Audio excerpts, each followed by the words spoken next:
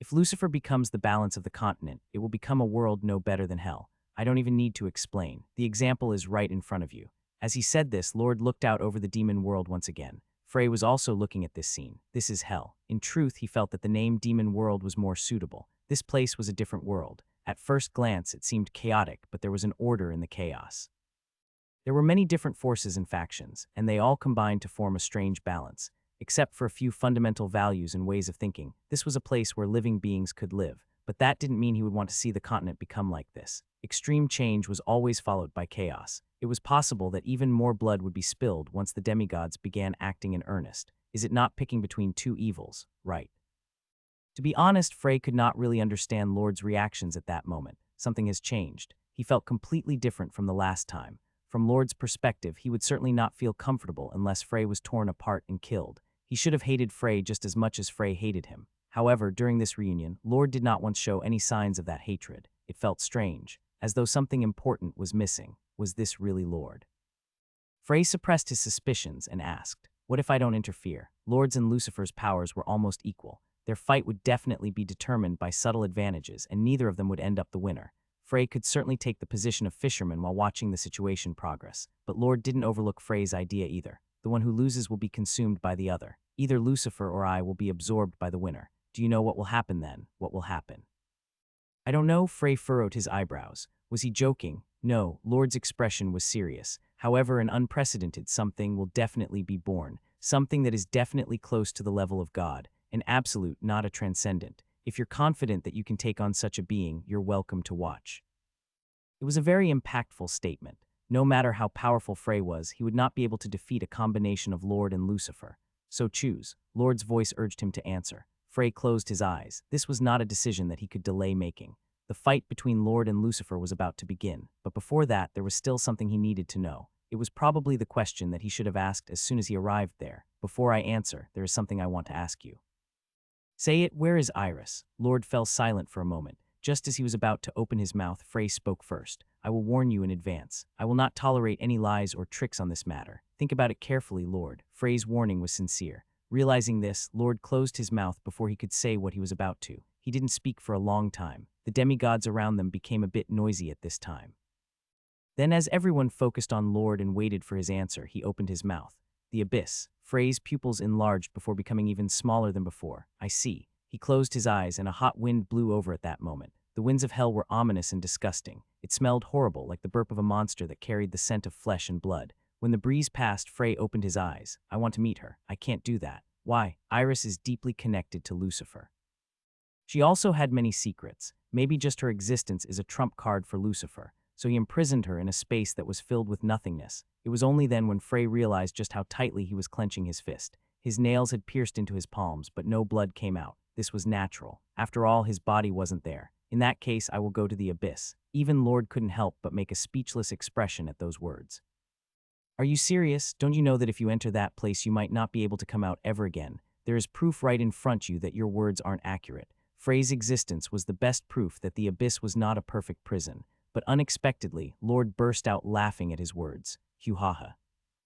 Why are you laughing? Do you really think that you were able to successfully find and attack a flaw in the abyss and escape?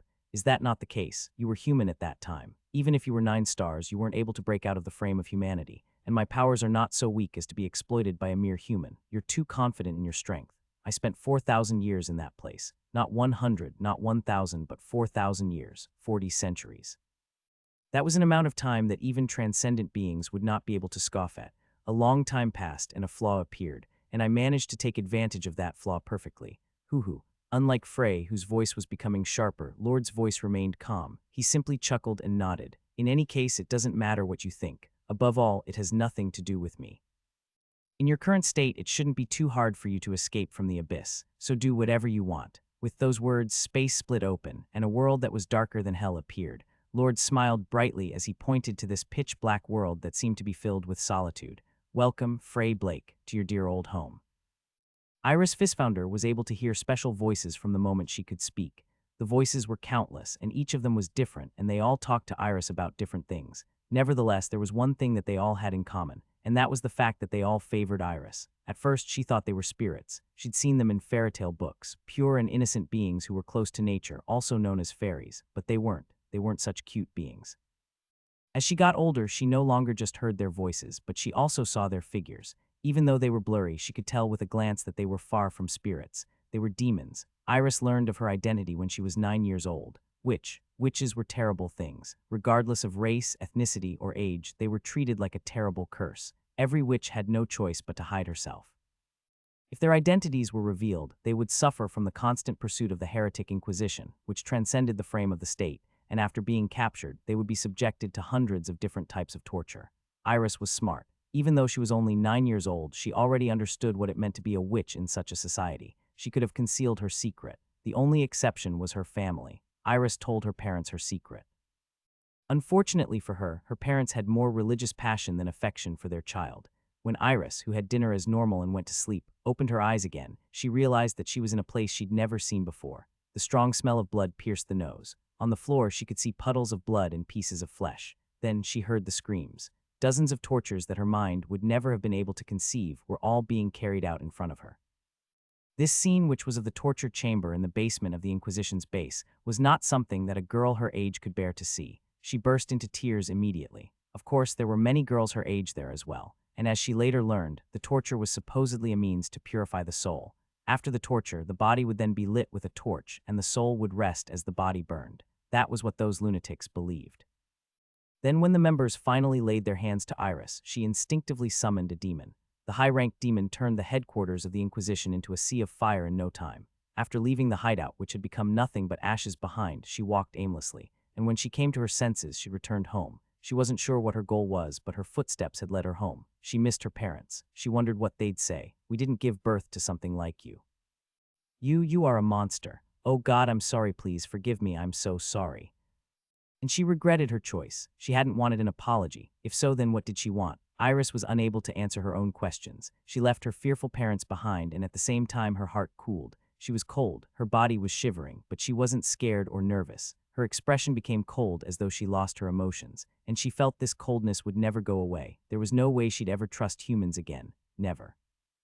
10 years passed. Iris was now 19 years old. She lived alone in a deserted forest. It was a place in which she had no problems being self-sufficient, but it was a life without a purpose. At a young age, she was already feeling empty deep inside. I should just die. This was the first thought she had every morning after opening her eyes. However, she felt it was unfair to just take her own life. That day, the day that changed Iris' fate forever, was a little more special than any other day. She had a visitor. "Are you the Black Witch?" It was a man in a brown robe and a long staff. He didn't have an appearance that stood out, but Iris felt a strange sense of familiarity to this man. Of course, it was just a hint of it. By that point, Iris had already become sick of the human race, but there was a decisive difference in this man who appeared to be a wizard. It was a name, and naturally, Iris was not happy to hear it. Being distinguished from other witches meant that she was becoming well known, and that meant that the heresy Inquisition would fall upon her soon. The man continued in a calm tone. "I saw a forest to the west. It was terrible. Hundreds of trees were uprooted. That was your doing, wasn't it?" Iris couldn't help but sigh. She didn't even bother denying it. Right, she just nodded with a tired expression on her face. It was true that she'd done it. There was naturally a reason, but she didn't bother trying to explain it. He wouldn't accept it, and he wouldn't understand anyway. He wouldn't even have the slightest intention of understanding Iris. As long as she was branded as a witch, all of her actions would be seen as carrying out the work of the devil. She decided to just moderately threaten this man and chase him away. Then she would have to find a new place to stay, just as she decided to summon a demon. This was something Iris would never have expected. The man continued, ignoring her blank expression. "It was already a dead forest. It's probably the work of a lich who has been active around this region. If it wasn't for your quick action, the entire forest would have become rotten." Iris hesitated for a moment before opening her mouth. "Did you come here just to say that?" "Right, I am a witch." Hearing this question, the man responded with a confused look on his face. "I know, did you forget already? I called you the Black Witch. And you still believe me. To be precise, I believe my eyes." The man's voice was filled with self-confidence. It wasn't just his words. It was clear that he truly believed what he said. "If you're a real witch, then you know at least a dozen ways to make the forest rot more efficiently. Nevertheless, by cutting only the rotten trees, it shows that you're actually trying to help the forest heal." Am I wrong? Iris heard a beating. It was her own heart. She didn't know why, but she felt her face become hot. Her throat felt tight, and her eyes felt like they were burning. She felt like she couldn't move her lips easily. Iris understood why. This was the first time she'd been understood by another person since she was born. The abyss, Frey finally faced the place that made him the most uncomfortable after a long time. Despite the fact that this was the place he'd spent more time in than the real world and the mental world combined, he didn't feel used to it. This was because he didn't miss the abyss at all. It feels strange. His body was moving around in a space where such a thing should not have been allowed. That fact alone was enough to make him feel strange. No, it's because I'm using my soul body now. Frey's body was still on the continent. The form that was currently in hell was his soul in his image. Even though it was out of his body, it wouldn't be wrong to say that it had formed a new body as he'd left some insurance. Of course, that didn't mean he left his real body without any protection. Frey looked around. He didn't need to go looking for Iris. He was probably the one with the best understanding of the abyss with the exception of Lord. I letter 1d4 ATEF, letter 1d4 5b, R letter 1d4 52, letter 1d622, letter 1d659, NBSBcom. He could see where she was, Iris. His voice rang out in the pitch-black space. He didn't receive an answer, so Frey called out to her once more. Iris. He was sure she could hear him. Iris seemed to have been deeply assimilated with the power of space. There was no way she hadn't noticed Frey's arrival. Nevertheless, he still didn't receive an answer. Perhaps it was because she had no intention of talking to him. Frey bowed his head. Then he muttered in a low voice, "The abyss." It's a terrible place that can't be described with just the word solitude. At first, it feels like only your body was restrained, and your mind is basically trapped in a barrel. But it doesn't take long before you realize that that's actually not a good thing. It was a horrific punishment. The abyss could be called the space of madness. Even if a sage with deep mental training was trapped in this place, he would not be able to last very long before he went crazy. And even if you were frustrated, there was nothing you could do. You couldn't break your neck, scream out of frustration, or move in any way. It was a world where nothing could be seen, heard, or touched. Only thinking was allowed. Lord hadn't locked Frey in the abyss for no reason. He did it because he felt being locked in the abyss was even crueler a fate than death. And it truly was. Is this the atonement you wanted? He could feel the space fluctuate slightly. Iris had obviously had a reaction. As expected, she was listening to his voice. However, Frey wasn't happy even though his predictions were correct. Rather, his heart became heavy. There must have been a reason. Killing Schweizer, separating Lucid and Cassigen, and standing beside Lord. However, you'll never tell the story behind it, especially to me. Never. Frey could finally see the reason. Some of the questions he had about Iris' actions had been answered. You don't want to be forgiven. Frey recalled what Iris had said just before she left the last time. You want to forgive me. At that time, Iris had gotten angry. She was still smiling faintly, but he knew she had been angry at that moment. She didn't want Frey's forgiveness, so she kept her distance and hid her reasons. You thought that I'd forgive you after hearing everything. That is what Iris believed. If someone else had thought that, he would have been upset. Nothing felt worse than having someone come to a conclusion before he himself could make a judgment. But Iris was different. She had the right to guess his thoughts and make conclusions. I'll respect your choice. He wanted to know what happened. He wanted to know the inside story behind her choices. Wasn't that natural? Iris was one of Luca's closest friends, a friendship that was supposed to be eternal. He wanted to hear her reasons, comfort her, and forgive her for what she'd done. But if Iris didn't want that, then Frey wouldn't either. He felt that the deeper the relationship, the more thorough the respect one should give to the other. However, there are some things that you have misunderstood. Don't run away. You can't atone for your crimes here in the abyss. I know your value. It is counterproductive and irrational to let you rot in a place like this. Frey's voice became serious. It was a very clear voice. He once again felt a shift in the space. This was proof that Iris' mind was reacting. That way I will produce the best result. I'm putting everything on the line, but it's hard on my own. I need help, your help. So walk beside me from now on. That will be your atonement. That, Iris spoke for the first time, but it wasn't with her mouth. It was telepathy, something close to a thought. Her cracked voice rang out in his head. That is not an atonement for me. That's not even a punishment. What? And I'm not trapped here either. I can leave any time I want. I'm just waiting for the right time. Are you saying you can get out of the abyss on your own? Frey asked back because he couldn't understand her words, but he didn't receive an answer. But somehow, he felt that she was smiling bitterly. I don't like writing very much. It was something that was completely unrelated to the current situation. But Frey continued to listen to her voice without interrupting her. Still, when leaving something behind, there's nothing better than text on paper. I also made a diary. I wrote a little note. I only used it from time to time, but it became a lot because I kept using it. Ahaha, isn't that natural? After all, I used it for 4,000 years. Read it when the time comes. Where is it? It's not time yet. I haven't finished using it. He heard Iris' laughter. It's okay. Everything will be fine. I don't know about anything else, but at least I am very thorough. You don't have to do anything. You've already worked hard enough. We all know that. That Lucas did far more than we expected. That was Iris' mistake. Frey knew just how important his duty was, and what would happen if he stopped now. The rest that Frey was allowed to have was over. 4,000 years was more than enough. How could he possibly rest more? No, this is just the beginning. Iris laughed again. Unlike before, this laugh was truly cheerful. I knew you'd say that, but please don't disregard my sincerity. Please make the world a better place. Shuck. Frey felt his body being pushed back by an intangible power. It wasn't a forceful feeling. Instead, it was soft, as though someone was softly gesturing to him. However, Frey's expression hardened. This was the same thing he felt when he left the abyss in the past. Suddenly, Lord's words appeared in his mind again. Do you really think that? That you were able to successfully find and attack a flaw in the abyss and escape? No way. Frey opened his mouth and shouted desperately. Iris, was I able to escape the abyss because of your... As long as it was you, Iris Whisper interrupted Frey's words. I believed that you'd be able to make it through, that you'd come back, that your mind wouldn't break, and that you wouldn't give up. And it turned out that I was right. Iris, I was really happy to see you again. Haidum Ikar, it had been quite a long time since they'd started walking through the dark forest. Ivan's expression crumpled. He's not coming. He was talking about Dro. He looked back. Anastasia also turned slightly to follow his gaze. No matter how late he is, he wouldn't get lost. Damn it, it's really bothering me. Should I go get him? No. Anastasia shook her head. I don't think it would be wise to go back there. Why not? I have a bad feeling about it.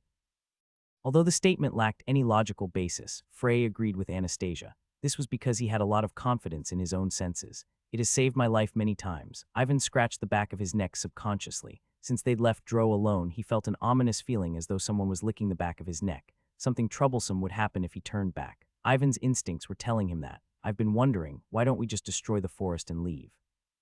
At first, it might have seemed like an ignorant statement, but Anastasia could no longer deny it. She also felt that they'd spent too much time in the forest. Now that I think about, we haven't felt the traces of any assassins in a long time. Just as she muttered this to herself, they felt someone approaching them from behind. Ivan turned his head around, frowning. Are you only returning now? You really took your time. He was speechless. It was an unexpected face. It was none other than a gray-haired young man who showed up. It was Frey. Ivan was pleased. Frey, you're finally here. Did you manage to get onto the island? Now that Frey was there, he would no longer have to be trapped in this depressing forest. A man like him would use some kind of magic that Ivan had never seen before to destroy the barrier without a trace. However, Anastasia didn't look pleased at the reunion. I don't think that's Frey. What? As expected of the great sage, you have good eyes. Ivan narrowed his eyes when Frey spoke in a tone he'd never heard him use before. It was the same for the others. Jekid, who was silently watching from the side, put his hand on his sword's hilt. Who are you? Frey gave a nice smile. Nice to meet you. I'm Grey Troman. Grey Troman, Ivan muttered the name slowly while tilting his head. How is that possible? Are you supposed to be Frey's descendant? No, you look too much alike. Wouldn't have been strange for him to have any descendants as he was over 4,000 years old, but everything else was strange other than that. Descendant, that's impossible. Anastasia denied that with a stern expression. How can you be so sure? That stone head would not have gotten a woman without me knowing it. He would have preferred to memorize another magic formula instead. Ivan's expression also became serious when he heard that. If that's the case, don't tell me that even at this age, Frey is. Right, he is the great mage in the truest sense. Ivan was shocked. Oh my god. For 4,000 years age, he's a lot stronger than I thought. Anastasia made a sad expression as she spoke. That's the fate of a 9-star wizard. It's like being mentally castrated, and you were physically castrated. No wonder you two are best friends, you bastard. Just as blood vessels were about to burst on Anastasia's forehead, someone appeared beside Frey. No, Grey. What the hell are you guys talking about? It was the great medium. She looked at Ivan and Anastasia with a ridiculous expression. Ivan's expression was a bit bitter as he spoke. Why are you here? I'm controlling this man right now. Anastasia turned to look at Grey again. I think it's Frey's body, but he has a different core. What happened? The great medium nodded. Don't misunderstand. This is what he asked me to do. Asked? Yeah, he had a favor to ask you, including that other one. The great medium's expression became serious as she said those words. Morgid, king of Haidum Ikar, couldn't help but feel as though a great storm had just passed. As the tension that filled his body slowly faded, his legs began to feel weak. Yo, your majesty, are you all right? He turned to look at them. Most of the samurai had embarrassed expressions on their faces. This was natural. After all, they'd failed to properly fulfill their roles as the king's guards. If Frey had wanted it, Morgid's head would have already fallen to the floor. However, Morgid didn't intend to hold him at fault for that. His strength was like that of a natural disaster, and a natural disaster was given that name because there was nothing humans could do to stop it. I'm okay. As he said that, Morgid gestured for the samurai to let go of him. He couldn't show such a pathetic appearance before his subordinates. No, haven't they seen it already? Recalling his unsightly appearance in front of Frey, he felt embarrassed. Morgid walked staggeringly to his throne before sitting down heavily. Then he let out a deep sigh that seemed to come from his heart. He'd always thought he made the best choices, from a king's perspective, from the people's perspective, and from the nation's perspective. It was the same this time, too, demigods. There were at least dozens of these ridiculously powerful beings who could all destroy a country single-handedly. To fight against God's race, how was that any different from telling them to kill themselves? Reared, he's mistaken. This was just him keeping his head low, to protect his country and to save his own life. He wasn't wrong. After all, this was a judgment he made for his entire nation. But he was afraid. He felt as though a disturbing wind was blowing around the country. What will happen to Haidum Ikar now? He murmured this without expecting an answer. It will be destroyed. Morgid's face, which was just beginning to regain its complexion, became pale once again. Juk. It was a skeleton that appeared. Sinister green light seemed to wrap around its entire body, and ominous purple energy poured out from its mouth endlessly. This was not a human, and it was definitely dangerous. Realizing this, the samurai acted almost simultaneously. Just like before, their response was swift. Although they were exhausted, their senses were much sharper following the incident with Frey. The royal guard, made up of dozens of elite samurai, surrounded this unknown being and launched their attacks. Stop! Morgid's cry was a step too late. No, the results would have been the same even if he'd managed to yell in time. The sinister aura brushed past their skin. Rattle. Despite seeing it with his own eyes, it was still an unbelievable sight. The green light that surrounded the skeleton flowed through the bodies of the dozens of charging samurai, causing them to become skeletons. It was as if they were aging at an extremely high rate. Crack. A skeleton stiffly turned its head. It was clear that the samurai didn't understand what had happened to them, and that was his last movement. The samurai all collapsed to the floor like broken dolls. This being was different from Frey. Morbid was able to recognize that fact immediately. It was only then when he truly understood. Frey didn't really have any intention of exterminating them. Between Frey and the skeleton in front of him, Morgid wasn't sure who was stronger. But one thing was clear. Transcendent beings were incredibly terrifying. God's race. This being was a demigod, he was certain of that. Morgid hurriedly got down on his knees. The demigod Nozdog looked down at him. I am the king of Haidum Ikar, Morgid. That's not what I'm asking. Why are you still alive? A strange fire burned in Nozdog's eyes. He walked over to Morgid. Huck. Morgid remained kneeling. He couldn't move at all as it felt like a mountain sat on his shoulders. A bony finger swept across his neck. This I see. The great medium did a pretty good job. Is this a minimized defensive spell? Well, you are still a king. You would need to have at least this much. God's race. But it's just a minor annoyance. The sinister wind blew again. Kuok, Morgid screamed. It was an unbelievable sight even though he was seeing it with his own eyes. The flesh on the tips of his toes fell, allowing him to see his toe bones sticking out of the mess of flesh and blood. It was a nightmare. It was most certainly a nightmare. Morgid almost went crazy. The most terrible pain he'd ever experienced in his life dug into his brain. Is the spell causing it to work from the bottom? How interesting. Nozdog's cold voice brought Morgid's reason back. He looked up to Nozdog with a broken gaze. There was no emotion in the flames burning in the skeleton's eye sockets. As soon as he saw this, Morgid couldn't help but remember Frey's words. Reared. It was a word that he hadn't understood back then, but now he understood it a little. He understood what Frey was worried about, and why he used such an extreme term like rearing. Thing like this could happen at any time. For the demigods, their deaths meant nothing, regardless of whether it was one, dozens, hundreds, or even thousands. To them, humans were like worms who could be killed as they pleased. They were like livestock being reared, completely different from dying during conquest or domination. Morgid also realized that he knew nothing about the demigods. Morgid burst into laughter that was filled with madness. He thought he'd never made the wrong choice for himself since becoming king. The same was true with the demigods. He was convinced that he'd made the best and most reasonable choice. But that wasn't the case. Morgid shed hot tears of resentment. The most miserable thing was that although his death loomed near, he still didn't know the reason for it. Nozdog's aura completely covered his body, and before long, the king of Haidum Ikar became a pale white skeleton. Nozdog looked away from his corpse. He just killed the king of a country, but it didn't mean anything to him. Whether it was an ant or an ant queen, in the end, it was still an ant. The great medium isn't here. Before arriving there, he'd stopped at the great medium's residence on Lesha, but she wasn't there. Nozdog had used space-time movement to follow her traces, which was why he ended up in the castle of Haidum Ikar. He had no reason for killing Morgid and the samurai. He truly didn't. In other words, it was nothing more than swatting a fly after he saw it. Where is the great medium? It was said that she could feel the presence of every living being on the island of Haidum Ikar.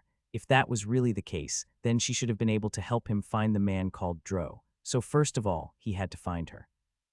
You came back sooner than I expected. Frey blinked when he heard Lord's words. Then he realized he had already left the abyss and returned to hell. He turned around. One thing was different from before he left. Lord was the only demigod present. Did you come to a conclusion? Right. Frey paused for a moment before continuing. I will cooperate with you. I see. Lord nodded as though he expected such an outcome or as though it wasn't too big of a deal. Seeing his attitude, Frey couldn't help but feel a bit strange. He would have found it strange if Lord was happy to receive his help. Nevertheless, Lord's current attitude was a bit too dry. What is he thinking? Frey narrowed his eyes as he tried to guess Lord's intentions, but it was useless. He wasn't certain if he would have been able to do so if Lord had features, much less when he didn't. Therefore, his top priority was to not lose the initiative. However, there are conditions. Tell me. After defeating Lucifer, you will not try to dominate the mortals on the continent. Sure. And release Iris. Understood. Frey's feeling of incongruity became stronger. No matter how he thought about it, this response felt much too innocent. Was he lying? Do you not believe me? Should I? Lord shrugged. I swear I will not rule over the mortals after returning to the continent, and Iris Fistfounder will also be released, without a scratch. Frey snorted. Do you expect me to believe a verbal oath, one that has no binding whatsoever? I've never broken an oath. When Ricky died, I could have killed you, but I didn't. That was because Iris and I had an oath. She asked me not to, and I agreed. But if you still can't believe it, then I have nothing more to say. Frey forcibly swallowed his words. Lord was right. At that time, the anger and hostility he had towards him were beyond imagination. It could even be said that Ricky's death had driven him half mad. Yet even in that state, Lord kept his oath. This was also part of the reason why he couldn't understand Lord's current attitude. No, I don't need to understand. He quickly put aside his judgment, deciding to not care about it as much as he was able. Frey was also aware of just how loose their alliance was. It was correct to say that he had formally joined forces with Lord. However, he had no intention of helping Lord kill Lucifer. I'll step in before the battle is truly over. It would be correct to say that Lord's and Lucifer's powers were a half step higher than Frey's, so if he fought them one-on-one, his chances of winning wouldn't exceed 70. On the other hand, Lord and Lucifer were almost equal, so unless they actually fought, there was no way to determine who would win or lose. That was why he decided to watch their battle from the closest spot, and if possible, control the flow of the battle, conserving his own strength while creating situations in which their strength was reduced equally. And if it became possible for him to overwhelm them on his own, he would kill them immediately. Lord and Lucifer were just too dangerous. If left alive, they would almost certainly harm the mortals. Frey was sure of this. Of course, there was only one reason why Frey decided to join Lord instead of openly claiming neutrality. That was because they might become uncomfortable with Frey's existence and make a temporary alliance in order to get rid of him first. However, it was a flimsy idea. It was so simple and shallow that anyone would be able to think of it if one simply pondered for a moment. This was the comment that Frey had about his plan after he thought about it. Therefore, he put forward those conditions in order to slightly reduce his suspicion. However, would Lord really be unable to see through such a simple trick? Would the leader of the demigods, one of the strongest beings in the world, be any less smart than he was? He was uneasy. One move. He was certain that Lord had a trump card, and he had absolute confidence in this one move. Otherwise, the carefree attitude he showed so far wouldn't have made sense. Lucifer hasn't shown all of his cards either. Frey felt that he also needed to get more cards, in order to be on par with them. Is there anything else you want to ask? No, then you should go now. Aren't we supposed to stick together? We don't know when Lucifer will make his move. Lord let out some air from his mouth. It took him a while to realize what it was, but it sounded similar to a laugh. Don't you have other business in hell? I'm sure you didn't just come here to see me. Do what you want. I won't interfere. And Lucifer won't make a move right away. It looks like he has some business on the continent. Frey naturally had things to do in hell, so he would have looked for a chance to leave Lord's side to do the things he wanted. However, Frey couldn't help but get a complicated feeling when Lord read his intentions and gave him permission beforehand. But I can't deny it. Frey felt a bit displeased that he would be acting just as Lord expected, but he didn't show it. Instead, he just turned to ask Lord something before he left as though he just remembered. By the way, where did the other demigods go? Ah, you mean them. Lord let out a laugh as his mouth appeared on his face, smiling brightly. They went back. Frey returned to the area in the black dream hell where he arrived. Lilith flinched when she saw someone approaching her, but she let out a sigh of relief when she saw it wasn't a demigod. No, is that right? She could feel this man's power. It was much larger and denser than that of the demigods, but he had a hostile relationship with the demigods. Lilith had seen this with her own eyes. Tot, Frey landed in front of Lilith. And as though he didn't have time to waste, he immediately brought up his reason for finding her. Where is Usura? Are you asking me where he is? Lilith replied in an incredulous tone. Even the lowest-ranked demons in hell knew that she and Usura were enemies, but Frey's expression was serious. He didn't rush her to answer, and he didn't steadily increase his aura, but he was constantly exuding a constant pressure. Lilith couldn't help but mutter softly as she avoided his gaze. The Black Dream Hell is as good as fallen at this point, so there will be a meeting to discuss countermeasures. All of the archdukes, including Usura, will participate. All would participate. Frey's expression hardened when he heard that, including Lucifer, naturally. Lord Lucifer is the deterrent factor. Do you think, if not for him, that the arrogant rulers of the demon world would sit down and have a discussion? Lucifer's influence in hell was far greater than he expected. He knew it was great, but he was still shocked when he heard her words. This will be a pain. Frey felt his head throb slightly. Lucifer's relationship with the other rulers was much stronger than he anticipated. There seemed to be no room for Frey, a stone that rolled in, to interfere. No, do I need to be careful? Hell would inevitably be destroyed. If this fact was to be made known to the archdukes, there was no telling how they would react. One thing that he could be certain about was that they wouldn't willingly accept their demises. They might end up revealing their ambition towards the continent, as the mortal world would be the only safe place left. Frey knew the demons' greed well. I have to persuade them to become a third force. It was impossible to persuade the demigods. Their trust in Lord was absolute, but the demons were different. Even though they were all a part of the same race, they were hostile towards each other. He felt that if he played his cards correctly, he'd be able to convince them to cooperate with him. But when he heard of Lucifer's influence, his mood became solemn. It seemed that this plan would be harder than he expected. Where will the meeting be held? The demigod's next destination. The bloody hell, Beelzebub's territory. Oh, Barbados won't go. He had to protect the Dragon Lord, who was buried in his territory. There wasn't really any need to watch over the Dragon Lord. After all, it was probably just an empty shell. In the same vein, Lord would probably not continue to trample upon the territories of hell. The Dragon Lord's core had already been taken by Lucifer, so taking down Lucifer had become his sole purpose. Lucifer will also try to get them on his side. Just as Lord proposed an alliance with him, Lucifer would also try to expand his forces. In fact, the rulers of hell were already enraged. They had already developed a grudge against Lord and the demigods who trampled upon their territories as they pleased. This meant that Lucifer's objective was already half complete. Frey's task was to change the minds of the remaining archdukes while Lucifer was away doing his other business. Even if it was impossible to completely convince them, he would be satisfied to just plant the seeds of doubt. The trust they had in Lucifer needed to be cracked.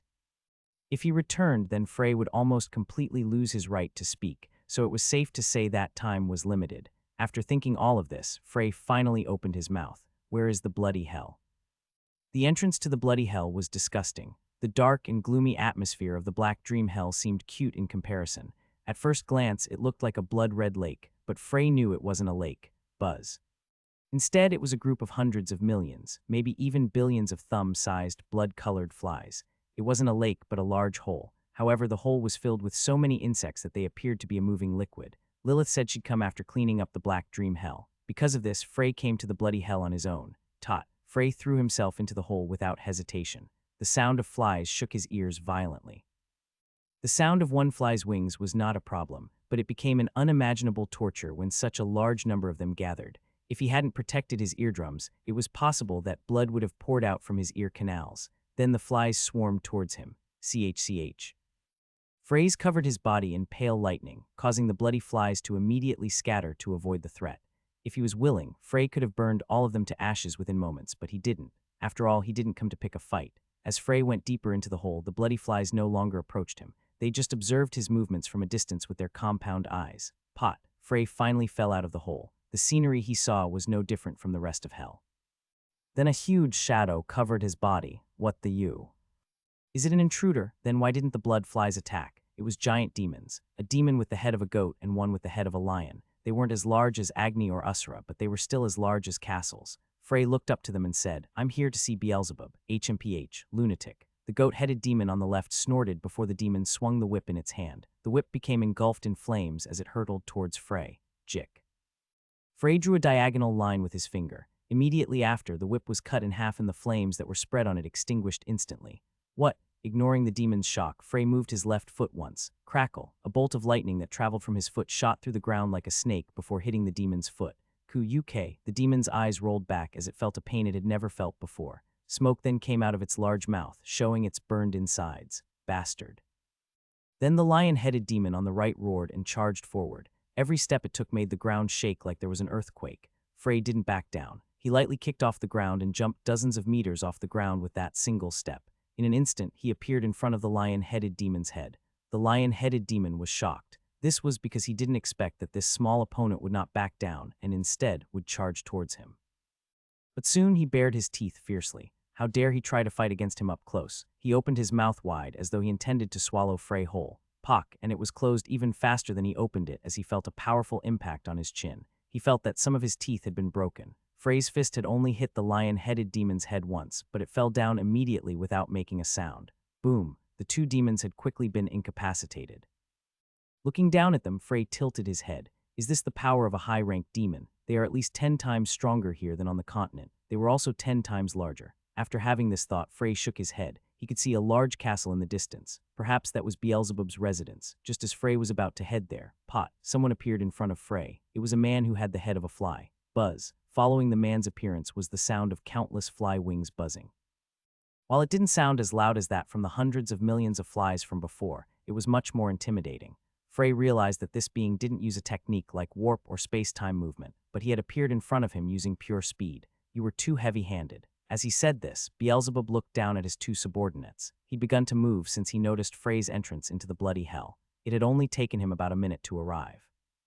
He hadn't expected that Frey would have taken down two high-ranked demons in such a short time.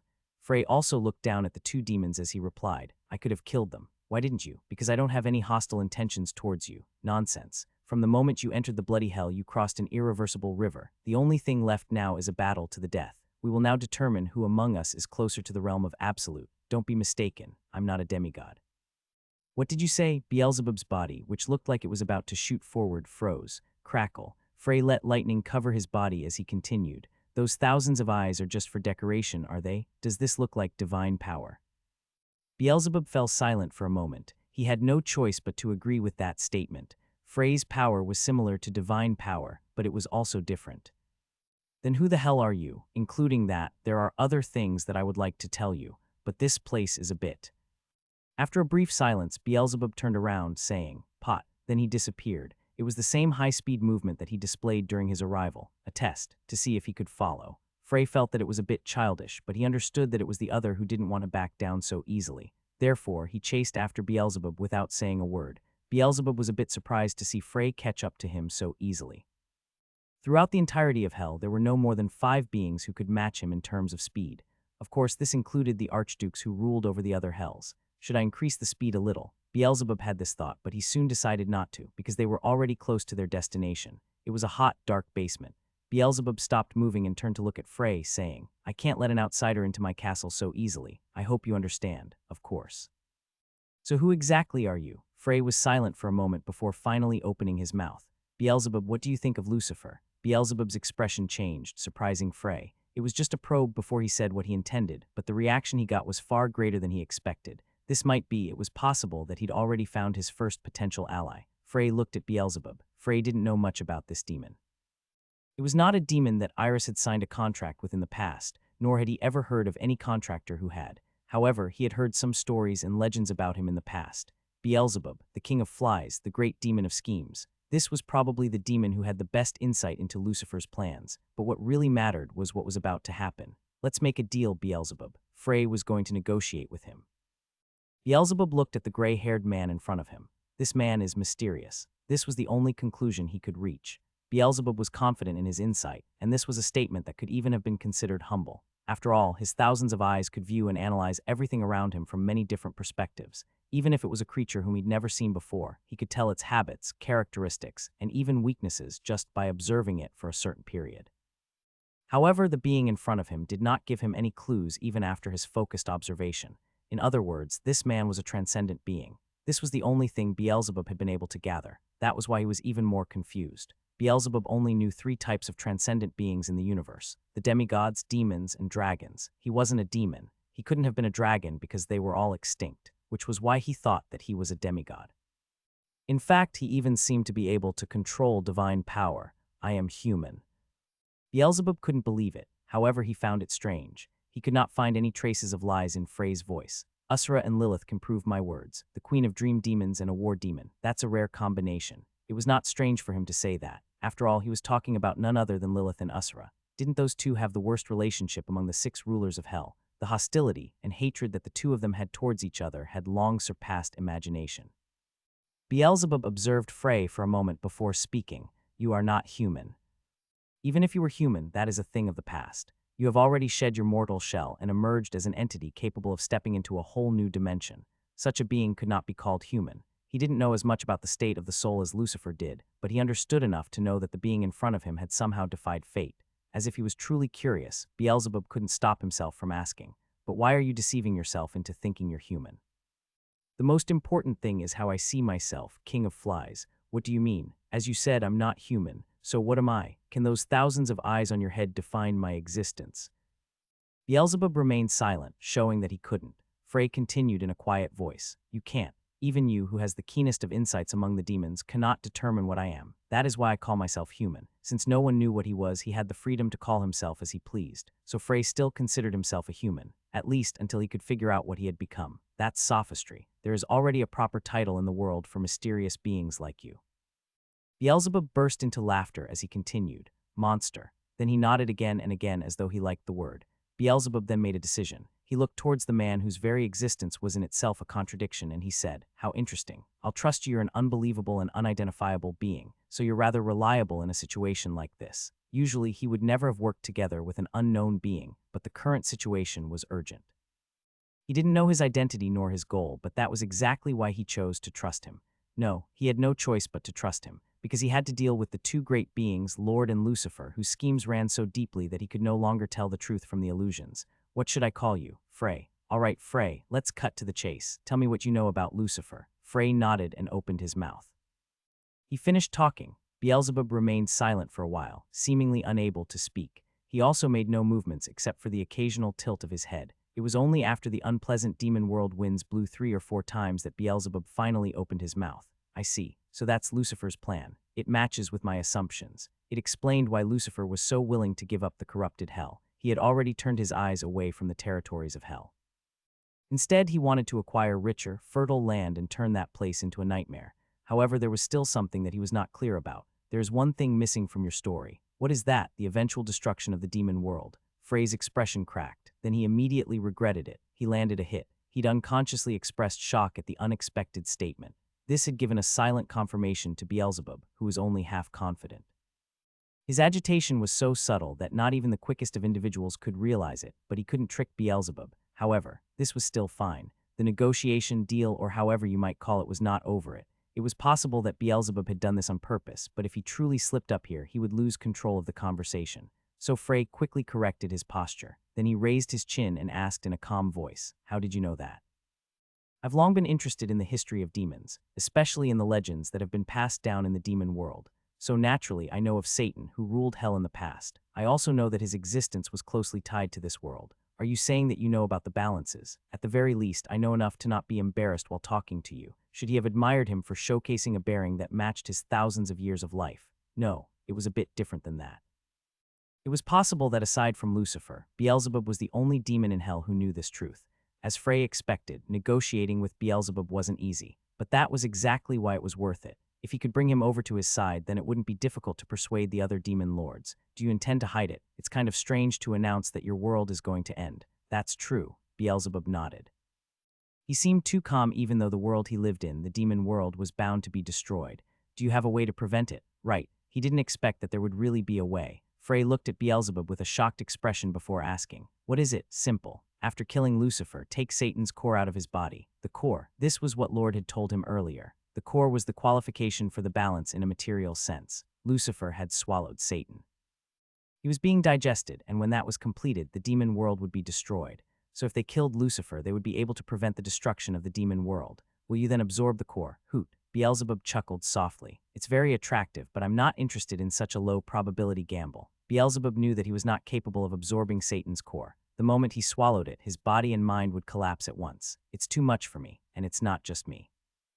No demon is capable of absorbing the balance's core. Lucifer was the only one capable of that." Frey's expression became strange. "Then, we can give the core to someone who is qualified." At first, he didn't understand, but after a moment, Frey's eyes brightened. This was because he understood the meaning in Beelzebub's words. "The Dragon Lord's body." "Right." Beelzebub nodded as he answered. "As Lord said, it's already a shell. However, it is a shell that qualifies as a balance. As long as it has the core to serve as a power source, it should be able to recover its function. We'll just change its role a bit." It certainly made sense. Frey admired the fact that Beelzebub's wisdom was much greater than he imagined. He wasn't just smart. He was also able to think flexibly depending on the situation. The Dragon Lord doesn't have an ego. It would be a balance without a will. It might be useful in many ways, but I have no intention of using it. Instead, its body will be buried deep in hell in a place of which nobody knows. It was an understandable decision. To the demons of hell, the balance was a troublesome figure. Instead of the struggle, insults, and slaughter that were norms for them, they would be forced to remain peaceful with each other as they fell under absolute rule. It was much more suitable for their tastes to have a situation in which they continued to struggle because of the different sides having equivalent power. If they planted Satan's core into the Dragon Lord and then buried him deep underground, he would basically become a totem. In that case, hell would be much safer than the continent, but Frey realized that he had overlooked something important. Then what about the continent? Even though it's currently an empty shell, the Dragon Lord is still the continent's balance. As you said, when the Dragon Lord becomes the balance of the demon world, the position for balance of the continent would be left open temporarily. Without a balance, it would be the continent, not hell, that would be destroyed. However, Frey did not believe that Beelzebub would try to force such a result. His conversation with him so far had allowed him to grasp a slight understanding of what he was like. He was an extremely rational and cold-hearted demon, and he recognized Frey as a possible partner. Therefore, he would never try to make such a ridiculous deal. It's simple. You become the continent's balance. Frey's expression hardened. Beelzebub could feel his agitation, but he continued in a calm tone. You have the ability to do it. I can tell this just from standing in front of you. You are much stronger than I am. It would have been the same even if he compared him to the other rulers. Frey had already surpassed most of the other rulers. He's about half as strong as Lucifer and Lord, but that didn't matter. Before absorbing Satan, Lucifer was about as strong as Frey was now, so it wouldn't be a problem for him to handle the core. I would be like Lucifer. Frey's concerns were natural. Ability wasn't enough to create a balance. The qualification was also required. Lord and Lucifer had not become balances because they didn't have the qualifications yet. If I swallow it but cannot absorb it, the continent would be doomed for destruction. That would simply be postponing the inevitable destruction. It would not solve the fundamental issue. But Beelzebub shook his head. That won't happen. The Dragon Lord has been imprisoned in hell for over 4,000 years, and the core has lost its connection. If someone who has the ability swallows it, that person will become the balance. Frey couldn't help but agree with those words. Right, that was the reason the Dragon Lord had been buried in hell in the first place. It was Lord's preparation in order to take the position of balance of the continent. He was so thorough that he would not allow even the slightest error. That's the only method we have left. We have no choice but to take the cores from Lord and Lucifer after killing them. Seeing that Frey still didn't agree to his proposition, Beelzebub decided to take it a step further. If you can agree to this, I will promise my full cooperation. Frey looked at himself objectively. He realized that he had less resistance to being a non-human being than before. Another voice inside of him was dismissing his faint hesitation as stubbornness. Stubbornness, it wasn't wrong. His heart was gradually leaning towards what Lord and Lucifer said. The continent needs a being to protect it, and he wanted to fulfill that role. He wanted to protect not only the humans, but every other being on the continent. He also had the confidence. Lord and the Dragon Lord were not capable of such a task. It was impossible for them, who were born as transcendent beings, to understand the lives and needs of mortals. But Frey was different. He had climbed up from the bottom. It would not be hard for him to handle something potentially impossible for them. It would also let him paint the continent in his own colors, selecting only those who understood him, who had the will to fight the ideal world. Frey shook his head. He felt the arrogance of the absolute sprouting up inside him. This certainly didn't bode well with him. Ever since he'd come to hell, he felt his inner self undergoing subtle changes. Is it because I left my body behind? It was possible that this was the reason, but it could also have been that this was an inevitable change. What Frey was feeling was his being becoming closer and closer to the order and following the path of fate. Lucifer had been right. He was already in a cocoon. Even if he personally destroyed the chrysalis, he could no longer return to being a caterpillar. The moment he wrapped the silk around his body, he was destined to become a butterfly. Frey realized that there were only two paths in front of him, evolution or destruction, sooner or later. Frey was more aware of his internal changes than anyone else. It was not a matter of willpower. He would soon have to accept the fact that he'd truly become a transcendent being. Asura roughly sat down on a chair. Then, with a rough voice, he growled threateningly towards Beelzebub. The meeting was supposed to be held tomorrow. This is an urgent matter. Then speak quickly. I left my territory unattended. This wasn't strange, considering the fact that the demigods had invaded. Asura wanted nothing more than to tear the demigods apart with his own hands as soon as possible. But Beelzebub shook his head. You don't need to worry about your territory anymore. What do you mean by that? I will explain when everyone arrives. Usra snorted before falling silent in his seat. Soon after, Zephyr, Barbados, and Lilith arrived. Then the doors shut on their own. Usra's eyebrows furrowed. What's the meaning of this, Beelzebub? What do you mean? There is still one empty seat. No, everyone is here. The archdukes that I invited. Beelzebub spoke in a firm tone, just as Usra was about to open his mouth again. Click, someone walked through a door on the other side of the room. Usra's expression became stranger. It wasn't Lucifer that walked into the room. Instead, it was someone much more surprising. You. Frey Blake first bowed his head slightly to Beelzebub. This was to show his appreciation for the effort to bring the other demon lords together on such short notice. Seeing this, Zephyr spoke in a disbelieving voice. Are you working with the demigods now, Beelzebub? Demonic energy began surging from Zephyr's body. It seemed he thought Frey was a demigod and believed that this meeting was a trap, but Usra shook his head. No, he's not a demigod. Then what is he? A human? What did you say? Barbados, who had risen from his seat, turned to look at Usra and said, What the hell are you talking about? How could a human come to hell? And why can I feel divine power in him? No, it's something more than that shit. Who the hell is this monkey? He really is a human. This time it was Lilith who spoke. Barbados turned to look at Zephyr with a strange expression. Are these lunatics going crazy together? They've been living long enough that it's obviously possible, but it's too sudden. There must be a reason. Let's listen to them first. Frey turned to the empty seat and spoke. I told him not to call Lucifer. With what right? Usra's voice was full of hostility as he asked this question. He originally didn't have any bad feelings towards Frey, but things were different now. As the ruler of the slaughter hell, he didn't tolerate others invading his world. This fact wouldn't change just because he was a human whom he liked a little. I will tell you Lucifer's plan. You can make your own decision after that. After saying that, Frey recounted what he'd told Beelzebub before. He didn't hide the information about balances. When he was finished speaking, the 5 rulers reacted differently. Hell is going to be destroyed. Are you bluffing to gain our trust? When he heard Zephyr's cynical words, Beelzebub turned to look at him. All of Frey's words are true. I can vouch for him. Then Barbados spoke up. Who the hell are you? At least I'm a demon with a much better brain than yours. You fly bastard. Unlike Barbados, who seemed reluctant to even think about it, Zephyr seemed genuinely surprised by Beelzebub's unexpected confirmation. He obviously knew how wise and knowledgeable the King of Flies was. He was not someone who would be deceived by someone else or cooperate with someone without a good enough reason. Lilith also lifted her hand. I believed him, wise. Lilith couldn't answer Zephyr's question. This was because her pride wouldn't allow her to admit that Frey saved her life. Then Barbados snorted. You trashy idiot who couldn't even protect her own territory. You seem to have mistakenly thought you have the right to speak here. You should be thankful you haven't been kicked out of your spot yet. Your breath stinks, Barbados. Do you want to give me your territory then? Oh, you can try. It was only then when Frey truly understood Lucifer's influence. Although he had never witnessed a meeting when he was present, he was certain that such a messy scene had never occurred. To call the relationship between the various rulers bad would be an understatement, but Frey didn't intervene in their fight. Instead, his gaze was locked onto Usra, who was also looking at him. Usra then closed his eyes while muttering, Right. I knew that there had to be a reason why Lucifer was willing to give up the corrupted hell. He even bowed his head, which made it even more unbelievable. Cuckoo. Right, now I'm in a bad mood. He opened his eyes and turned to Beelzebub. Beelzebub, do you agree with him? That's right. Right, I should have expected as much from you. The hostility in his voice was evident. At that moment, Frey knew what choice Usra would make. Usra then turned to look at Lilith and Zephyr respectively. It seems the Black Dream idiot has decided to shake her ass to the humans now, and of course, the greatest coward in the demon world will wait until the last moment before making his decision, as always. What, Usra, are you crazy? Anger was evident on the faces of the 2 rulers who had been insulted, but Usra ignored them and laughed, saying, You guys are the crazy ones. You want to entrust the fate of hell to a human. Are you serious, Qhaha? You bunch of fools can't tell the difference between cooperation and dependence.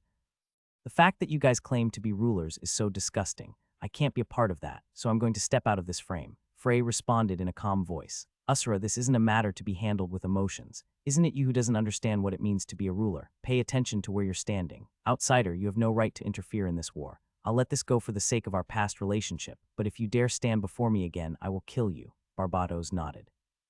You said it perfectly. I agree with the War Demon King. This is our fight. The fact that an outsider was even in this meeting makes me feel dirty. After making their positions known, the 2 demon lords prepared to leave. Frey, who was looking at them, muttered just as Usra was about to leave the room. Stop barking, Usra. Of course, Usra did not miss this murmur. He turned around as a fierce aura began rising up from his body. What did you just say, human? Crack. The stone wall cracked from just his aura. Lilith gulped subconsciously. He grew stronger. Usra's aura made her feel as though she was a mortal who could die at any time, not a transcendent being who could live for an eternity. Whenever wars broke out, he was also standing on the front lines, and he never neglected training his body to become stronger. As a result, the gap between them had widened over time, and it was now impossible for her to close it. At that moment, all of the demons in the room had a similar realization. Usura was the strongest demon present, but Beelzebub was the only one who didn't shrink back. Usura is probably the strongest demon in the world. This demon wasn't currently targeting him. I'm saying to act like a predator if you are a predator. Are you trying to provoke me? Is that what you think? Frey got up from his seat. Then he looked up at Usura and said, I'm weaker than Lucifer. HMPH, that's Natu. However, I'm still stronger than you. Usura's eyes narrowed, so I'll give you a test, to see if you will just be killed by Lucifer or if you'll manage to scratch him first. It seems your tongue has gotten longer, Lucas Troman, but don't be mistaken. You don't think this is the continent, do you? KRRR. Beelzebub's castle began shaking. It shook as though it was terrified of Usura's aura. Frey smiled and said, Right, my words were long, but the meaning is simple. As you say, I'm an outsider, so I will obtain your cooperation by invoking the only law in this world. Ho, the only law in hell. Usura, who knew what this meant, finally restrained his anger. Instead, he smiled widely and said, Then, right, and that was the end of their conversation. Usura's figure disappeared. The floor above which he was standing was crushed, sending pieces of rock flying in every direction. Then, in an instant, he appeared in front of Frey. Crack. Usura's large hand grabbed Frey's head and squeezed as though he was crumpling a piece of paper. But that wasn't the end. He then smashed Frey's head into the floor before dragging it across the demon world's ground. Crack, crack, crack. He also added demonic energy to his grip. Even if it was a head made of steel, it would have been crushed in his hands, but Usura frowned as he felt a sudden pain in his wrist. Frey's hand was holding his wrist. Crunch. His bones, which wouldn't melt even when dipped in lava, had been broken by a human. Usura burst into maniacal laughter. Ha ha ha, Q ha ha ha. Then he slammed Frey into the ground and drew his 6 weapons. Usura can't win, Lucifer muttered as he watched from a distance. Seeing the 2 transcendent beings wrestling through the land of hell, Dro asked, Why didn't you intervene while Frey was convincing them? If you had appeared on time, the rulers might have followed you instead. I don't need the help of such small fry, and this situation is actually rather good for us. Lucifer could already see the outcome of the fight. In the end, Frey would win and obtain the assistance of the 5 rulers of hell. He now had that much power, but the truly important thing was what would come after. Lucifer looked across hell. He looked towards the being who could not be seen nor felt, but was definitely paying attention to this situation. Lord, I know you're watching. Lucifer smiled contentedly. Your pure love has been horribly betrayed, so what are you going to do now? Barbados was speechless. He was looking at the scene below him with a stiff expression. It wasn't just him. The other 4 rulers also had similar expressions on their faces, including Beelzebub, who had some idea about Frey's power. Are we going to just watch Usura? Barbados, are you trying to insult him? No, I said something stupid. Barbados rarely admitted his faults, but it couldn't be helped in this situation. He looked at Frey with a complicated expression on his face. At first, he thought that the game had already ended when Usura slammed Frey's face into the ground, but it wasn't. He hadn't even received a scratch, and he was later able to easily break free of Usura's grip. Then they went out to fight an even battle. This was an unbelievable and unrealistic sight, a human fighting evenly against a ruler of hell. If someone had told him this, he would have laughed loudly in their face. However, as he was seeing this sight with his own eyes, he had no choice but to believe it. Usura is stronger than me. Barbados admitted this fact. Of course, this didn't mean those words would ever come out of his lips, but he said it to himself. If he were to fight Usura right at that moment, he would have been defeated. The other rulers should be having the same thought, but his thoughts were completely wrong. Beelzebub was instead paying attention to the sky, not the ground. In the skies of hell, so high up that it was a place he would never be able to reach, someone was watching the fight on the ground, and it seemed that Beelzebub was the only one who noticed his presence. Lucifer. It wasn't just one. There was also a black-haired man whose appearance was similar to Lucifer's. Beelzebub tilted his head to the side, feeling that something was wrong. The man had black wings on his back that were similar to Lucifer's. No, they weren't similar. They were exactly the same. Only then did Beelzebub realize where this strange feeling was coming from. The man only had 3 wings on his back. They were all on his left side, and his right side had nothing. Lucifer originally had 6 pairs of wings. The other 3 wings were on the back of the other man. Who the hell is he? The moment this question popped into Beelzebub's head, Juck, Lucifer turned to look at him.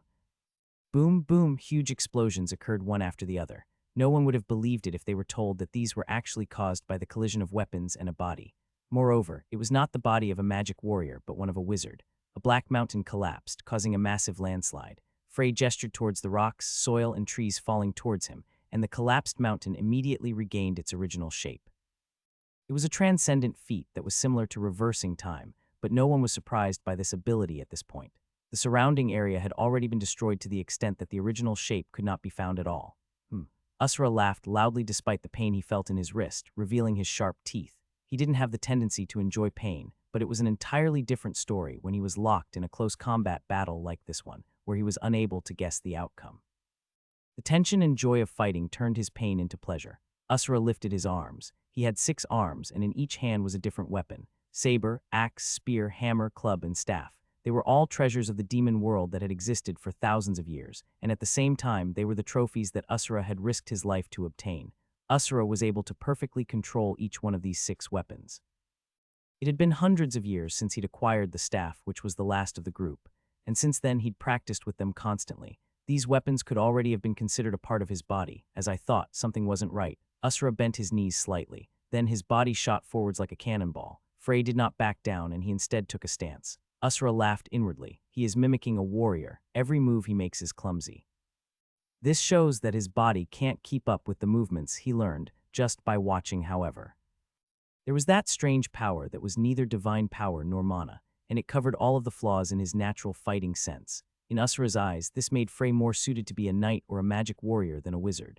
Boom! Asura's blade was drawn diagonally. Frey paused while trying to block the attack. Then he felt the presence of that axe coming from his right. But that wasn't all. The hammer and club were aimed at his skull, and if he stepped back, his heart would be pierced by the spear and staff. There were no gaps between the attacks. This was an attack that was close to perfection. It wasn't just stabbing or cutting. Depending on Frey's subsequent movements, the directions of the attacks would also be changed to follow him accordingly. It was one attack that contained 100 different changes, and it wasn't just one. There were 6 such attacks. A hint of the practice that was put in could be felt in the diversity of the attacks. He even saw the years of experience that had accumulated over countless battles. It's like a golem. Frey felt like there was a calculation apparatus in his mind that calculated thousands and tens of thousands of possible outcomes and selected the most favorable conclusion. But what Asura had was something closer to instinct than logical thinking. Frey's eyes shook slightly. Pot. Asura clicked his tongue. He missed again. He thought he'd finally managed to trap him in a net, but when he came to his senses, he'd already escaped. It's not teleportation. This was a battle that required their focus to be honed to the limit. Even if he were to use a skill like teleportation, he would only be able to move a short distance away, and he would still be within Asura's range. But Asura could clearly see Frey's graceful movements. He tried to predict his movement and change the direction of his attack, but he still missed. This means I've lost this fight. Asura didn't understand. He had an overwhelming advantage. Wasn't it normal for the side on the defensive to be in the most disadvantageous position? 99 paths were blocked. If he took even one incorrect step, his entire body would be destroyed in an instant. Yet Frey still managed to find a way to escape. 1 time could be called a coincidence, and 2 times could be called luck. But if it happened 3 times, 4 times, or 5 times, then it was intentional. This meant that Frey could easily see and take advantage of Asura's flaws. The hands holding his weapons up drooped. This was the first time in thousands of years that he'd felt that his weapons were a hindrance. That doesn't mean anything. As he thought this, Asura did something that was completely unexpected. Boom! Frey's expression changed. This was because he saw Asura throw away his weapons. They were so heavy that even though he had only thrown them lightly, they cracked the ground as they landed. At the same time, Asura's aura, which was like a mountain before, suddenly dropped to half of its former strength. But Frey didn't let his guard down. Instead, he felt an unfamiliar tension that was different from before. Asura spread his legs. His knees were bent, and his waist was also tilted slightly. His 6 clenched fists were pointed at Frey, and his eyes burned as though they contained the fires of hell. He changed his stance. He hadn't weakened. He'd adapted. Frey immediately realized this fact. In general, abandoning your weapons meant a reduction in your overall strength, but this didn't seem to be the case for Asura. His intuition was proven by Asura's next movements. Asura's figure disappeared, leaving behind only an afterimage. He moved so fast that Frey was temporarily unable to see him. Even Mild's clairvoyance was unable to keep up with the movement. Crack! Then he felt a sharp pain in his side. This was the first time that he'd actually been hit since becoming a transcendent being.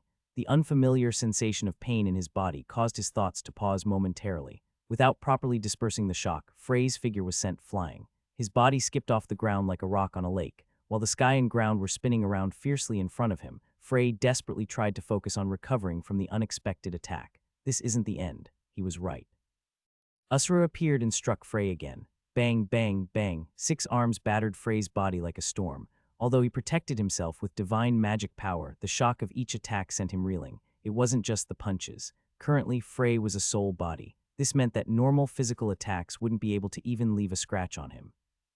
But each explosive punch that Asura hit him with, which happened over a dozen times in the blink of an eye, contained demonic energy, which was able to reach his core.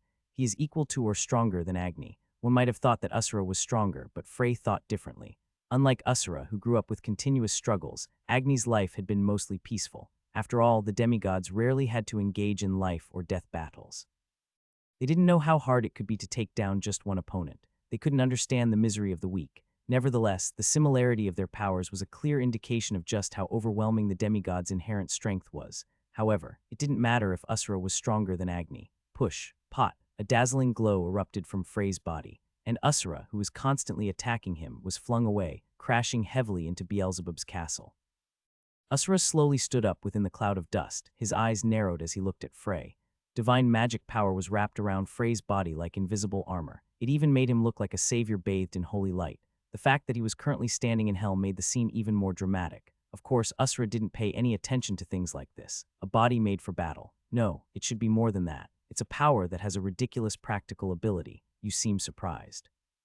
Have you never seen something like this before? That's right. Asura nodded. Frey glanced at the weapons he threw aside and said, "Your speed has increased by several times. I don't think you become so fast just by throwing your weapons aside." "It's true what?" Asura smiled and pointed at his weapons. "Even my lightest weapon weighs hundreds of tons. I've made them smaller, but their weights remain the same." Frey became speechless. When he threw the weapons aside and they cracked the ground, Frey didn't think they were that heavy. That was no different from fighting while carrying a castle on your shoulders. It was no wonder his movement speed increased so explosively. "Then let's get started again." Asura laughed. Frey's heart became heavy when he saw this. This may not go as I expected. Asura was much stronger than he expected. He was not an opponent whom he could handle as he pleased. It was possible that Frey would end up killing him. There was only one reason why he thought so. He could feel his own patience reaching its limits, and seeing that Asura continued to be disobedient, his irritation was beginning to increase. "This lowly demon dares to defy me, you." Voices sounded in his head. It sounded like Luca's and Frey's voices had been mixed together. Even though they were his own voices, hearing them still made him uncomfortable. They laughed and mocked Frey. "You're pathetic. You're really pathetic. Do you really need the help of these weaklings? Why are you underestimating yourself? You can do it on your own. Lord and Lucifer are afraid of you. Just kill him. Swallow the power of this insolent demon." Frey forcibly suppressed his irritation. He also tried to ignore the voices in his head. He cleared his mind. Perhaps Frey's greatest enemy at this moment was neither the rulers of hell, Lord, nor Lucifer. Hold on. He had to control it. It wasn't time. Not yet. Asura blinked his eyes slowly. As he lay on the ground, he realized two things. One was that the sky in hell, which he had been looking at for thousands of years, was still very ugly, and the other was that he'd accepted his defeat much more calmly than he expected. When was the last time I lost? Asura tilted his head for a moment, but he soon decided to stop thinking about it. This wasn't the time to be locked in memories of the past. His gaze turned to Frey. Unlike Asura, who became a wreck, he didn't have any injuries to speak of, and he was able to remain smiling. Nevertheless, he was able to get the sense that he was very exhausted. "It's not because of me." Asura knew this, so he couldn't help but ask, "What were you fighting? You weren't even focusing on me during our fight." "Well, I'm not really asking. You don't have to answer." In any case, Asura was the loser. Frey had been right. His strength was more than one level above Asura's. Even though his attention had been focused elsewhere, it hadn't been hard for him to subdue him. In fact, Asura was curious about why he was even alive at that moment. In hell, defeat usually meant death. The more powerful the individuals involved were, the more true that was. The winners would not want to leave any regrets behind, so they would take preventative measures. That was why Asura thought he would die if he were to ever lose. "So are you willing to accept my will now? What else can the loser do?" Good, that was enough. Frey pressed against his throbbing temples and turned to look at Beelzebub's castle. Pot. In the next instant, his body appeared in front of the other archdukes. "I've persuaded Asura, so all that's left is Barbados." The ruler of the despair hell became nervous when Frey called his name. However, the words he heard next were unexpected. "Won't you change your mind?" I understand your position. For a ruler, borrowing the power of a foreign party would certainly make you feel uncomfortable, but there are exceptions to everything, and I believe this situation is an exception." Barbados thought that he would be singled out as the next opponent. Now that Asura had been defeated without much effort, the other was more than able to overpower him. It wouldn't even be a difficult task. Nevertheless, Frey spoke in a calm voice, and it seemed that he truly intended to genuinely persuade him without argument or sarcasm. "I don't want hell to be destroyed, not for the demons or for you. What would happen to the majority of the high-ranked demons after this world is destroyed? Would they simply lie down and accept their end? No, never. I'm certain that they would look for ways to survive, regardless of what it takes, and this will naturally result in them stretching their claws towards the continent. That is what I'm worried about. Although the demons were unable to use their full power when they left this world, naturally, there were exceptions. The fact that a high-ranked demon named Kultud was able to become Nozdog's apostle was proof enough. Even if it's weakened, if it's a high-rank or stronger demon, it would certainly cause chaos if it descended onto the continent. This was something that Frey believed with all his heart. If the other side was human or another mortal race, he might have been more casual, but they were talking about demons. I see, so it's not for us but for the continent. Barbados nodded at Zephyr's words. Such frankness was very effective against the demons. They preferred this kind of calculative remark rather than meaningless courtesy or compassion. In a way, this statement even made Barbados feel relieved. He'd realized something when he saw the fight with Usura. He couldn't beat Frey. Nevertheless, if Frey decided to fight him, he would have no choice but to accept it. The title, ruler, resting on his shoulders would not allow him to refuse. It was possible that Barbados might even become the one to propose the fight first. However, Frey understood Barbados' position and gave consideration for his position as ruler. It was a novelty. To be exact, it was something Barbados had never experienced before. After all, this was hell, where only the strong survived and the weak were eaten. That's why he never expected that Frey, who had the position of supreme predator in this bloody world, preferred to lower his head. Fine, I will cooperate, so it didn't take long for him to make a decision. Frey sighed in relief at Barbados' words. This wasn't because Barbados had said the words he wanted to hear. Rather, it was for himself. He could have fought Barbados. In fact, he still had the urge to do that. However, Frey believed that if he fought again, he might have really killed his opponent. That was why he was restraining himself, because he wanted to unleash his feeling upon Lucifer or Lord. By the way, where did Beelzebub go? Frey looked around as he said these words. Lilith had an ambiguous expression on her face as she said, I'm not sure. He suddenly flew up into the sky. The sky, Frey followed her gaze. Then he used his clairvoyance to look for Beelzebub. But there was no one in the sky. So Nozdog came to Haitum Ikar, and he's after the great medium. After hearing all of this, Anastasia became lost in thought. As wrinkles appeared on her youthful face, Ivan smiled belligerently. Good. Nozdog is one of the apocalypses, isn't he? He was on the same level as Agni, who he'd fought in Silkid. If he defeated him, he might be able to restore some of his wounded pride. But Anastasia shook her head firmly. We don't have to fight him. What are you talking about? I'll explain later, so be quiet. I'm more curious about where Frey's consciousness went. When he said those words while looking at the self-proclaimed Grey Troman, the great medium answered his question. He went to hell. What? Ignoring Ivan's shocked scream, Anastasia spoke calmly. Naturally, that doesn't mean that something went wrong and he fell into the underworld, does it? Right. The place he went to was the land of the demons. I see. So that's why he left his body behind. When she nodded with a look of understanding, Ivan tilted his head to the side. What are you talking about? What does going there have to do with throwing away his body? The pressure applied when crossing between dimensions breaks up and dissipates all forms of matter. In this sense, the body is nothing but a burden. The soul of an ordinary being would never be able to accomplish something like that, but it might be possible for the current Frey. Anastasia couldn't help but feel that Frey was growing further and further away. As she tried to soothe her aching heart, Ivan spoke again. So you're saying his soul left his body. Doesn't that mean he's dead? In a sense, yes. That would have probably been the case if I didn't enter this body. This time, it was Grey who answered.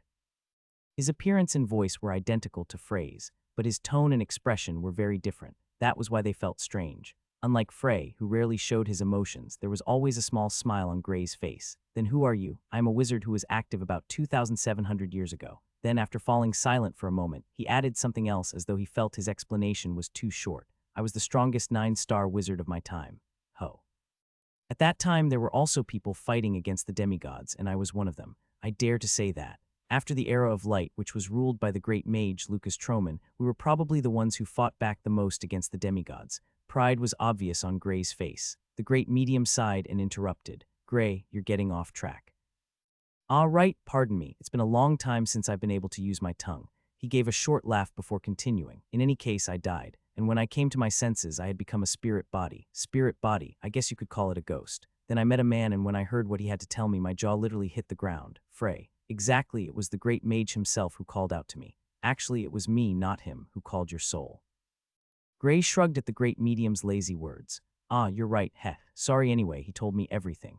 After going to hell, if his body was left alone, it would eventually collapse, so he asked me to stop that from happening. Of course, I was honored to help. I immediately accepted his request, and that's all that happened before we arrived here. So it was the great medium's ability that drew his soul into Frey's body. But is that it? Anastasia knew Frey well. She didn't believe he'd do something as troublesome as to find a new soul just to maintain his body. Considering Frey's efficiency, there should have been several reasons why he allowed Grey to possess his own body. Of course, there was still one thing she was curious about. Then how are you a Troman? Frey didn't have any children. I used to be a slave. Naturally, this meant that I didn't have a last name, so I borrowed the name of the man I respected the most. I thought I had the qualification to do so. Anastasia nodded. If it was a 9-star wizard, he was certainly qualified to call himself a Troman.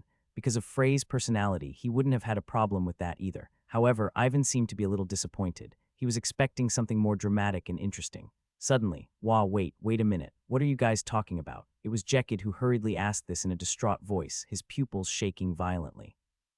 If anyone who knew his usual temperament were to see this scene, they would be shocked. Jekyll Diosis, circle master of the lucid swords. Unfortunately, the only subordinates who could have borne witness to this sight were those beside him, and they were just as shocked. Only then did Ivan realize that they'd completely forgotten about Jekyll's existence and nodded.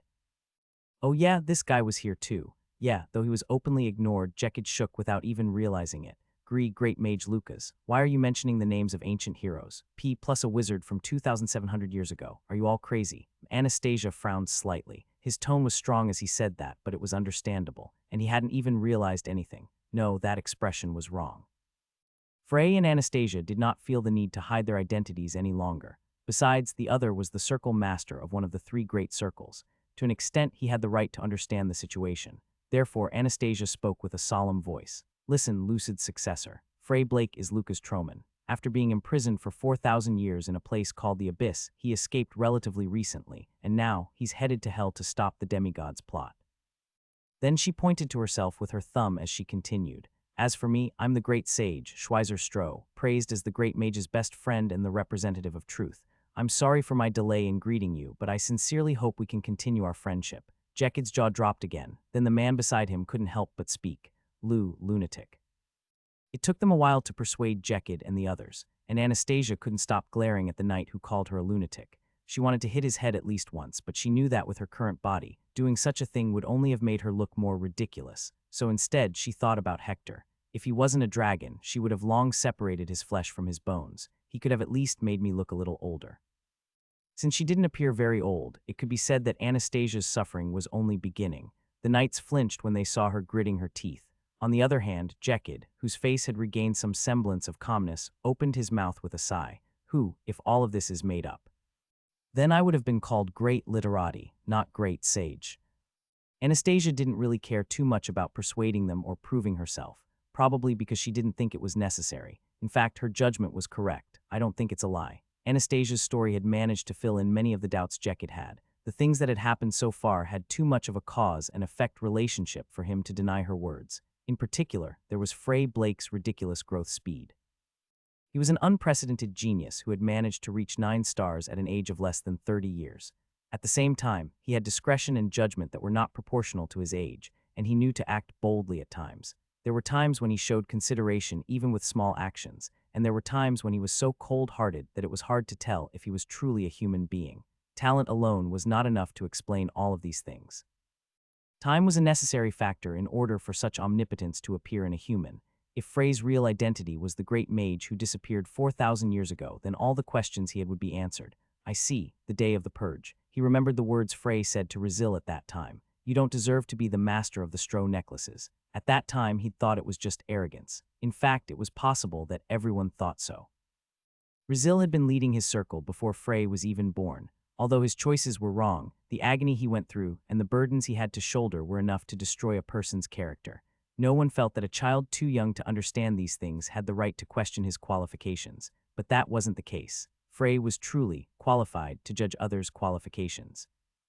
Jekyll felt like he'd finally understood a hidden truth after the fact. He looked up, his eyes calmly sinking again. So what are you going to do now? We have to kill Nozdog. Ivan replied in a tone that seemed to say the answer to the question he was asking was obvious. In any case, since the great medium and Grey were there, it wouldn't have been hard for them to escape the forest. But Anastasia was paying attention to something else. What is his purpose for coming here in the first place?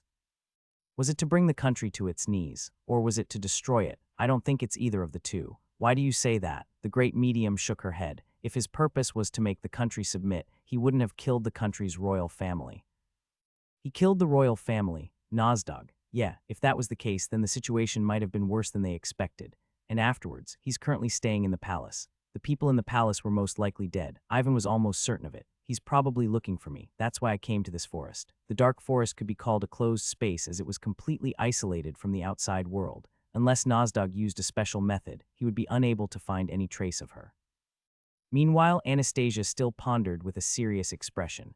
Does he still have aluminium? Or had he found another method to escape the punishment of the law? She wasn't sure. But there was one thing unclear. What was Nozdog's purpose for coming to the country if it wasn't for submission or destruction? Perhaps killing the great medium is his goal. Yeah, but we don't know why. Then Ivan asked bluntly, how are you so sure that you're his target? Because he's blatantly following my tracks. The great medium could see the entire continent. It couldn't have been a coincidence that Nozdog appeared in the places she'd been in one after the other, so she was certain that he was tracking her. In a way, the fall of the palace was her fault. Ivan, who had been thinking for a while, suddenly opened his eyes. Let's defeat Nozdog.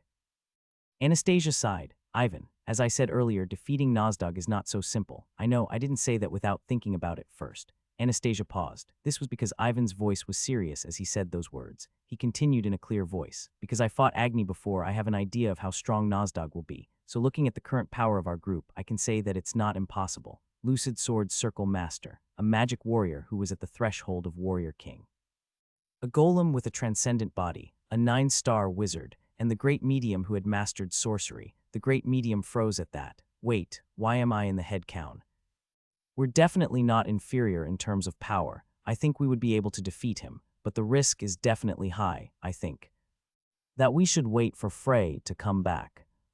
Anastasia could not respond, because Ivan's words were exactly what she was about to suggest. If that guy was here, then catching Nozdog would definitely not be a problem. He managed to defeat a monster like Agni without a scratch. But we don't know when Frey will come back, do we? That's right. Gray nodded. Ivan turned to Anastasia with a slightly cold gaze. I felt it before, but you are too dependent on Frey. That's not necessarily a bad thing, but I don't really like things like that. Those words gave Anastasia a shock. She stared at Ivan blankly for a while before nodding as if she was broken. You might be right, she couldn't deny it. Looking back, that had always been the case since the time Frey was Luca's. Was it because of his natural charisma, or was it because she'd seen countless heroic aspects as he somehow overcame situations that were thought to be impossible? Anastasia couldn't tell. She knew how heavy the burden on her best friend's shoulders was, but now she realized that she was part of that weight. In fact, it was possible that she was the greatest burden. Anastasia looked at Ivan with a fresh gaze. It was only now that she realized he looked at Frey as a person, not as a hero or the great mage. He knew of Luca's numerous achievements, but he didn't dwell on it. His attitude didn't change. Other people might have called Ivan rude, but it was possible that only this kind of person could truly be on par with Luca's, if this guy was around 4,000 years ago. Anastasia had that thought for a moment before shaking her head. The past didn't matter anymore. What mattered was the present. Fine, let's hear your plan. Ivan had managed to convince Anastasia. This guy was not ignorant nor savage. It was clear that he could make rational judgments when necessary. It's simple. However, when she heard the words Ivan said next with a smile, she regretted that thought. We'll just attack the palace and crush the skull of that guy, Nozdog. Beelzebub never returned. The other rulers, including Frey, scoured the area, but they were unable to find any traces of him. Where the hell did he disappear to? I don't think he ran away. Usra and Barbados grumbled, but Frey's expression was even more serious than theirs. There was no way he'd run away. After all, where would he escape to if the plan failed and hell was destroyed? Surely, an ominous thought popped up for a moment, but Frey shook his head.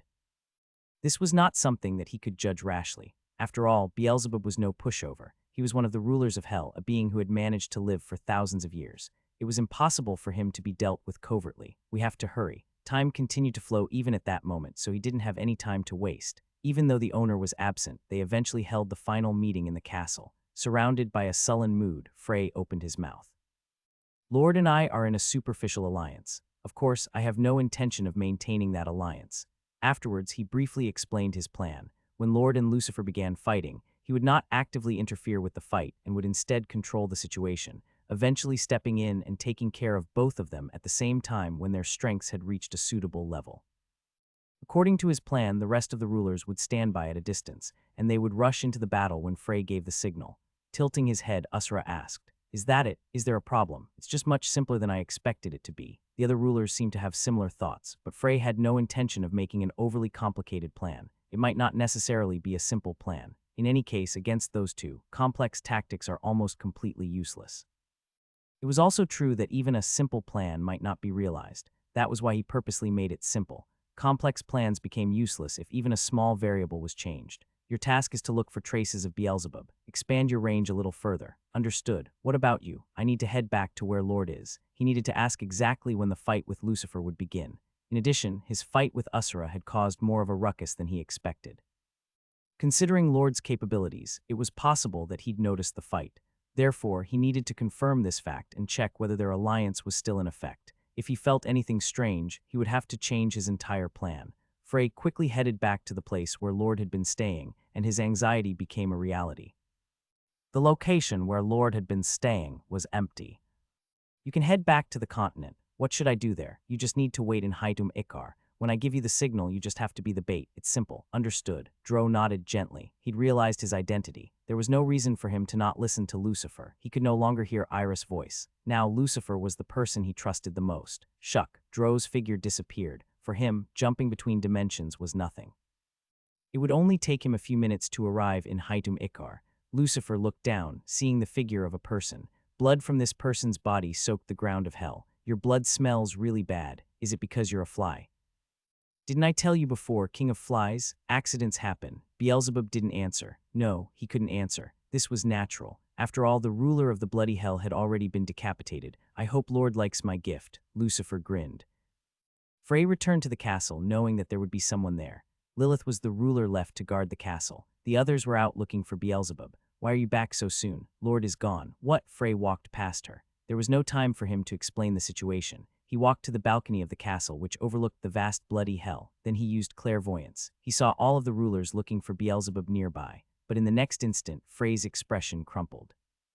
Shit, what's wrong? The other rulers are under attack. They're taking care of them one by one before we can join forces. Is it Lord Lucifer's doing? Right. Frey grit his teeth before adding. Lord is there too. Girk Barbados coughed up a mouthful of blood. Looking at the being in front of him, he couldn't help but mutter, how are you guys so? He was unable to finish his sentence and ended up dying with his eyes wide open. It's a waste of thousands of years of life. No demon would expect a ruler of hell to die in such a way. Lord turned to look at Lucifer, who was standing beside him. He was holding a bloody head in his hands. It was Zephyr's head. Noticing Lord's gaze, Lucifer shrugged. It doesn't really make sense. I've personally taken care of 2 of them. Lucifer threw Zephyr's head onto the ground and stepped on it. Pock! Zephyr's head exploded. Then, Lucifer rubbed the sticky flesh and blood on the ground with his foot as he said, "Don't you think this game was easier than you expected?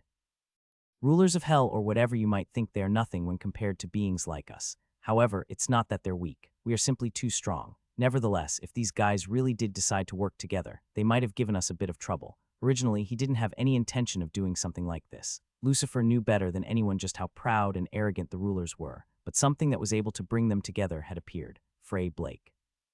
He wasn't even a demon, but he had the charisma and power to subdue the rulers. If these rulers were to truly join forces under his command, it was possible for him to threaten Lord and Lucifer. That was why they joined forces. Of course, it was all a part of Lucifer's plan. Everything changed greatly after you came to hell. Lucifer couldn't help but chuckle at the thought. His whole plan had gone awry.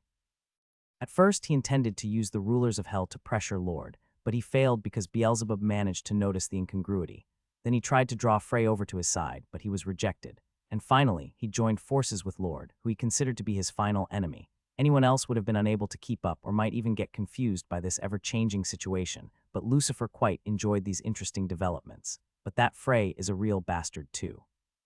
You and I both offered him an alliance, but he still chose a third path. Even an idiot could tell that it's a thorny path.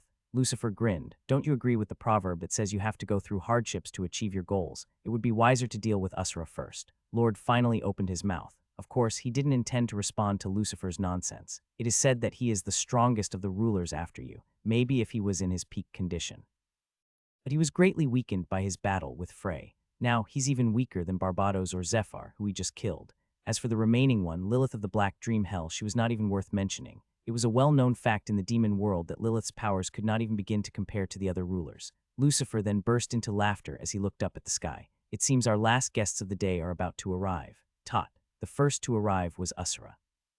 He looked down at Barbado's body with a stiff expression on his face. Did you do this? Not both, just one. This demon, I was. Barbados, Usura said his name roughly. On the other hand, Lord nodded lazily and corrected himself. Right, Barbados, I killed him, and Beelzebub, I got rid of him. Lucifer answered happily. Then he pointed towards the puddle of blood that had been created when Zephyr's head exploded. I killed this guy too, Zephyr. A fierce aura erupted from Usura's body. He glared at Lucifer with bloodshot eyes. Haha, are you angry at the death of your fellow rulers? I never expected you to be so loyal. It was a fight and they died because they were weak, that's all. What I'm angry about is your disgusting behavior, Lucifer. Even the slight bit of respect I had for you has been uprooted. I never really cared about that. Right, Frey was right. Frey appeared beside Usura while responding to his words. He then looked at Lord and Lucifer, who were standing side by side, and sneered. Right, I didn't believe it at first, and it's nothing new, but it still feels really dirty to get hit in the back of the head not even a day after we talked. Did this mean that everything was a part of this guy's plan from the start? Frey recalled Lord's words. He told him that it looked like he had things to do so he could leave first, but it seemed he expected Frey to rally the remaining rulers under his banner. Then he kidnapped Beelzebub and waited for the other rulers to search for him. Considering the personalities of the rulers, there was no way they would have stuck together while searching for Beelzebub. It was almost certain they would have separated and acted individually, so they aimed exactly for that moment and killed Zephyr and Barbados. It was highly likely that the missing Beelzebub was already dead. In the end, all he was left with were Usura and Lilith. But Usura was exhausted and was unable to fight, and he couldn't expect much from Lilith in combat. The opponents were beings who had taken the first step into the realm of Absolute, beings to whom even he had a high chance of losing if he were to fight them one-on-one. Then Lord stretched out his hand. Pot. Frey pushed Usura and Lilith away at the same time. Jijik. Then he witnessed an unbelievable sight even though he was seeing it with his own eyes. When Lord drew his finger across, the surrounding space trembled before shattering like a pane of glass. Crack, it was as though space itself had been cracked, and the crack was steadily approaching Frey. Frey protected his body with divine magic power. Thud, a heavy shock hit him. If he relaxed for even a moment, his entire body would have been torn apart in an instant. He grit his teeth, the power to control space. If attacked directly, even a transcendent being wouldn't be able to survive. How was he to reverse this situation where he was already being touched directly by this power? The strength of his body and durability of his armor already had no meaning in front of Lord. After all, he had the power to tear space apart. In front of such an ability, even the toughest of metals would become like wet paper. There were only two ways to avoid it. Boom, Frey's divine magic power collided with Lord's power, causing him to pause for a moment. He hadn't expected that he would compete with his power head-on. This wasn't a reckless action either. In fact, his power, which had been steadily tearing the space apart, staggered slightly as though a boxer had been struck in the chin. Whoosh! Suddenly, Lord felt intense heat on his back. When he turned around, he saw a ball of flame speeding towards him. It was like a sun that was twice the size of Beelzebub's castle. Boom! This sun, which was hotter than lava, engulfed Lord's body, the explosive firepower burning everything around him. However, this was only the beginning of Frey's offensive. Crackle, lightning surged along the scorched ground to find Lord. If it was able to reach him, it would be able to temporarily paralyze him. It was followed by a beam of light from Frey's finger. Pit, pit, pit. Dozens of the beams of light that he'd used to slay Norn were fired in an instant. This was an attack that was much more focused than the fireball explosion and the lightning. No matter how powerful Lord was, he would not be able to escape unscathed if he were to be hit by these beams. But Frey's expression wasn't good. I don't feel like any attack hit him since another sun. This meant that his attacks had hit nothing but the air. Frey looked to the side, intending to see how Usura and Lilith were doing. Cuck, Lord took advantage of that opening. Without any warnings, a blade of wind from behind Frey cut off his left arm. Frey wasn't certain, but he believed that this was the power of Laren, one of the apocalypses. Holding his severed arm, he retreated. Blood didn't flow from the wound. After all, Frey's body was already a soul body. Specks of light were the only things that flowed from the cross-section of his severed arm. At the same time, the flames on the ground disappeared. No, to be precise, it appeared as though they were sucked away. It was quite an unbelievable sight, as though an invisible monster had devoured the flames. Lord, who had reappeared, did not have any burns. He simply looked at Frey and said, "You are mistaken. What the hell are you talking about?" Lord didn't answer. Then Lucifer returned. "You've been fighting for too long, Lord. Are you finished?" "No. Lilith's abilities are too annoying. It's a power that's really suited to running away, so it will take a little time." Frey watched their conversation as he pressed his left arm back to the stump. Light blossomed from the cut, and his arm was healed in an instant. Lucifer seemed amazed by the sight. "You're really good at using your willpower. We definitely have to kill you. Otherwise, we'll end up with 3 absolute beings." "Right, there's no need for 3. As he nodded, Lord stretched out his hand. Huck. And the thing he did next made the other two speechless. After a brief silence, it was Lucifer who finally opened his mouth. He was looking down at his body with a blank expression on his face. There was something protruding from his chest. It was Lord's right hand. Gurk, Lucifer coughed up blood as he stared at Lord in disbelief. What the hell is this? Don't be surprised, Lucifer. You should have expected this. Lord was right, he hadn't let his guard down. No, he might have let it down a little. Still, he had maintained an appropriate level of vigilance. He knew that he would fight Lord, but he hadn't thought that it would be now. No matter how much he wanted to defeat Lord, he knew that neither side could guarantee one's victory. Even if he was to be betrayed, he thought it would only be after they reduced the obstacles. Do you intend to deal with those guys alone? I'm sorry, fallen angel, but this was my plan from the beginning. Crazy bastard, you are more arrogant than me. It's not arrogance, it's a firm belief. From the beginning, I never had any intention of working with someone other than my own kind. Lord chuckled before turning to Frey. I hope this has cleared your misunderstanding, Frey Blake. I did not break my promise. Now, let's join forces and kill Lucifer. Frey didn't get a chance to answer as Lucifer acted before him. Pewhuck, his back cracked and there was an explosion. No, it wasn't an explosion. It was the sound of black wings being forced out of his back. The size of the black wings was unusual. They were large enough to cover the sky, and they were as black as the darkest ink. He could hardly believe it despite seeing those wings come out of Lucifer's body with his own eyes. A single flap of his wings caused a large gust of wind to sweep through the area. It was so powerful that even the boulders around them were blown away. Lord smiled slightly and said, Your 12 wings of the past have now become only 3 wings. How unsightly. How do you know about my wings? Well. Lucifer glared at Lord with a cold gaze. Lord had called him the fallen angel. This was very close to his true identity, and it was something no one in the world should have known. No, Frey might know. After all, he had managed to have a conversation with God, but he didn't think that Frey was the one who told him. His hatred for Lord went beyond imagination. The same was true for his wings. Only God knew that he originally had 12 wings. Lucifer sighed. Then he looked at Lord and suddenly let out a laugh. He roughly wiped the blood from his lips before covering the hole in his chest with his hand. How interesting, Lord. Do you believe you gained the upper hand just because you pierced my chest? You should know that this kind of wound means nothing to us. Pot. His wound healed in an instant, disappearing without a trace, but Lord nodded without hesitation. Of course, my goal wasn't to do something so simple as to pierce your chest. Instead, Lucifer, it seems that you have no core in your body. Was that his goal? There was clearly no murderous intent in Lord's attack. He could have dealt a bigger blow to Lucifer if he'd really wanted to, but he didn't. Instead, his attack had only been a means to carry out his search. In fact, Lord's judgment was accurate. For Lucifer, he would have preferred to lose some of his fighting power than face the current situation. How terrifying. It wasn't a good situation. To put it simply, it was a crisis. Nevertheless, the corners of Lucifer's mouth still rose. Despite living for a frighteningly long time, this was the first time he'd ever felt pressured to such an extent. He recalled his battle with Satan. In that bloody battle, if Satan hadn't been weakened slightly, the loser would definitely have been Lucifer. He still felt a chill down his spine whenever he recalled that battle. That was how terrifying Satan had been. And the current Lord was in no way inferior. No, it would be more correct to say that he was actually better than the other. After all, he was much stronger than Lucifer, who was also stronger than when he'd fought Satan. However, it was Lucifer who'd stood victorious at the end of that bloody fight. Feathers began falling from Lucifer's wings. Because the wings on his back were large enough to cover the sky, each feather was the size of a person. The feathers that fell from the wings froze in the air before they could reach the ground. Then hundreds of feathers shot towards Lord at the same time. Clang, clang, clang. The terrain began to change following the terrifying explosions. Even a single feather had the power to completely destroy a castle. Therefore, when 100 such feathers struck down at the same time, large boulders were sent flying just from the wind. It was at that time when Frey noticed a lone feather. As though it had a will of its own, this feather turned and fled in the opposite direction from Lord. Then, it suddenly disappeared. Frey narrowed his eyes. It crossed dimensions. He was worried about his intentions. Suddenly, "Hey, great mage," Lucifer called out to him out of nowhere. Frey didn't answer, but he turned to look at him. "I know it might be hard to believe in a situation like this, but how about forming an alliance? It seems you still have the energy to talk nonsense. Is that how it looks? To be honest, I'm quite pressed." Lucifer was still smiling, but there was a bit of cold sweat on his face. "You better think carefully about how you will deal with Lord after he devours me. In the first place, wasn't your goal to control our fight and make sure each side took a relatively even amount of damage? If I'm beaten by the two of you, will you be able to handle him on your own?" This was an undeniable fact. Nevertheless, he couldn't nod his head easily. Even though it had reached this point, he didn't believe Lucifer would suffer one-sidedly. He was certain that this man still had some things hidden in his sleeves.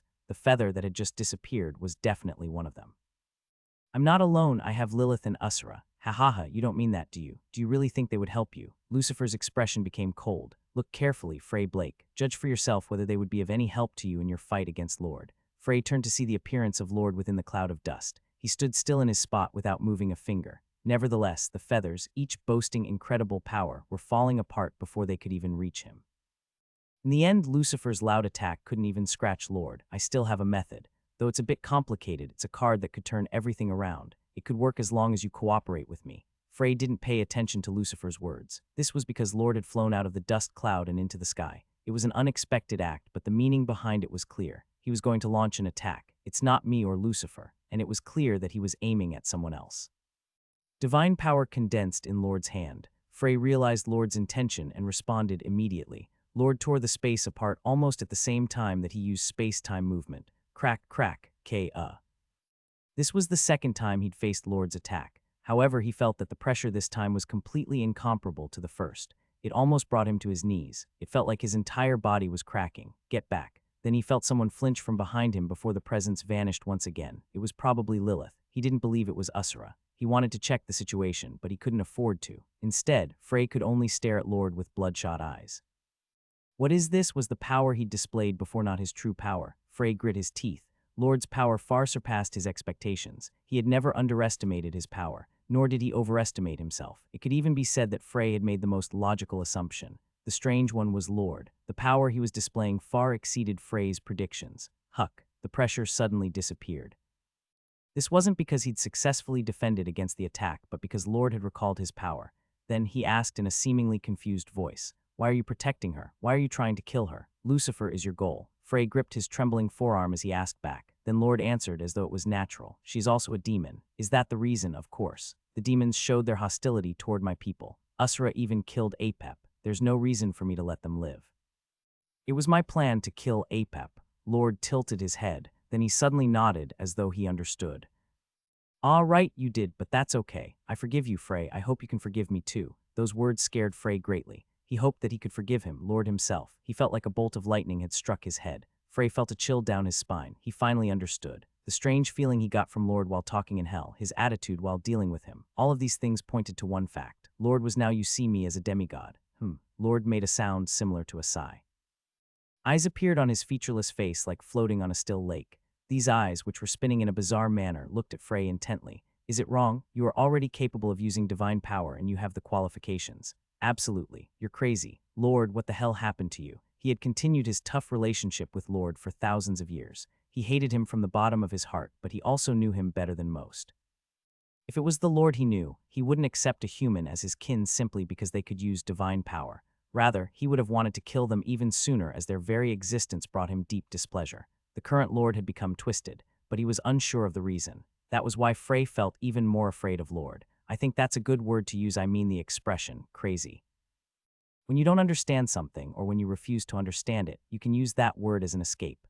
Look at me. Do I really look crazy? If you know you're crazy, then you're not really crazy. When Lucifer said those words, Lord turned to look at him. "Your presence is starting to get on my nerves, Lucifer. I have no interest in you since you do not have a core. If my mouth is getting on your nerves, then shouldn't you just shut me up? Of course, if you're able to, ha ha ha." Lord suddenly burst out laughing. "What's so funny? Do you think you can defeat me in that state? You wouldn't be able to even if you were in your optimal state, so what can you do when you're so drained? What the hell are you talking about? If you want to fight properly, then call your precious other half. I am willing to wait until then. Isn't that why you sent your feather to the continent?" Lucifer fell silent at that moment. The ever-present smile disappeared from his lips.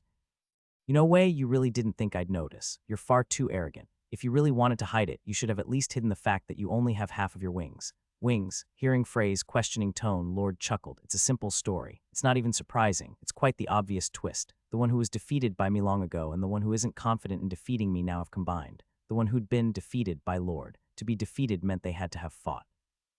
And there was only one being who came to mind when the words, "fight with Lord," came up. Frey's expression became stiff. "The Dragon Lord? Are you saying that Lucifer and the Dragon Lord joined forces?" "Joined forces. It's much more intimate than that. Lucifer absorbed the Dragon Lord's soul and heart. He absorbed them. Like that time with Satan, that's a method that's already failed. Lucifer isn't a fool. Instead, he made up his mind. He decided to merge with the Dragon Lord's very existence." There's the risk that his ego would collapse or that he'd lose his mind, but he wanted to digest an existence like the Dragon Lord, so he was willing to take the risk. Lord spoke with a humorous voice as he continued. However, the actions he took after were even more surprising. Lucifer wanted to combine the two sides before splitting them again. Split. Frey didn't understand what he was saying. Frey Blake, have you ever heard of a black dragon? I haven't, and you still didn't notice. No, you don't know much about dragons, so it should be expected. In that case, let me give you a brief lesson. In the first place, there is no such thing as a dragon with black scales. There is no dragon with black scales. It was only then that Frey understood what Lord was saying. It was Dro's image that appeared in his head at that moment, his appearance. A man with black hair and black eyes with a similar appearance to Lucifer's, a man who also had a dragon heart. Dro felt the presence of his dragon heart, but the heartbeat was not very strong.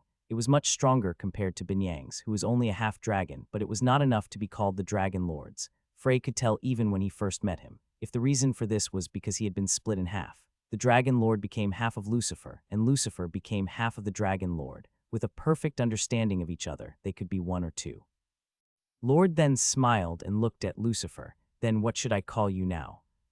Frey understood Lord's words. Lucifer didn't absorb the Dragon Lord. He accepted him. This meant that every part of these two independent beings had been combined. Their egos, consciousness, and even their memories. They were each other's other half. It couldn't be expressed in any other way. Even if black and white were separated after being mixed, they would never return to their original colors. And that's exactly what Lucifer did. It was no longer possible to distinguish Lucifer or the Dragon Lord as independent beings. They had literally been reborn as an entirely new being. Just Lucifer is fine. That's how we decided to do it. I am a bit closer to Lucifer in nature. Lucifer said these words with a terrible expression. He didn't try to refute Lord's words. He admitted that he was neither Lucifer nor the Dragon Lord, but an entirely new being. There was a faint hint of madness in his eyes as he continued. Lord of the demigods, you can't imagine how long I know, how long we have been waiting for this moment. I naturally don't think it would be easy, but we will definitely be the ones to win in the end. I'll show you everything I have. You don't need to restrain yourself anymore. Then firstly, flash, a golden glow shined within Lucifer's eyes. His pupils were torn vertically, and the golden glow made his eyes seem like those of a predator. Thud, dragon tongue, the most powerful ability of the dragons was now being displayed in hell. In addition, it was the dragon tongue of a being who had once been the Dragon Lord. No matter what Lord tried to do, his movements would most certainly be stopped. Puck. Then Lucifer's body swelled up, and his skin was torn apart. Of course, no flesh was shown, and no blood poured out of the gaps. Instead, scales could be seen under his skin. There was never a dragon with black scales. Frey couldn't help but recall Lord's words, but now he was witnessing a scene that made him doubt those words. The scales that covered Lucifer's body were so black that they didn't reflect any light. Nevertheless, although he could freely use dragon tongue and his body was covered in scales, it was still not enough to call Lucifer a dragon. He was much too small to be a member of the ancient race. He was much larger than a human, but he was still far from the giant body that exceeded tens of meters in height. At best, he was 3 times Frey's size, but the pressure that was constantly flowing off his body was far stronger than that of his teacher, Isala. Juck. Lucifer's mouth opened. Behind his sharp teeth, flames could be seen fluttering in his throat. Frey slightly anticipated what was about to happen. Whoosh. Black flames poured out of Lucifer's mouth, moving so quickly that they engulfed Lord's body in an instant. But even up to that point, Lord didn't move in the slightest. Crackle, those flames are definitely not ordinary. As though he heard Frey's thoughts, Lucifer muttered quietly, "It's not dragon breath." Even though he was talking to Frey, his gaze didn't move from Lord's position. But I can't say it's completely different. It's the Dragon Lord's dragon breath combined with Lucifer's destructive powers. I've defeated many powerful beings with this power. Because of the nature of hell, powerful monsters would appear in places beyond imagination. Those guys all had power that was at least comparable to those of the current rulers. Whoosh. The flames died down, and Lord's figure was revealed once again. There were still no burn marks on his body. Lucifer simply shrugged at the sight, but this power is still not enough to deal with the real monster. What are you trying to say? That guy has dominion over space itself. You could say that he has a thin veil covering his skin. Every attack disappears upon touching that veil. Well, to be precise, they are sent to another place. This meant that no attack would work against Lord while he was able to use his powers to the fullest.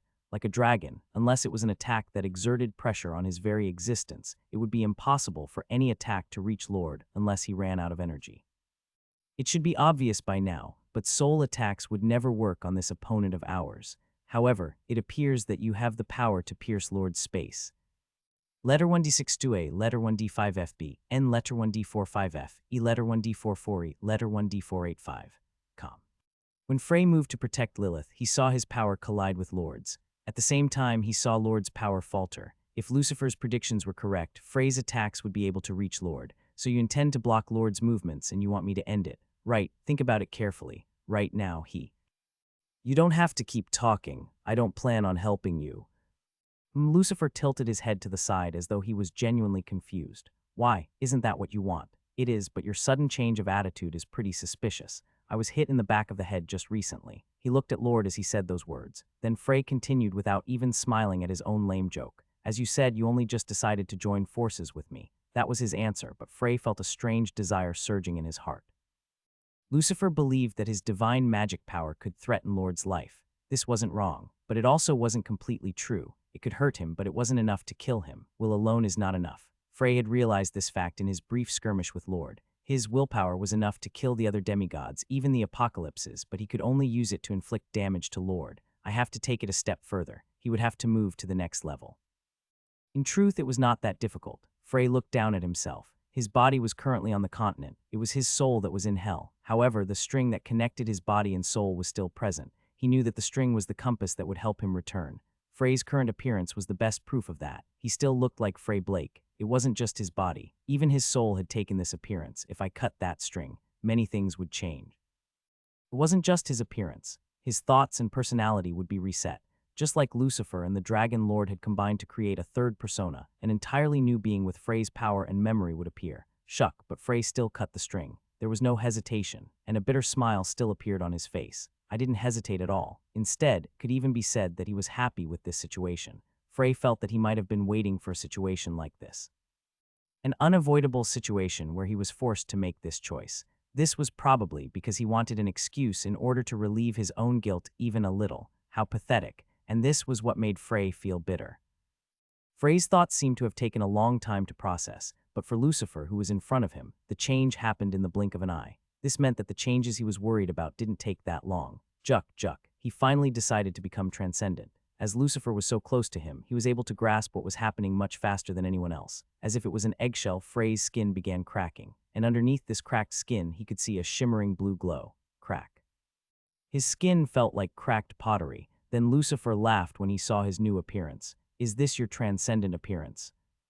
All of Frey's external features had disappeared. However, in Lucifer's eyes, there was no significant difference. He still looked like a human. Instead of gray hair, his hair had become blonde, and even though his facial features and physique were different from before, he was clearly still human. But as soon as Frey opened his eyes, Lucifer's thoughts changed. This, only blue energy could be seen fluttering in his eyes. His pupils had disappeared. That was the only thing that made him different from a normal human. Nevertheless, Lucifer could easily tell that this man in front of him was anything but human. However, if Anastasia had been present, she would have been surprised. Frey's appearance had become that of Lucas Troman, the great mage who had been renowned around the continent 4,000 years ago. Lucifer smiled gently. How interesting. Show me your strength. Frey's gaze turned to Lucifer. Lucifer, even his voice had changed. While thinking this, Lucifer responded, What is it? You're blocking Lord's movement with dragon tongue. You could tell just from looking. Then if I attacked you right now, you'd die. What? Lucifer glared at Frey. He had a smile on his face that he had never seen before. It was not a smile that contained any cynicism or ridicule. Instead, it was a real smile filled with genuine joy. Why are you so shocked? It was just a small joke. Laugh. I thought you didn't like jokes. Is that so? I didn't know. Hoo. Frey chuckled softly. The sound was soft, but somehow it still filled the area. Lucifer subconsciously swallowed a mouthful of saliva. What is going on? Something had changed. Of course, Lucifer didn't know enough about Frey to point out exactly what that was. However, he at least knew that he was not the type of man who would crack jokes at such an important moment. Has his personality changed completely? That was bad. If that was really the case, then the situation might have been worse than he expected.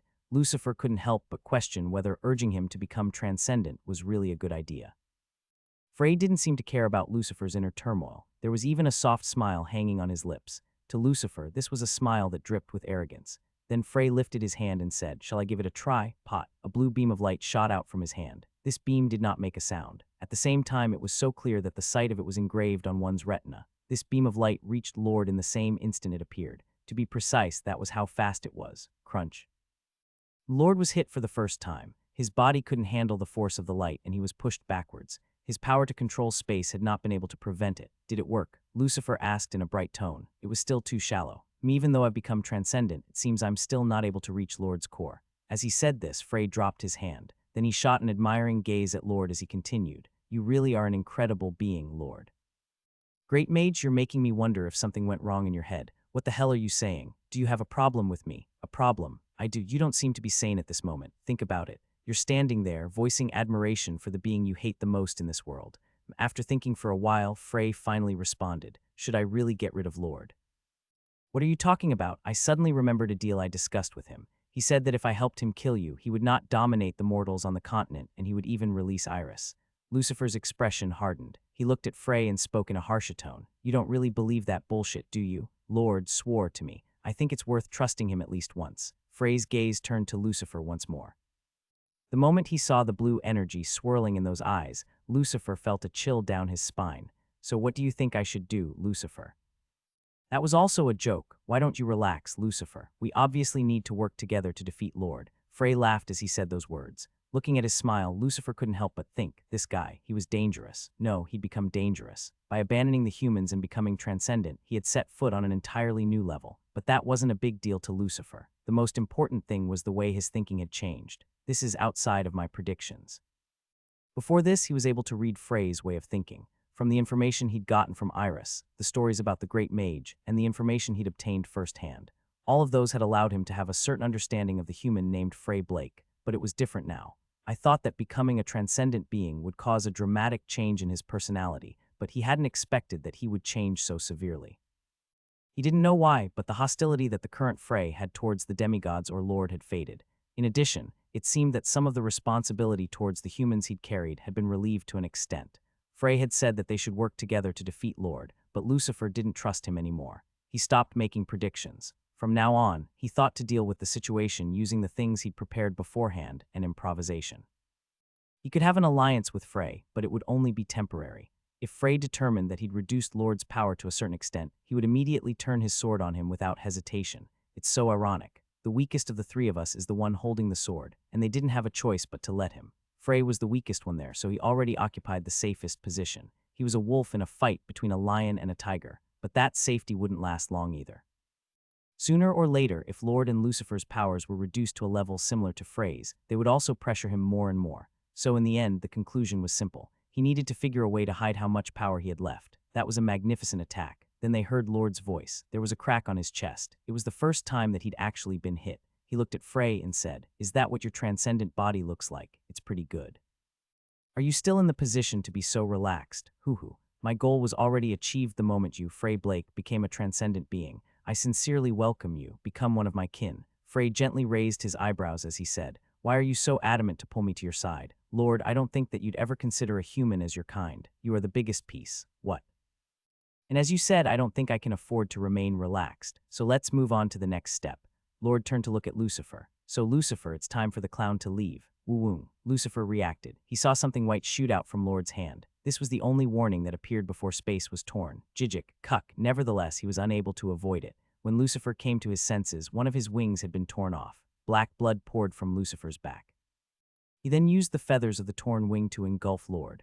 Lord simply waved his hands slightly. "Didn't you already say it? Your attacks will not reach me." My attack was, pit. Frey unleashed his divine magic power once again. In an instant, the divine magic power soared into the sky and split apart like lightning before charging towards Lord. Only then did Lucifer realize just how strong Frey had become. He hasn't reached the next stage. Before this, Frey could have been said to have surpassed the mortal class. Therefore, his complete separation from the human race did not lead to a radical increase in power. If he were to express it, then it was only his output that had increased. The divine magic power he released now was about twice as powerful as before, but that was still not enough to kill Lord. Woo-woo. The warning came once again, and just like before, he was unable to dodge it. Another one of Lucifer's wings was torn off. Damn it, he couldn't help but swear. Lord was persistently aiming for him. It was a hellish situation. It was Frey who was actively damaging him, but Lord's focus never shifted from Lucifer. "I wonder how weak you would become if all of your wings were torn off." When he heard Lord's voice, Lucifer had a slight mental breakdown. Every time the number of wings he had decreased, Lucifer would become weaker. But this was something that no one should have known. "I wonder who told you that." "No one told me about the characteristics of an angel. I found them out on my own." "Then did you realize your true identity?" Lord paused for a moment. It seemed he didn't know that yet. Lucifer sneered. "Then should I tell you?" This time, a pair of Lucifer's wings was torn off simultaneously. He couldn't hold it in and let out a cry. "Quack, no, you don't need to," Lord finally responded. At that moment, Frey was still attacking Lord, but it didn't seem to have any effect. Frey was probably trying his best, but Lucifer didn't believe that. He felt that he was only pretending to help while conserving his power. So this is how it is. The only one he could rely on was himself. Then he heard Dro's voice. Haha, a smile blossomed on Lucifer's lips. "Stop, Lord." Lord, who was about to rip off another pair of wings, stopped moving. This was because he was curious about Lucifer's confident tone. Lucifer opened his mouth, not trying to suppress his leaking laughter at all. "My preparations are complete." "What preparations are you talking about?" "Hoo-hoo, tack." Lucifer flicked his finger, and a moment later, someone appeared in the sky above them. Frey and Lord narrowed their eyes at the same time. It was a face they all knew. Kaltud. Kaltud, the high-ranking demon who was also Nozdog's apostle. The red-skinned demon had suddenly appeared there. "You seem a little surprised, Lord. I'll show you something even more amazing." Lucifer smiled as he said this. "Kaltud, kill yourself." Everything afterwards happened in an instant. Yes. With a happy expression on his face, Kaltud reached into his chest and pulled out his own heart. The heart in his hand was still beating while giving off a dark, evil aura. Every time it pulsed, black liquid poured from the broken veins. "What are you doing?" Unlike Lord, who had become a bit more serious, Lucifer's voice was completely relaxed as he spoke. "Kaltud was one of my most loyal servants, and he inherited some of Lucifer's power. Therefore, he was able to enter and exit the continent as he pleased. Decades ago, I told him to become the apostle of any demigod. At first, the plan was to have an insider in order to learn the demigod's movements. An apostle who was closely connected to their demigod was the most suitable for such a role. He didn't have high expectations. After all, the demigods would definitely be wary of the demons. However, Kaltud carried out Lucifer's orders brilliantly, completely surpassing his expectations. He managed to become the apostle of an apocalypse called Nozdog. When I received that report, I felt that the day would arrive when I would be able to use this card.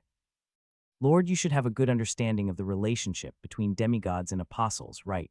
Now that Kaltud is dead, Nozdog will definitely fall into hibernation. Even if he forces himself to stay awake, he would definitely be much weaker. Lord froze. It was so faint that it was almost unnoticeable, but he was clearly affected. Lucifer laughed as he targeted that sore spot. "And Dro is on the continent right now. You should have an understanding of his strength.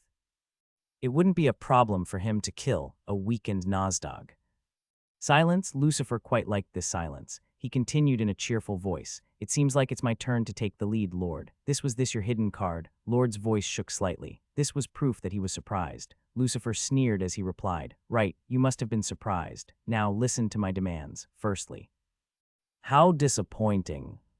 "What, Lucifer? I'm even more certain now that your fusion was a failure." Crack, quack. Lucifer let out a scream. His last two wings were torn off and his body fell to the ground in an instant. What's going on? He didn't understand. Did Lord just use his power to rip off the rest of his wings? How? He raised his head. Lord was looking down at him. The Dragon Lord's clumsy schemes and Lucifer's arrogance. "It seems you have received only the worst parts of the two.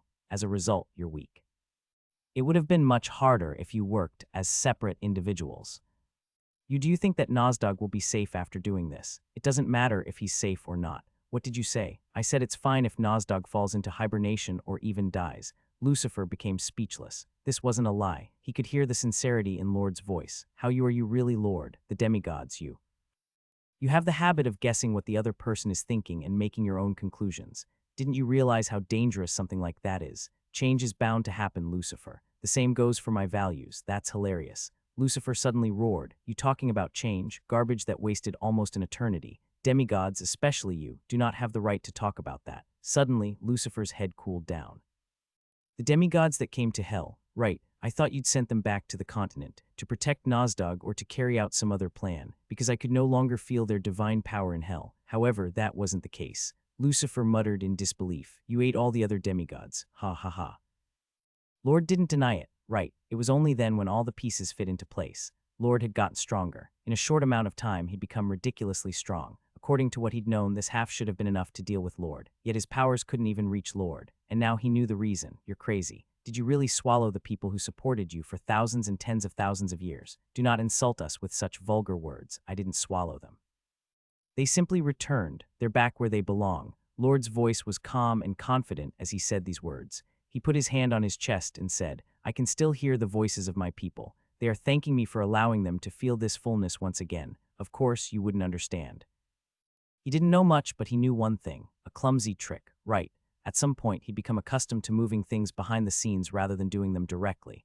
he became hesitant to act personally, and when things happened as he predicted, he felt pleasure similar to that of a drug. This all started after he accepted the Dragon Lord. He looked at Lord and muttered in a strange voice, "I didn't think there would be someone even more broken than I. No one here would have expected it.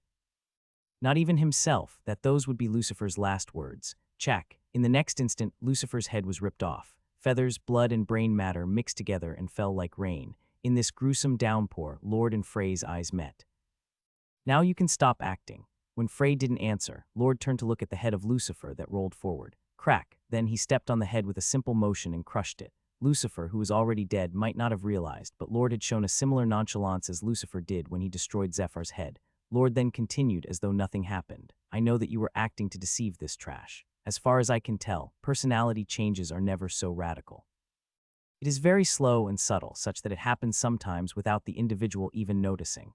Just like a drizzle that you might not pay attention to might end up soaking your body. Are you certain that I was acting?" Frey finally opened his mouth again. His face and voice became cold once again. Lord chuckled. "You were curious about Lucifer's final card. In order to make him reveal it, you intentionally made him feel like he was in danger, causing him to increase his vigilance. Your awakening was a great opportunity that made it impossible to doubt your performance. In the end, Lucifer judged you as unpredictable, a potential enemy. Therefore, he summoned Kaltad to threaten me with a hostage. That was Lucifer's last card. The plan was actually pretty good. The only thing he overlooked was our unity. Don't try to twist it, Lord. Your actions were just to satisfy yourself. Don't say it like you were any different." Lord's voice contained some emotion, but it was faint. Frey looked at him with a solemn gaze. His guess was right.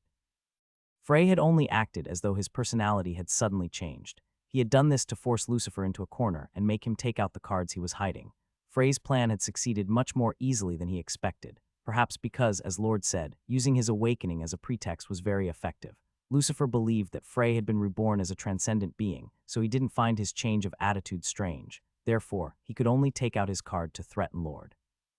However, what came after did not go according to Frey's intentions. I thought I could push Lord a bit further. Lucifer's plan had been ineffective to the extent that it could be called futile. Nevertheless, he couldn't dismiss it as his fault. If he had used it on Lord 10 years ago, it might have gone just as he expected, if not better. Lord treated all the demigods equally and loved them more than anything. Every single demigod could have been considered a weakness to take advantage of. But the current Lord was different. At some point, his way of thinking had changed. "Now I understand. The reason for your change of attitude. Lord wanted to consume Frey as well. That's why he treated him as his kind, the biggest piece." Recalling how he'd referred to him, Frey continued. "That's probably referring to Ricky." Lord hummed as though he was surprised. Frey's words were correct. Ricky, the second demigod to appear on the continent, was the biggest piece that Lord wanted, and Ricky's crystal had now merged with Frey. "It's not just Ricky. I can also feel the power of Indra and Mild, and you also have the crystals of Norn and Sunseer. Every crystal left in the world by my people is a piece of the puzzle that I cannot miss. I don't understand.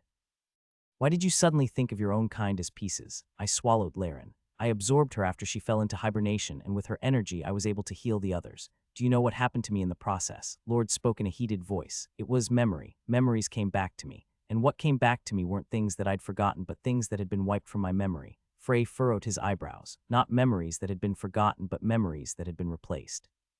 Was that referring to the memories he had when he was Michael? I don't know what the principle behind it is. However, I found out as soon as I became one with Laren.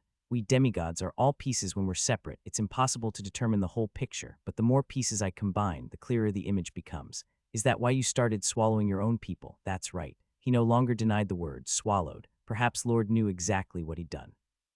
In Lord's voice, conviction and madness could be heard in equal parts. Now that he was actually saying it out loud, he was becoming even more certain. He was convinced that he was doing the right thing, that he wasn't wrong. I persuaded the rest of my people. I wanted them to understand my mission. Some of them agreed, but the majority of them could not understand. It was a pity, but I understood. It's not a concept that could be understood simply by explaining in the first place. So I used a bit of coercion, and in the end, I was proven right. Brruck. Suddenly, bubbles began appearing on Lord's skin. Then faces began to appear all over his body. It was a very frightening and gruesome sight. Ahaha, ahaha, hi hi hi. It was the faces of the demigods, probably those who had been absorbed by Lord. Not only did he see Heimdall, whom he'd met only a few days ago, but even Laren's face was there. All of these faces burst into laughter. The laughter of dozens of completely different voices at the same time created an incredibly creepy feeling. But that wasn't the only sound coming from the body. Listen, Frey, this is the laughter of my people. I'm certain now. Everyone who became one with me is satisfied. In every instant, we are all feeling a sense of fulfillment that we never would have felt as individuals. We have finally understood and achieved the concept of perfection and true unity. Frey was now certain. At some point, Lord had gone completely insane. Frey couldn't help but snort in disgust. Lord tilted his head to the side as he heard the sound. Do you not understand? In my mental world, I accepted Mild and Indra, not just their power but their memories and personalities too. The method was different, but in a way, it is similar to the absorption you are talking about. Ho. Lord gasped in admiration. Two demigods, as well as Ricky. Perhaps it was just residual thoughts, but they were still not things that a human could absorb. If it was an ordinary human being, that is, he let out a laugh. As expected, it was an incredible waste for Frey Blake to live as a human. That's why I can understand just what every demigod thought of you, Lord. I learned of the respect and awe they had for you. That was why he'd come to acknowledge Lord to an extent. He didn't have a choice. Of course, this didn't mean he would ever forgive him for what he'd done. He didn't even want to justify it. He was still Frey's greatest and most hated enemy. But from the perspective of the demigods, Lord was a hero. They were transcendent beings who didn't know why they'd suddenly fallen to the continent. Each of them had the power to destroy a country with ease. Nevertheless, their minds were delicate and fragile. They were afraid. They were like newborn babies who had yet to understand themselves. The transcendent power that was given to them was a curse, not a blessing. They didn't know what to do, where they were, or even who they were. It was Lord who reached his hand out to these demigods who were trembling in fear and united them. He was the first demigod, their leader. He was also like a parent to the other demigods. Perhaps even more terrifying things would have been done to the continent if it weren't for Lord. Predators who didn't know restraint were much more terrifying than purposeful tyrants. If the demigods, who had overwhelming power, simply saw other living beings as food if they didn't dominate them, but instead chose to eat them. Frey looked at Lord and said, "The demigods didn't become beasts because of you, because of your teachings. But now I understand. You are no longer my enemy. The demigods no longer have the right to rule over the continent. And you, Lord, no longer deserve to be called Lord." Frey spoke with confidence. "Now you are nothing but a monster." Shuck, all the demigods' faces that were protruding out of Lord's skin disappeared. He sighed and muttered, "Right, you don't understand me after all, even if you have Ricky's piece. Don't distort the facts. Ricky never understood in the first place, not even once. If you felt that way, then it was only your one-sided delusion. That's a lie, I can tell." Frey stopped talking. Just because they were talking didn't mean they were having a conversation. It was foolish to try to have a conversation with someone who was covering his ears and only listening to the things he wanted to hear. Even if he was a powerful being like Lord, this meant there was only one thing left to do. Ku. Divine magic power surged in Frey's body. "Do you intend to fight? It's not like you don't know it's pointless. Haven't you realized what kind of being I have become?" Lord spread his hands. It was a holy gesture, as though he had become a supreme being. His body slowly rose into the air. Crack, the sky split open. Then a crack appeared on the ground. A black space could be seen behind these cracks. "I brought the abyss to this place. The world I created has overlapped with hell." I suddenly remembered something you told me 4,000 years ago. You said we don't have the right to claim to be gods. What about now? My existence isn't far away from that state. This wasn't pretense. Lord was now the being closest to the level of God. Even though Lucifer was only half of a being, his power was comparable to that of Frey, who was a transcendent being. Yet Lucifer had died after one attack from Lord. Even his power of space had evolved. It was also possible that he could use the powers of the other demigods as well. It was impossible that Lord would be able to immediately digest all the power he received from the demigods. This meant that he was becoming stronger even at this moment. When he was finished digesting all of the divine power, Lord might truly become godlike. He knew that, but Frey still stepped towards Lord. Instead of avoiding eye contact, he looked up directly at Lord's face. "So this is your answer." It was a pity. Following Lord's mutter, there was no more conversation, and so began the most arduous battle of Frey's life. There was a chance for him to win. If he didn't believe that he had a chance, he wouldn't have let Lucifer die so easily. After all, the more variables present in a battle where the outcome was not guaranteed, the better. Nevertheless, the fact that his odds of winning remained abysmal was unchanged. Clang. Following a heavy sound, Frey's body was pushed backward. It felt as though a hammer as heavy as a mountain had struck his body. The shock from this blow was so powerful that it shook his very transcendent bones. Lord was still standing in the air, and a pale glow shone around his body. As Lucifer had noticed before, this was a sign that he was about to attack. Frey seemed to understand the true nature of this glow. It's a visible representation of his divine power. The reason why it was barely visible was because the space couldn't properly digest his divine power. This was nothing to scoff at, as it meant that Lord's power had reached a stage that surpassed the limits of their dimension. Clang, clang, the heavy sounds continued one after the other. Lord's attack had no shape, and it had already become unnecessary for him to move. It was possible for him to deal with his opponents using only his thoughts. This also meant that his attacks couldn't be anticipated. Invisible attacks repeatedly struck Frey's body from every direction. Of course, he wasn't unprotected. His divine magic power wrapped around his entire body like solid armor. Nevertheless, this didn't mean that he was completely unscathed. His divine magic power was being whittled away bit by bit with each subsequent attack. He couldn't continue like this. He had no hope of winning this battle unless he turned his defensive into an offensive. But there was one thing that he'd become convinced of after a series of blows. Lord doesn't want to kill me. He was trying to capture Frey alive. And the reason was quite obvious. It was in order to completely absorb the divine power that Frey had. After Frey died, there was no guarantee that he would leave behind a crystal like the demigods did. The only way to win would be to make use of that point. He didn't think it was cowardly. Rather, he thought that it was an opportunity. Those who wanted the kill and those who wanted to capture. The difference in mindset was by no means trivial. Moreover, in a fight like this one, the fight between Frey and Lord could be seen as a clash of wills. It was the same as when he defeated Mild, Indra, and Ricky in the mental world. In the end, it would become a question of whose will was stronger, and Lord's capture mindset would surely work against him at a crucial moment. In addition, clang, Lord's attacks were steadily becoming faster. He was as expressionless as usual, but Frey could feel the faint impatience in his attacks. This was inevitable. Kaltud was dead. This meant that Nozdog was either hibernating or severely weakened. Moreover, Nozdog was currently in Haidum Ikar. Frey's teammates and Dro were there as well. All of them were hostile towards Nozdog, and it wouldn't be hard for either party to find and kill a defenseless demigod. Lord said that he didn't care about Nozdog's death, but he would definitely want to obtain the crystal he left behind. Did he realize that he wouldn't be able to subdue me with this kind of attack? Lord had become too strong. It was possible that he didn't know his own strength, which was why he wasn't putting all of his strength into his attacks. Therefore, he was gradually increasing the strength with each subsequent attack, but Frey's defenses were also gradually becoming stronger. The strength and weakness of their respective powers didn't matter. What mattered was that Frey was becoming used to his attacks. He would not be able to overpower Frey if he continued to attack in this way. Did he feel that? Lord's attacks, which seemed unrelenting, stopped for a moment. It seemed that he intended to change his attack method. Frey's eyes shined. This was the moment he was waiting for.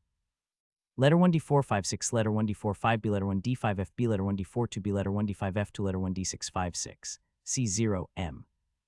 Spear of light pierced through the enemy. Frey muttered softly. Magic missile. Lord paused. It was unintentional, but his pause created a small opening.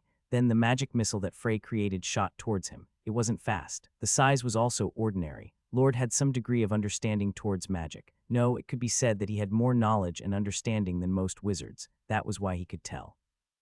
The magic missile that was flying towards him was a basic spell with no special properties. Lord, who was quietly observing the magic missile, twisted his body slightly, and with a sharp sound, the magic missile flew past his cheek. After flying for a bit longer, the magic missile disappeared. That was it. It was a basic spell that would disappear after flying a few dozen meters. Nevertheless, he could not allow this attack to touch him. This was because the energy that the magic missile constructed was not from mana, but from divine magic power. However, this was only the beginning of Frey's attack. Balls of flame soaring through the air. Fireball. F-whoosh. A ball of fire as large as a fist suddenly appeared in the air. But this time, Lord did not sit still. He immediately used his power of space to extinguish the flames. Frey continued to chant without hesitation. Bind their voices. Chain lightning. The ruler of earth devours you. Earthquake. My enemies will forever dance in fields of flames. Flame ball. Frey cast one spell after another, and Lord responded to each spell immediately, destroying them, blocking them, or avoiding them. He did not allow any of the spells to hit him directly. Lord thought they were threatening. They were definitely a threat to him. However, they were sloppy. As he extinguished a flame ball, he spoke. Spells. This is probably the weapon you are most familiar with, but the idea of going back to basics is quaint. It's sloppy. Did you think that fighting in the way you are most comfortable with would help?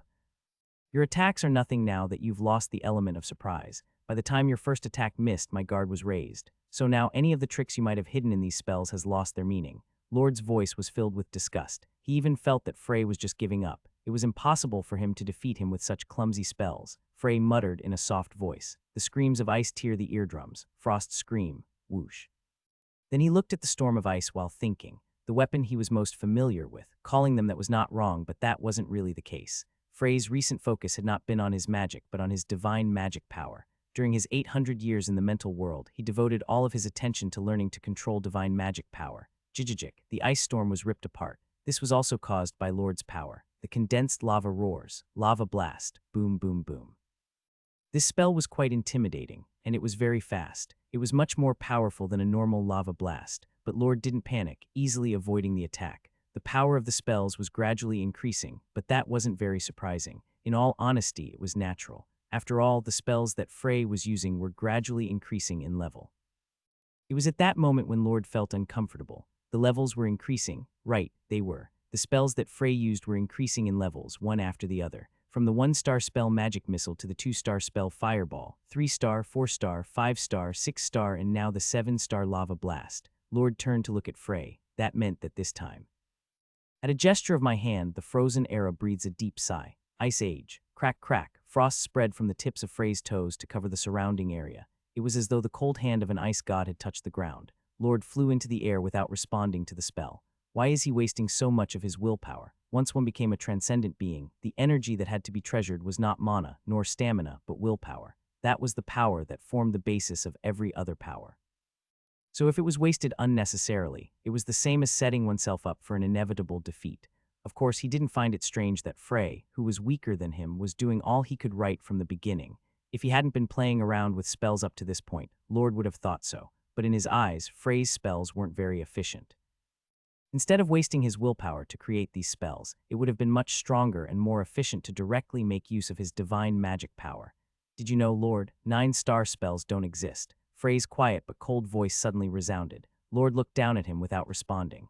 When a wizard reached 9 stars, he gained the ability to use Absolute Field. This couldn't be called a spell. It was a simple power. The absolute beam that Frey used was derived from this power.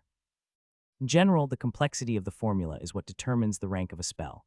If a 7-star spell were to be written down, the magic formula would easily be able to fill 10 sheets of paper. That was why everyone who met Frey was amazed. Frey's ability to swiftly break down and create magic formulas exceeded common sense. Of course, no matter how powerful Frey was, this would have been impossible if he hadn't spent over 4,000 years in the abyss. I created a 9-star spell, Lord.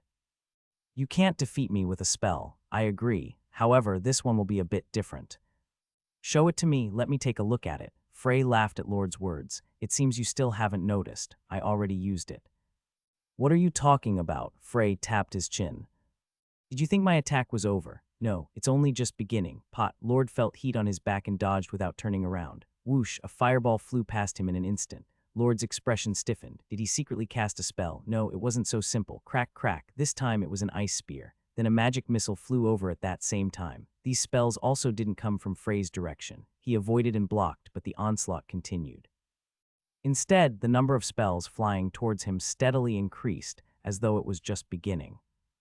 These spells have already been cast, so they won't go away even if you block them or avoid them. In time, they will simply appear again, and they will keep getting faster and faster. As long as my willpower supports it, this magic bombardment will never end.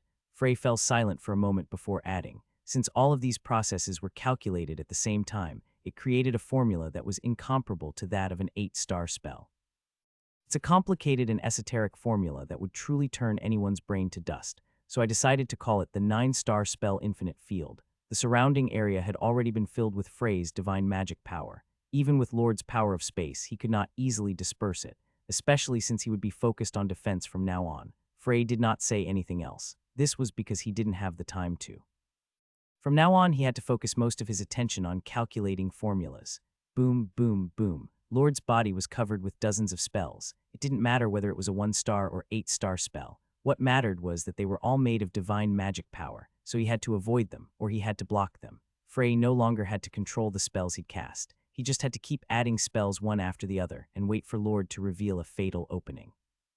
But I can't kill Lord with just this. Frey's eyes sank. At first glance, it seemed like he had the upper hand, but that didn't mean he could let down his guard. He also didn't think that this was enough to actually defeat Lord. So Frey was preparing a spell of the next level, the step above 9 stars, which was known as the peak of magical science, and the legend the very existence of which was still unclear, a 10-star spell. It's an honor to meet you. Gray wanted to pretend to be calm, but he couldn't.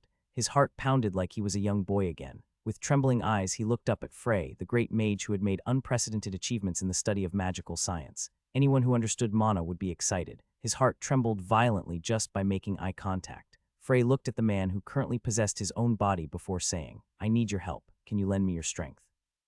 I will do whatever you say. He said these words without even needing to think. Gray's firm belief in Frey could be clearly seen in his eyes. I've long dreamed of something like this happening, that the great mage who suddenly disappeared was still alive and had returned to defeat the demigods, haha.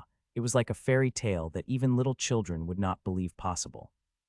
The truly unbelievable things only happen in real life. You have wisdom that befits your age, so I'm sure you already know this. Of course I do. Frey looked at Gray for a moment before speaking. By the way, why did you give yourself the surname Troman? Ah, pardon my discourtesy. I'm not against it. I'm just curious. This was the truth. Frey was not a noble, so naturally he didn't have any pride in his bloodline. He had no objections to someone using his last name unless it was a despicable person. If I think about it simply, I believe you took my last name out of respect. That is naturally one of the reasons, so there are other reasons. Hoo-hoo, that's right. It is also because I, Gray Troman, am the successor to the great mage's path in the truest sense.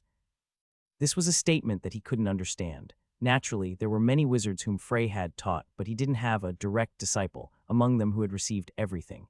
As if he knew that, Gray nodded. Of course, I know that the great mage didn't have any direct disciples, but a book containing the essence of your path was passed down.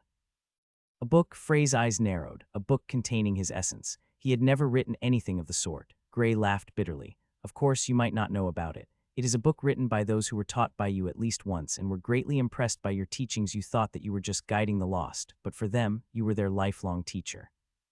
My master's master, no, even long before my master's master, we were able to decipher the teachings in the book, and many were able to reach 9 stars because of that book. When he heard that, Frey recalled something. There is an organization called Paragon in the modern era. They mentioned 10 stars to me, and they seemed convinced that it was real. They said that they read it in the Great Mage's My Book. When Gray heard that, he pondered for a moment. He had never thought deeply about the 10 stars level, nor did he recall leaving it in a book.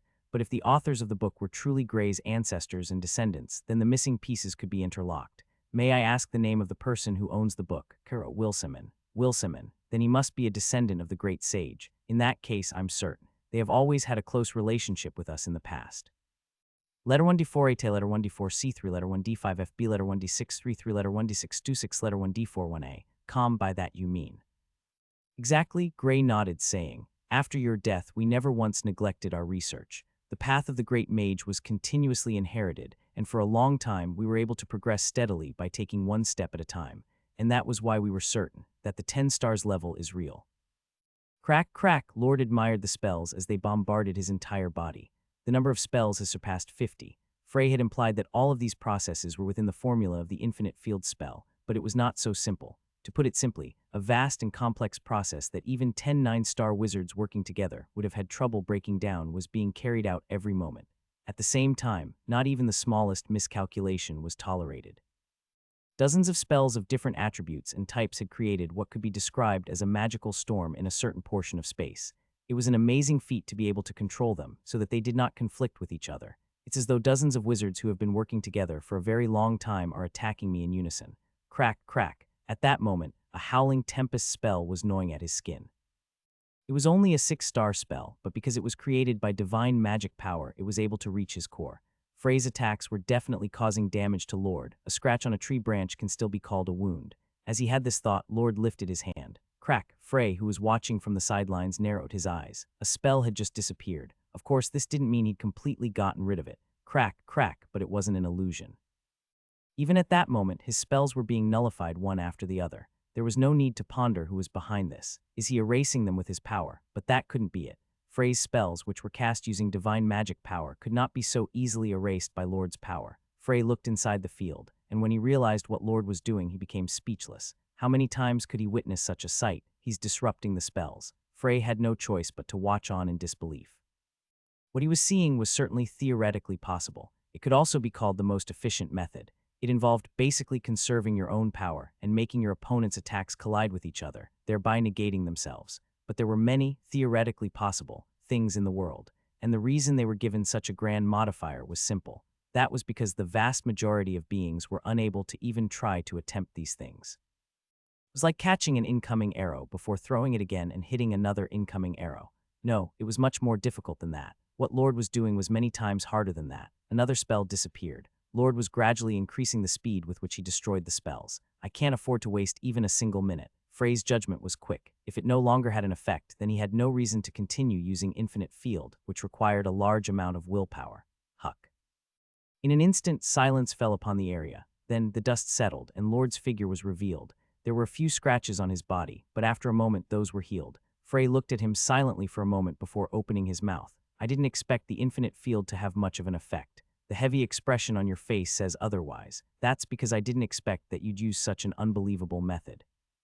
You used a technique that requires a great understanding of magical science. Is this also knowledge you gained by consuming your own kind? Right. To be precise, I gained an understanding of the concept of mana. Magical science is a study of mana created by you humans, but mana itself is derived from the power of origin. Lord's affirmation made Frey's heart feel heavy. It was hard not to. After all, one of Lord's weaknesses had been erased. Just as Frey used his understanding of divine power to his advantage in fights against demigods, Lord had also learned the concept of mana and could now use it to deal with magic. You really are powerful. He meant it. Frey was incomparably stronger than he had been 4,000 years ago, but Lord was still stronger than him. He thought he'd narrowed the distance between them, but inexplicably it had only grown larger. It would have been a lie to say he didn't feel any hopelessness, but Frey struggled to suppress those negative thoughts. If his conviction was broken, a monster called defeat would surely raise its ugly head. Even if one was forced or bluffing, one should never admit that one's opponent was superior. In a sense, sometimes, it was better to keep a good frame of mind than to conserve willpower. However, even if you understand mana, you won't be able to decipher a 10-star spell. You seem to be mistaken. The 10-star level doesn't exist. I too thought so. Lord paused. He could feel in Frey's tone that he wasn't lying. Are you saying that you have achieved that level? It seems that I have at least stepped one foot in. I see. So that's why you haven't become desperate yet. He nodded. I'll give you time. Enough time to prepare. So do your best and show me the 10 stars level. At first glance, this statement might have seemed to carry the composure of a powerful being, but the meaning being it was completely different. Lord's goal was to defeat, capture, and ultimately consume Frey. And the most efficient way to do that was to make him realize the difference between them. Lord knew. Just as Kaltud was Lucifer's last card, the power of 10 stars was Frey's. If he could withstand this attack, then Frey's will would certainly be broken, because he would realize that he couldn't win. SSS. Breathe, close your eyes, empty your thoughts. Then remember the power of 10 stars that Grey Troman had found. Language, whether it was spoken or written, words contain power. Frey knew that too. The power that Grey's ancestors, that is to say, Frey's disciples, paid attention to was the dragon's dragon tongue. This was a power unique to dragons that was neither magic nor divine power. Then how was this transcendent power expressed? How could a combination of words released through speech have such an effect on the fabric of reality?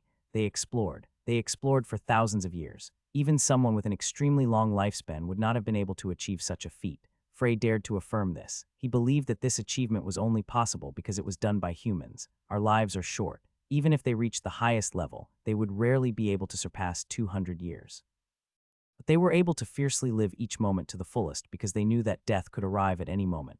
They could burn their souls as though the present was their last. They could run constantly, and even if they couldn't achieve their goal in the end, they could die laughing, because their will, desire, and achievements would all be inherited, and they believed that their future generations would be able to complete the mission that they couldn't. If not the next one, then the next after that. It kept stacking and stacking.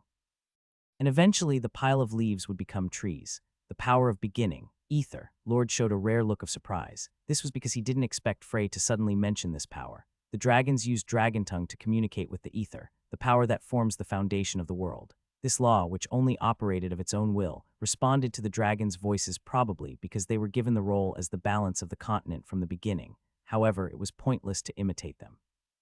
Dragon tongue was certainly powerful, but in the end, it was defeated by the demigod's divine power. We couldn't handle that power, so I found a new law. I decided to communicate with the law I was most familiar with instead of ether, mana.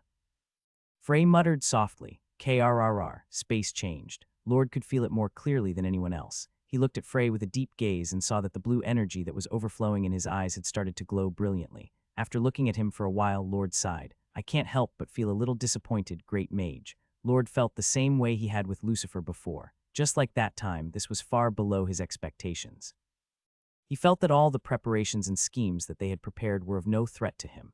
Everything they'd done had only been able to injure him at most. He never thought it would be so easy. I know what you're trying to do. After understanding and deciphering the dragon's dragon tongue, you then applied the same principle to the law of mana. If dragon tongue could control the ether, then the power Frey was currently using could control mana. That was why he was disappointed.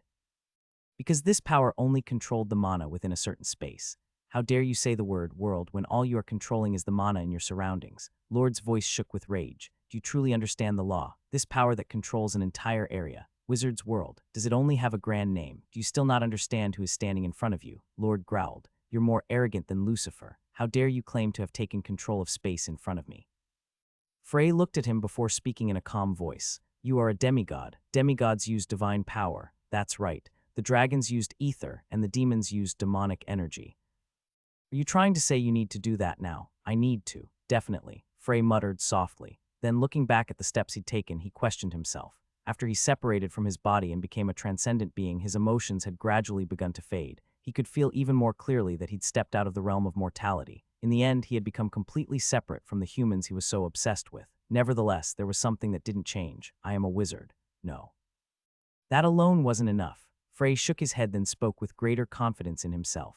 I am the great mage, the explorer of mana. That was who Frey was in essence. My mission is to explore mana, the greatest energy, and decipher the truths hidden within it. It is my duty to understand and adjust the complex laws of this world. That is the responsibility I hold as the great mage. That's why, Lord, I will face you with mana. T-Tuck. Lord's aura changed in an instant.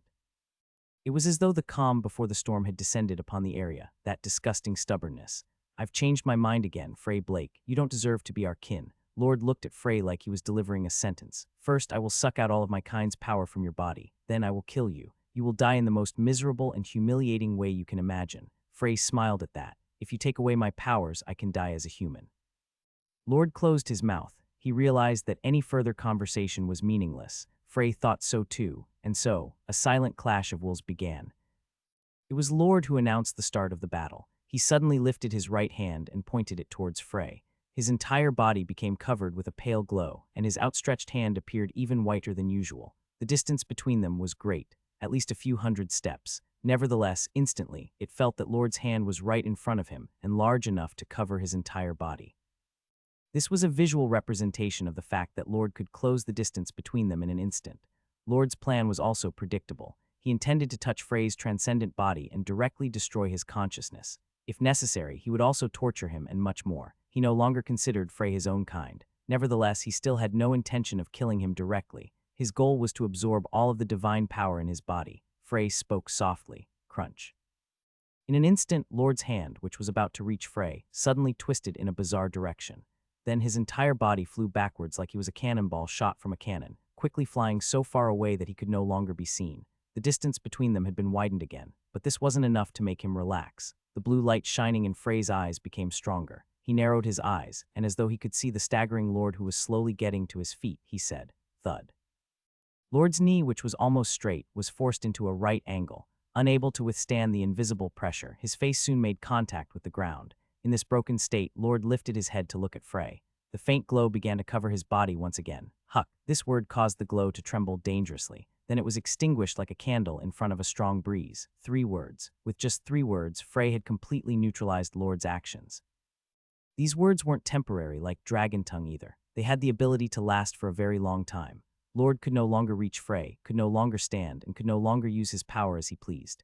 Yet it was Frey who decided to call this power in tongue. At first glance, it seemed as though he was overpowering Lord, but Frey's expression wasn't very good. It's hard. He had restrained him, but he hadn't caused any actual damage. No, could it even be called restraint? It wasn't considered a restraint when a rope was tied around a rock. It wasn't enough. He couldn't kill Lord with just this. Frey calmed himself. Now that he'd brought all of his power to bear, he had no intention of wasting any time. In fact, he was already feeling a bit dizzy. This was the effect caused by his use of infinite field as well as a power with which he was not familiar. In particular, the aftereffects of his tongue were quite severe. It was inevitable. It is the power to change my perception into reality. It was an ability that could be called reality manipulation. It might even have been possible for him to create matter as long as he had the time to increase his proficiency. It was a power that was no different from the power of God, however. It wasn't universal. If anything he said really could happen, he would have already told Lord to die. In fact, he still wanted to try it.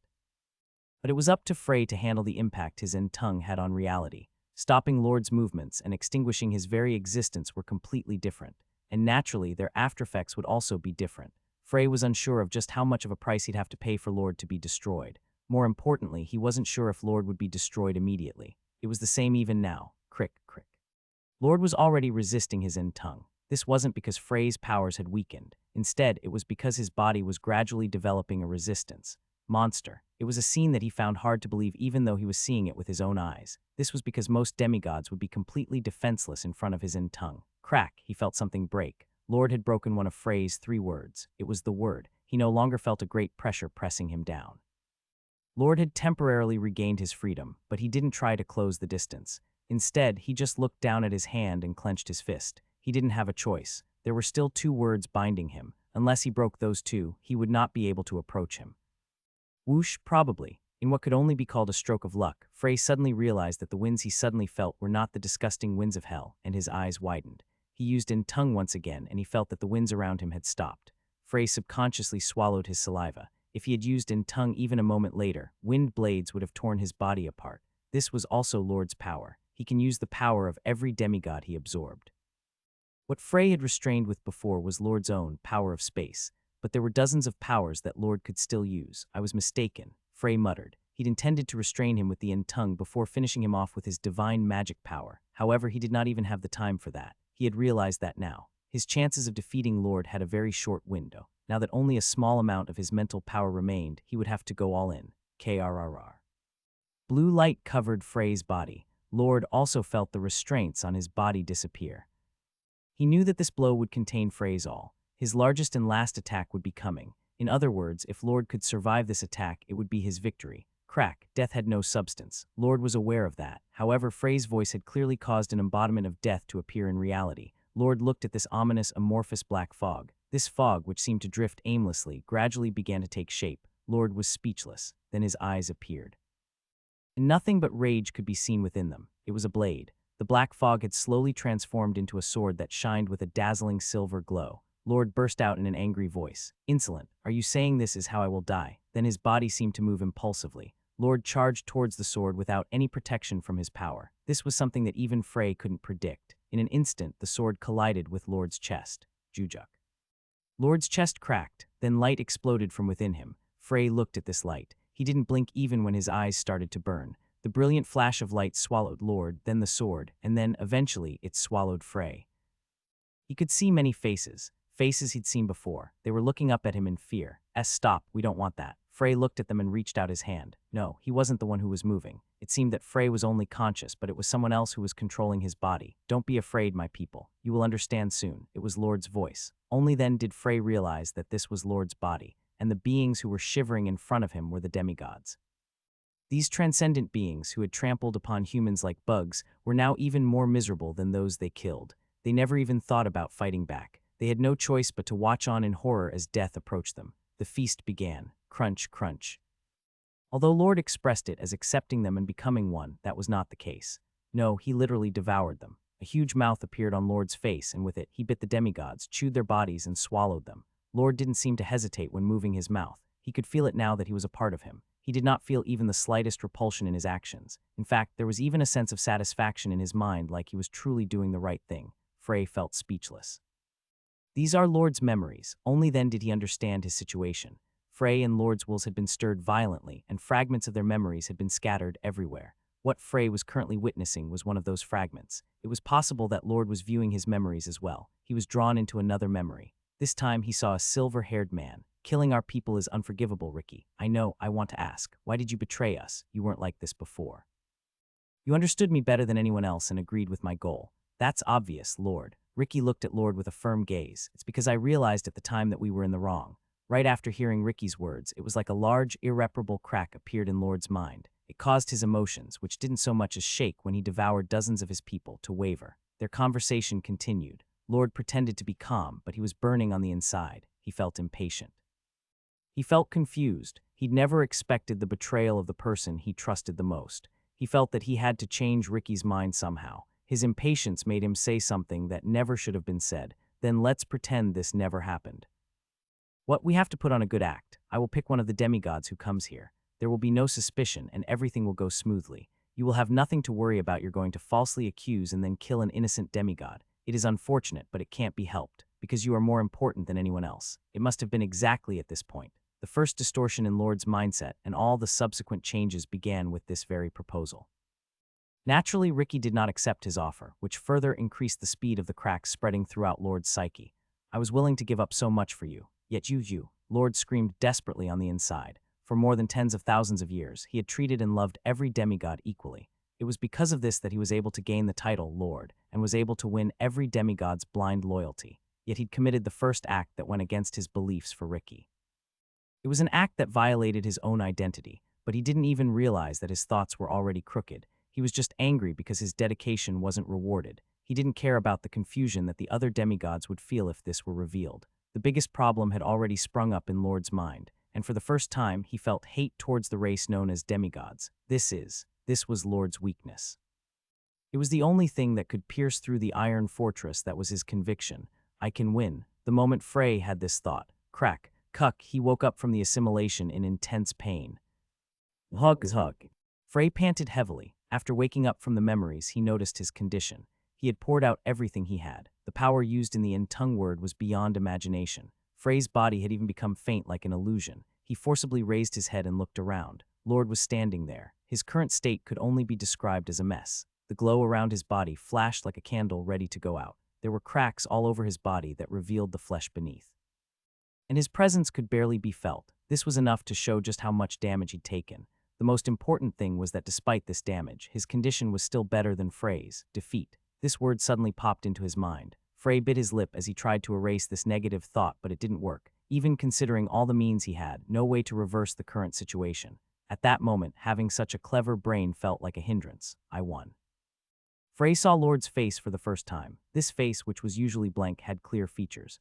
Lord also had a smug smile on his lips, but his expression was still somber. He didn't have a choice. He had no choice but to change his decision at the last minute. He didn't intend to kill Frey, but he might have disappeared if he so much as touched him. Therefore, he did his best, and he won. We became assimilated after that clash, and most of your power came to me. Just as the river flows into the sea, this is proof that I have greater power. It was a really long and hard fight. Lord had no choice but to admit this fact. It wasn't even a dragon, a demon, or even God. Instead, it was this man before him, a human who was Lord's greatest enemy. But that was it. In the end, it was Lord who won. You will die here. Frey opened his mouth for a moment before closing it again. He had nothing to say. He had challenged him, fought, and lost. His will dampened. Now he didn't even have the strength to lift a finger. In the end, all this scene showed was Lord's conviction, which was still stronger than his own. In truth, he couldn't believe it. There was no way he could believe it considering everything he'd gone through throughout the years. Lord's conviction was clouded. It was twisted and contradictory. If it were to be expressed as a color, it would be dark while giving off a dull aura. That was why he couldn't believe that he'd lost to such a perverse conviction. Nevertheless, it was undeniable that he'd lost. The results didn't lie. Frey closed his eyes. I didn't think it would end like this. He thought he could win. He'd even learned Lord's decisive weakness. But in the end, he still lost, just like 4,000 years ago. Of course, it was different from back then. Lord could no longer look down on Frey. Therefore, he would not do something like locking him in the abyss again. He had clearly recognized just how threatening Frey was, so he wouldn't leave even a piece of him behind. There would be no miracles this time. I lost. Frey's voice was clear as he spoke. Humanity didn't lose. Letter 1D456, letter 1D4C3, letter 1D4C3R, letter 1D486, letter 1D622D. NBSB com. Frey Blake, do you not yet understand? For me, your existence was more troublesome than every other human on the continent combined.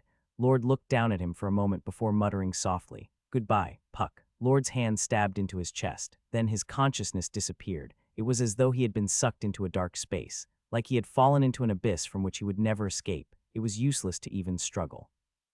Instead, the darkness would only pull him deeper and deeper like quicksand. And so, Frey Blake died. Strange, Lord thought this while looking down at Frey's body. It wasn't Frey's body that was there. He had already separated from his flesh. This was his soul body, or it could be called his transcendent body. Nevertheless, whether it was called his soul body or his transcendent body, if the body of a transcendent being received a fatal attack to its core, it would inevitably disappear. This was true even for his own kind, but Frey's body didn't disappear. It was still translucent, as though it would disappear at any moment, but it didn't disappear even after he stopped breathing. It was strange. I'm sure he's dead. To put it in the context of other living beings, his heart had exploded and his brain had been smashed. There was no living being who could remain alive when its vital organs had been destroyed. That was why he still felt uneasy. After all, this was the man who'd managed to escape from the abyss. Even if he didn't do it on his own, it was still an achievement that ordinary humans would never have been able to accomplish. In short, this man had a record of making the impossible possible, so he couldn't let his guard down. He couldn't even relax. Therefore, in order to get rid of his anxiety, he had to erase even the slightest possibility. Just as Lord was about to raise his hands and carry out his thoughts, "You look exhausted." Lord didn't turn around. But he knew the owner of the voice was Usura. "So, did you reveal yourself because you think you can defeat me now?" Lord's voice was filled with disdain. Of course, it wouldn't have been enough to call his current state a mess. But that didn't matter. The only one who could kill him was already dead. If there was truly something called fate, then it was already settled. Now there were no longer any threats to Lord's fate. In other words, he no longer had to worry about dying. Everything he wanted to happen would surely happen. He was the winner. No, Usura knew that too. He shook his head bitterly. "I saw your fight with Frey. It was such a fierce battle that he couldn't even have tried to interfere. Their levels were so different that they could be said to have been in different dimensions. Usura had no choice but to run away and watch from a distance. He'd even used the power of Lilith, who he always disdained, to save his life. It was the most humiliating thing he'd ever done in his life. It was to the point that he wanted to bite off his tongue and kill himself in shame. For Usura, who had lived for thousands of years, this day was surely an incurable scar on his heart. Or not, there was another way. Clang. Usura threw his 6 weapons aside. Then, while taking the stance he'd shown Frey not so long ago, he said, "Let's exchange pointers, Lord. Don't be ridiculous, Usura. It's very unsightly to see you, a demon, trying to imitate a magic warrior. I know, I think so too. Why are you trying to throw away your life? I have no intention of destroying hell." Lord sounded genuinely confused. "I think it is necessary for hell to exist. I will not destroy this place and cause chaos. Look, this is the end of the clown who mistook hell for his own property." Lucifer's headless body suddenly appeared. Lord then put his hand into the body. Crack. "And this is the core of Satan, hell's former balance. It wasn't completely digested. Letter 1d4f2n, letter 1d45b, letter 1d4fb, letter 212f, letter 1d5ed, nbsb com." Lord opened his bloodied hand to reveal a small gem. Even though it was a gem, it seemed to have a mysterious aura filled with unlimited vitality and potential. This was the only thing that could have been considered the qualification of a balance in a material way. It was just as Lord expected. Lucifer had the cores of both Satan and the Dragon Lord, and after separating them, he realized that it would be inefficient for one being to possess all the cores, so he decided to share. Lord held out Satan's core to Usura. "I will give this to you.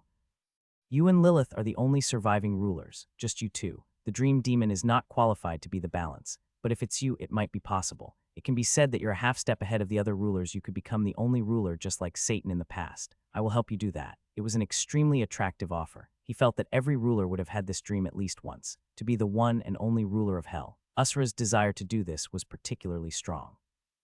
It would have been a lie if he said he wasn't shaken, but Usura still shook his head. "Why, there's no point sitting on a seat that someone else prepared for you. I get what I want with my own 2 hands. This is the way I have lived from the start."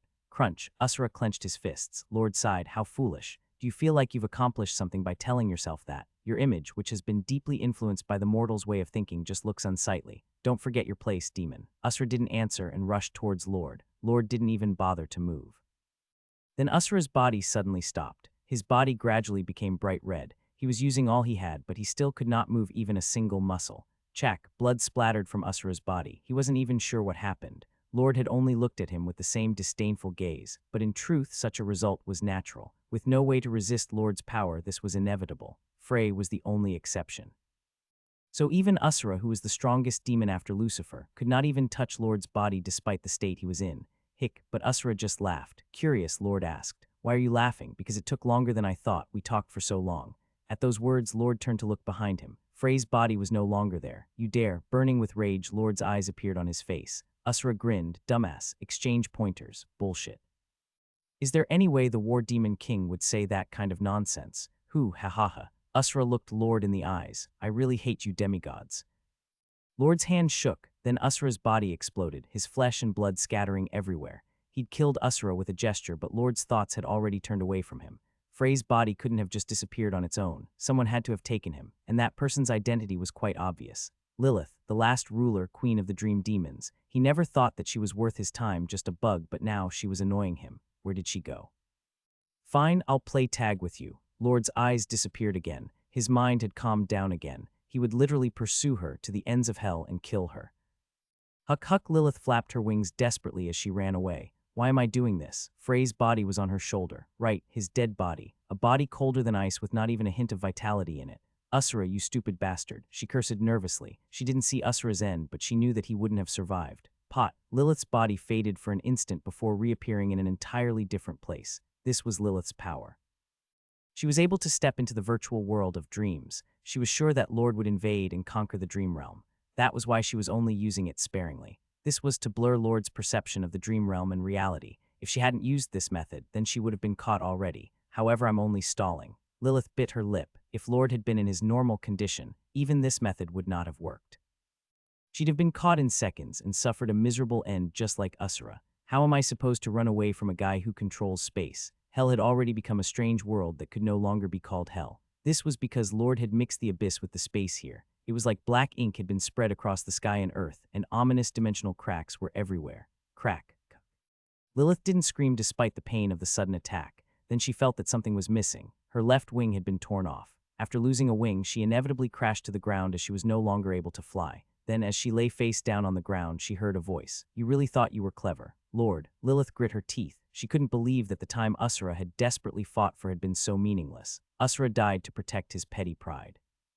He didn't want to sit on a throne created for him and died for his stupidity. So what about you? Why are you trying to save him? I owe him my life. Lilith glanced at Frey and muttered, I am a demon, but I have something called shame. Do you? You are lying. You never thought about making Usura the balance of hell. Nonsense. Stop pretending. I am a woman who survived for thousands of years with the lies from my mouth. Do you think I can't smell a liar? Lilith laughed. You have no intention of keeping hell around. Lord was speechless. He never thought that he would be seen through so easily by this woman. Lilith didn't miss this opening. She pushed Frey into the black space beside her. Frey's body was quickly swallowed by this black space. Seeing this scene, Lord shook his head and said, Do you know what you've done? I'm going to die anyway, so what does it matter? Right, you know it well. Crack. In the next instant, Lilith's body was crushed as though she had been stepped on by a giant being. It was an end so pointless and miserable that it was not befitting of the last ruler of hell. Lilith didn't even know how she died. Lord looked down at the puddle of flesh and blood that had once been the ruler known as Lilith. Unlike Usura, he didn't think she was worth talking to. That space, the abyss, is my world. Lilith, all you did was push Frey directly into my lair. Your foolish struggle was for nothing. That was what Lord thought. He tried to step into his space, but he felt that he'd been blocked by a wall. What is going on? Lord's voice was filled with shock. This wasn't possible. He couldn't step into the space that he'd created. But Lord soon realized something. His expression became distorted. Iris, do you intend to block me till the end? Hoo-hoo-hoo.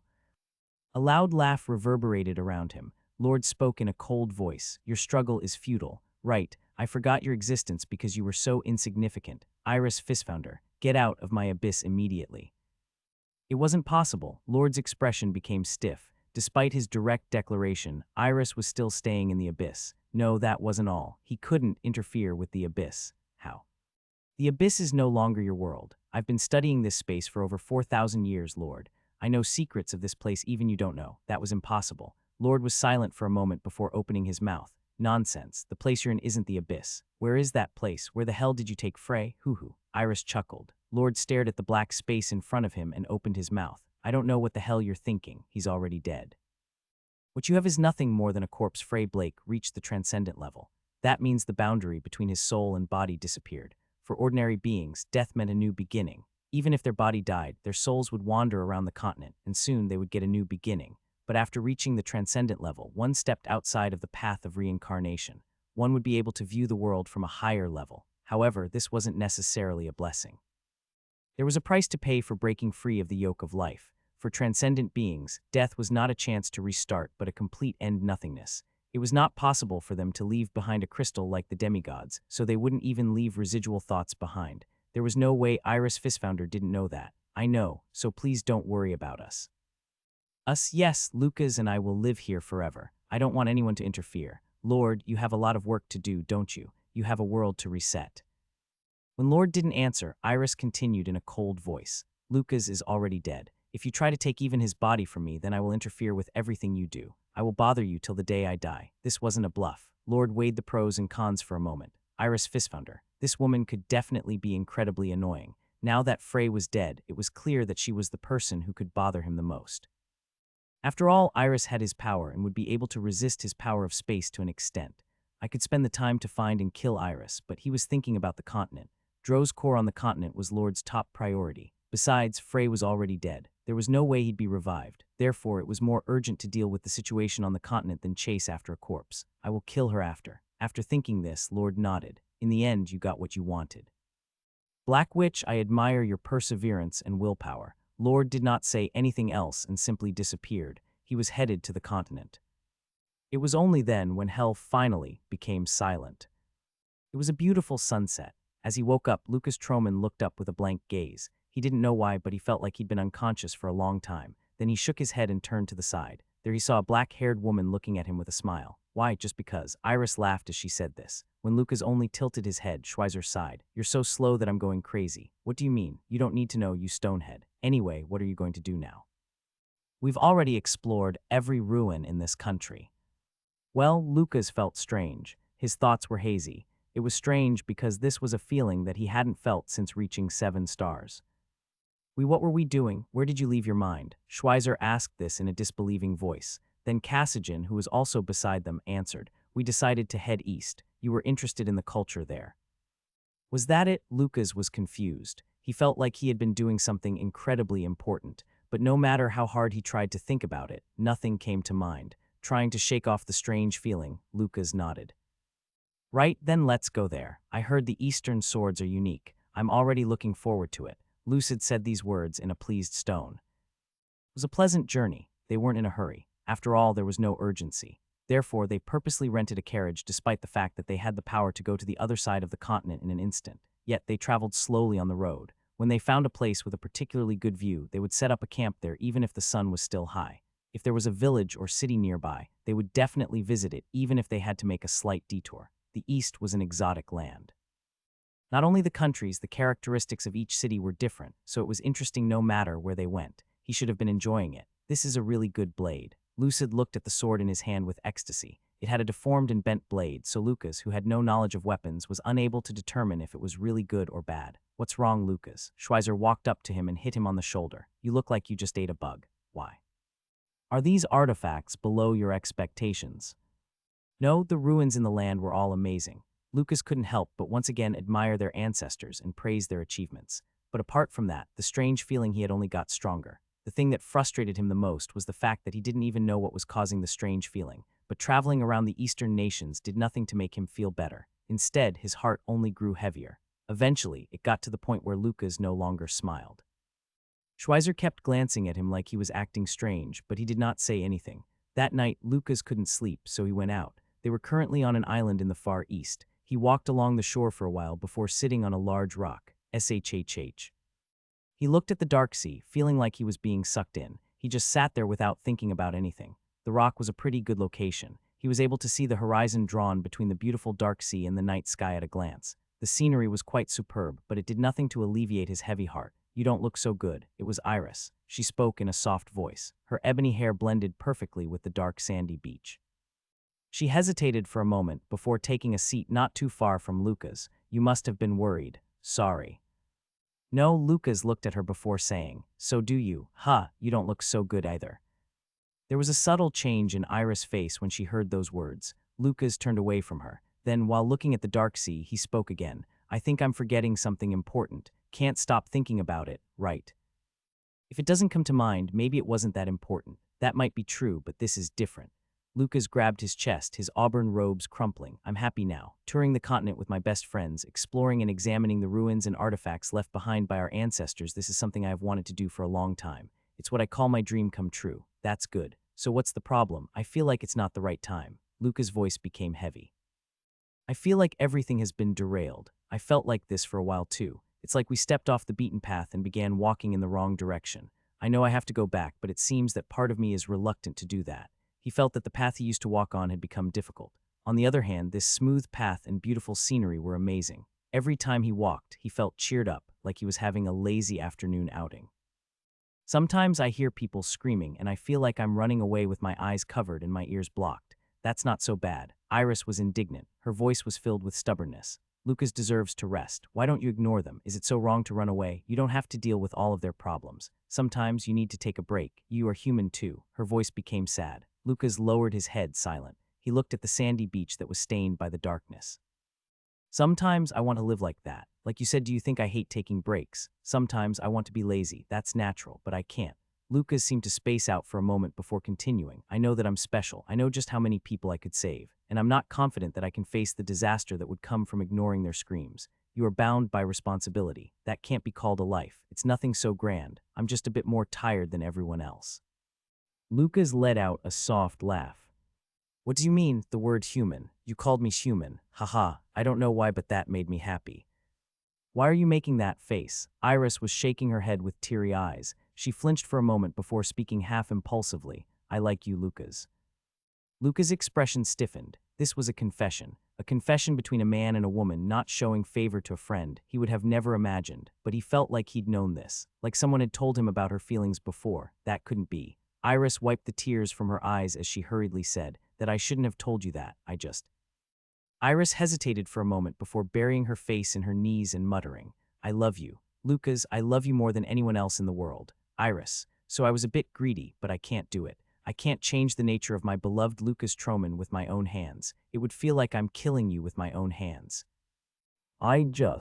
Iris' voice faded, then his surroundings were enveloped by a bright light.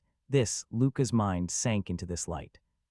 He heard a voice, a familiar voice. Lucas regained his consciousness while hearing this voice. He felt like he was waking up from a long dream. Was it an illusion? He'd never seen something like it before. It was so vivid and long that it could not be compared to reliving a memory. He clearly remembered traveling with his friends for a few months. No, but the conversation he'd had with Iris. Lucas could not remember ever seeing Iris' tears. Even if it was only once, he would not have forgotten it even if 4,000 years passed. It wasn't just that. There was a lot of incompatibility in the memories he just witnessed. I was about 30. He wasn't too sure, but he felt that it was probably around that age. At that age, Lucas was already engaged in an all-out war against the demigods. He would not have been able to afford such a leisure trip with his friends. But the thing that puzzled him the most was the fact that he was still able to think. He had gained a transcendent body and died after being defeated by Lord. He should have already disappeared without even a soul left. Naturally, it was impossible for him to consciously think like this. Who's there? Lucas wanted to ask this, but he didn't have a mouth. He didn't even have a tongue, so there was no way for him to talk. He could only cry out in his mind. Naturally, he didn't receive an answer. Where am I? It was a place that was filled with just darkness. It felt very similar to Lord's prison, the abyss, but he felt that there was a fundamental difference. Shuck.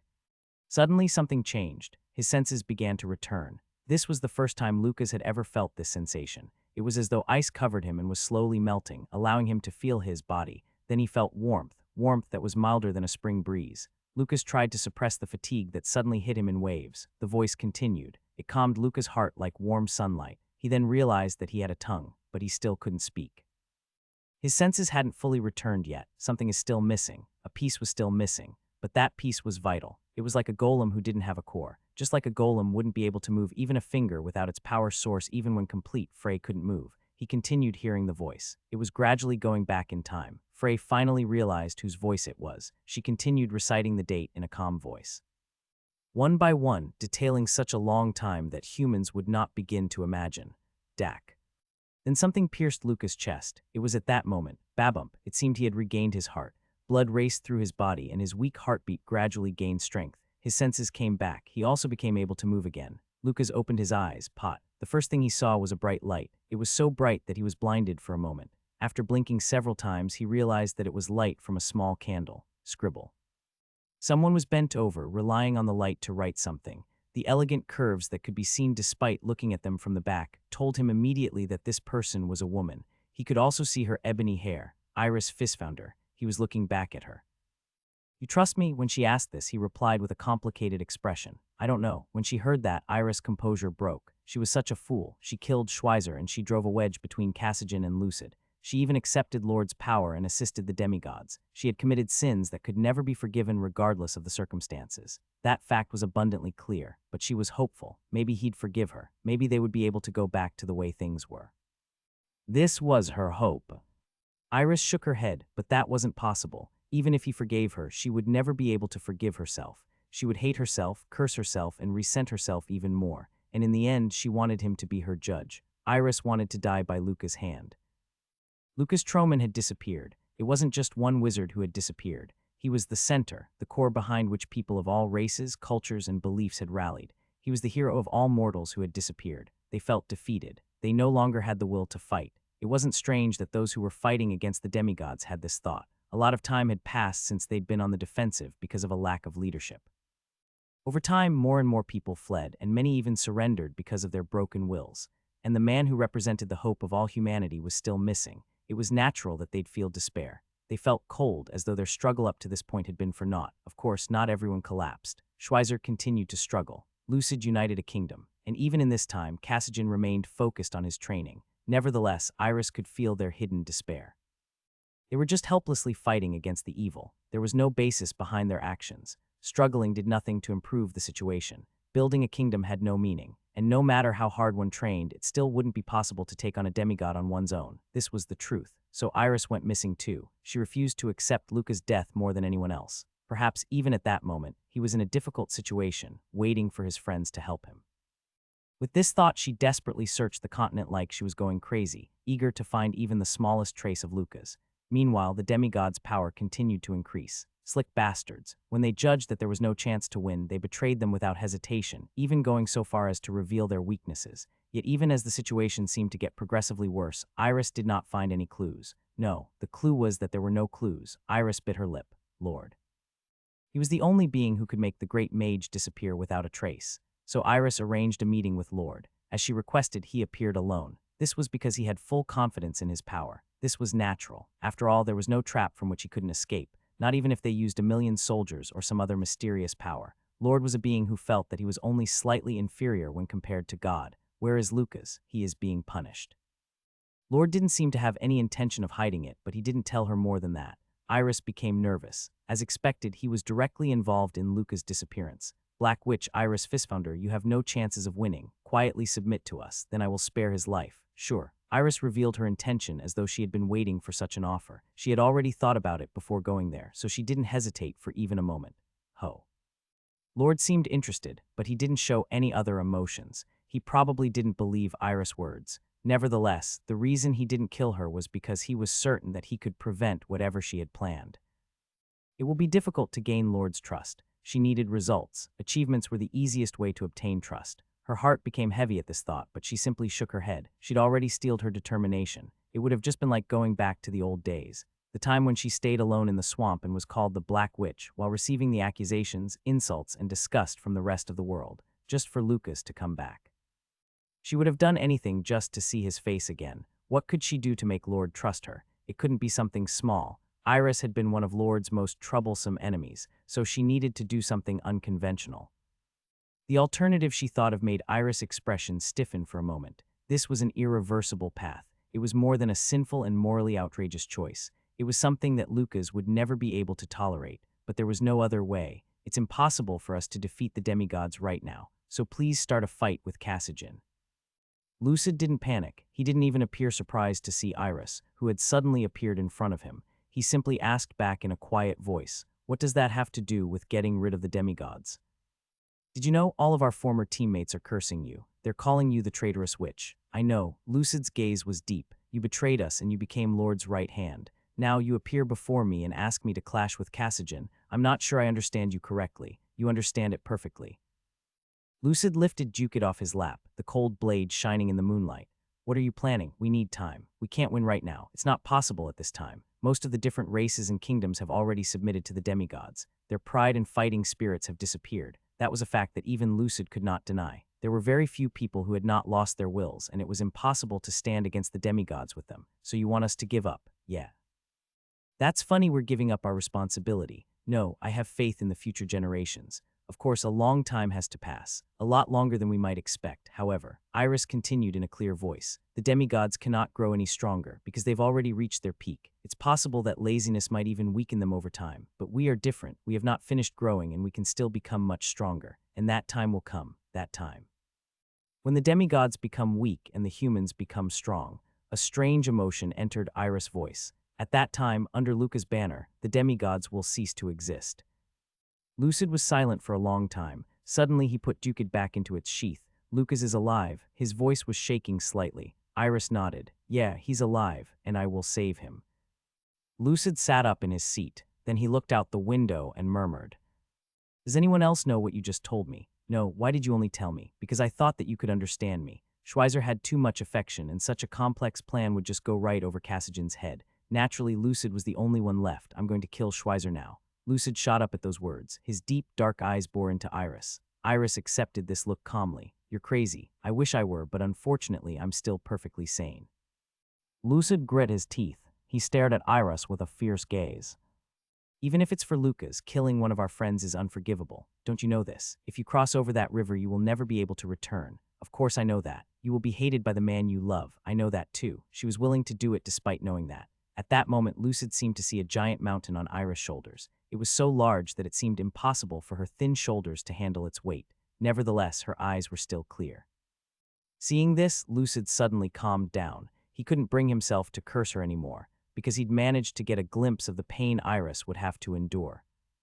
You're going to fight a long and painful battle that is incomparable to our own, all by yourself. Lucid sighed. Iris' judgment was correct. Lucid was the only one who could understand her. That's because he put his reasoning over his emotions. It was probably not his role to hold her accountable. No matter when, no matter how long it took, no matter what they thought of each other, he hoped that Lucas and Iris would reunite, so Lucid nodded his head. She didn't hate Schweizer, though she sometimes felt jealous because Lucas would often give Schweizer more attention than he gave her. She knew that he was Lucas' most precious friend, and his talent made up for his shortcomings. Yet Iris still killed this man. She even laughed at him right before his death, demeaning his achievements and insulting his death. She did this because Lord might have been watching. Nevertheless, the moment Schweizer died, Iris felt something in her heart die along with him. Lord immediately responded to her achievement.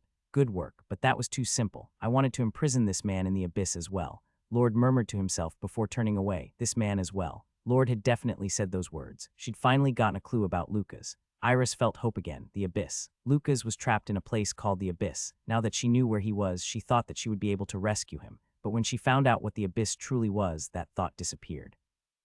It was a world personally created by Lord, a space completely disconnected from the outside world. In other words, an inescapable prison. Moreover, Lucas' body was already dead. The only thing that had been trapped in the abyss was Lucas Troman's soul. Ha ha ha ha. Iris felt like her mind broke a bit at that moment. She felt like it would have been better to just go crazy. But she couldn't. Craziness at that moment would simply have been an escape. It would have been no different from locking the door and ignoring all of her sins and the responsibility for everything she'd done so far and the things she'd do in the future. Even if she really let herself go crazy, it could only be after she'd saved Lucas. Not long after that, Lucid and Casageon had a confrontation. Iris had predicted that this would happen, and as a result, Lord had no choice but to acknowledge her to an extent. Excellent. I will grant you a favor that you can use at any time, unless it adversely affects my people.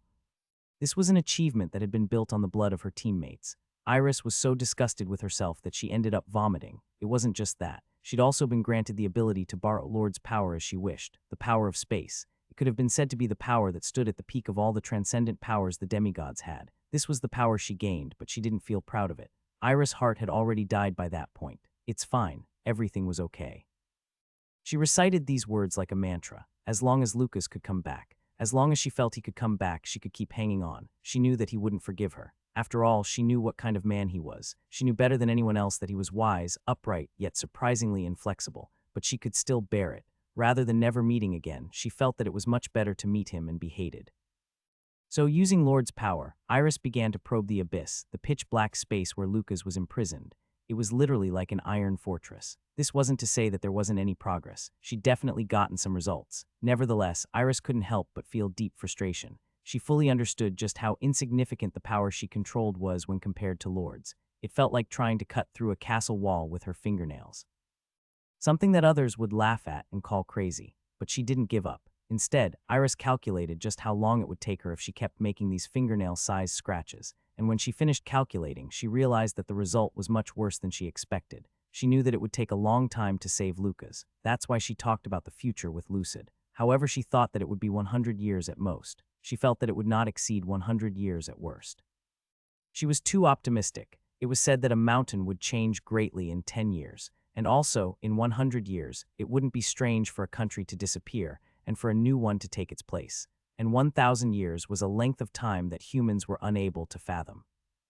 Her mind seemed to shatter at that moment. This wasn't an exaggeration. At that moment, Iris felt even more despair than when Lucas had disappeared. For 4,000 years, she would have to carry a task every day without missing a single one, and if she made a mistake or allowed Lord to notice, then it would all have been for naught. Schweizer's death would become a dog's death, and Lucid and Casagen's confrontation would become meaningless. She felt so overwhelmed by the pressure that she felt like she was being crushed, if by chance, if she somehow managed to endure it for so many years, if in the end she managed to maintain her sanity, deceive Lord, and successfully create a gap in the abyss after toiling for 4,000 years, would Lucas really be able to grasp that opening? Would Lucas even be able to stay sane until then? His situation was much worse than Iris. He was imprisoned in a place where there was nothing but darkness. Letter 1d6 to a letter 1d4 5b letter 1d4 a tef letter 1d6 to 6 letter 1d6 a t letter 1d4 1d. Com. Could he really endure for 4,000 years in such a place without a body to move, only being able to think? This was a task that was absolutely impossible for an ordinary human. It's possible. This voice which sounded out with absolute certainty was her own. If it's Luca's, then it's possible. She suddenly let out a laugh. She didn't know long had it been since she'd laughed so heartily. Iris laughed to herself while nodding continuously. Of course it's possible. The only man she'd ever loved, the unprecedented great mage, the great teacher of all. If it was Lucas Troman, he would definitely be able to endure it. He wouldn't give up, so she wouldn't give up either. To save Lucas, be hated by him and then killed by his hand. Her shattered mind seemed to regain shape. Lucas had once told Iris that she was pretty. It was a time when she'd been smiling mysteriously. Since then, she practiced a lot by looking in the mirror every day, and the mysterious smile from that time remained on Iris' face. It's been 20 years since I've known Lucas. It felt romantic. To keep their relationship of 20 years, she was willing to endure 4,000 years. Some might have even found it touching. Iris chuckled. It's going to be a very long plan, so she felt like she should give it a name. What should it be? After pondering for a moment, a good name popped into her mind. The name of the plan was intuitive. The simpler, the better. The Great Mage returns after 4,000 years. Right, she liked it. Iris smiled. Iris' memories ended. Lucas once again stood alone in a dark space. He realized that his body had been fully restored, but he still couldn't say anything, because his mouth didn't seem to work. When he had been trapped in the abyss, he'd thought that he was having a harder time than anyone else in the world. But he'd stopped thinking like that because he felt it was a petty and self-important thought. It was obvious that Lucas had a long and painful experience that no one would have been able to imagine. But Iris' experience was no lesser than his. No, in a way she had a much more painful time than Lucas. Unlike the abyss, which was a world of silence, the world Iris had to live in could only have been described as hell. Lucas could see that. From the beginning of her plan, there was not a single painless day. She had long abandoned her body. After all, no matter how much the longevity of a witch contracted to a demon was, she couldn't survive for 4,000 years. So Iris transferred her soul to a doll in order to continue living.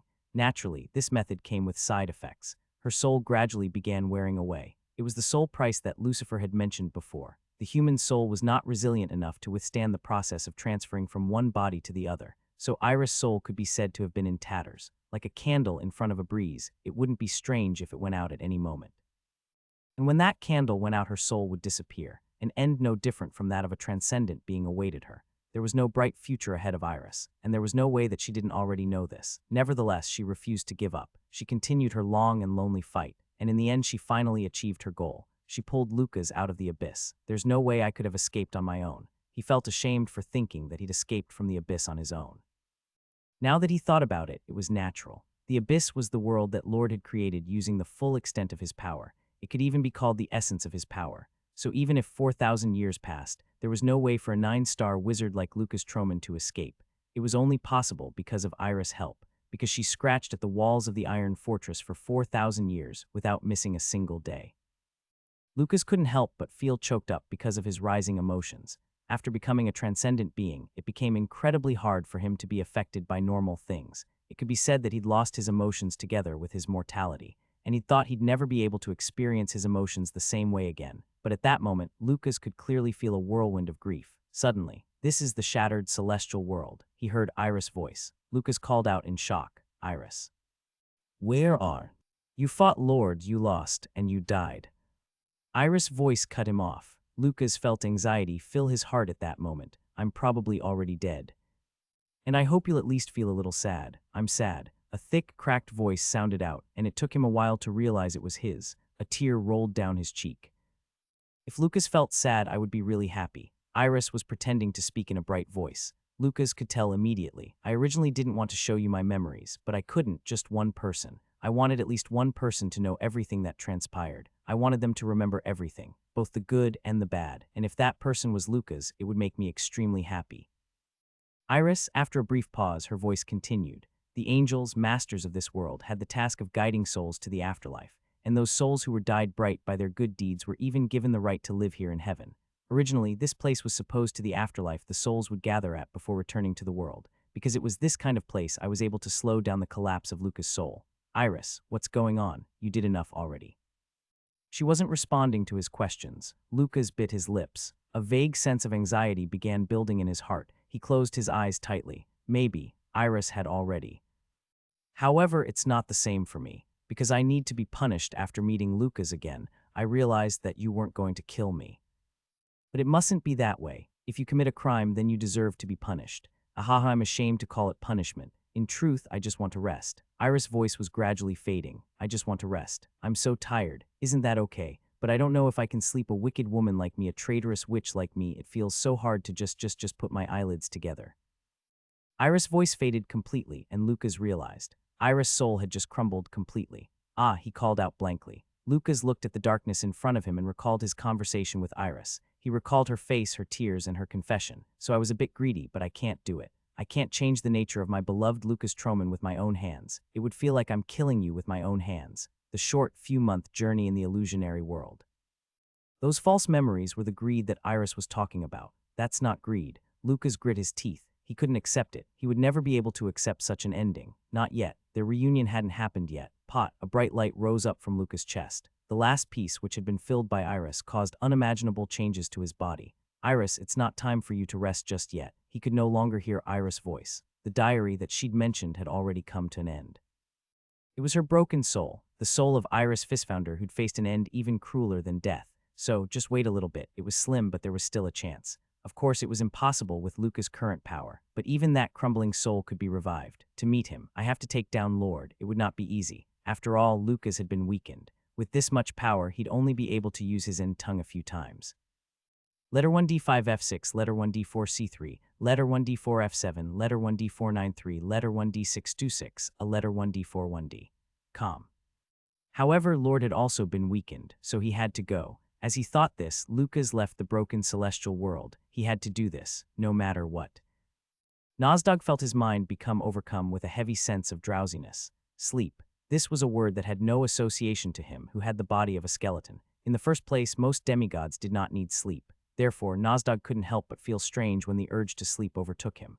One thing was clear at that moment. If he relaxed for even a moment, he would immediately fall into a deep sleep. Then he would die immediately after. At the hands of none other than the man who was currently standing in front of him. So Kaltud really was Lucifer's pawn all along. Of course, he had never fully trusted the red-skinned demon. What Nozdog trusted was the fact that he was a demon. Aside from his natural strength, he didn't think that the members of the Circle would be able to do anything to a being who was mostly active in hell. But he never thought they'd end up in an all-out war against hell. If he'd known this would happen, he never would have taken a demon for his apostle. Dro murmured, "Lucifer is dead." What the hell are you talking about? Nozdog could not conceal his shock at those words. He couldn't afford to. He immediately jumped up from the throne of Haidum Ikar and glared at Dro. Lord would never do that. Whether you believe it or not, the only demigods left in this world are you, Lord and Elia, who never leaves the frozen lands. Cuck. Shocked, Nozdog stumbled back slightly. His body flopped back onto the throne. Lord, why would Lord consume our people? His voice was weak. Normally, he would have exuded a dark and gloomy aura like a god of death, but now his aura was scattered and exhausted. Isn't it obvious? To become stronger, Lord started treating your kind like simple chunks of energy, like nutrient supplements that could make him healthy and strong after he consumed them. That's impossible. Stop the pointless denial. I can already tell from your attitude, Nozdog. You don't seem to be surprised. You must have expected something like this to happen. Nozdog shook. It was true. From the time Lord had swallowed Laren, he'd thought that something like this might happen, but he pretended not to know. And in front of Agni, he spoke large words. He boasted that he'd trust Lord no matter what he did. No. Until now, he'd firmly deluded himself that Lord was only taking shortcuts in order to revitalize the demigods. However, he had no choice but to look at the results now. Lord had devoured all of their people. Lord will be here soon. Then you'll know for certain that he swallowed all of the other demigods. I wonder, Nozdog, is that the end you want? What are you trying to say? Let's work together. If you don't want to die, then help me take Lord down. Stop talking nonsense. Nozdog spoke in a harsh voice. Dro glanced at the door before speaking. We have a chance of winning. Our reinforcements have arrived. Crash. The doors to the throne room were smashed open and people could be seen walking in. Ivan, who was standing at the front of the group, shook a piece of iron off of his hand as he said, "We came to the right place. All the guys who were hard to find are just gathered here." "Hey Dro, did your business go well?" After Ivan said this, Dro sighed. "There's no time to listen to your reproach. You guys, get ready. Get ready for what, Jack?" Suddenly, space split open and Lord walked out. His sudden appearance caused the hearts of everyone in the room to freeze for a moment. It was as though time itself had stopped. Only Lord's head moved in this room, which seemed to be frozen in time. It wasn't long before his eyes settled on Dro. "Here you are, Dragon Lord. Because you seem to have forgotten your promise, I came to retrieve my prize. I'm sorry, but I don't know what you're talking about." When Dro responded with an expressionless face, Lord didn't say anything else. They all knew that a conversation was useless in the first place. Then Anastasia spoke with a stiff expression on her face. "Where is Frey?" She was told that Frey went to hell to stop Lord, but now Lord was standing in front of them. And he appeared to be heavily injured, as though he'd just been in a fight with someone. While Anastasia looked at him with anxiety, Lord replied indifferently, "The great mage is dead." "Enough of your bullshit." Unlike the shocked Anastasia, Ivan growled in a low voice. Lord's gaze finally turned to them before he nodded. "That being right, this must be the shell the great mage used before he became transcendent." He was talking about Frey's physical body. "Grey Troman." Lord spoke in an annoyed voice. "Your presence annoys me. Die, pop." Grey's body exploded without any warning, his blood covering the great medium who stood beside him.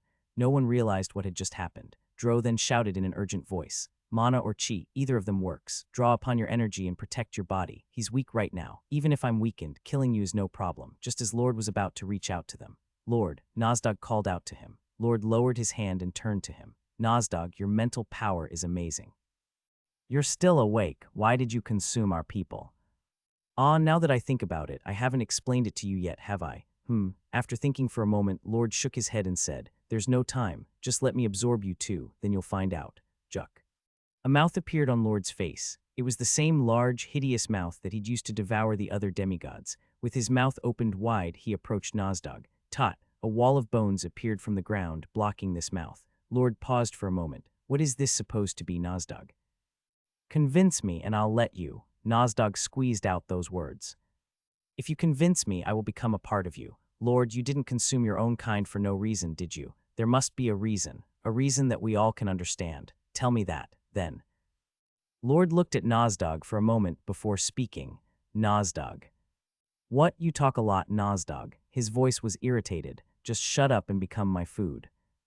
Nozdog was speechless. He was one of the demigods who fell to the continent the earliest. This meant that the time he'd spent with Lord was naturally longer than most other demigods. They'd known each other for almost an eternity, and he had trusted and followed Lord from the start.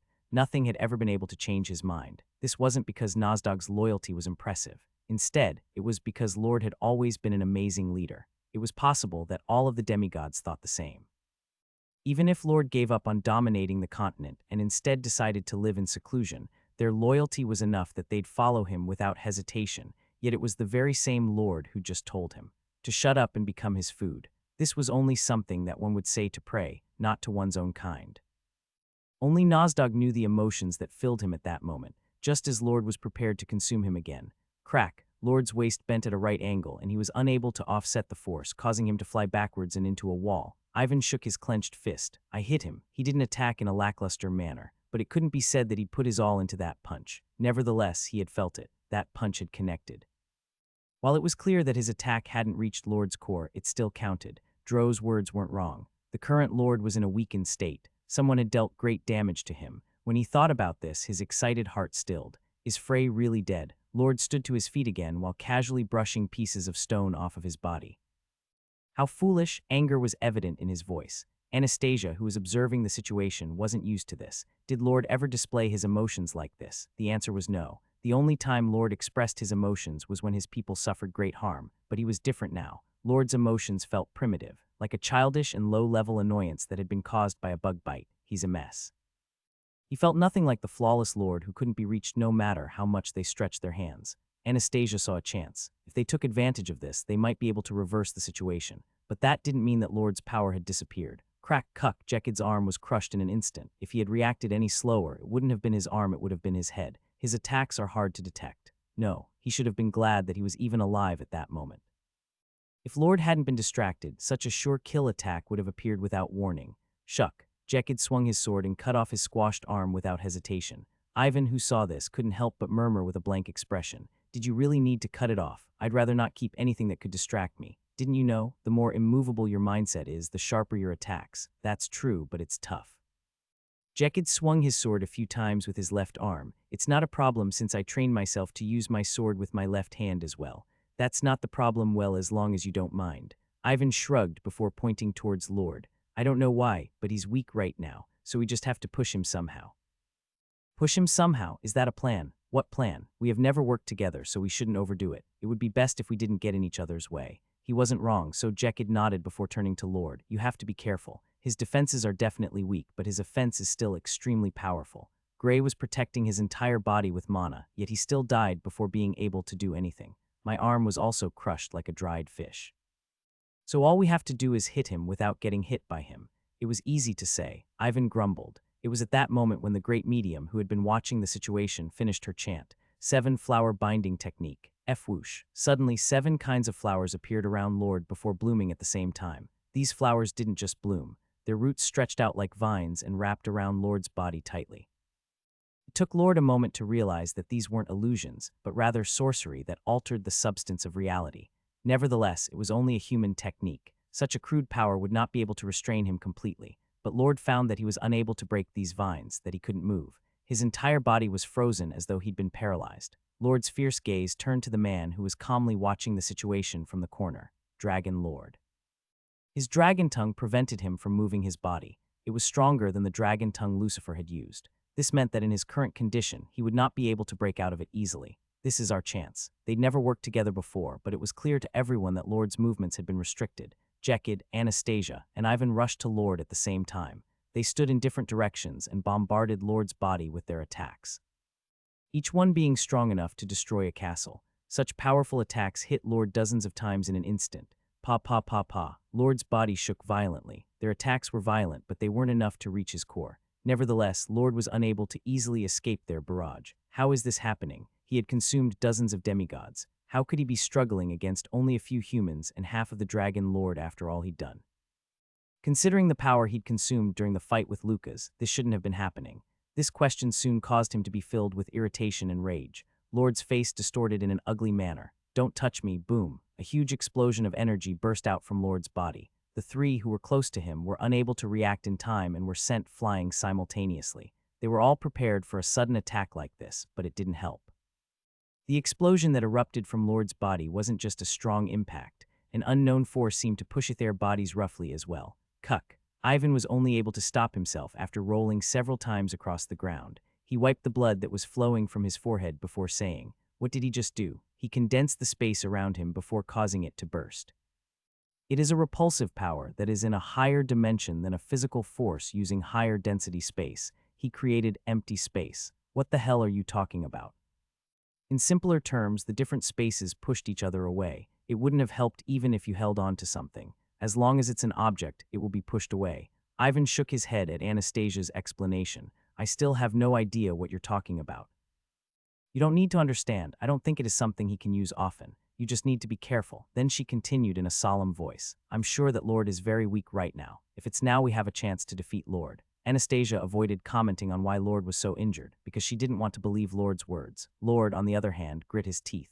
Anastasia's murmur was quiet, but he could still hear it perfectly. Was she talking about the battle with Lucas? Was she saying that the damage he inflicted had weakened him so much? No, it wasn't because of that. It was true that the battle with Lucas had a tremendous impact on his condition, but the reason why he was in this situation was different. Lord felt a foreign power bubbling inside his body. This energy was the reason. This is not divine power. To be precise, it was a mixture of divine power and mana. While absorbing it, Lord knew that phrase divine power was mixed with impurities. Nevertheless, he hadn't cared, because in the end the ratio was 91. Naturally, his divine power was the 9. Therefore, he thought that he would easily be able to filter out the mana, which was nothing more than scraps in comparison. It was the perfect mistake. This man was extremely persistent and toxic, causing Lord's body to rot just with its presence. Due to this, Lord's body was currently unstable. To make matters worse, even the divine power that he had yet to digest showed signs of running rampant. All of this chaos inside of him could have been easily quelled if he were in his peak condition, but Lord had spent a lot of energy in his battle against Lucas. Even so, it was extremely humiliating for him to be pushed to this extent by this insect-like group of mortals that Lucas Troman wasn't even part of. Warrior King's Fist, Blade Fist, Jijik. A sword-like gust of wind shot out from Ivan's fist and violently scratched Lord's body. Jekid and Anastasia also began using their long-range attacks. The wounds on Lord's body increased. If this continues, he would actually be defeated by these pieces of trash. Suddenly, an idea appeared in Lord's mind. He turned his eyes to Nozdog, who was standing far away before calling out desperately. Nozdog, help me. Lord, I'm sorry about earlier, but can't you understand? My mind is really unstable right now. I still haven't completely controlled the others who became one with me. If this continues, I will definitely forget my essence and become a monster. That means every demigod in me will also have a terrible ending. Nozdog flinched at those words. Then Dro shouted in a rare, harsh tone. Nozdog, don't be fooled. He's just saying nonsense to make you go to him. Did you already forget how he just treated you? That wasn't me. Nozdog, please believe me right. You asked me to convince you, didn't you? I will explain it to you now. Come here and help me stop their attacks for a while. The flames burning in Nozdog's eyes shook unstably. Then he lifted a bone finger. Crack! Suddenly, layers of bones rose up from the ground, blocking the attacks headed towards Lord. Ivan clicked his tongue when he felt the hardness of the bones. They're much harder than steel. What is he trying to do? Meanwhile, Nozdog began walking towards Lord. Lord, the things you said aren't easy to understand. However, I know you. Nozdog didn't get a chance to finish his sentence. This was because Lord rushed towards him like a wild beast. His arms and legs wrapped around Nozdog's body like rope, while his face, which had become featureless again, was once again covered by an enormous mouth. Crunch. The feast had begun. Lord chewed on Nozdog's skull, neck, ribs, spine, hip, thighs, knees, and shins before finally putting his toes in his mouth and chewing them as well. Nozdog. It took only 3 seconds for this skeleton-shaped demigod to disappear from the world. In other words, by the time Ivan smashed through the bone barrier. Lord had already finished his meal. Dro looked at him with contempt. Do you know what you've done? With your own hands, you killed all the people who trusted you till the very end. You took advantage of Nozdog's loyalty and betrayed him. That might be the case, but their wills will not disappear. Right, in human terms, I have inherited their will. What's the difference between you and me? Disgusting. So you're crazy to the point of asking such a question. Don't talk about concepts you don't understand. It was Anastasia who responded in a disdainful voice. Then Lord shook his head. I naturally don't need your understanding. There was once again a sense of stability in Lord's voice. After all, Nozdog was powerful enough to be called an apocalypse. Right, I understand now. So I was Michael. Ku-ku-hu-hu, how interesting. I was the balance of the celestial world. White wings tore out of Lord's back. He looked back at these wings before muttering, I don't think I can lose any more, so first, let's take care of the bugs. Lord suddenly felt nauseous. He collapsed to the ground while holding his chest. Weck. Tog. Then he vomited something. It was a thick, viscous substance with a disgusting smell, like it was something that had almost been digested. Moreover, this liquid was black and wriggled as though it was alive. I'm not sure what's happening. Lord was currently defenseless. Seeing this, Ivan charged towards him. He wanted to take advantage of this opening. He couldn't help but think about the battle with Agni. Nora had lost her arm, and Binyang risked her life to give him an opening, which he then used to land a punch. He remembered the feeling he'd had at that time. I can do it. After that battle with Agni, Ivan had done his best to perfect Ivan's fist, which had become his trump card. That fist was the limit of the path that Ivan pursued, but it was still incomplete. This was proven by the fact that it hadn't even been able to finish off the weakened Agni. That was why he was confident now. This time would be different from back then. If everything went well, he would be able to reach Lord's core. Kuo. Ivan began condensing mana into his fist. Not enough. He wouldn't be able to do it with this much. It had to be cleared, denser, more compressed. He would bear the burden for it on his own. Whoosh. His hair seemed to have been turning white. In a pure white world, Ivan recalled the path he'd walked on so far. At the end of his teenage years, which could only be described as trash, he met a benefactor by the name of Nora and was taught the Warrior King Fist. He was talented, and for the first time in his life, he felt a sense of accomplishment. It was on one faithful day when he found out about the demigods. The secret of the Warrior King Fist. It was to kill demigods. That was what the martial art had been created for. And the existence in front of him was now an amalgamation of almost every member of this transcendent race, to the extent that it wouldn't be strange to call him the demigod. As long as he killed him, everything would be over. So I will steel my resolve. He wouldn't swing his fist again. For Ivan, who had devoted himself to the Warrior King Fist, he had more than enough determination to give up his life.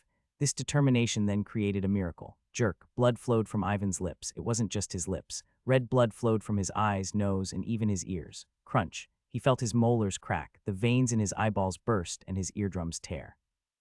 If it wasn't for this pain, he might have lost his mind by then. Cool. And finally, Ivan had gathered his everything into his fist. This is it. This fist was the limit of Ivan's ability. He looked at Lord with calm eyes. He could reach him with this. An unknown conviction filled his heart at that moment. Ivan swung his fist, his hand penetrating Lord's body. Clang. Or at least that was what should have happened. Ivan stared at the scene in front of him with disbelieving eyes. There was nothing in front of him, but Ivan's fist had been blocked. He hadn't even gotten the chance to reach Lord. In fact, Lord wasn't even looking at him. He was still wheezing on the ground with his back bent. Nevertheless, Ivan's fist had been blocked by an invisible wall. Kirk. The backlash came before he could even figure out what had just happened. Ivan couldn't swallow the bubble of blood that shot up from his throat. Blood and pieces of his internal organs shot out from his mouth. Impossible. He stared at his fist in disbelief. It felt like he had struck something that was unimaginably hard. It didn't make sense. In front of Ivan's fist, even the hardest metal in the world, adamantium, which was praised for its durability, would be torn apart like paper. Then Lord, who had finished vomiting, wiped his mouth before saying, "I already told you, I don't think I can lose any more. What the hell did you do? I used my power. But it's only natural that insects like you wouldn't understand." Ivan couldn't hold it anymore and collapsed to the ground. His stamina and strength were already depleted. He had literally put everything he had into that punch. What the hell kind of monster did he become? Ivan felt fear for the first time. He cast a fearful gaze towards Lord, but Lord was still not paying any attention to him. Instead, he was looking down at his vomit. Hup, the great medium gasped and stumbled backwards. She realized what Lord's vomit was. The demigods. "What did you say?" Anastasia was shocked by the great medium's murmur. She hurriedly observed the black liquid.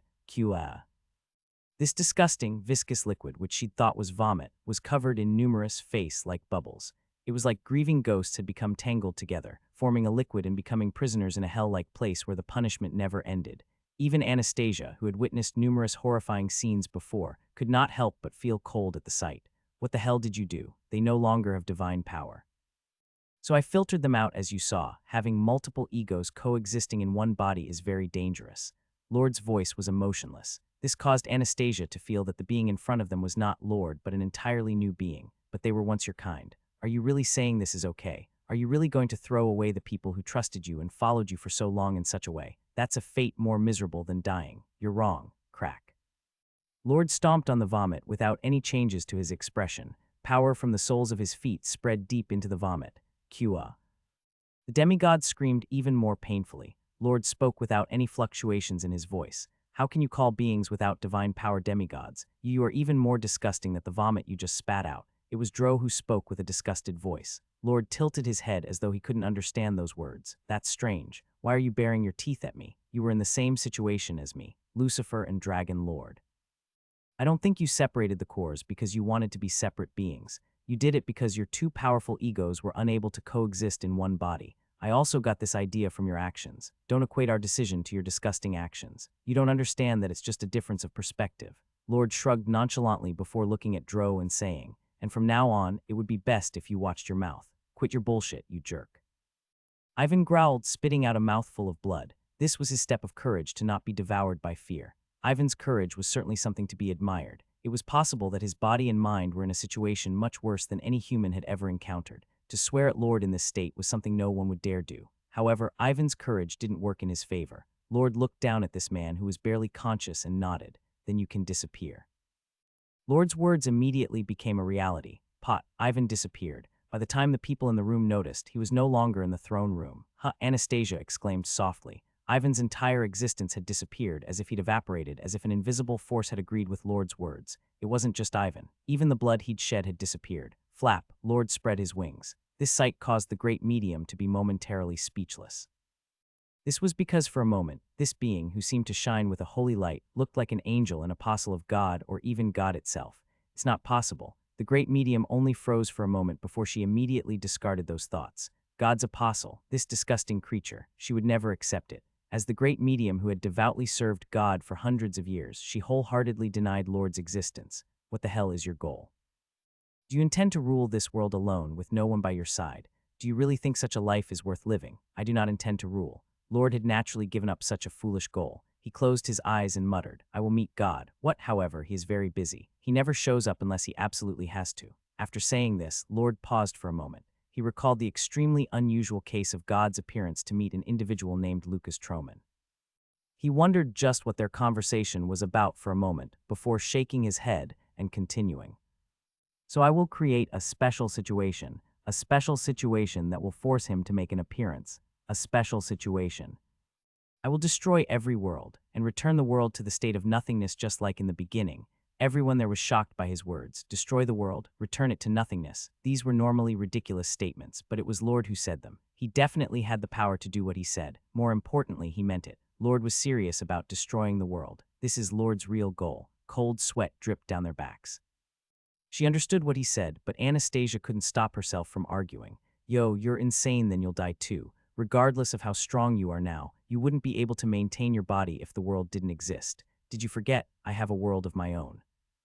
No way, the abyss, Lord laughed. There are currently guests who are using it without permission, but it won't be hard for me to break through the walls they set up. I will wait there, for thousands or even tens of thousands of years until God comes. Then after meeting him, I will make a suggestion, to rebuild the world. Lord's eyes shined. It was as though he was already looking at the newly created world instead of the beings in front of him. Do you really intend to become God's apostle? I'd prefer that. God might not appear in the end, then I'll make it myself. Of course, it might take tens of thousands of years, but it would be fun. I told your dead friend before, creation is not impossible for me any longer. He was serious when he said this as well. It was only then when those remaining in the room realized just what kind of being they were fighting against. Maybe Lord was a god. It was hard for them to call a being whom they had never seen or heard before and who didn't even seem to care about what was happening, God. Lord, on the other hand, was a god of destruction who could kill hundreds of thousands of people in an instant. Of course, you would be long dead by then, Dro. In the next instant, Dro's body floated into the air. This was Lord's power. Dro didn't struggle uselessly. Instead, he bit his lip and quickly used Dragon Tongue. Reject. Dragon Tongue was deflected. Instead, it was the body of the one who used it that had been bound. Dro's jaw dropped in shock. How the hell did you cancel out my Dragon Tongue? I don't know what power it is. I'm just imitating. So this was the power that Lucas was using. As he had this thought, Lord looked at Dro's shocked expression. What do you letter 1d6 5e letter 1d4 f7 letter 1d6 6 3r letter 1d6 at letter 1d4 a letter 1d4 5 1 nbsb calm. You don't deserve to know. Shut up and give me your heart. Shick. With those words, a heart was pulled out of Dro's chest, covered in blood and still beating. Ku UK. Dro shook with his eyes wide open before he stopped moving completely. He was dead. Dro's artificial body had strong vitality, but the power source at the core of its vitality was the heart. If he had lost another vital part, he would not have died so easily. Lord gestured lightly. Come, my last piece. The heart slowly floated towards Lord. If we just leave it, it's over. Jekyll and Anastasia exchanged glances. Then they threw themselves toward Lord at the same time. Get lost. Their bodies were sent flying in an instant. As they'd expected this, they bounced up immediately and charged again. Fall, terrible pressure landed on their bodies. Unable to overcome this pressure, they collapsed face first into the ground. In an instant, it felt like gravity had increased by hundreds of times. The pressure was so strong that the ground around them shattered. This power is pretty good. Although it was a bit annoying to admit it himself, Lord turned to look at the great medium who was standing in a corner and asked, "What will you do?" Right, just stay still. In a way, you might be the smartest bug here. The end was finally there. A smile appeared on Lord's face. He stretched out to the heart that was finally within reach. The Dragon Lord's heart. This alone could have been called a supreme treasure, but for Lord, it was a simple shell. The shell which hid the core that Lord was searching for. The last piece that he wanted so badly was kept in this very heart. Or at least it should have been. Lord's expression stiffened. What's going on? It wasn't there. There was no core. Just when he'd thought it was impossible, another accident occurred. Naturally, the image of a woman appeared in the mind of Lord, who stood there as though he'd been frozen. Iris Fistfounder, the person who'd created Dro's artificial body. Where did you hide it? His voice seemed to rumble with anger, like an active volcano that was about to erupt. Lord clenched his fist tightly. Bang! The dragon heart exploded, sending blood flying in every direction. Where did you hide the balance's core, Iris? I have it. Lord turned around slowly, his expression still one of extreme rage. No, it was so distorted that even rage was not enough to describe it. Lucas Troman was standing there calmly as if he'd been there from the beginning. He looked at Lord's distorted expression before pointing to his chest. He pointed to the last arrangement of Iris, who had brought him back from the dead and whose soul was inches away from disappearing. I have the balance's core. Gug. It felt like her consciousness was slowly fading. Anastasia wanted to get up, but because of the pressure on her back, such a task was impossible. The force of this pressure was beyond imagination. If it weren't for the fact that she was a golem, her body would definitely have been crushed by now. Shit, she couldn't help but shed some tears because of her helplessness. Anastasia forcibly raised her head. She knew that it was pointless. Nonetheless, she couldn't help but take a look. Then she saw an illusion. In her blurry vision that seemed as though it would fade at any time, she thought she saw Luca's. Ha ha ha ha, right, it was definitely an illusion. Anastasia was certain that somewhere in her heart, she was desperately hoping for Luca's help. She was hoping that he'd suddenly appear and overcome this helpless situation, but she was simply escaping her responsibility. No, she was doing nothing more than denying the reality. Anastasia felt so disgusted in herself that she wanted to vomit. Lucas wasn't a god. In other words, he wasn't someone whom she could just conveniently cry out to whenever she was in trouble. Besides, looking at this illusion, it wasn't Frey Blake, it was Lucas Troman. What was the probability that he, who Lord said was already dead, would suddenly appear with his appearance from 4,000 years ago? At this critical moment, it's so childish that it wouldn't even be written in the story of a great hero. That's why she was certain that this was an illusion. Anastasia's vision faded, and even if it wasn't, if what she had just seen was not an illusion, if that person was really Lucas, and if he'd come to save them. It's a little late. With that thought, Anastasia lost consciousness. Lord felt his end tongue slowly dissipate. This wasn't because he stopped it. Instead, it was because Lucas had negated his pressure. This wasn't surprising, especially if this man was truly Lucas. Before long, the pressure that had been pressing Anastasia and ejected to the floor completely disappeared. Nevertheless, neither of them got to their feet. The two of them had already lost consciousness. Of course, Lord had completely lost interest in them. Right, so that's what happened. His attention was only focused on Lucas. This man, who should have died after he took most of his divine power, was now standing in front of him once again. This wasn't a condition that could have been cured. It was different from an injury to his body. The scars that had been dealt to his soul itself should have taken a very long time to heal. Furthermore, the wounds that he dealt to Lucas' soul should have been fatal. Time should have done nothing more than accelerate his death, but he was still alive.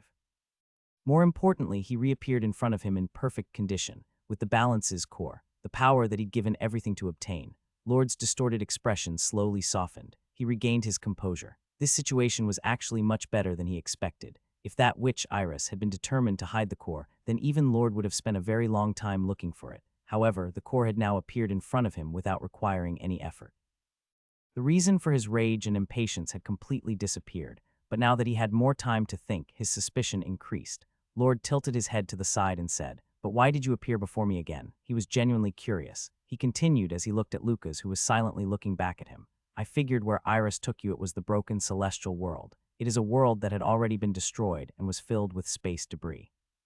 Had you not left, you might have been able to enjoy some false happiness for a moment. Isn't that what Iris wanted? I'm sure it was. Then why? Why did you come here just to die a dog's death? What's the point of living in a fake illusion?" Lucas paused for a moment before shaking his head. "No, I might make sense to you, but I don't want that. Reality is much more important to me, and I can't ignore the suffering of those who are close to me. Ho. That's why I can't just sit at the side and watch you do as you please." After saying this, Lucas seemed to remember something. "And it will be you, not me, who will die. Ku-ku-hu-hu."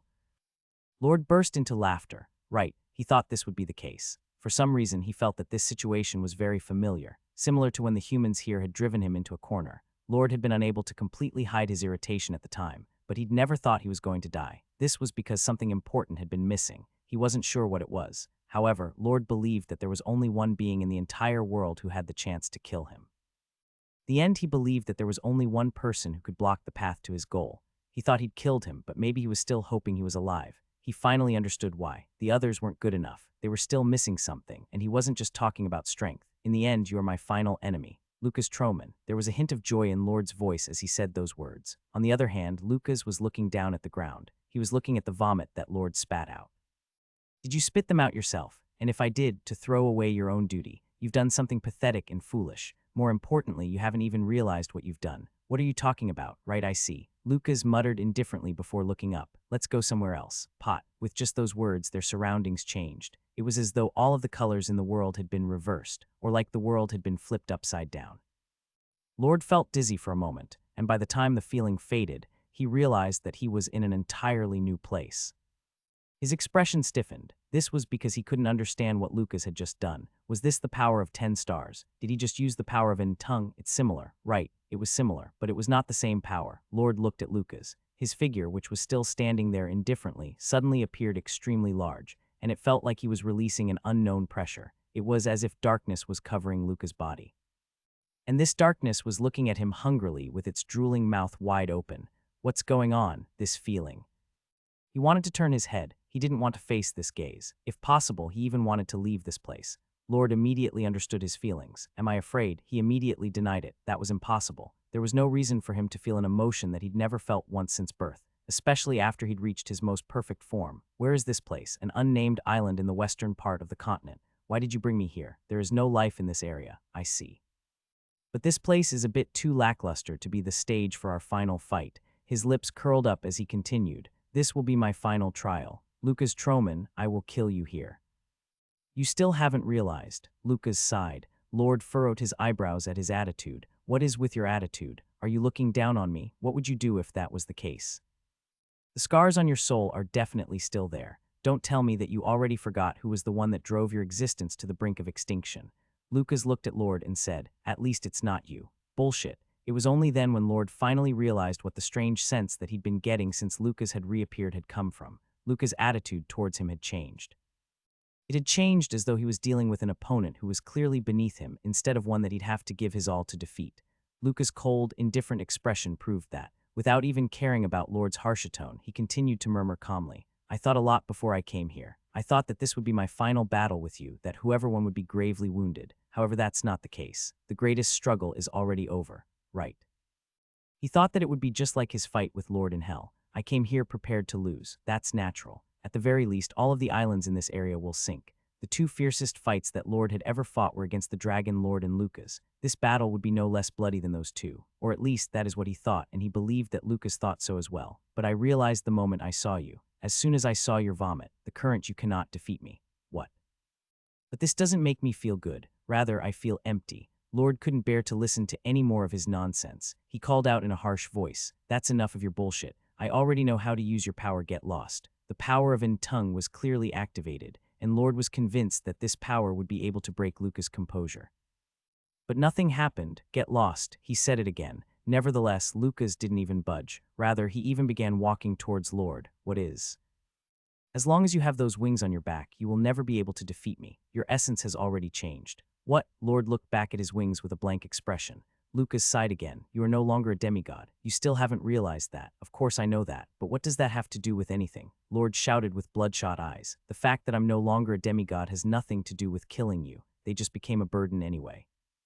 Why should I carry around that trash that made me go crazy when combined with my broken psyche? Clear disappointment appeared on Lucas' face. This expression enraged Lord even more. Is that something that the leader of a species would say? Furthermore, you don't even seem to realize that you've become a different being. Of course I have. I have evolved. You haven't. Instead, it can be said that you degenerated. At least here in the mortal world, think about the demons. The demons, he couldn't understand. However, when he heard what Lucas said next, Lord's expression hardened considerably. Are they able to use their full power here on the continent?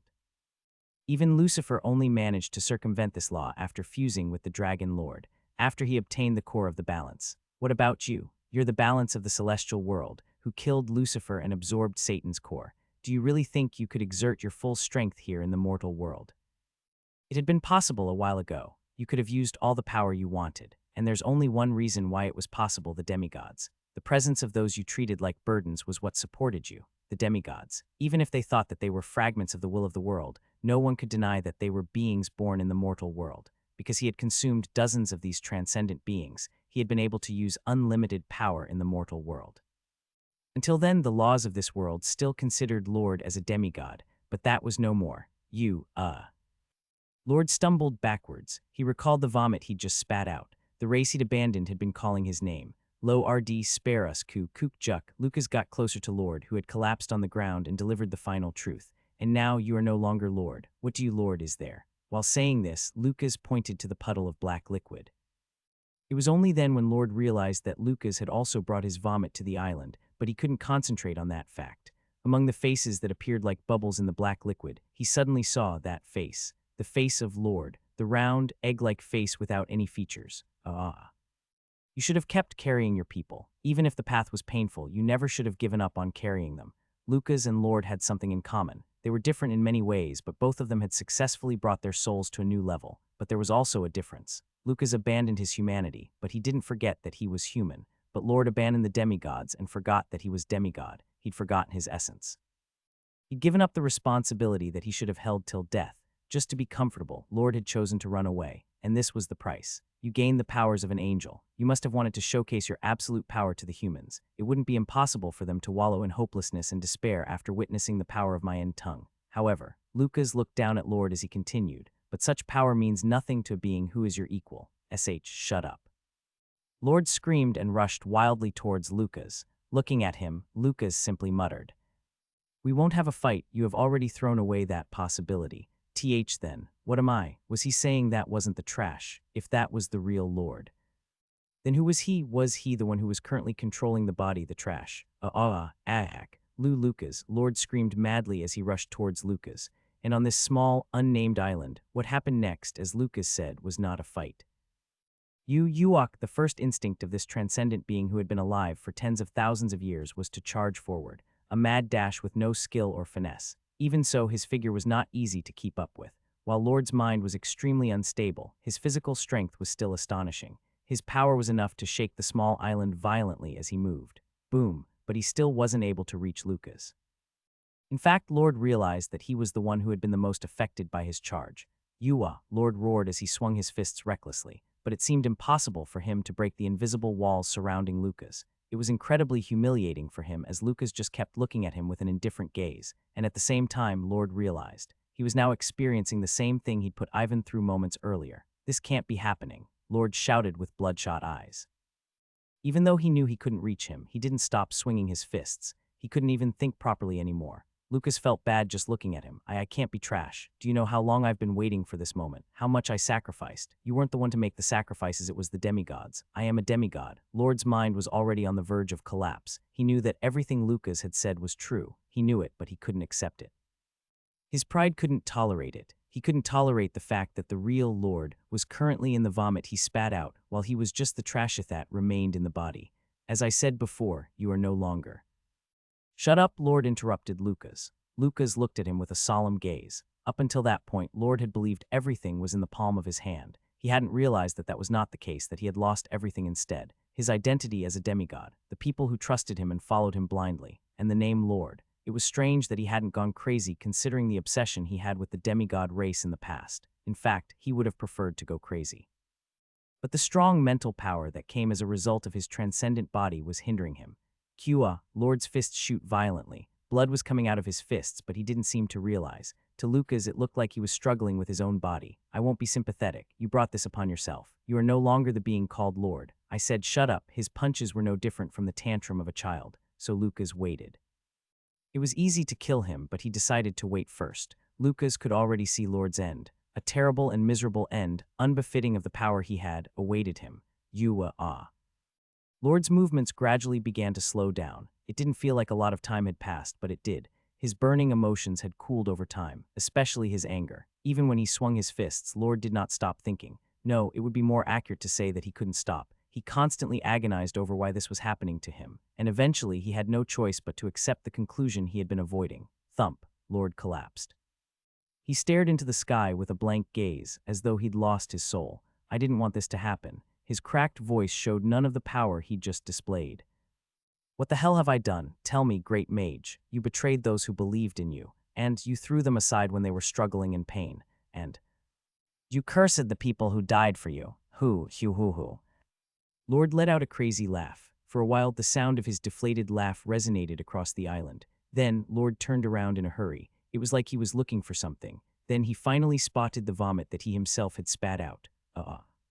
Lord crawled towards the vomit. He grabbed the black liquid with both hands and pulled it closer to himself. He looked at his own people who he'd abandoned. I'm so sorry, Huck.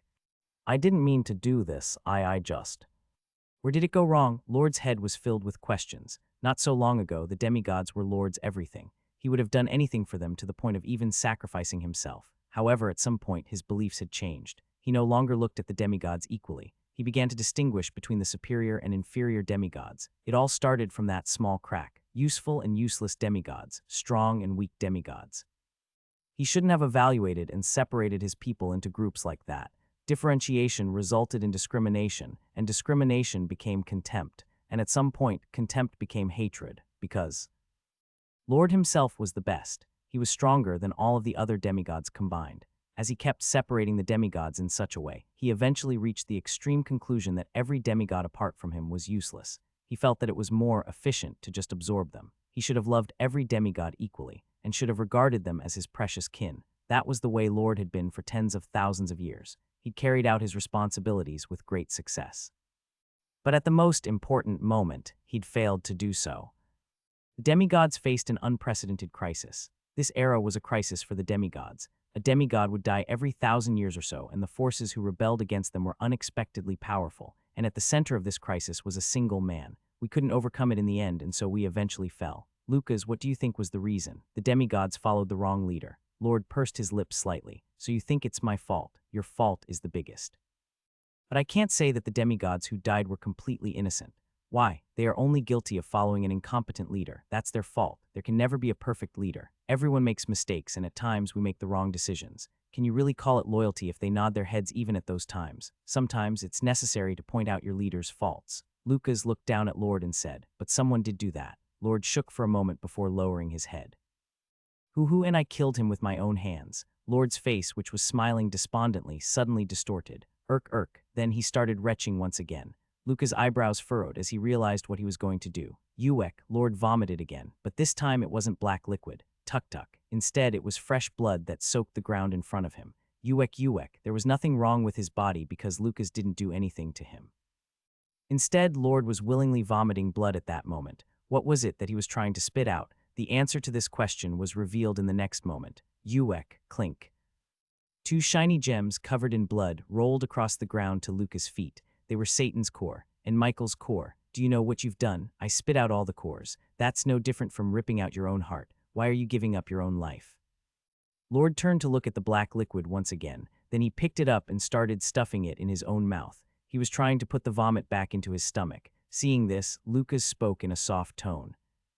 Letter 1d4 to 2n, letter 1d4 atf, letter 1d6 3 3, letter 1d6 5a, letter 1d4 b6, letter 1d6 to 5. NBSB com. Stop, you should know how foolish that is. The moment you spat them out, they already died. The bubbles are nothing more than a simple phenomenon. Nothing will change even if you swallow them again after spitting out the cores. It's no use crying over spilled milk. I know that, but I still want to. Are you saying that you want to die as a demigod? Lord paused, because this could be considered a classic phrase. He recalled what Lucas Troman had said at that time. If you take away my divine power, I can die as a human. He hadn't understood what he meant at that time. He was going to die anyway, so what was the point of dying as a human? Lord's question was understandable. After all, he was a transcendent and absolute. He'd never thought deeply about death. It was only now while Lord was dying when he understood Lucas' feelings at that time. Is this what he meant it should be? How would he die? This question was so important that it was comparable to his near eternity of a life. Lord slowly put down the liquid in his hands. I don't deserve to. As you said, I am trash who betrayed the trust of my people. Would it have been different if we were like the humans? You all have always been the one facing the crises, and you've shown great unity for a long time. At the same time, individuals with extraordinary talent would often appear among you, as if they had been guided by fate. Would we have had a different end if we were the same? Lucas never expected to hear Lord praise the humans at the end. There was even a hint of genuine envy in his voice. That's why Lucas gave him an honest answer. Not every human is like that.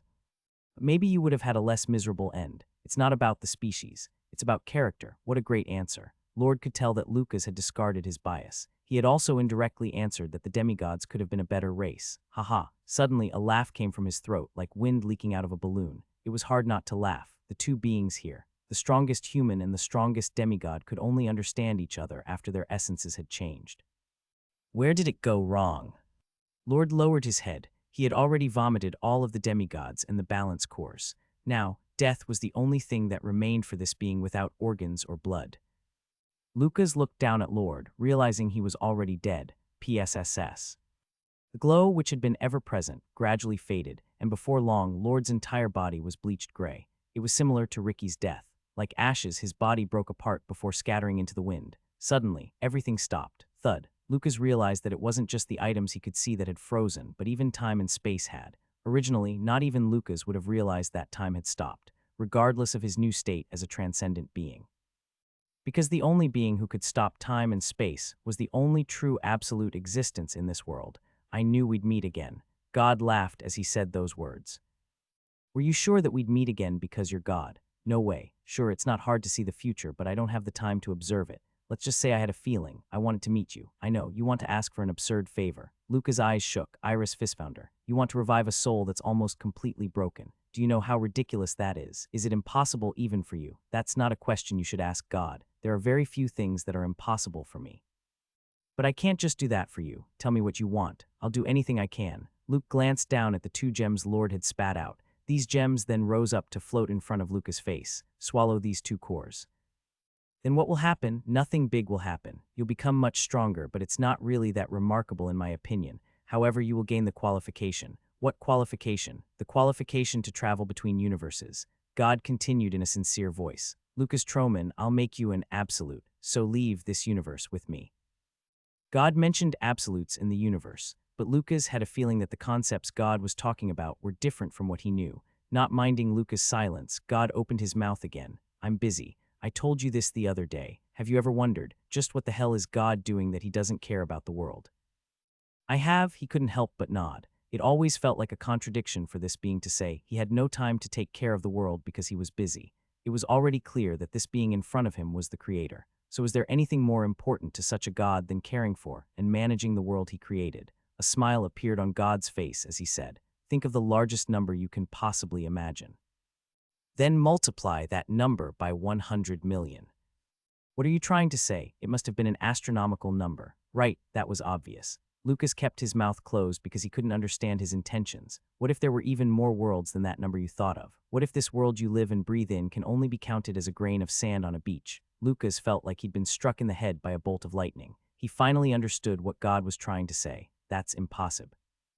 It's not, don't you remember? I called the demon world and the celestial world neighboring worlds. This is because as long as you meet certain conditions, you can travel freely between them.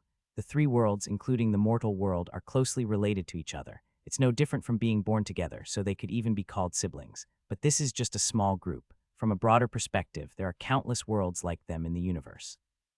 Seeing it once is better than 100 explanations. Experience it yourself. Then, a new world unfolded before Lucas' eyes. Whoosh. Lucas stared at the scene in front of him with wide eyes. Before him was a world that far surpassed anything he could have imagined in his long life. Large buildings that rose high into the sky, wagons made of metal, and pieces of metal that flew around in the sky. There was also a variety of humans walking around the streets wearing clothes he'd never seen before. While Lucas was speechlessly observing this incredible world, the scene in front of him changed again. He was in a completely black world. Large rocks floated here and there, and countless stars shined like jewels. This was space. Then he saw ships. Ships as large as cities were fighting, shooting beams of light at each other. Ah. Lucas couldn't help but gasp in admiration. He didn't know what the principles were or how they were made, but he could tell. These ships were the creation of truly developed scientific civilizations that far surpassed his imagination. They had discovered the universe, an extremely cold space where air didn't exist. It was so cold that even the snowfields in the north were only a slight chill when compared to the coldness of the universe. They had set foot in this unknown world. They had made such a great advancement using nothing but science. How was there such an amazing civilization? Suddenly, his vision changed again. This time, he could see 2 humans dressed in white and black clothes, respectively. Both were old people covered in wrinkles with oriental features. They were confronting each other in a forest with falling leaves swirling around them, both with swords in their hands, when their eyes finally met. Clang! Lucas was shocked once again. It was only the first collision, but he realized that their power was beyond imagination. Transcendence? No, they were humans. Human beings with flesh and blood, but he still couldn't believe it. Could something like that really be achieved with the human body? They were even stronger than Kassajan and Ivan, 2 of the best magic warriors whom Lucas knew. Their blades seemed to contain the secrets of nature. Perhaps it was even comparable to the 10 stars level he'd stepped into. He saw dozens of worlds after that. It wasn't just humans. He even saw worlds where beings who had bizarre features that could hardly be described with words were civilized and intelligent. They all had built their own lives and cultures that could not have been made up. Soon, the images God showed him ended. Huck, huck. Lucas couldn't control his breathing for a while. That was how shocked he was. This was no longer at the level of broadening his knowledge. He had literally seen alternate worlds, not 1 or dozens, but hundreds of them. If it was an ordinary human being, their brain might have melted because they could not grasp such a vast amount of information. Now, do you believe me? Hoo-hoo, God couldn't help but smile when he saw Lucas' speechless face. Then I'll continue with my explanation. Most of the worlds you just saw are independent universes. In fact, there aren't many worlds that can be traversed as you please like your world. That sounds like a very big secret. Can you really tell me that? You have reached the basic qualifications to be an absolute, so you deserve to know. Of course, you are a special case. This is something that even Lucifer didn't know. Lucas forcibly swallowed his saliva before asking, what exactly is an absolute? The balance of the cosmic scale, the being seeking harmony, the savior of the weak, and the apostle of God. They are usually mortals who become strong in a world that has lost its balance, and so they can't help but undertake the role of eradicating evil. Why do you need such a being? To save suffering universes. God looked around the island, but he wasn't looking at the island, he was looking at something larger. He was looking at the entire continent. You may not believe it, but such stability is rare. In terms of percentage, they make up only 0.001 of the total. This world, stable, that's right. Most of the universes are like hell for the weak. Demigods, hoot. They are nothing compared to real monsters. God flicked his finger. Then a new image appeared before Luca's eyes. It was a terrible sight. He was looking at a dark, small room. In this room was a small, filthy cage, and there were humans inside the cage. Number could they even be called human? Letter 1D4F2, letter 1D427, and letter 1D69B, letter 1D41E, letter 1D482D. Com. They were so fat that it was impossible for them to even stand. It was fine to just call them balls of flesh. More importantly, they had lifeless eyes. Then another being appeared. It was a small, insect-like being who observed the humans in the cage before slitting the throat of one of them with its hand. It didn't seem to care about the blood that spurted out. It simply grabbed the human whom it had slaughtered and dragged it away. Even up to that point, the other humans did not move. They just ate the food in the bowls in front of them like pigs. They are born on a farm and die on the farm. In a confined space where it is difficult to even twist their bodies, they eat the food that comes out at a fixed time. And when they've fattened up enough, they are slaughtered and eaten. They also had egos at first, but they lost the war of fate, and this was the result. They have been living like livestock for years, and their intelligence has degenerated. As you can see, they are no different from animals. Lucas bit his lip. Intense rage towards this insect-like race soared in his heart as he saw them treating humans like livestock. If he could have interfered, he would have torn this being apart in an instant. Only then did he vaguely understand that the demigods were truly nothing. The demigods' goal had always been domination. Of course, he would never have forgiven them for treating humans like bugs, but they were still better than these bastards. Their goal was breeding and slaughtering, something absolutely blasphemous to an intellectual race. God laughed when he saw the look in Luca's eyes. Your views are still biased. Are they? Right. Your obsession with humans is still beyond imagination. This is not a virtue an absolute should have. You are certain that I'll become an absolute. That's right. It's not just about Iris Fistfounder. I'm certain you know. That leaving is a positive thing for you and for this universe. God's words penetrated Luca's heart like a cold blade. They were correct. Change was about to begin. Perhaps it had already started. That inner voice that he'd heard that day. The thought that manifested when he first became a transcendent being. It was a problem that Lucas had been agonizing over ever since, but he still had not thought of a countermeasure. For now, it was still fine. As God said, he still had a biased view towards the humans. This was proof that Lucas did not forget that he was also human, but that wouldn't last long. The second Lord, perhaps I would be even worse. That was why Lucas wanted to revive Iris as soon as possible. If too much time passed, perhaps the sympathy and sadness he had for her would also disappear. Lucas, who had been silent, finally spoke heavily. After becoming an absolute, will I be able to return to this world someday? No. God's answer came immediately. Then he looked at Lucas' face and elaborated. This isn't to say that it's absolutely impossible. Something dangerous might happen here that might require the intervention of an absolute. However, everything has a flow. There were 3 beings in this world who were close to being absolute. From the universe's perspective, something like that might not happen again in the next hundreds of thousands of years. Even if they appear, the chances of you being assigned as the savior would be even lower. This was natural. After all, Lucas wouldn't be the only one. Even if there really was a crisis of some sort in this world, it was more likely that another absolute would be tasked with saving it.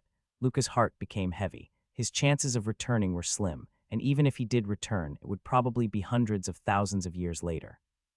By that time, everything Lucas remembered would be changed, and the world would be completely different. You can refuse. But what else can you do to save Iris Fistfounder? It was a shocking remark, but Lucas shook his head. God was right. For him and his world, it would be best if he left. The balance's core has already become one with me. The mortal world won't collapse if I leave, will it? Of course, unless you become immortal. This world can survive until its appointed destruction. Then there was no other reason to hesitate. Lucas made up his mind. Then can I ask for a favor before I leave? Say it. Lucas spoke in a soft voice. Just give me one day.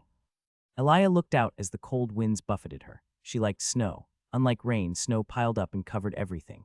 That was why she'd chosen the frozen lands as her territory. By adding her power to the weather of this cold territory, she had managed to create a never-ending snowstorm regardless of the season. Just by looking outside, she'd be able to see her beloved snow flying around. But today was different. She couldn't help but feel uneasy while looking at the snow. You are the last demigod.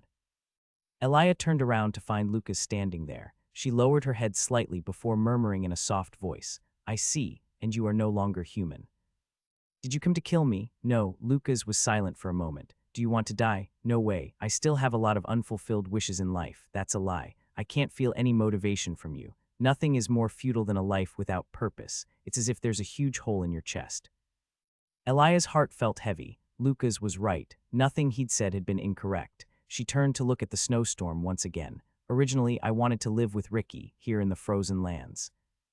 Maybe it's because I tried too hard to convince him, but he didn't like it. As you know, our race can be very stubborn. Ha, shit. Now I feel like I should have kept trying till the end. Elia let out a laugh which sounded like air leaking from a balloon. Jerk, I knew this would happen. In the end, everyone else died and I was left alone. What do you think is the reason? What? The reason you alone survived. What difference does it make? I'm no different from a deserter, a coward who ran away without hesitation just because she didn't want to get involved in a terrible and fierce war. Her voice was strained as she continued. And it's always the coward who survives in the end. I disagree. I think there are still things for you to do. Her cynical attitude didn't change even after hearing Lucas' serious words. Don't be ridiculous. What am I supposed to do in a world without demigods? Those who followed the demigods. Elia froze for a moment at those words. There are still many people like that on the continent. They have already closed their eyes and ears. Even the words of their families wouldn't reach them. Elia, you a demigod, are the only one who can save them. You can lead them to the right path. The right path, me, haha. That's easy to say. You want to find a way to atone. If you just stay still, you will only wallow in your guilt. Those words made her heart shake. It was true, Lord and Ricky. When the situation became such that she could only follow one of them, Elia chose to run away. She cut off all her relationships, froze the door to her heart, and ran to the frozen lands in the north. No, it was even worse than that. In truth, she couldn't stop paying attention to everything that was happening. She was a coward who could only look at the situation from the outside. I'm not saying that my words are the perfect answer. But you'll definitely feel even more lonely if you stay here in the frozen lands on your own. I can't do anything if you refuse, but I will leave this with you. After saying that, Lucas took a bottle from his pocket. Black liquid could be seen moving on its own within the bottle. It's your people. I believe you are the one who should bury them. Seeing Elia's devastated expression, Lucas placed the bottle on the table. I'm leaving now. I don't have much time left. I hope that you can make the decision you find the most satisfying, last demigod. With those words, Lucas disappeared like an illusion. Elia kept staring for a while before getting up. Then she picked up the bottle with a hard expression. Nyx woke up in the middle of the night. She didn't even know why. But when she sat up on her bed, she realized that there was someone else standing in the room. She'd never seen this man before, but Nyx was able to realize who he was at once. Pure joy appeared on Nyx's face. Lucas looked at her before speaking in a soft voice. You did a great job with Agni's crystal. Yeah, well done. It was definitely a compliment filled with warmth. Nevertheless, hearing it made Nyx feel so cold that she shivered. She sat on the bed and looked at Lucas. Her mind was clear, but she was uneasy. Are you leaving? Nyx asked. Lucas laughed for a moment before nodding. Please take me with you. The best place for you is not next to me. But Nyx, Lucas called her name. Is there anything that you want to do? Something she wanted to do. Nyx hesitated for a moment before speaking in a soft voice. I want to find my people. The Phoenixes are a race that isn't easy to find, but it shouldn't be too difficult in your current state. Will they accept me? That's not something I can answer. But you shouldn't be afraid of them rejecting you. Since you are a powerful being now, you don't have to be in their shadows. Keep that in mind. Is Torkunta still there? Yeah, sharing a body with someone is not something that many can experience. Moreover, he's a monster who lived for almost 1,000 years. His character is poor, but your relationship isn't that bad. Right, Nyx smiled softly and nodded. As he said, Torkunta had become like Nyx's other half. Treat him well. When are you coming back? Lucas paused for a moment when Nyx asked this question in a sad voice. He hesitated before sighing deeply. I'm sorry. Nyx lowered her head. Lucas whispered in a faint voice. Torkunta, please take care of Nyx. At that moment, the tears, which Nyx had been holding back, burst out. She couldn't raise her head. Lucas had probably left already. Not wanting to accept this fact, Nyx didn't lift her head for a long time.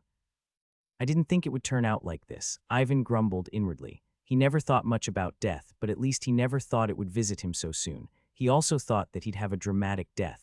For example, after saving someone, he would cough up blood and leave a note.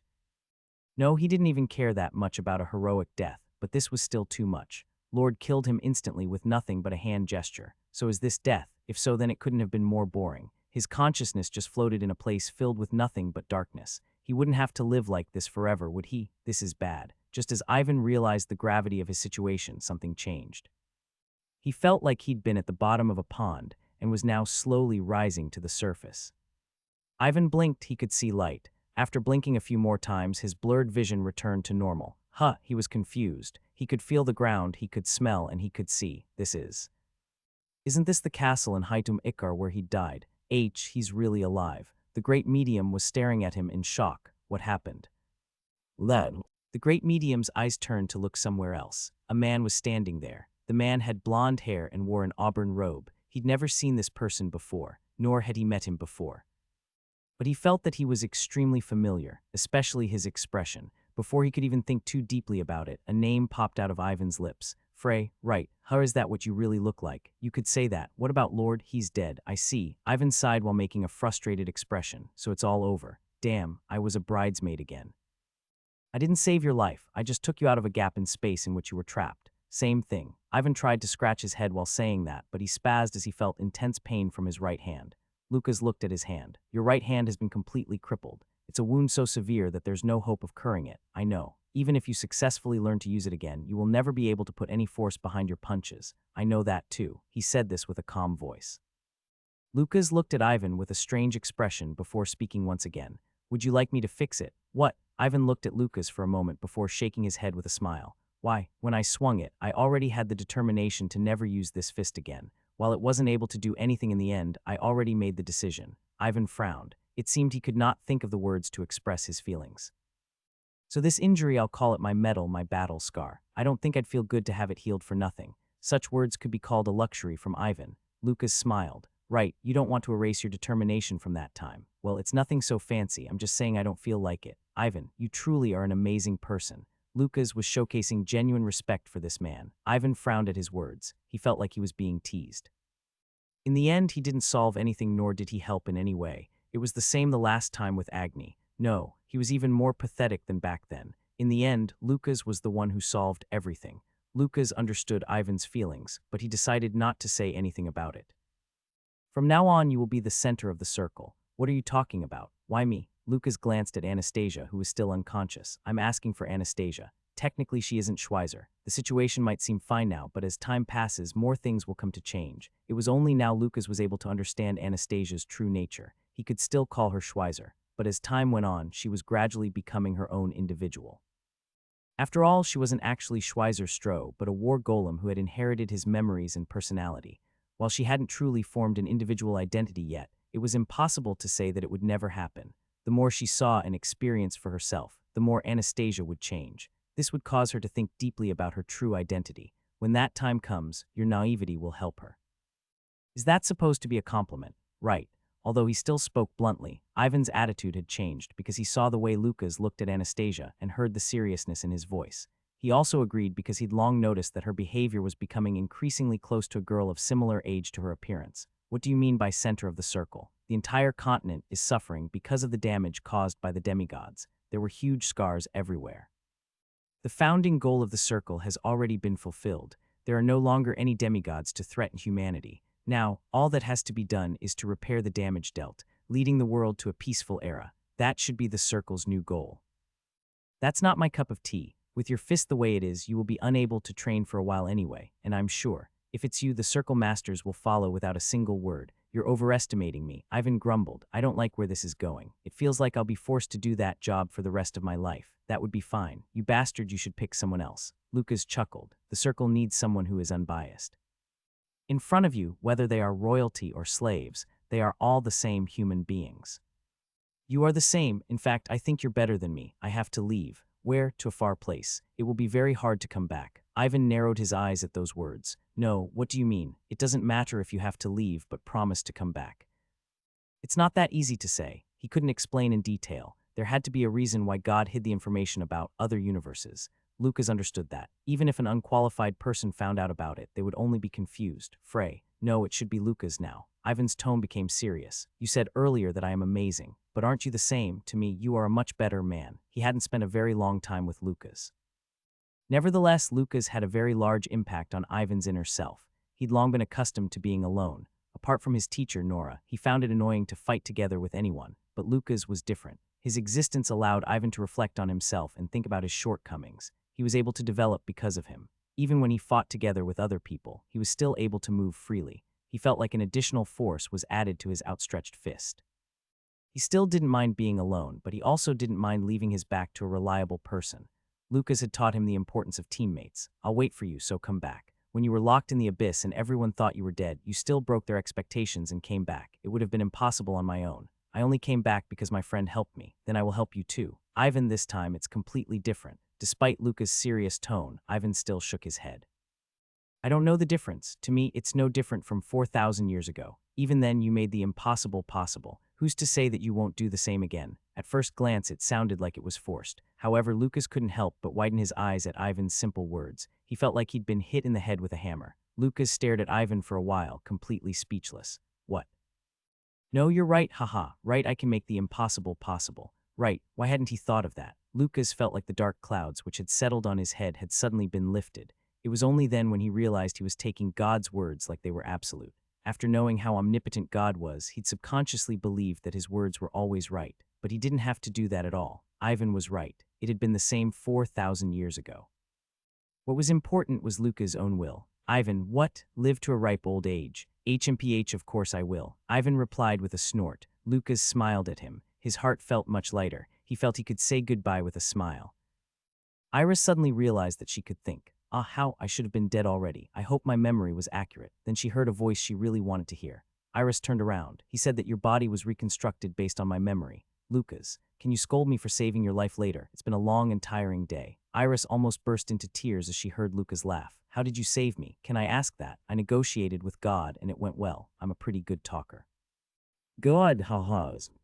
When Iris burst out laughing, Lucas pouted slightly and spoke grumpily. I'm not joking. I know, I just couldn't help laughing. Did it make you feel bad? No, there was no need for them to talk much. Both already knew what the other was thinking. While they were in the celestial world in Iris' illusion, they had already heard each other's inner thoughts. Iris opened her mouth cautiously. Is it all over? Right, it was long. It was long for both of us. Lucas' expression was serious. I'm leaving. It will be a long journey, but I will definitely return. Iris, can you wait for me? Iris didn't respond to Lucas' words immediately. Lucas looked her in the eyes and continued, I promise, I'll be back sooner than last time. Sooner than 4,000 years, that's comforting. Iris spoke in a playful voice. You're a really bad guy. Lucas, you are the only man on the entire continent who dares to make a woman wait so long. Iris fell silent for a moment before adding, and I'm probably the only woman who would willingly wait for such a long time twice. She looked up at Lucas with a firm expression. Go and hurry back, Lucas. I will be paying for my crimes. With this life that you saved, I will make this world a better place than it is now. I swear. Even if you hate humans, even if you lose all faith in humanity, I will make a world so beautiful that you'll have no choice but to love them again. So. Iris smiled brightly. It was the most beautiful smile that Lucas had ever seen. Go ahead without any fear. Lucas nodded. That was it. They didn't have anything else to say to each other. They knew that the shorter the farewell was, the better, and that they would meet again in the future. The moment he turned around, Lucas could no longer feel Iris' presence. His body had appeared in space, and God was standing in front of him. Are you finished with your farewells? Yeah, you promised them that you'd return. Do you understand how difficult that is? Of course I do. However, you never said that it was impossible. You said that it was near impossible. Those were your words, right? It was just that he thought it would be impossible for Lucas. But there was a chance, no matter how small, so Lucas still had hope. God chuckled and spoke. Well, I suppose that's your answer. Good, I'll give you a piece of information as a gift. What is it? There is a class above absolute. Lucas' expression changed at those words. You'll be starting at the very bottom, but depending on your achievements, you might be able to increase your level. The lords at the very top are even more powerful than I am. It felt like a contradiction. God chuckled as though he could sense Lucas' thoughts. It's not that strange if you think about it. Isn't it natural for a blacksmith's sword to be sharper than his fingernails? However, out of the countless absolutes in existence, there are only 4 lords. They are cosmic beings who were destined to become absolutes from birth. Even right after they were born, they had the power to treat the demigods like bugs. God looked at Lucas. Lucas Troman, can you become a lord? Will you be able to overcome all kinds of hardships that you've never experienced before and travel the near infinite worlds without losing your mind? They're not hardships. Right, it wasn't a hardship. Lucas looked at God and spoke in a serious voice. For me, it's a journey. What for? To not forget my humanity. And even when he came back, he would still be on the journey of loving humans. Lucas had shown his intentions to God. Ha ha ha. God burst into laughter. He stared at Lucas with genuinely delighted eyes. I see, Lucas Troman, so you intend to become the god of all the humans that exist in the universe. That was Lucas' answer. Lucas had revealed to God's face that even if he became an absolute, he would not stop favoring the humans. This was the only way he could continue to love humans without forgetting his humanity after becoming an absolute. It will be interesting to have at least one being like you. Ha ha ha. I'll give my blessing to this new absolute who loves humans. Pot. God's blessing came in the form of a bright light that seemed to shine in every direction. Then each particle of this light became the entrance to another world. Hundreds and thousands of worlds spread out like lanterns. There, he could see countless humans suffering. Some were slaves, livestock, or even worse, and all of them were waiting for Lucas' help. He finally understood his role. He was the savior of all the humans in each of these 3,000 worlds. When they were in despair, when they were frustrated by walls that they couldn't seem to overcome, when they wanted to give up everything. Lucas would appear beside them to give them the hope they needed. Let's get going. A smile blossomed on Lucas' lips. The great mage took his first step on the long journey he promised to return from.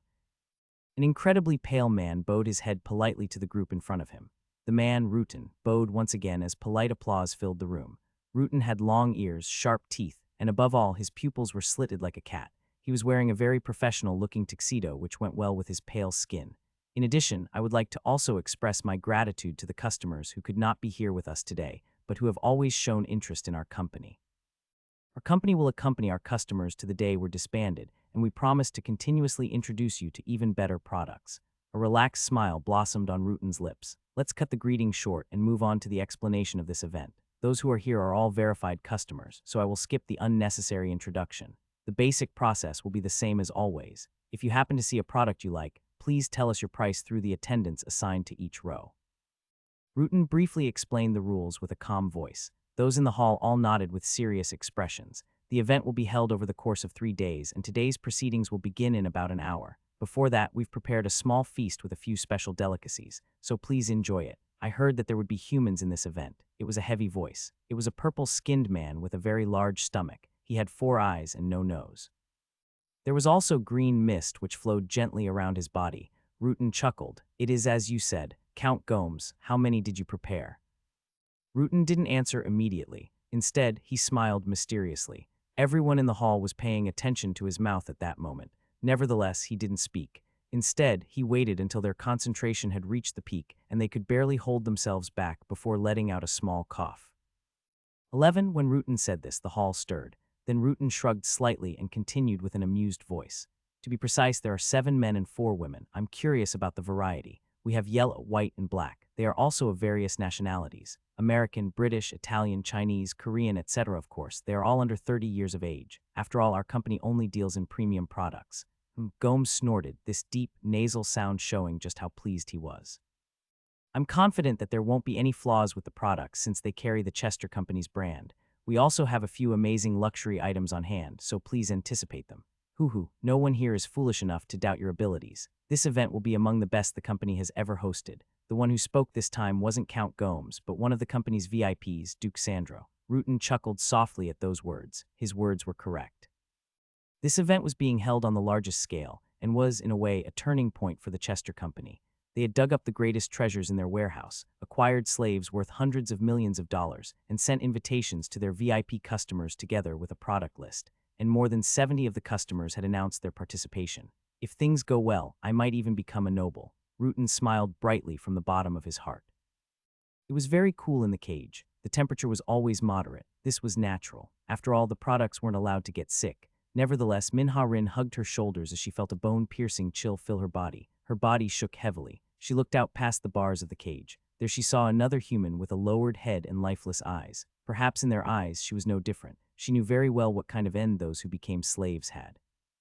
Because she was one of those who'd chosen to become a hunter and fight against the demons. Unfortunately, she made 2 mistakes. One was that she'd become overconfident in her own strength and left the designated area, and the other was that she hadn't taken her own life after being captured. This was the result. Manhwa stroked the collar around her neck. It was a shackle. It prevented from harming herself or killing herself. She didn't know how such a thing was possible, but in the first place, demons were already unfathomable beings. Demons, although every single one of them had individual characteristics, there were still commonalities between them. From the human's perspective, they were horrifically strong and incredibly greedy. It was said that the world had been peaceful just a few decades ago. Manhwa's father had once told her that if the times were the same, she would have been attending college and enjoying her youth at her age. She would have had to deal with the stress of studying or finding a job, but regardless of that, it would still be better than the present. Peace had shattered, and the era had come to an end. Humans faced the unprecedented threat of extinction. The Hunter Association, which was the only group to remain functional in this chaotic world, had estimated that the population of humans in the world had plummeted to below 1 billion. Even if the accuracy of the report was uncertain, that estimation should not be far from the truth. Half of them are livestock anyway, demons. The moment she thought of the root cause for everything, people came into the room. There were two of them. One was the tuxedo-wearing Rutan, and the other appeared to be a demon noble. Is this it, the special product you mentioned? Yes, sir, a demon hunter. Her name is Manhwa. She's Korean, age 22. The one called the White Flower. The nobleman laughed as though satisfied. Rutan's expression was a bit strange. In the first place, previewing the product before the event is only because Duke Sandro is our company's VIP. Such treatment is natural. So do you like it? Why are you still asking when you know the answer? Haha, it really was a foolish question. They exchanged smiles. Then something in the corner caught Sandro's eyes. But what's wrong with that one? There was one more cage in the room, and there was a person in it. It was a young man with blonde hair and blue eyes who sat in the corner of his cage with a blank expression. Rutan's expression was a bit embarrassed as he answered, "Ah, that guy, you don't have to care about him. He's one that I picked up. He was in a daze near this city. He didn't fight back even when I put the collar on him. He is completely unresponsive. I even tried to torture him or affect his mind, but there is still no response. Are you saying he's already gone mad? If he was already crazy, then there would be nothing to enjoy." In addition, the man's ordinary face and blank expression did nothing to attract Sandro's attention. On the other hand, there was Manhwa. Her expression was still lively, like a fish that had just been caught. She tried to hide it, but the hostility in her eyes was still clear to him. Such a slave would be quite delicious to train, but he found a human around here. Sandro paused for a moment. This area used to be the territory of the European powers, but it had long fallen into their hands. No sane human would dare to infiltrate it, and even if they did break in with some kind of goal in mind, they wouldn't be able to get so close to the city. He had this thought for a while, but there were many cases of slaves who had been abandoned or fled from their masters, so finding a rogue human was not strange. Sandro shook his head for a moment before turning to look at Manhwa once again. A smile blossomed on his lips. "This one will definitely become mine." After saying that, Sandro left the room. Then someone approached Rutan, who had been left alone. It was another demon. "That's an area I really can't understand. Sleeping with a human girl." The demon looked at Manhwa with a disgusted expression. "Even if they have intelligence, they are a race who are no better than livestock. Watch your mouth. It is because of nobles like him that our company is able to survive." Yes, the demon bowed his head with a slightly fearful expression at those words. "Well, I do admit that it is a unique hobby, but there are many more kinds in this world than we expected." Rutan looked at Manhwa before shaking his head. "Anyway, finish the final inspection before the auction begins. You understand Duke Sandro's temper, don't you? It should be submitted in perfect condition without any scars." "Understood. But it seems this guy didn't touch her food today either. So that's why she's so thin. Her skin is rough too. Well, it doesn't matter. That can be covered by proper lighting and directing." He muttered under his breath before lifting Manhwa's chin and inspecting her up and down. Instead, Duke Sandro might enjoy this kind of weakness. He'll find it interesting to improve your condition. Rutan left, then the demon who had been standing beside him entered the iron cage. He stripped Manhwa naked and began inspecting her entire body like a food inspector. At first, she rebelled against such a humiliating act, but now she knew it was better to just let it happen. Thump. After the humiliating inspection was concluded, the cage door was shut tightly once again. And once again, silence fell. Manhwa looked at the diluted porridge and water in front of her. The food was provided in a bowl similar to a feed container used for pets. Gulp. Now that she thought about it, she couldn't remember when last she'd eat. If she kept starving herself like this, she might die. That was what she thought. They say people can't last a week without water. With that thought, she buried her face in her knees. "Aren't you going to eat?" Manhwa raised her head at that. It's obvious who the voice had come from. It was the blonde man. Manhwa was shocked. This was the first time this man opened his mouth since being trapped there. Manhwa had tried to talk to him several times, but he ignored her every time. That was why she had thought the same thing as Rutan, believing he had gone mad, but he clearly wasn't. While his expression was still the same, his voice was very clear in comparison. In any case, she felt like she had to answer. This isn't food, it's feed. So that's why you don't eat, the man muttered to himself before looking down at the feed container. It's definitely more like feed than food. It will taste like boiled mud. But it still has enough nutrients. If you ate it consistently, you would be in much better condition than you are now. Even though I was captured, I still have my pride. Minha-rin spoke in a soft voice. The man responded calmly. Pride and dignity are certainly important, but if you are not alive to keep them, then they are worthless. If you intend to starve to death, then you are more foolish than I thought. It's my life. I'll decide what to do with it. You're not wrong, but what is the point of such a death? The man's tone didn't change, dying in this cold cage and leaving nothing behind. Do you think they will consider your fasting as a rebellion? In the end, they will only curse the fact that the product was not managed properly. What are you trying to say? Eat, replenish your strength, conserve it, and wait for the right time. Minha-rin sneered. Save up my strength and then what? She didn't even know where this place was. All she knew was that this place was similar to a demon lair. As long as the collar was around her neck, she had absolutely no chance of escaping, and even if she did manage to escape, she would inevitably be caught again. There was nowhere to run. However, the man's next words completely surpassed Minha-rin's expectations. How about praying for a miracle? What opportunity only presents itself to those who are ready to receive it? I wonder what choice you will make. After saying that, the man closed his eyes and leaned his head back. Minha-rin looked at the man's face with an incomprehensible gaze. Then she forcibly looked away and closed her eyes as though imitating him. I won't eat it. I won't eat it. I won't be livestock. Minha-rin constantly thought these words, but the man's words refused to disappear, as though it had become lodged in her mind. In the past, humans could be called the owners of this planet. All of the resources on Earth belonged to them, and the only valuable currency was the humans. They even added prices to the land, sea, and sky. There were about 100 countries. They were all connected under the same banner of humanity, but they all had their own languages, cultures, and values. They also had numerous conflicts amongst themselves. Racial conflicts, conflicts between countries, between cities, and even between groups and organizations. But all of these conflicts were resolved by the appearance of a different being. No, it would be better to say that they were left unattended. In any case, they no longer continued the various civil wars among their species, because they showed up. At first, the names used to refer to them were not the same. Scientists and scholars called them otherworlders, aliens, and space people, while religious groups called them evil spirits.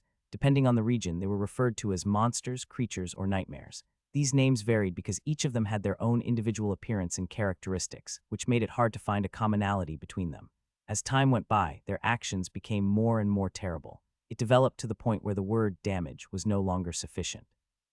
Instead, it could only be described as a disaster, and it was only then when humanity finally found the most appropriate word, demon. Minha-rin was 22 years old this year, and by the time she was born, the lives of the humans had already changed miserably. The land was no longer theirs. Most humans were either dead, living miserable lives, or rebelling. Minha-rin was also a rebel. She was no less afraid than the others, but she didn't refuse to fight. Instead, she felt it was scarier to be deprived of even the right to fight. Because of that nature, she was given the chance to become a demon hunter. The door to the room was opened, and several cages were brought in. Minha-rin realized that it was more human slaves like her. It seemed that the auction would begin soon, so they were all being rounded up. The room was large, so even though they had all been put together, it was still spacious. The demons scanned the room after carrying out their task before leaving once again. Minha-rin turned to the cage that had been placed on her right. Inside, it was a black man. She couldn't tell his age. She'd long learned that foreigners often looked much older than they were. When their eyes met, he gave her a bright smile. Minha-rin felt a bit of discomfort at this, but the man opened his mouth before she could react. Are you Minha-rin? Minha-rin opened and closed her mouth a few times before she finally spoke. You know me, I am also a hunter. Ha, it's an honor. I never expected to meet one of the big names from the East Asia branch. The man touched his collar regretfully and sighed. I would have asked for an autograph if our circumstances were better. You are? I'm Drisa, a hunter from the Africa branch. Black Panther note, facepalm. When Minha-rin muttered with a shocked expression, Drisa smiled again. Just call me Drisa. You don't want me to call you White Flower, do you? Fine, Drisa. Minha-rin looked at him closely. You seem pretty relaxed. Yeah, that's true. Have you given up? What can I do about this? Drisa tapped the collar. It's over once they managed to put this collar on. I'm sure you know that too, don't you? Of course she knew. Human power and technology were still very far from being able to dismantle the demon's collars. There was still a chance if the demon who was bound to the collar died, but from what Min-Ha-rin knew, it required 5 demon hunters using state-of-the-art equipment. No matter how they looked at it, it was an impossible task for them, who didn't even have a small knife. Is this how livestock feel before they get slaughtered? Cuckoo. No, we're still better off than them. They say if you meet a nice demon, you can live a comfortable life. Min-Ha-rin's expression hardened at those words. Do you intend to live as a slave? We don't have a choice in the first place. Being killed while resisting is also an option. Even if they couldn't take their own lives because of the collar's control, they could still get weak, sick, or die at the hands of the demon who became their master. Drisa laughed like he'd heard a funny joke. Haha, you're joking, right? You should know how much they enjoy breaking human minds. The only reason they haven't touched us is because we are products to be sold. In other words, once the auction is over and ownership transferred, their goodwill will disappear. Goodwill. When Min-Ha-rin snorted coldly, Drisa only shook his head before gesturing to the clothes he was wearing and the feed in the container. Maybe it's because you are still young. You don't understand how enslaved humans are treated. You should be thankful that they gave you clothes to wear and food to eat. Drisa gritted his teeth for a moment before continuing. I've seen a hunter who miraculously survived and was rescued after being enslaved. He could do nothing more than called out the name of his owner, a demon, while crying. Not even medication and intensive counseling could help. And when we told him that we had already killed it, he immediately bit off his tongue and killed himself without hesitation. She had never heard of something like that before. She knew that humans who were enslaved would certainly have mental scars, but she had never thought that it would be so severe. I don't want to be like that. No matter which demon becomes my master, I will smile, grovel, and even lick the soles of his feet, just to stay alive. Drisa's voice contained a firm determination. It was a desire to survive while somehow keeping his body and mind intact. When he saw Min-Ha-rin looking at him with a complicated expression, he smiled faintly. Do you think I'm disgusting? No, it wasn't Min-Ha-rin who answered. Instead, it came from a man whose cage was not far from Drisa's, an Asian man. Min-Ha-rin's gaze turned to him. She didn't think he was Korean. Min-Ha-rin, who was also Asian, could at least tell that much. I will also obey them to stay alive. At first, right. A fierce gleam seemed to shine in the man's eyes. Then I will look for a good opportunity to kill the demon who bought me. Drisa's expression became a bit strange. You know that killing your owner is suicide, don't you? Of course I do, but I still think it's worth it. To have a demon noble accompany me to hell. The man's voice was unwavering, just like Drisa. This man also had a clear purpose. Their cages also had feed containers, but these containers, which were similar to the one in Min-Ha-rin's cage, were empty. They'd eaten. This man, who was filled with determination, had eaten the demon's feed without hesitation. As soon as she realized this fact, Min-Ha-rin's face burned slightly. She thought that it was right to openly rebel against the demons and bare her fangs. She thought that constantly showing that she'd never give in was the best way to express her resistance. But it wasn't. In fact, it was stupid. Who would be afraid of an exposed blade? Instead, the true threats to the demons were people like this man. Those who hid sharp daggers in their pockets. Compared to him, she realized how foolish she was, how young and inexperienced she was. Min-Ha-rin's eyes turned to the corner of the room. There, the blond man was still sitting with his eyes closed and a blank expression on his face. That man was right. There was no point to dying from starvation. It was no better than a dog's death. Min-Ha-rin turned her eyes to the feed container once again. The feed inside had a disgusting appearance, like vomit that had already cooled and hardened. Nevertheless, she stuck her face into this container without hesitation. She chewed and swallowed without even tasting what she was eating. Her attitude caused the Asian man's eyes to shine, and when Min-Ha-rin finally raised her head, he opened his mouth. Min-Ha-rin, this is my first time meeting you in person. This wasn't a surprise. After all, Min-Ha-rin was quite famous among the hunters. She had also guessed the identity of this man. Nevertheless, the reason she didn't ask was because this identity was much greater than she'd initially expected. Are you Lee Jong-hak? The man nodded. Right, I'm Lee Jong-hak. Not only Drisa, but even the people who hadn't said a word reacted when they heard this. The human dragon Lee Jong-hak. It's one of the 3 dragons. This kind of person was caught too. Drisa couldn't help but mutter. Vice President of the Asia branch. You're much bigger than I thought. Min-Ha-rin, on the other hand, looked at him in confusion. I can't believe it. I can't believe a man of your caliber was captured. We were hunting a noble in Shanghai. The enemy was a demon duke, and our forces had over 1,000 hunters. There was a large-scale noble hunt in Shanghai. Min-Ha-rin had heard about it. You failed. Right. Lee Jong-hak's voice was calm as he continued. They wanted to capture me alive, so I proposed a trade. My condition was that they release the rest of the hunters. And they accepted it. Right. They probably thought the 300 or so hunters that they released were less of a threat. In other words, he had sacrificed himself to save 300 people. Just like in the rumors, Lee Jong-hak was closer to a hero than a hunter.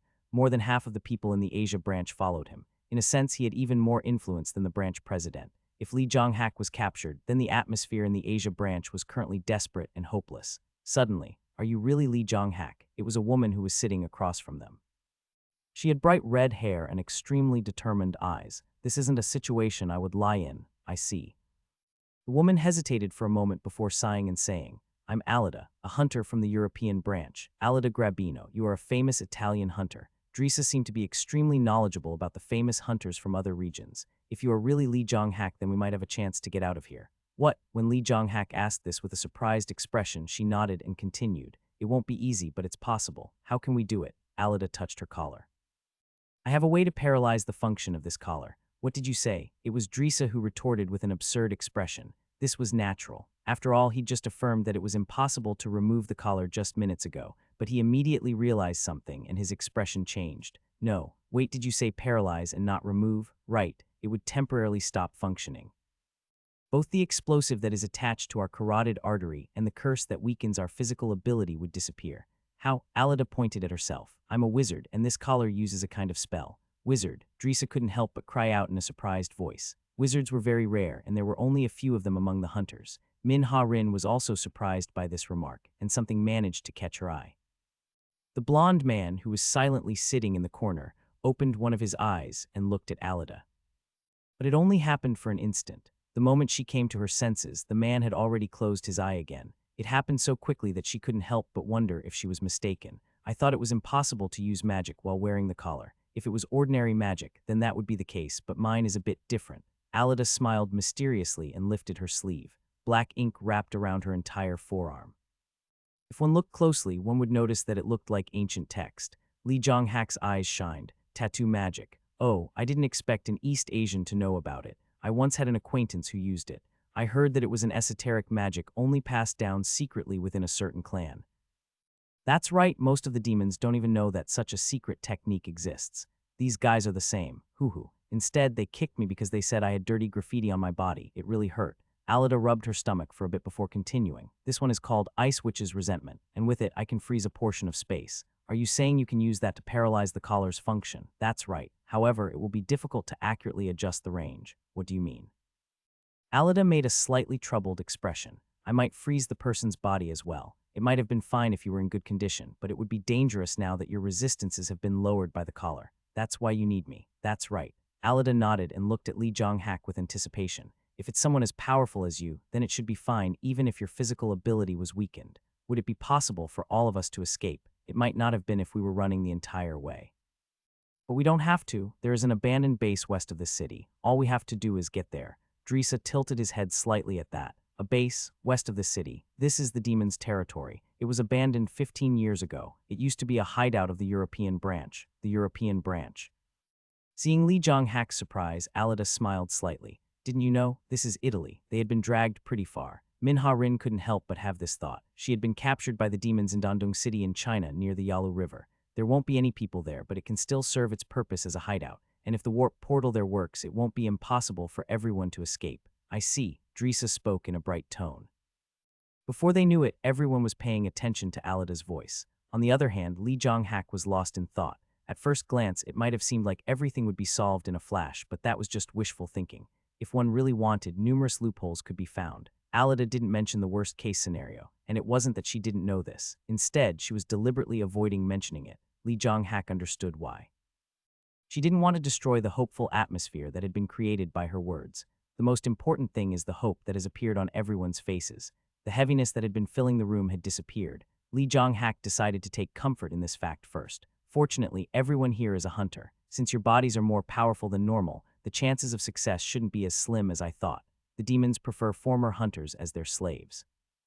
This was because not only were their bodies stronger, their minds were as well, so they weren't as easily damaged. The Chester Company had especially prepared strong hunters for their special event, and ironically, this was what gave them a chance.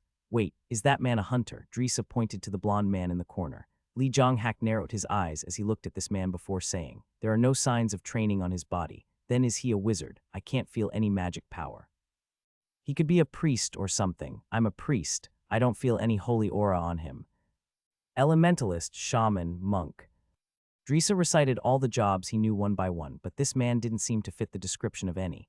Then Minha-rin spoke. He's not a hunter. Maybe. As she added this word in her head, she told them the words she'd heard from Rutan before. Lee Jong-hak's expression became a bit surprised after hearing the explanation. I see. So he's probably an escaped slave. Is he? That's good. Then it wouldn't be a problem if we left him behind. Lee Jong-hak frowned at Drisa's words.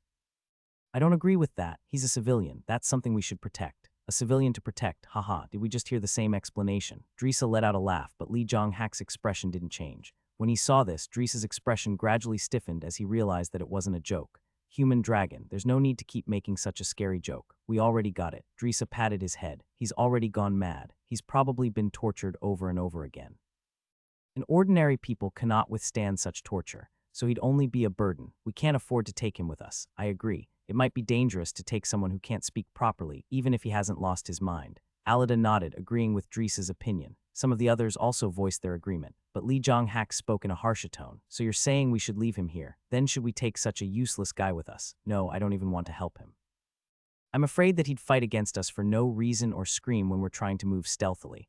Will you take responsibility? I will take responsibility. What? I will take full responsibility. Drisa veins protruded from his forehead. I knew you were a good person, but I didn't think it would be to this extent. You are a hunter, not a hero. For me, the name hunter has a very comprehensive meaning. If I were to leave a civilian who needed my help just to save my own life, I'd never be able to proudly lift my head again.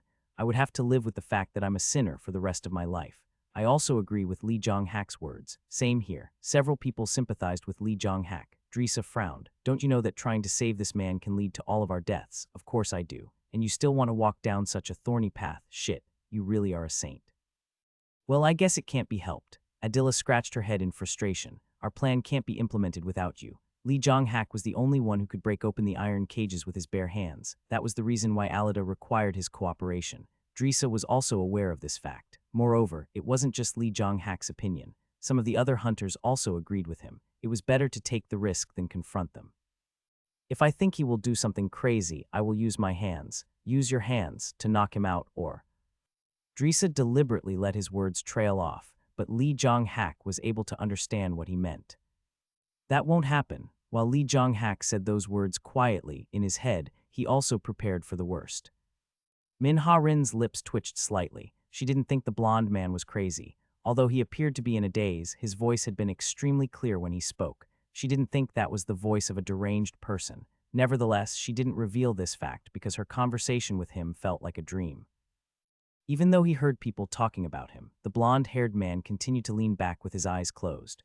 At first glance, it might have seemed like he was in a daze, but now she felt like he looked relaxed. That can't be. Even Lee Jong-hak, vice president of the Asia branch, could not afford to relax. Even if he had nerves of steel, there was no way that an ordinary person would be more relaxed than a hunter. So a total of 11 people, 12, if you count the burden. Stop calling him that, then ask him for his name. I'll do that then. Lee Jong-hak turned to the blonde man and said, What is your name? Of course, no one in the room expected to hear an answer. Lucas. Drisa's eyes widened. Then he turned to Alida and said, Did that guy really just answer? I think so. Well, didn't they say he was crazy? He looks perfectly fine to me. Just because he answered doesn't mean he's fine. That might not have even been an answer in the first place.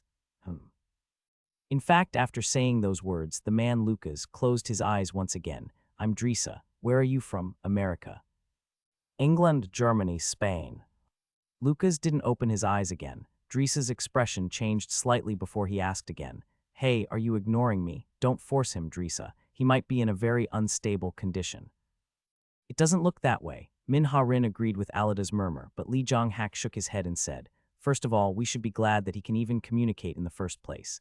And did you say it was Lucas? You don't have to give an opinion, but it would be best if you listened to our plan, for your own sake. Lucas didn't react in any way, but Lee Jong-hak nodded as though he'd given his assent. This auction will go on for 4 days.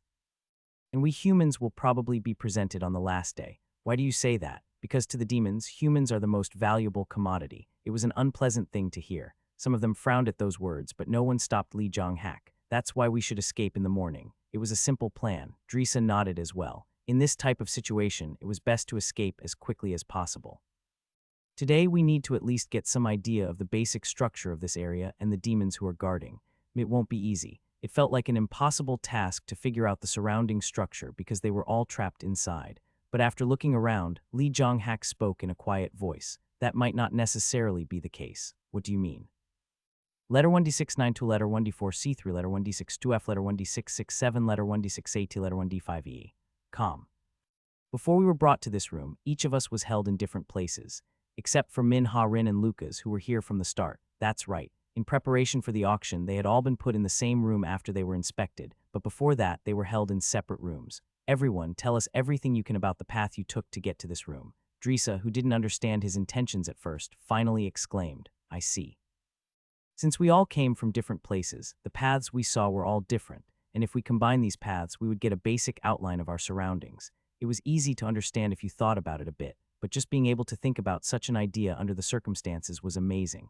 Alida spoke up in a subdued voice. It's not hard to say it, but we don't have any paper or writing utensils. How will we organize them? There were 11 people there. Even if they had several overlapping paths, there still should have been at least 5. It would be quite hard to combine so many routes in their heads. I'll do it. It was Min Ha Rin. She looked around before continuing in a slightly cautious tone. I have a good memory. At least Min Ha Rin never forgot things that she wanted to remember. Li Jong-hak nodded, and the people in the room began opening their mouths one by one. Min Ha Rin memorized everything they said. Soon, a small but detailed map was drawn in her head. Give me a minute, she needed some time to organize her thoughts. Min Ha Rin opened her palm and drew an image only she could see. This room is in a basement. There are 2 passages to the surface. One of them seems to lead to the stage. The stage was the place where the products up for auction would be presented. There would be at least a few dozen demon nobles waiting there, so escaping there was akin to suicide. Where does the other passage lead? I don't know. Min Ha Rin muttered regretfully. Even with all the information she'd gathered, she couldn't tell if the other passage led to an exit or not. Nevertheless, Li Jong-hak made a quick decision. We have to escape using the other passage. There isn't a better way. Drisa nodded and Alida closed her eyes. I need time to use my tattoo magic. If I start concentrating from now, I should be ready by dawn. If the demons come, try to draw their attention away from me. Understood. The hunters' expressions lit up slightly. Their complexions were still haggard, and their path was unclear, but they at least had a small chance to escape. The possibility might have been faint, but the hunters still felt hope. Min Ha Rin should have been the same, but for some reason her heart felt heavy like lead. She didn't think that things would be solved so easily. She had an ominous feeling, and unfortunately her thoughts soon became a reality. When the door opened and a group of demons walked into the room, the hunters tensed up in different ways. One of the demons who arrived was Rutan. He looked around the room in a relaxed manner. It was natural that only products under the age of 30 had been gathered for this event. Among the group were 4 who were commonly referred to by them as titled humans, and the other 7 had no problems with their appearances or health, except for the woman with graffiti on her body, in any case. When Rutan looked at these humans, he felt like he was looking at his bright future. Unlike ordinary human slaves, hunters were especially hard to capture. It was not a rare occurrence for them to kill themselves after being cornered, because they all knew what kind of miserable lives awaited them if they were to survive. This was a choice that the demons were unable to understand. Not all demons had sadistic tendencies towards the slaves. Some of them could even be considered affectionate towards their human slaves. They had the same feeling one would have to one's pet. It's still better than dying. The thought of giving up your life for your honor, pride, or rights was simply laughable. And since the humans didn't know that, it meant that the humans were a low-class race. It's time to start the selection. What? Some of the hunters subconsciously swallowed their saliva. A white man couldn't help but let out a sound of surprise. Rutan's gaze turned to him. Why are you surprised? This is something you should have already expected after being captured.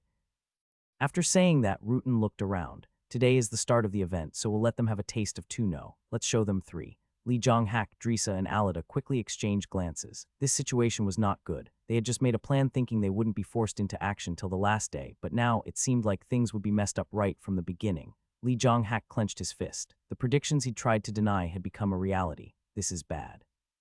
Min Ha Rin's urgent gaze was locked onto Li Jong-hak and Alida. These 2 were pivotal in their plan to escape. Without either of them, their plan would not even start. Hey, Sihard, who do you think we should pick? I think 2 males and 1 female would be good. That's true, then. Many of the hunters shrank back when Rutan's gaze swept across the room.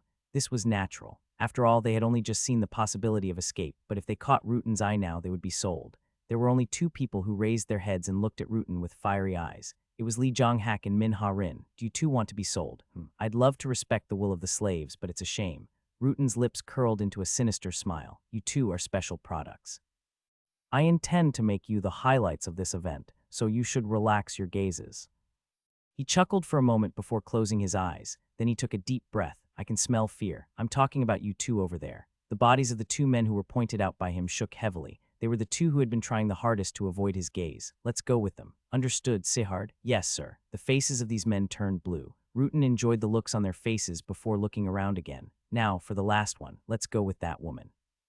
Shit, Minha-rin almost cursed out loud. Rutan was pointing at Alida. Alida's lashes trembled. She was concentrating in order to use her tattoo magic, but she could probably still hear what Rutan was saying. Rutan's subordinate, Sihard, couldn't help but ask, "Isn't that woman a wizard? She's a rare commodity, so I think it would be a waste to use her on the first day." That is certainly the case for a wizard in good condition. However, this idiot has graffiti on her body. Regardless of the strength or rarity of the individual, such a defect makes her an inferior product. If we were to send her out later, the customers might be disappointed. So today is the best time, indeed. Minha-rin bit her lip while Sihard nodded in admiration. What should I do? Her palms began to sweat because of her nervousness. They couldn't let Alida be taken, but Rutan had already said he wouldn't take her. The other woman, a white woman, was shivering in the corner with her head down. She didn't think about cursing her. She must have known as well. If they let Alida get taken, then the plan would go down the drain. She just didn't have the courage to accept it. How could they change the demons' minds? Minha-rin tried her hardest to think of a way. We can't. But even if she rolled it around in her head till steam began rising from her hair, she couldn't think of a way to do it. It didn't matter if she died. The moment she was captured, she had already let go of all of her life's regrets. Meeting Lucas and Lee Jong-hak had changed that mindset a bit, but she would still kill herself the moment she was able to if necessary. But Lee Jong-hak was different. He was a hero who had to return to the East Asia branch. Losing him would be a loss for all of mankind. Take me. Minha-rin spoke in a cracked voice. Of course, this was too soft for Rutan to hear. Or maybe he had heard it, but Rutan would definitely not go back on his word. Minha-rin was also aware of that fact. That's why she couldn't believe what happened next. Wait. Rutan paused before pulling back his outstretched hand. Then he crossed his arms and pondered deeply about something. For a moment he stood there unmoving. Then, I don't think it would be a bad idea to have a strong first day. Huh. Rutan chuckled before pointing at Minha-rin. Forget the tattooed girl. Let's put her in. Sihard was shocked. Are you serious? Of course. And he gave a sly smile as he seemed to think about something else. Let's put that guy with her. We can count him as a bonus. The one Rutan was pointing at was none other than Lucas. They moved the two cages immediately after making a decision, but that didn't mean that they would present them right away. As precious human slaves, they would be the highlight of the event, which meant that they had to be presented at the hottest moment. Rutan placed Lucas and Minha-rin in a space behind the stage so that they could be sent to the stage immediately after he gave the signal. It seems they decided not to bring the two men who had been selected first. Minha-rin didn't know their names, but they had not been brought with them. Maybe they had decided to leave them for another day, or maybe they were just being kept in a different area. She lowered her head, feeling like it would be good if it was the former. Is this the end? Minha-rin leaned against the bars of her cage while having this thought. Surprisingly, when her life as a slave was all but confirmed, she didn't feel any different. Perhaps it was because she'd heard Lee Jong-hak's words. If she was lucky, maybe she'd be able to take down a demon noble. She knew that such a thing was almost impossible, but just the thought of it made her feel lighter. Do you know what happens to hunter slaves? Lucas spoke. Minha-rin glanced around. Some demons were guarding the area, but they didn't seem to care what the two of them were doing. Instead, their nervous and anticipated gazes were directed outside the curtain. To some extent, that Duke Sandro who has his eyes on you seems to be a sadistic pervert. Most of his slaves are physically disabled women. It was none other than Duke Sandro who made them that way. He prefers slaves with strong willpower, but after he breaks them, he kills or abandons them without hesitation. Was he trying to scare her? If so, then it had worked a little. Minha-rin could not deny the fact that she was a bit scared, but the thing that she was the most curious about was why this man, who had always been silent, had suddenly become talkative. Moreover, it was strange that he knew so much about a demon duke's hobby that was usually veiled in mystery. Are you trying to test my determination? No, I'm just curious why you chose to sacrifice yourself for Alida. No, I was just. Sacrificed? Minha-rin was surprised by this unexpected word. It wasn't something so noble. She just felt that if Alida was the one who was taken, then the escape plan would become hopeless from the start, which would lead to the worst-case scenario of everyone in the room becoming slaves. Therefore, Minha-rin chose the best option. It's just this choice made the most sense. Lucas looked at Minha-rin, who had a blank expression on her face, and said, "You have a wizard's aptitude." His face was expressionless, and his voice lacked any inflection, but Minha-rin felt that he was a bit happy. It was really strange. Lucas' situation was no different from hers. However, she had never been able to feel even a hint of despair since their first meeting. Why? The thought that he was crazy disappeared as if it had been washed away. He was an incredibly rational and cold-hearted man, and he seemed to know more about what was going on than Min-ha-rin. Nevertheless, his calm appearance had never changed. Maybe she had been influenced by this attitude, which was indifferent to the point of being easygoing, a wizard's aptitude. She recalled his murmur. That shouldn't have been the case. Min-ha-rin had gotten a full examination at the association. Her aptitude was that of a hunter, a close combat specialist. In fact, after developing a style that matched her aptitude, she was able to gain a good reputation throughout Asia. But she had always been interested in magic. In fact, she had wanted to be a wizard since she was young. As soon as she was about to say something to Lucas, he closed his eyes again. When he was like this, he would not respond, no matter how she tried to start a conversation. He always ignored most of her questions. Nevertheless, Min-ha-rin was able to learn a few things about Lucas following her observation and their brief conversations. They will be able to escape. Was he referring to Li Jonghak's group? Just as Min-ha-rin was about to ask a question, Lucas spoke again. But all of them will not survive. Huh, what do you? Suddenly, a demon near to them swung his arm. Wu-woong. Her iron cage rose into the air. This floating caused her to feel sick. Just as Min-ha-rin heaved slightly, the curtain that was blocking the stage was lifted and the stage was revealed. It seemed that it was finally time for their appearance in the auction. You have been waiting for this moment for a long time. The moment I dare introduce is the highlight of today's event. The product I'm about to present is something in which every customer here will be interested. There was a stir in the room. Sandro's lips stretched into a smile. They have the right amount of intelligence, so you don't have to teach them multiple times like stupid beasts. They also have just enough strength to do chores, but not enough to be a threat to our customers' safety. Even though they are just at the end of their youth, doesn't everyone know? Flowers are most beautiful just before they wither. The short prime makes their value shine even more, so let me formally introduce you. The stir in the room grew stronger as Rutan's soft voice sounded out. Suitable as ornaments, pets, or experiments, the finest slaves, property that will undoubtedly enhance the dignity of any noble. He bowed in a polite manner as Min-ha-rin appeared on the stage. I present to you a human. The more Min-ha-rin heard Rutan's introduction, the more disgusted she felt. She felt terrible, as though she was a piece of premium meat about to be sold. Apart from that, she felt her chest become tighter and her body become covered in cold sweat. Was she nervous? This is natural. At that moment, the curtain was lifted and the cage floated up to the stage. She was presented in a way the demons would appreciate. Such a good product, it's S-class for sure. When Min-ha-rin was revealed, the demons did not hide their admiration. On the other hand, Min-ha-rin just felt more sick. Demon nobles filled the hall. Many of them were counts, who could be considered as high-ranking nobility, with some being even higher ranked. There were not 1, 2, or even a dozen. There were close to 100 of these monsters who could each dye a small region with blood. Just the demonic energy that they constantly emitted created a poisonous atmosphere for humans. An ordinary human might vomit blood just from inhaling the air in this room. Min-ha-rin's resistance had been reduced by the collar. Nevertheless, the poisonous air only made her face look a bit more haggard. She was about to sit down because of the sudden dizziness that she felt when her body suddenly froze. Click, UK. She felt a sting in her neck. Then her entire body became stiff. Her senses blurred as though she'd been put under anesthesia. This was one of the functions of the collar. She didn't know the principle behind it, but she'd lost control of her body. Then her body began posing against her will. Min-ha-rin's face burned red with shame. It was as though she was anxious to get herself sold. Min-ha-rin had never experienced something so humiliating and terrible in her life, the white flower. Rutan laughed as he said those words. Customers who are interested in enslaving humans should have heard about her at least once. This hunter has killed 3 viscounts, 1 baron, and hundreds more of our kind. Surprisingly, this product is only in its early 20s, so depending on how you raise it, you can cultivate its youth and beauty. You can even keep it for a long time if you maintain it properly. This is crazy. Min-ha-rin wanted to bite her lip, but even that was impossible. It was completely insane. As Rutan had said, Min-ha-rin had hunted 3 viscounts, 1 baron, and hundreds of other demons. From the perspective of humans, these were certainly achievements deserving of praise, but it shouldn't have been for them. Weren't they the same kind? Min-ha-rin should have been treated as a mass murderer to be executed with extreme prejudice, but she wasn't. Instead, the eyes of these demons were flashing with disgusting greed.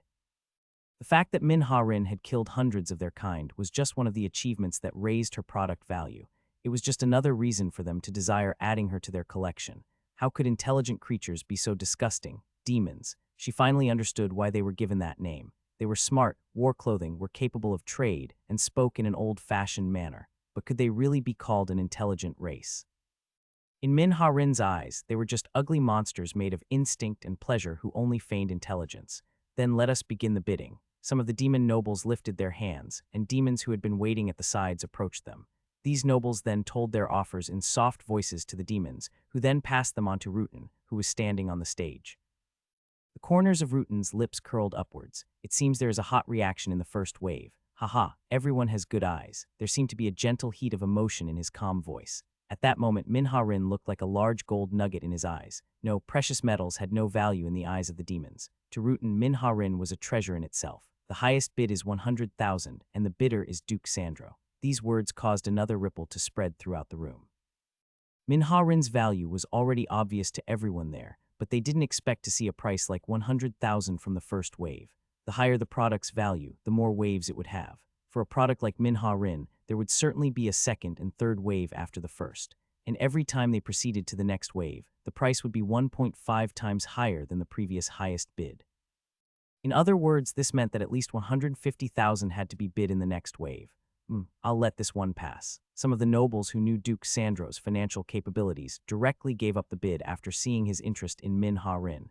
He was one of the Chester Company's biggest customers, and he was well known for his collection and obsession in that he could only be satisfied by products he liked. However, some nobles who still thought it was worth it did not back down so easily. It was then, "Is that the next product beside you?" A noble pointed towards Lucas. Rutan glanced at this blonde man before smiling. "No, he's a bonus, a bonus. This is a product whose mind has already been broken, but other than that, he is in good condition. As you can see, his face is good and he has a surprisingly durable body. If nothing else, he would still be useful for experiments. Of course, if you don't want him, you don't have to take him." Sandro looked at Lucas after hearing that. This was the second time he was seeing him. The first time he had been focused on Minha-Rin, so he hadn't paid much attention to him, but as Rutan said, his appearance wasn't bad. Although he looked a bit sullen, his face wasn't bad looking for a male, and if he was washed and taken care of properly, it might be possible to raise his looks to another level. Duke Sandro's wrinkled face stretched with a childlike smile. "Then let's start the second wave." Sandro lifted his hand and beckoned towards a demon before whispering in their ear. After hearing the bid, the demon's body shook slightly. He looked at Sandro as if to confirm that he'd heard correctly, to which Sandro simply nodded with a relaxed expression. The demon immediately headed over to inform Rutan of the bid. Rutan also trembled slightly when he heard it, as expected of Duke Sandro. Was he saying that he didn't want to waste any more time? In any case, this wasn't a bad thing for the company. Never. Rutan had to forcibly stop himself from laughing out loud. The highest bid is 1 million, and the bidder is Duke Sandro. The nobles froze in shock when they heard this announcement. This is too much, even for a titled hunter. Duke Sandro must really like this one. The bid rose by 10 times in an instant, causing the other nobles to lose their fighting spirit. Rutan laughed once again. There was still one wave left, but it would be a waste of time to proceed with it at this point. The reason that Sandro had increased the bid to such a ridiculous amount was to bypass the annoying process. It seems the owner for this product has been decided. Minha-Rin lowered her head. She thought she'd already given up, but she was scared when the reality truly hit her. Looking at Duke Sandro's wrinkled face, she couldn't help but feel like she'd done something stupid and regretted it. Then, in the next moment, she bit her lip in disgust at herself.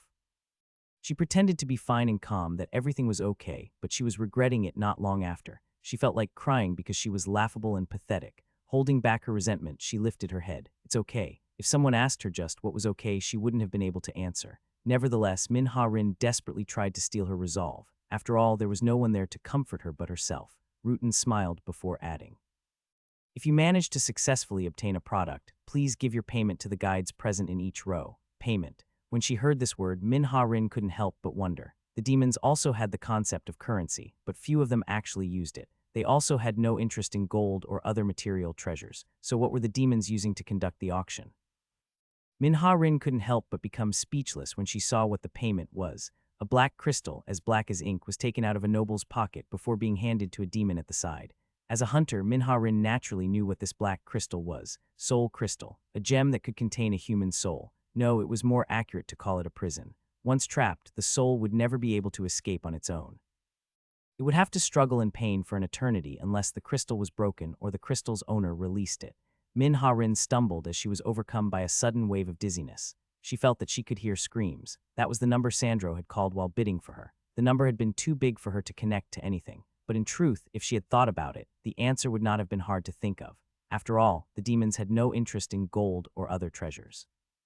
For these beings, the thing they obsessed over and coveted to most was none other than the human soul. The more souls they absorbed, the higher the demon's level became. She'd heard that the only way for them to obtain a title was to absorb a certain amount of souls. The soul crystals were items that made the absorption process easier. Letter 1d62a, letter 1d5fb, n letter 1d45f, e letter 1d44e, letter 1d485. All of the nobles here were participating in the auction. In other words, each and every one of them had soul crystals in their possession. If that was the case, how many? There were about 100 demon nobles in this hall. She wondered just how many human souls, which were suffering without even being able to die properly, were in their possession.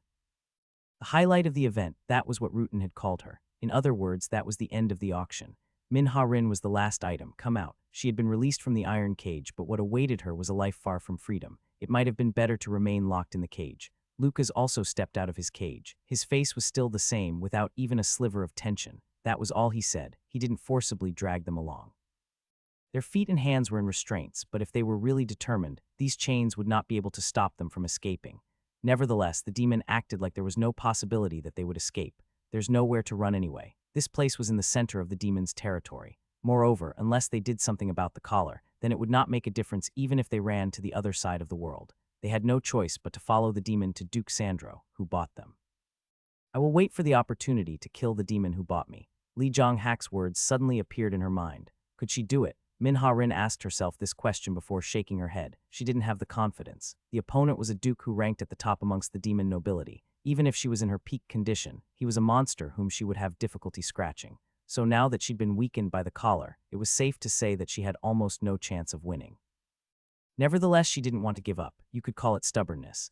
But she knew that the moment she gave up, her chances of winning would no longer be slim, they would disappear altogether. I think I can do it. While she had this thought, the demon leading them stopped at a door. Then he knocked politely and waited. Who is it? I'm from the Chester Company. I brought the products you won, Duke Sandro. Come in. The moment the door opened, Min-Ha-Rin's face became pale. The bright light stunned her for a moment. Maybe it was because she was stuck in the dark for almost a month. The lighting on the stage had been soft, so she didn't realize it, but this place was different. The bright lights shining within the room penetrated Min-Ha-Rin's retinas. It was only after blinking a few times that she was able to see the overall appearance of the room. It was a large room filled to the brim with luxurious furniture and decor. And in the center of the room, there was a silver table at which he sat. This was probably the first time she was getting a good look at him. The first thought she had upon seeing him was that he was like a vampire. To be precise, he reminded her of Count Dracula, who appeared in old-time movies. His face was pale and his hair was gray, and the black tuxedo he wore contrasted sharply with his body. If he weren't a demon, she might have even thought that he was a very good-looking old man. Min-Ha-Rin was feeling intense chills at that moment. An instinctive fear, similar to the way one felt when facing a predator, licked at the back of her neck. A duke, a being who stood at the pinnacle of demon nobility. Some people mentioned the possibility that there were grand dukes, but even they could not deny the fact that dukes were representative of the pinnacle of demon nobility. They were incredibly dangerous creatures, walking natural disasters, nuclear warheads with egos. Demons of the End. There were dozens of names for them, and the association paid attention to the movements of every duke using any means they could. This was because they understood that if they were to let even a single duke out of their sights, an entire branch might disappear like dust before heavy winds. Officially, there are only 2 recorded cases of defeating dukes, and the damage that accompanied this defeat was immeasurable. Many thousands of promising hunters had become cold corpses, and many more suffered irrecoverable damage. And now, such a being, who could create a disaster as easy as breathing, was sitting in front of her. He was standing within arm's reach. What hid behind this facade of a genial old man was a monster who could destroy her heart with the flick of a finger. It felt like there was a sword being pressed against her throat. Min-Ha-Rin forcibly tried to ignore her shivering. She tried to not shrink back, but she still lowered her gaze. This wasn't because she'd given in. She'd just realized how foolish it was to openly display her hostility. Sandro hummed in interest when he noticed her change in attitude. He looked at Min-Ha-Rin for a moment before waving his hand. You may leave. Yes, sir. The demon who brought them bowed his head politely before leaving the room, closing the door behind him. At that moment, Min-Ha-Rin felt like the atmosphere in the room was becoming heavy again. Sandro's attention was only locked onto Min-Ha-Rin. He didn't seem interested in Lucas, who stood beside her. I don't know if you've eaten. Are you hungry? Sandro's voice was unexpectedly soft. If she didn't know who he was, she might have mistaken him for a kind-hearted old man. Knowing he wasn't, Min-Ha-Rin didn't answer. Sandro chuckled. Why don't you relax a little? She didn't answer this time either. She wasn't openly being rebellious. It was just that she couldn't even think about lowering her head like Drisa had mentioned. So instead, she bit her lip and suppressed her feelings. Did you have a change of heart? Your attitude is different from earlier. Well, it doesn't matter. Sandro got up from his seat and began to skillfully cut tea leaves. A subtle scent filled the room, but Min-Ha-rin had to resist the urge to cover her nose as though she smelled a terrible odor. I know human nature doesn't change so easily, but it's not fun to have a conversation like this. While listening to the sound of the tea leaves boiling, Sandro chuckled. Let's do this. I will break one of that man's fingers every time you don't answer me. Min-Ha-rin's body shook. She looked back. There was still no change to Luca's expression despite Sandro's vicious words. That person has already gone mad. It would be pointless. She tried to speak calmly, but she couldn't help the slight tremors in her voice. And Sandro was very aware of this. What does that matter? What I want to see is your reaction. I want to see what my new slave is like. Show me just how high your view of morals and ethics is. Cuck, I'll ask again, are you thirsty? Min-Ha-rin bit her lip. I'm not, I see. Sandro grinned. Your original expression has returned. That's good. I hope you can maintain that rebellious spirit for a long time. Those words filled her with anger. I won't obey a demon. Instead of obeying you, I'd rather kill me. Is that what you want to say? Sandro let out a laugh. It was a laugh filled with genuine joy. I don't care if you have such thoughts, but I should probably start your training early so you can learn things you shouldn't do. How? Are you going to intimidate me or threaten that person again? Ha, it seems a duke is no big deal after all. I can't believe you'd resort to such petty tricks because you couldn't make a single human submit. Petty tricks, that's an interesting expression. Sandro knew that Min-Ha-rin was trying to provoke him. The reason she mentioned Lucas was because she didn't want him to touch him anymore. Sandro, who had lived for hundreds of years, could easily see through the ploys of this young girl. Of course, I know many ways to make a human submit. I'm not afraid of torture, nor am I afraid of my mind breaking or death. Haha, you can only say that because you're ignorant. Child, you can't even begin to imagine what real pain is like. There are many things in this world that are more terrible than death. Sandro's smile widened. However, I won't touch you just yet. What? I won't do it for at least a month. You can trust me. I always keep my word. Nevertheless, you will swear your loyalty to me and do whatever I say. That will never happen, Dak. Sandro flicked his finger. Suddenly, the restraints on Min-Ha-rin's hands and feet were released. The collar was still around her neck, but to an extent, she had regained her freedom. What? Min-Ha-rin looked at Sandro in confusion. I heard that you successfully hunted a noble during your first mission. At that time, you were only 15 years old. I'm curious as to how promising you would have been if you were allowed to grow. Did a lot of research. Do you enjoy looking into the backgrounds of slaves? Min-Ha-rin forced herself to speak coldly, but a part of her felt cold when she heard those words. How could he know about my first mission? It wasn't strange that he knew her name, age, and other minor personal information. She was certain that the Chester Company, who sold her, had all of that information. However, information about the missions a hunter went on were confidential and known only to the association. So it was certainly strange for a demon duke to have access to it. No way. She shook her head as an ominous thought appeared in her mind. It couldn't be. If that was the case, humanity would have already been destroyed. She must have been overthinking. She had to have been. There was an unusually large number of people at the event today, so my shoes got a bit dirty. It was a sudden change of topic. When Min-Ha-rin glared at him, Sandro smiled before pointing down to his shoes. Lick it with your tongue and clean it. I don't want to see even a single speck of dust. It was a ridiculous request. Min-Ha-rin had a strange expression on her face as she said, You should be glad I don't know many curse words. Haha, I knew you'd say something like that. Right? It's so heartbreaking to have a disobedient slave. After muttering quietly, Sandro went silent for a moment before continuing. Do you want to know what I plan to do next? I don't care. No, you will care. A lot. Sandro smiled warmly as he looked at Min-Ha-rin. Because I have a disobedient slave who won't listen to my orders, I think I will go for a stroll, just to get some fresh air. Maybe I'll even go for a long walk. Maybe I might even make a trip down to the peninsula. It was a soft voice as though he was reading a storybook. However, Min-Ha-rin's expression became harder and harder as he continued. By peninsula, he meant. I want to see the sea, so I think it would be better to go to Busan, which is called a port city. I want to relax and enjoy the night sea, but I don't think I'll be able to. I don't know why, but I feel like a lot of hunters will suddenly come and attack me. How? Min-Ha-rin could no longer hide her shock. Her pupils shook violently. Busan was the location of the headquarters of the Hunter Association's East Asia branch, and this demon knew that. They will try to kill me, and I will defend myself. It's been a long time since I used these old hands, so I'm not confident in holding back my strength. This means that most of those hunters will die. The blood of hundreds of people might cause the ocean water to become a bit red. Of course, I wouldn't get a single scratch. Stop. However, my little plan to enjoy the view of the sea would have been ruined by then. I'm not very patient, so this fact will make me extremely angry. It's natural that I will go to the den of the bugs who disturbed me and wipe them out. The hunters won't know that I already know the location of their underground bunker. They will think they're safe, but they will soon realize that it was just an illusion. I will reach the center of the bunker in a heartbeat while laughing at their defenses. I will annihilate all of the high-ranking officers there in a short amount of time. Then I will find the branch manager who is barely holding onto his life and tell him with a smile." Sandro laughed. An ugly smile blossomed on his old face. "If he gives me the 2 children, Min Haru and Min Yu Seong, I will let him live." Min Ha-rin collapsed when she heard the names of her 2 younger siblings. Her body shook. To Min Ha-rin, their deaths were tens of times more terrifying than her own. It was the worst situation she couldn't even imagine. They are you brother and sister, only 12 and 14 years old. Why aren't you more pleased? You will soon be reunited. I assure you they will call for you desperately, until their blood spills from their throats. Sandro finished his cup of tea. Then he got up from his seat and put on the coat that had been hung over the chair. "I sincerely hope your siblings are as strong-willed as you are." Just as he was about to walk out the door. "I'm sorry." Sandro stopped. Then he turned around with a smile. "What was that? Sorry, I'm sorry, I'm sorry." Min Ha-rin said these words with tears rolling down her face. She repeated the same thing like a broken radio. She bent her knees, which she'd vowed to never do, and banged her forehead against the ground over and over again.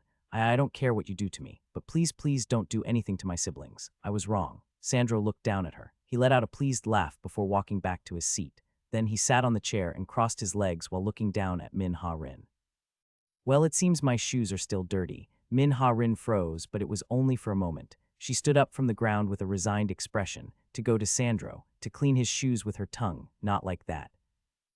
Sandro smiled and pointed to the floor. "You have to come to me, like a slave." She didn't have a choice. Min Ha-rin didn't bite her lip this time. Her pride had already been torn to shreds and her eyes were lifeless. She crawled towards Sandro. More than humiliation and shame, fear for Sandro grew within her, fear that ate at her mind. She could see the shoes. As Sandro had said, they were a bit dirty. Instinctively, she knew that if she were to really lick Sandro's shoes, she would not disobey until the day she died. But even so, she didn't have a choice. Crack. Then she heard a strange sound, and Min Ha-rin realized that the atmosphere in the room had changed drastically. She raised her head. Duke Sandro was no longer looking at her. He was no longer smiling as well, but this was different from before. His expression was a bit stiff as though he'd witnessed something unexpected. Min Ha-rin followed his gaze. Lucas was standing there. He still stood in a daze with a blank expression on his face, but something was different. He didn't have a collar. No. Duke Sandro narrowed his eyes. To be more specific, clatter. Lucas had ripped it off on his own. How surprising. Sandro's smile returned to his face. He leaned deeper into his chair as if to show off his composure. Was the collar loose, or was it defective from the start? In any case, I'm disappointed in the Chester Company. This is a bit upsetting. He'd have to call Rutan and set things straight. They would probably bow till their foreheads touched the floor. After all, they should have been fully aware of what kind of world they were stepping into. It's useless even if you do it right 100 times. Naturally, all that matters is whether you make one mistake or not. Lucas still didn't say anything. Sandro smiled. "But you're foolish. If you had hidden the fact that the collar was defective and waited for the right chance, you might have gotten the chance to run away." Sandro had little interest in Lucas from the beginning. His attention had always been on Min Ha-rin. This blonde-haired man who came with her was nothing more than an extra, a bonus.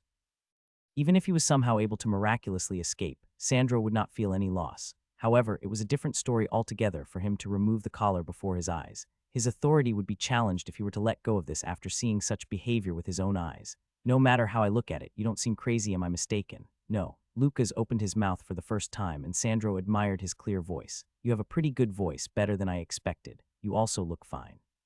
Sandro's eyes swept over Lucas. He seemed to appraise him for a moment before he smiled and said, "How about this? If you kneel and kowtow right now, I will pretend like I didn't see you take the collar off. I have a few spare collars, so I'll let you pick whichever one you like most. If you do that, I will forgive your rudeness and give you the right to be my slave again." This was an unconventional offer for Duke Sandro. In the first place, he still didn't have much interest in Lucas.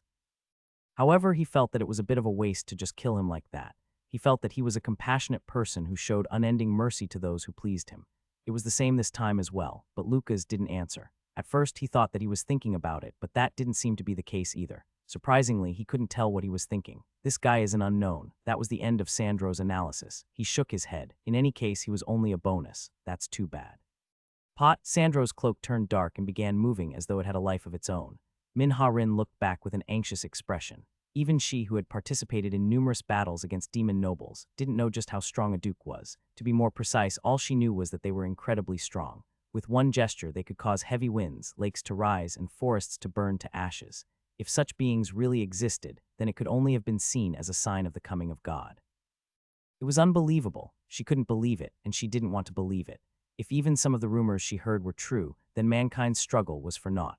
Manhwaedit had once participated in a battle to subjugate a count. It was a demon named Cerberus, whose powers were so transcendent that he killed 90 of the hunters who participated in the battle. And yet, counts could only be considered as beings at the threshold of high-ranking nobility. They were called high-ranking nobility because their level of strength was several times that of the normal demon nobles. The strength the demon count had shown that day had become a nightmare deeply engraved in her mind, and now, the being in front of her was a duke. He was definitely much stronger than any count or marquis. Manhwaedit couldn't even begin to imagine just how horrifying such an existence was. The cloak shot forward. The cloak, which was made of cloth, suddenly clumped together to form a spear. Despite the fact that it didn't make a sound, the speed it moved at wasn't particularly fast. In all honesty, it wasn't that impressive. Was this all the power a duke had? If it was only that much, then even she would be able to avoid that attack. But the moment she thought that, Manhwaedit's face became pale. She didn't blink and she didn't lose track of it either. But before she realized what had happened, the spear split open. Instead of a spear, the cloak became a monster filled with hundreds of teeth, which devoured Luca's body. Crunch, crunch. The only thing that could be heard was the sound of flesh and bones being crushed and torn apart. Manhwaedit's face turned white at the sudden tragedy. Everything had happened before she even had a chance to react. It wasn't hard to realize that the strained voice was coming from Sandro. Manhwaedit realized that Sandro's voice was shaking slightly and that his face would occasionally twitch. But Sandro's face wasn't the only thing twitching. The cloak wrapped around Luca's body shook. Pot. Then, following the sound of a light explosion, the cloak was torn apart, and through the strips of cloth that fell like snowflakes, Luca's body could be seen. Just by looking at Sandro's expression, one could tell how he took this scene. What did you do? Sandro's aura had changed dramatically. Black smoke poured out of his mouth and swirled around him. The spear he'd just sent forward was strong enough to pierce through any metal the humans had in their possession. It wouldn't even be a problem for it to pierce through a missile bunker. At least Sandro could never have imagined that someone he wanted to kill with it didn't immediately become a puddle of blood. What's more, the one who had done so was nothing but a lowly slave. Who are you? Sandro's voice contained confusion that he could not hide even if he wanted to. Human? Was he a human? No, it wasn't possible. He'd met strong humans before, some who were even praised as heroes, but none of them had been a match for him. Not to mention a duke, even a marquis. No, they could barely even match a count. Weaklings to be trampled on, raised with affection, or thrown away like garbage depending on their mood. That was what humans were. Then what was this being? He paused his attack. No, there was something that confused him even more. How did he stop it? He couldn't guess. And it frustrated him that his opponent had a mysterious trump card. But Sandro hid his agitation. He had only blocked one attack, nothing had changed. It was hard to tell whether it was intentional or accidental, but the fact that Lucas didn't die remained unchanged. So he intended to fight seriously from then on. Sandro's gaze deepened. Are you working for another duke? Did they send you to assassinate me? Pride. Is he your master? Lucas murmured at those words. That's an unpleasant delusion. What are you talking about? I'm not a demon, and naturally I'm not a servant of pride. If that was the case, then was he really human? A human blocked my attack, huh? Sandro couldn't help but let out a laugh. You're trying to pretend. How interesting. I hope your wits are strong enough to overcome torture. Do you think you deserve to test me? Sandro's playful expression disappeared when Lucas asked these words. Your way of speaking annoys me. Only the Demon King dares to talk to me like that. Sandro's expression became hazy. The lights in the room fluttered like a candle in front of a breeze before suddenly going out. The room descended into darkness. You will beg me to kill you. Sandro's voice gradually faded into the darkness. His black cloak was swallowed by the ground, followed by his body. Like ink seeping into a piece of paper, his body was absorbed into the ground. Get on the table. Manhwaedit belatedly realized that those words were directed at her. She hurriedly climbed onto the silver table. Anyone could tell that it was not wise to be moving around blindly in the dark. Sandro is serious. She knew how demons behaved when they became serious. Now, Sandro would not hesitate to reveal his full power. A full-strength attack from a duke. How was he supposed to survive an attack like that? Shuck. Lucas knelt on one knee and put his palm on the ground, and that was it. Ku-urk, like a fish who had been hit by an electric current, Sandro's body popped out of the darkness. You-urk, UK, kuk-kook, he looked at Lucas with shaking eyes. How the hell? I was between the boundaries of the shadows. He hadn't simply been pulled out. His body had been immobilized. Even his joints were frozen as though he had been tied up with an invisible chain. Now even his tongue had been paralyzed. All he could do was move his eyes around. For Sandro, it was supposed to be a pleasant day. After a few years, he'd finally found a slave whom he'd liked, and he was certain that he wouldn't be bored of it for a long time. He finally got it in his hands, and all he had to do was enjoy it. Slowly corrupting and breaking humans who mistakenly believed they were strong was something he relished in. One thing was for certain, though. He never thought that he would die today. Crack. As soon as Lucas clenched his fist, Sandro's body exploded. It wasn't blood and flesh that scattered everywhere. Instead, it was an ink-like substance. This thick, black liquid landed on Lucas' face, but he didn't need to wipe it off. This was because after the darkness in the room faded, the ink disappeared as though it had evaporated. Clink. And in the place where Duke Sandro's body had been, a crystal fell to the ground. Lucas looked at this crystal for a moment before saying, "You can come down." Min-Ha-rin blinked a few times. He didn't answer as he kept looking at the crystal on the floor.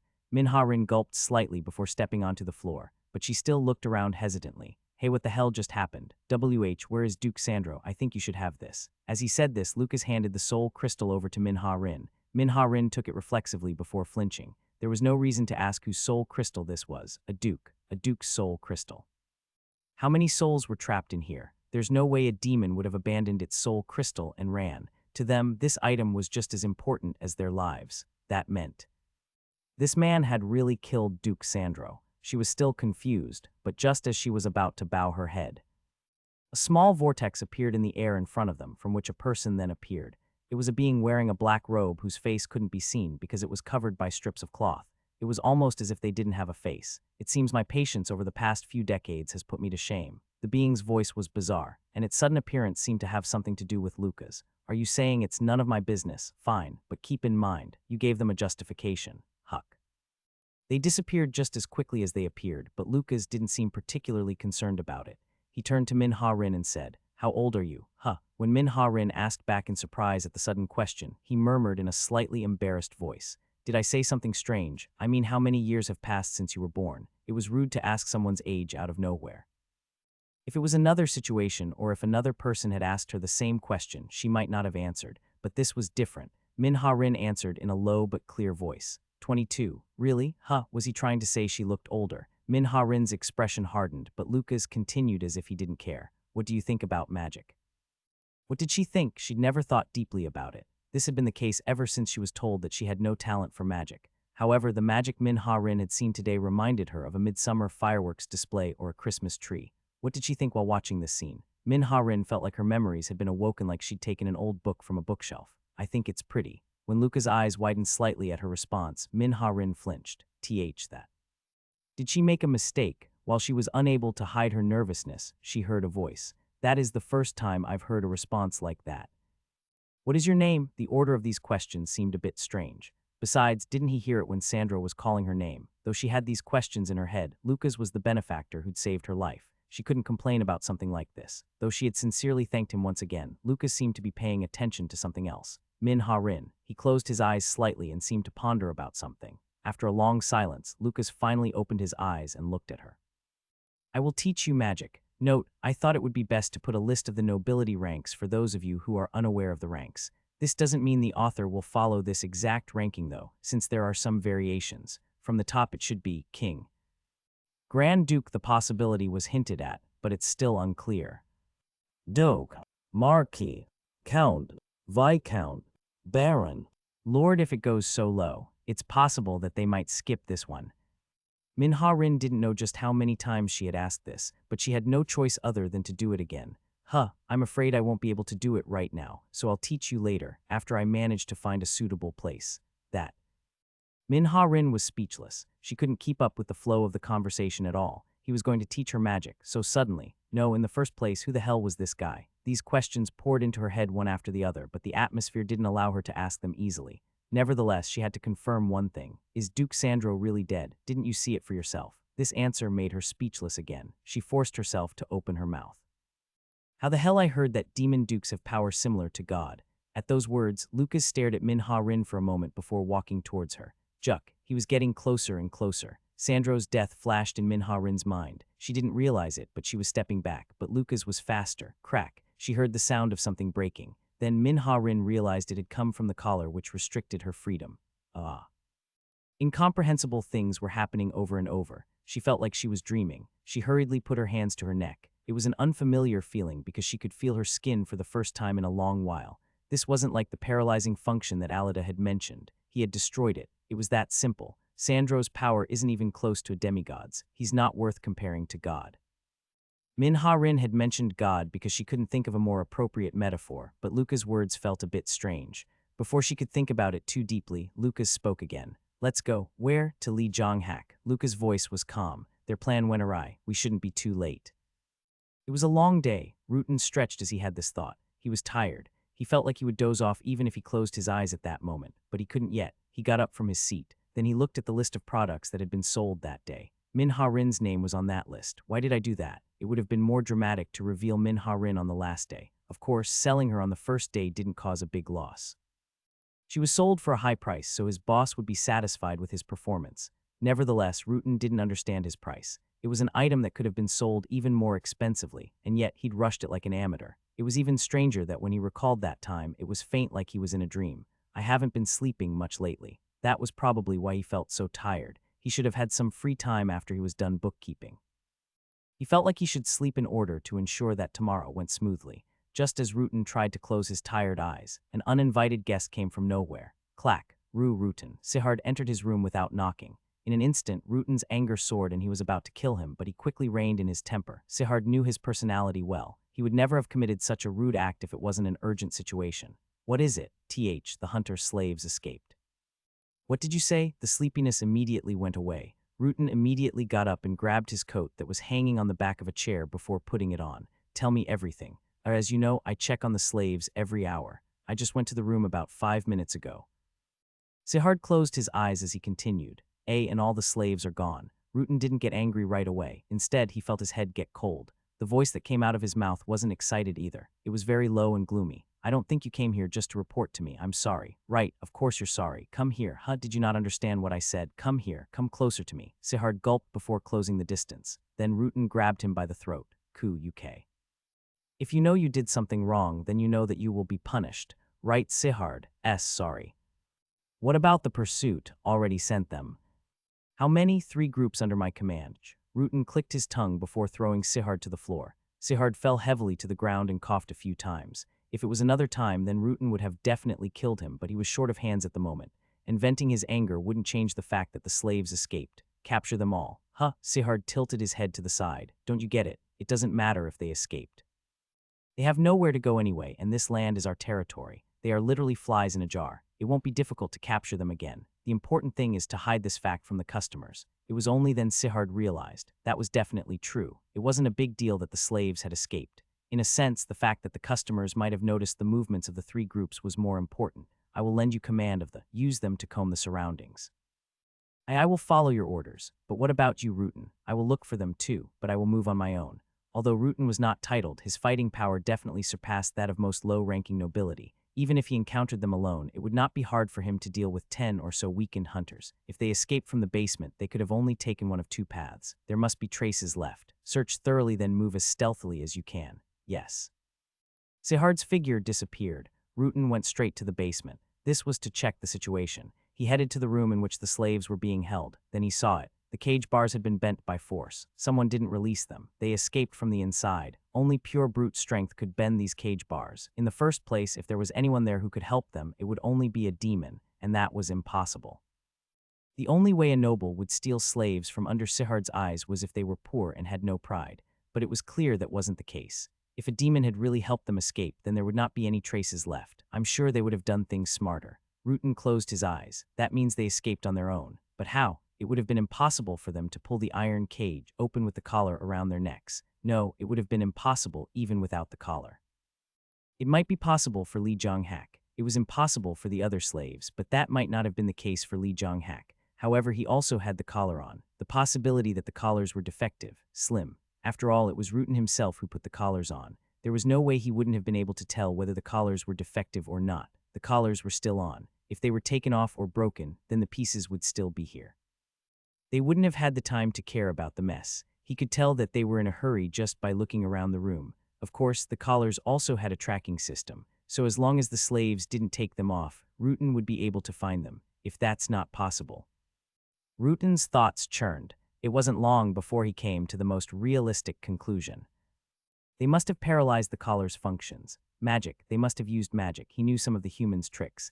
He was not only knowledgeable about magic, but also about witchcraft, sorcery, divination, and curses. However, none of the slaves were witches, sorcerers, seers, or shamans, but there was a wizard. She was also one of the titled humans, Alida Grabino. It's strange, though. She shouldn't have been able to use magic with the collar on. He could no longer figure anything out no matter how he turned it around in his head. He would only be able to find out when he saw them for himself.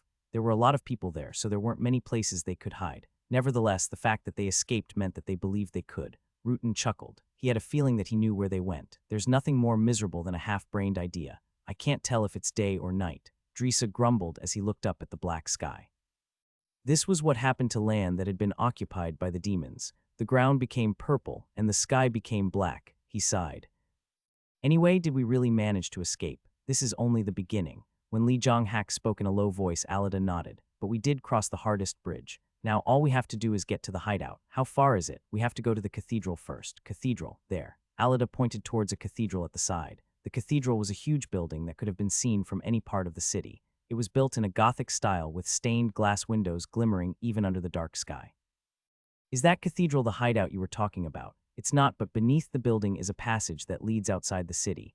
If we use that path, then we will find ourselves only a short distance away from the hideout. Sure enough, the hunters' faces brightened. There weren't many demons on the streets. It wouldn't be impossible for them to reach the cathedral if they were careful. How long will this ice spell last? About 2 days, but it could be shorter.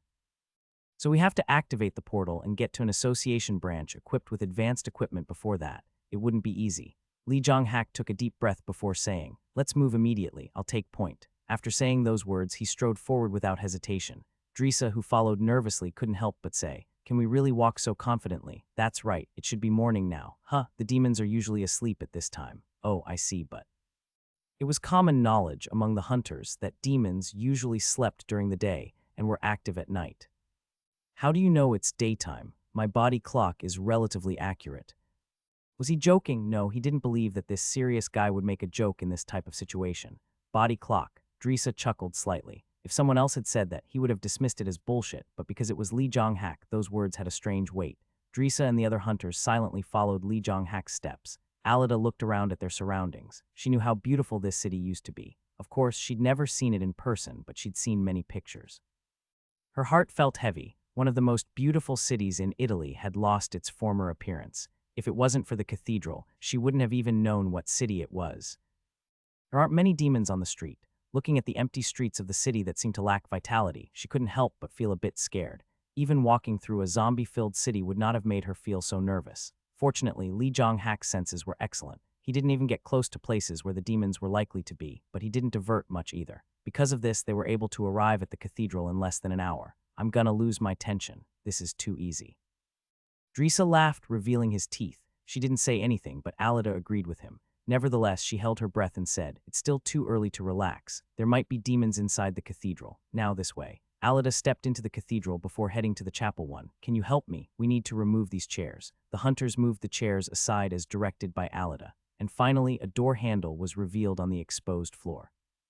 When Drisa pulled on the handle, a stairway leading underground was revealed. "It's too dark. Do you have a light or something? I tried to turn it on, but it seems there is no power, or the demons cut the wires." Alida flicked the light switch at the entrance as she said this. "Damn, if we run into a demon in the darkness, we'll probably die. We can go another way if you're dissatisfied." I politely decline. At least if I die underground, I won't have to worry about being a slave. Drisa forced himself to speak positively, then he immediately went down into the underground passage. It was dark and damp. A rotten smell also filled the air, and sewer rats ran past their feet. This gloomy atmosphere, together with the darkness that their eyes could have only barely pierced through, caused the hunters to be extremely nervous. Fortunately, Drisa's worry did not become a reality. There were no demons in the underground passage, and they were all able to get out without a scratch. We survived. Did we do it? I'm relieved now that we were able to come this far.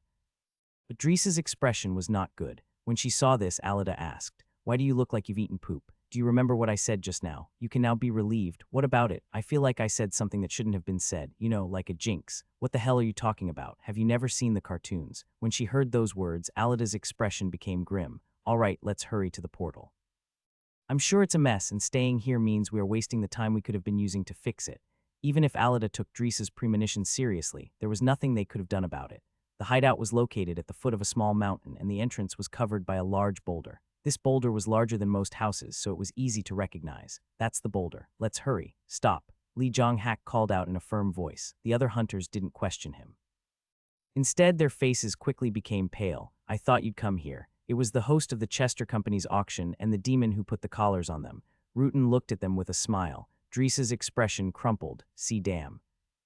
That fact that you managed to avoid detection from Sihard and the means that you didn't cut across the city in the open. Rutan got up from his seat. He looked in the direction the hunters came from before muttering in a soft voice. You couldn't have left through the sky either, because you don't have the means. Then what other reason could it be? Rutan enjoyed guessing like this. He closed his mouth for a while and organized his thoughts, and his silence put great pressure on the hunters. Right, it should be underground. There is probably a long passage below Amato City that stretches to this mountain range. Am I wrong? He didn't receive an answer, but Rutan knew his guess was correct. He burst into laughter once again. How do you know the location of this hideout? Rutan had been waiting at the rock entrance. This would have been impossible if he didn't have an idea of the hideout's location. I also lent a hand when we were taking over the city in the past. I was lucky. At the time, there were some humans who managed to escape, and I tracked them to this hideout. But when I reached this place, I lost them. The sky seemed to turn yellow because of this unlucky situation. So you guys have already occupied this hideout. Occupied? Why the hell would we do something so annoying? Do you think this shabby little bunker is of any value to us? Then did that mean they hadn't touched the facilities inside? Is he lying, or is he telling the truth? She couldn't tell. It was impossible to read any intentions from Rutan's smiling face. She couldn't hide her anxiety. If the warp portal was already broken, then everything would have been in vain. This isn't the time to worry about the future. Rutan spoke as if he'd read Alida's mind. At the same time, demonic energy surged from within his body. The hunter's expression hardened. The same was true for Lee Jong-hak. This demon is strong. The restrictions on the collar had been temporarily paralyzed, but they hadn't properly trained for more than a month. The feed that the demons gave them also slowly wore away at their physical strength. Although these changes weren't permanent, it would take at least 2 to 3 months before they could regain their strength. The physical strength that Lee Jong-hak could unleash at that moment was not even half of when he was in his best condition, and we don't even have any equipment. The demons were a race who were naturally more powerful than the humans. This meant that humans needed weapons and armor just to stand on even ground, but they didn't have any. Lee Jong-hak and the other hunters were practically naked. I don't even need armor, if he'd had even a single sword. Lee Jong-hak bit his lip at this thought. It wouldn't be enough to say that he was desperate. On the other hand, Rutan was completely relaxed. He'd already accomplished his goal the moment he found the hunters. Now, he was only observing them to appease his own curiosity. He saw the frozen collars. You used ice magic to freeze the functions of the collar. You there, red-haired human idiot, this was your doing. I don't know what kind of magic you used on the collar, but well, I'll figure it out soon. Rutan smiled for a moment before continuing. I'll make this short. Turn around, go back the way you came, and get back into your cages, with your own feet. Then no one will get hurt and no one will die. No one would die. Some of them flinched at those words. Rutan's voice was soft, but it carried an intimidation that made them shudder. Alida forced the corners of her lips to curl upwards. Stop bluffing. We know that we are your best products. You are a mere paper pusher in the company at best. Would you dare to hurt us recklessly? This is why humans are annoying. You always try to roll your heads around and negotiate when it won't work. Hey, wizard, how many human slaves do you think I've handled so far? As he said this, Rutan cracked his neck and loosened his joints, causing several hunters, including Lee Jong-hak, to take up battle positions. Do you intend to fight me with your bare bodies? Then go ahead. I can subdue all of you without leaving a scratch, but if you annoy me, then I will make you experience hell. I will give you a taste of pain that you have never experienced before I auction you off. Rutan's voice was full of vigor. Alida and several other hunters flinched. If you do that, and our minds break. You value yourselves too highly. Rutan chuckled. We can capture any number of slaves we want. It would just take time. In truth, it wouldn't matter if I killed every slave here apart from Lee Jong-hak. Every hunter gulped at those words. In all honesty, Rutan's words did contain a bit of a bluff. After all, these were all slaves who had been specially selected for the event, and each of them could be considered high-class goods. It just couldn't be denied that Lee Jong-hak and Min Ha-rin were the most special. There aren't any other demons here. You are the only demon who came to retrieve us. When Lee Jong-hak spoke in a soft but firm tone, Rutan tilted his head and asked back, So if we kill you, we can leave this place. I seem to have missed that point. Rutan smiled and took off his coat. I'll even give you some information. I didn't get a title. Can you guess why? You must be too weak. Rutan shrugged at Dreesa's rough shout. That is one of the reasons. However, it's not the main one. It's because I don't have any demon powers. Lee Jong-hak's expression became strange. Every demon noble had their own individual power. This power varied greatly depending on the individual. From the simple ability to control ice, fire, or wind, the ability to transform into blood-sucking bats or wolves, or the ability to spew out poison to truly demonic abilities. But Rutan had just admitted that he himself didn't have any powers. As expected of a demon, he's arrogant. Crunch. The sound of joints being twisted could be heard from Drisa's body. In truth, Drisa's body was so well trained that even Lee Jong-hak couldn't help but admire him. Although he might not have received systematic training, his muscles were still clearly outlined. Just like a piece of art that had been carefully crafted, his body had a brilliant physical beauty. His body changed. His back became hunched, and his hands and feet twisted and became deformed. His teeth and nails sharpened and grew longer, and his brown eyes turned yellow. Transformation. Right, you are a shaman, Rutan chuckled. Unlike other hunters, whose powers would drop by at least half when they didn't have weapons or armor, shamans were used to fighting without any equipment.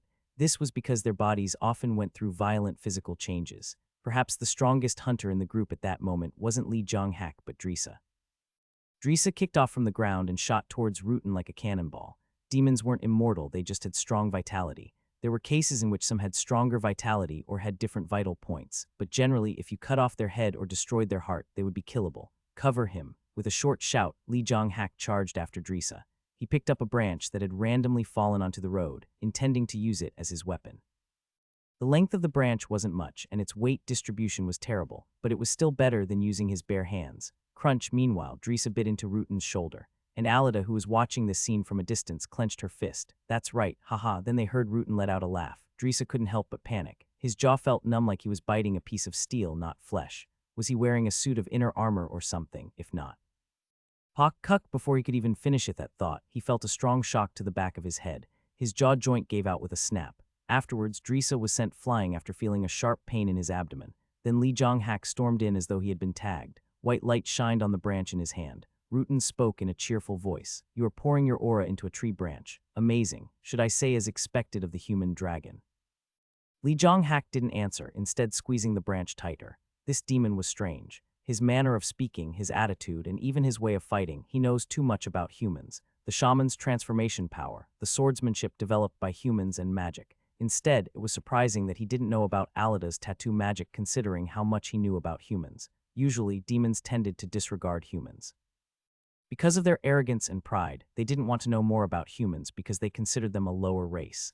Naturally, this usually meant that they didn't even know their way of fighting. This wasn't that strange. After all, even if they didn't know anything, it wasn't hard for them to easily step on or kill humans. If they did know anything, it could only be likened to memorizing the breeds, tendencies, and habits of their pets. Shit, with a curse, Drisa got back to his feet. He grumbled for a moment before spitting, and his smashed fangs flew out with his bloody phlegm. Be careful. His body is as hard as steel. I can't hurt him with my teeth and claws. Is it the power to increase your physical strength? Rutan spoke while calmly dodging Lee Jong-hak's attacks. You are so stupid. I told you that I didn't have a power. Well, I was born a bit stronger than normal demons in return. However, I was only able to reach this level through hard work and training. Crack. The branch could not handle Lee Jong-hak's aura and cracked. He was forced to step back. He was in worse shape than he thought. He had only been fighting for a few minutes, but he was already out of breath. Training a demon. It is rare. We've been chatting for longer than I expected. Then. Rutan looked around. The hunters had surrounded him before he realized. Don't tell me you were trying to surround me from the start. Rutan mumbled softly before taking a deep breath. Suddenly, demonic energy began surging in his eyes. Who? He took a deep breath. Then Rutan's right foot shot up like it was going to touch the sky. Lee Jong-hak's expression became stiff when he saw this. He was the quickest to notice the danger. Be careful, Lee Jong-hak's words were cut off before he could finish them, because Rutan's right foot hit the ground. Boom, earthquake. It was an earthquake. Drisa couldn't help but have this thought. The instant Rutan's foot hit the ground, spider web-like cracks spread out in every direction.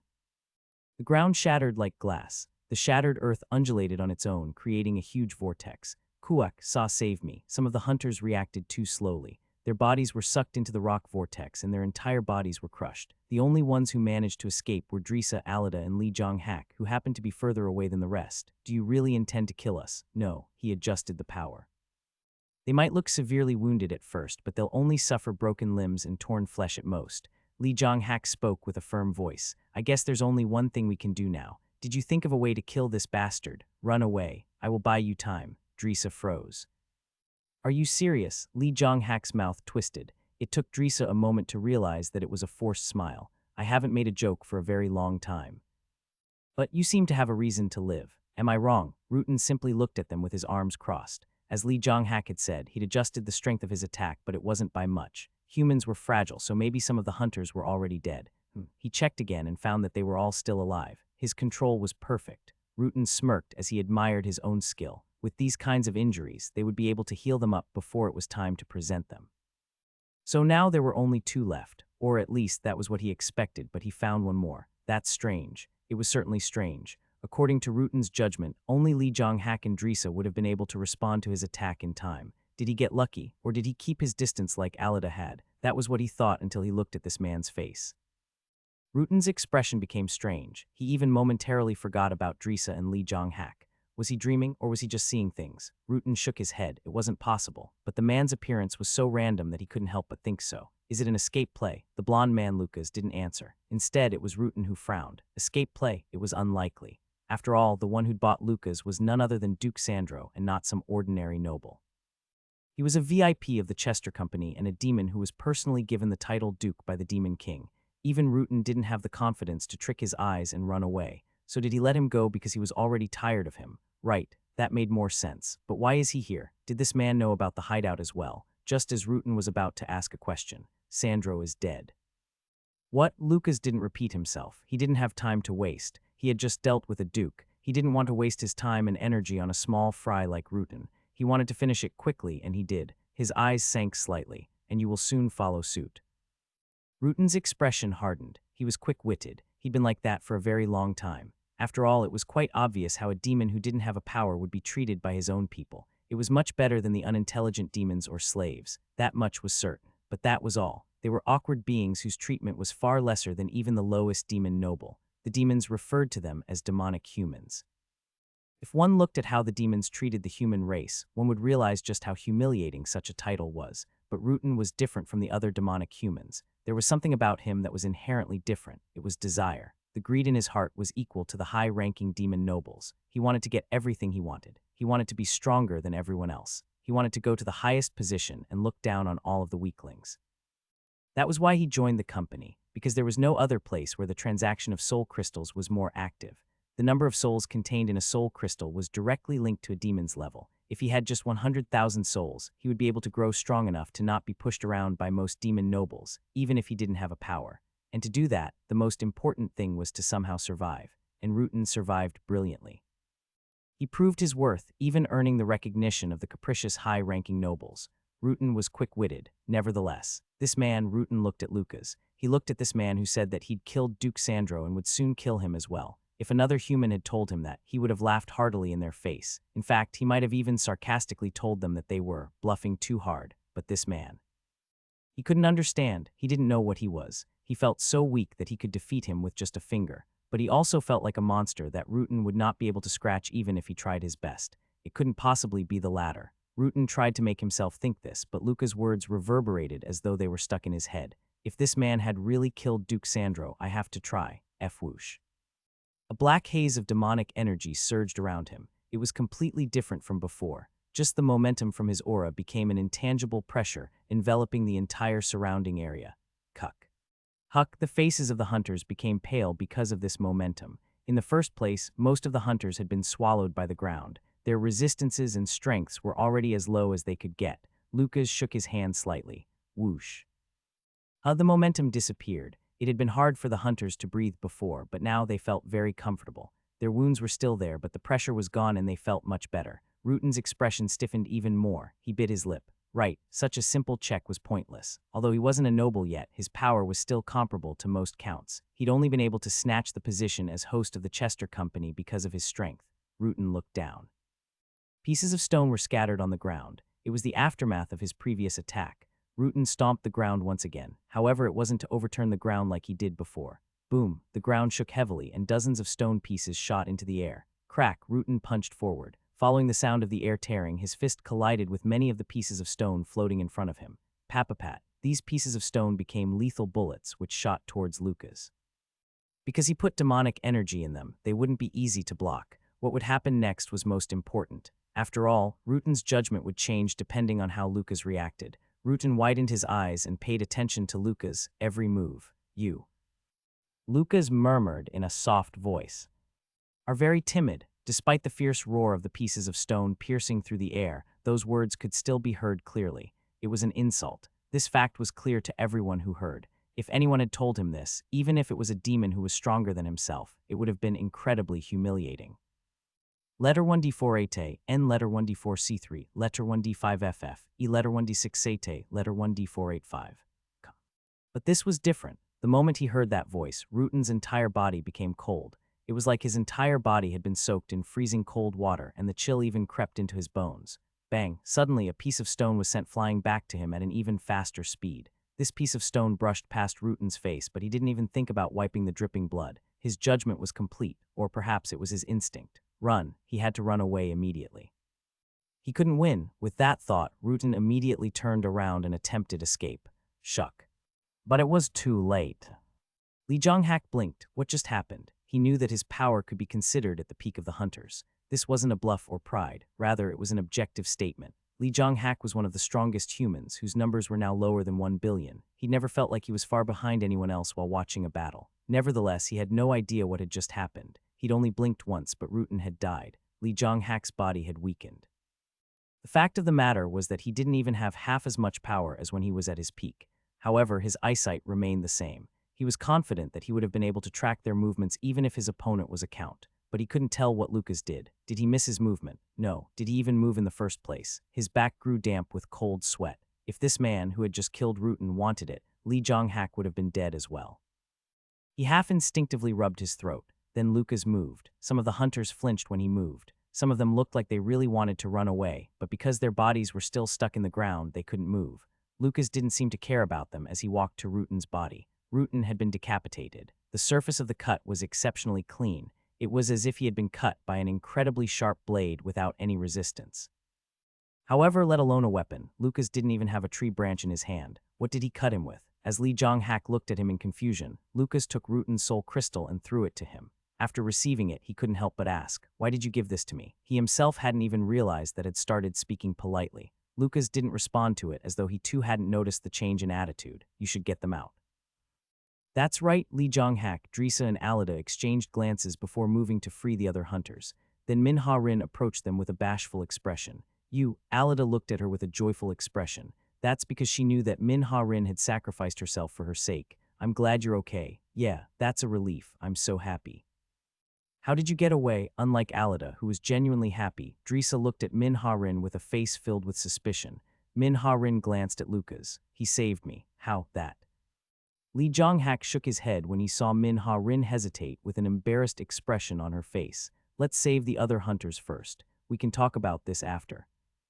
Right, Lucas went back to the large boulder. With a sweep of his hand, the camouflaged wall broke apart and a sturdy-looking steel door was revealed. Although it had been left unattended for a long time, there were no signs of damage except for rust. Why, you can only enter with the correct password. When Alida said this with a slightly anxious voice, Lucas stepped back without a word. She glanced at him hesitantly before approaching the door. At the side of the door was a small LCD number pad.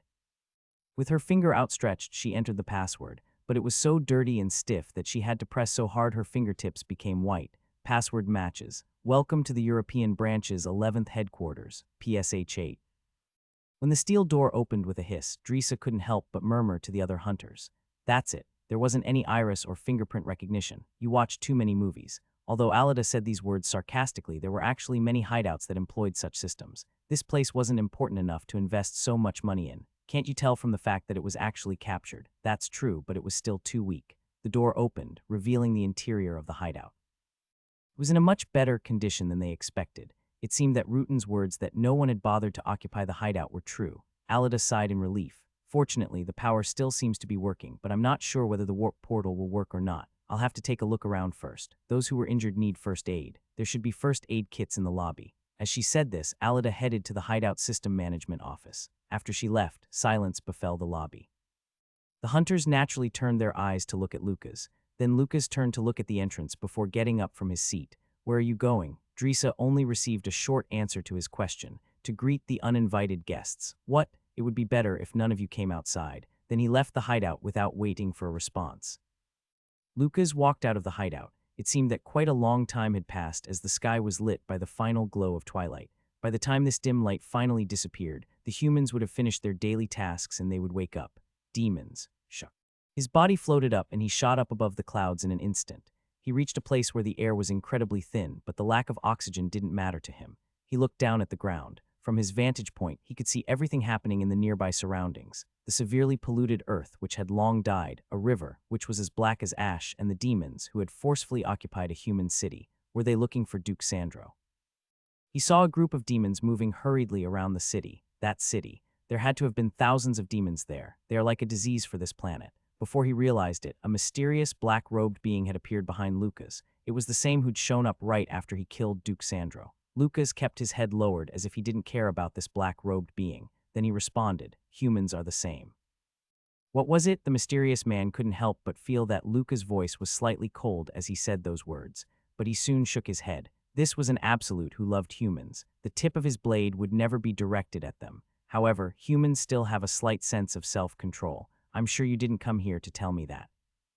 There is something I'd like to ask you, Sir Absolute. Speak. Have you already made your judgment? When Lucas remained silent, the mysterious man continued, unperturbed. Over the past few decades that you've been in this world, you've only saved a handful of humans. At first, I didn't understand what you were doing, but now I do. You were testing the humans in this universe. Did you hear me? You wandered around this world to see if the humans in this universe deserved to be saved, didn't you? And now I think you've reached a decision, because you even went as far as to kill a demon duke. The mysterious man's voice was filled with confidence, but Lucas slowly shook his head. I'm not so arrogant. Then letter 1D422, letter 1D697, letter 1D697RE, letter 1D41A, letter 1D68D com. You don't know anything. I have already lost my authority and fallen. What? The mysterious man couldn't help but ask with a perplexed voice. This was natural. After all, he thought that the reason Lucas wandered around this world for decades was because he wanted to determine whether the humans in this universe were a good race. After all, considering Lucas' track record, such a thing was obvious. But now Lucas himself was denying it. He said that it wasn't his goal. Then what is your real goal? The mysterious man's voice sharpened. You have heard these human screams. You saw the outstretched hands of those begging for help. Don't you know just how many humans you could save as long as you were willing to do it? In the beginning, I did want to save the humans. If only I could. If only you could. Who would dare to defy your will? The Demon King isn't even a problem. He certainly has power that surpasses mortals, but he's nothing more than the king of a small world. When Lucas didn't answer, the mysterious man became even more agitated. His voice grew louder. You are a lord, the second highest rank among absolutes, even if you were pressured by the other lords. They are not the ones I'm worried about. It wasn't them. That was strange. Who else could Lucas, who seemed to disregard the other lords, be worried about? Then the mysterious man had a sudden thought. There were only 4 beings in the multiverse who were stronger than Lucas. Our rulers. He didn't hear any denial. This made the mysterious man even more terrified. He barely managed to speak with a trembling voice. Oh my God, why, you earned the ire of a ruler. When Lucas nodded at those words, the mysterious man stumbled as he was unable to contain his shock. Just mentioning them seemed to shake his very existence. How many hundreds of years had it been since he'd last received such a great shock? He knew just how strange Lucas Troman was among the absolutes. In fact, a majority of the absolutes found him displeasing and regarded his deeds as disrespectful. Because of him, many of them felt like it was impossible to save humans. Because Lucas was a rare, biased absolute who wielded his power not to carry out God's task, but to complete his own personal objective, it gave the other absolutes a chance to intervene. But it wasn't them whom Lucas was worried about. What the hell did he do? The rulers rarely displayed interest in matters that weren't of utmost importance to the entire multiverse, because they didn't care about the smaller things. Naturally, this also meant that they didn't care about what the absolutes, other than their companions, did. He had angered such a ruler. The mysterious man couldn't help but ask in a trembling voice, who was it? Which ruler did you anger? The thunderous lightning god, the black-horned demon king, the sun giant, or all 4? This time the mysterious man's face became pale. I beg your pardon. Lucas looked at the setting sun and spoke with a calm voice. All of the rulers have become my enemies. When Lucas left, the atmosphere in the hall instantly became lighter. They couldn't even tell what he was thinking. This man had power surpassing imagination. He had the power to kill Rutan like a bug. That's why it was natural for them to feel terrified in his presence instead of relieved. An uninvited guest. Who could it be? Drisa was bothered by it, but he didn't get the chance to ask. Everyone there had their attention focused on Lucas. Who? Then Li Jonghak, who was helping bandage the other hunters, sighed. Drisa, it would be better if you were more careful of the way you spoke to him. What do you mean? I don't know who Lucas is or what his goal is, but there is one thing that is clear. Drisa spoke without having to think long about it. He's strong. Li Jonghak nodded and continued. Could you tell how Rutan died? There was no way he could have. Evan Lee Jong-hak, who had the best eyesight out of the group, couldn't tell. Drisa remained silent, and the other hunters were no different. I've been rolling around on this earth for decades. Even when I was weak, I was still able to broaden my horizons. Now, even with the most secretive techniques, I would be able to see through their tricks just by looking at them. However, I have no idea what Lucas did. In all honesty, for a moment, I thought that he might have been a demon. It was a simple guess, but no one in the room refuted it. If this guess was true, then it would have been no different from saying they directly fell into the hands of the Reaper. But as far as I know, the only reason demons kill each other is to take away the other's soul crystal. Lee Jong-hak then took out Rutan's soul crystal. That man gave this to me. A demon wouldn't do that. Maybe he did it cause he thinks he can take it back at any time. That's a stretch. A demon wouldn't do something so annoying. You are making a decision too quickly. Hey, this matter involves all of our lives. This isn't something we can afford to be half-assed about. Well, it's not like it's a problem that we'd be able to answer just by discussing it. That's true. Meanwhile, they had basically finished giving first aid to the injured. No one had been more severely injured than they expected. Of course, this wasn't because they were lucky. Instead, this was due to the fact that Rutan had controlled the force of his attack so that they wouldn't get fatally injured in the first place. By the way, Min-ha-rin, how was your collar released? That. Min-ha-rin hesitated for a moment before saying, Mr. Lucas released it. He released it. How? If she told them that it crumbled like sand after he touched it, they would definitely treat her like a crazy woman. Fortunately, Min-ha-rin had a basic level of discernment and didn't just blurt it out. Then how should she put it? Her eyes became dazed as she tried to think of something to tell them. What are you waiting for? Not only Drisa's, but the faces of the other hunters were also filled with suspicion. Min-ha-rin made a bold choice. She decided to just pretend. I don't know how he did it. You too, Chit feels like we're going deeper and deeper into the unknown abyss. As he said this, Drisa got up from his seat. There was a refrigerator in the lobby, and when he opened it, he found many combat rations inside. This is nice. It's been a while since I had human food. His expression became one of joy, but then a hunter spoke to him. What is the expiration date? What month is it? Should be May. Then it's about a month off. I won't die if I eat it. Shouldn't you look at the year? This hideout has been abandoned for decades. At Lee Jong-hak's question, Drisa looked at the year and his expression became stiff. It's about 13 years. Put it back. Drisa looked down at the combat rations again, his face going through various shades of color as he seemed to be contemplating something. I mean, if I ate this. It wouldn't end with just a stomachache and diarrhea. You're right, shit. He couldn't afford to get diarrhea in such an urgent situation. Drisa cursed before throwing the combat ration back into the refrigerator. Then he slammed the refrigerator door. Juck. And at the same time, Lucas came back into the room. Nothing seemed to have changed since he went out, but he didn't say anything and instead leaned against the lobby wall with his eyes closed and his arms crossed. His expression, appearance, and posture were like a perfect representation of the phrase, "Don't talk to me."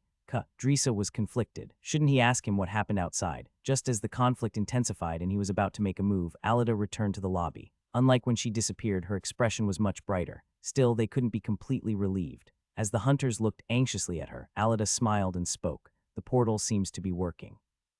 Many of the hunters released sighs of relief. We survived.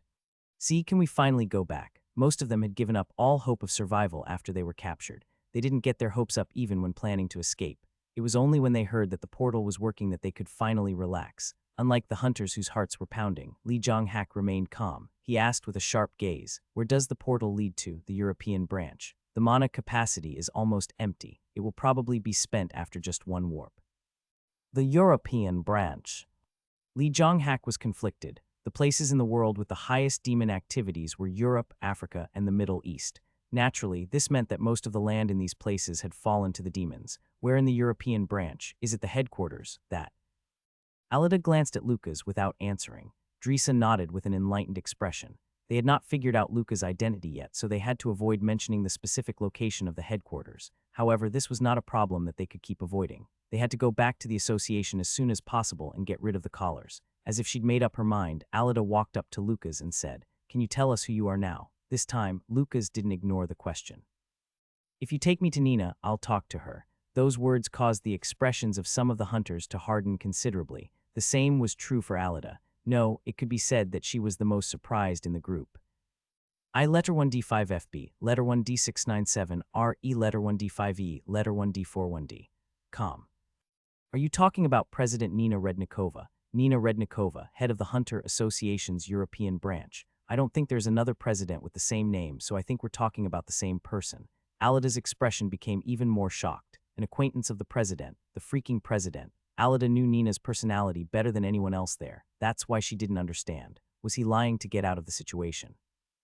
Can you prove that? It's impossible to do that here. Then it's hard for us to trust you. Alida. When Lee Jong-hak called her name, Alida scratched her head. I know, I look like an ungrateful idiot who is turning on the person who saved us. However, what if it was all a ploy? To find the location of our headquarters and kill our president. We can't afford the risk. It's like taking an unknown monster right into the heart of our association branch. Alida's words caused Lee Jong-hak to fall silent. That was because there was nothing wrong with what she said. They couldn't trust Lucas just because he saved their lives. That's not it. It was Min Ha-rin who spoke up in a firm voice. How can you be so sure? He killed Duke Sandro.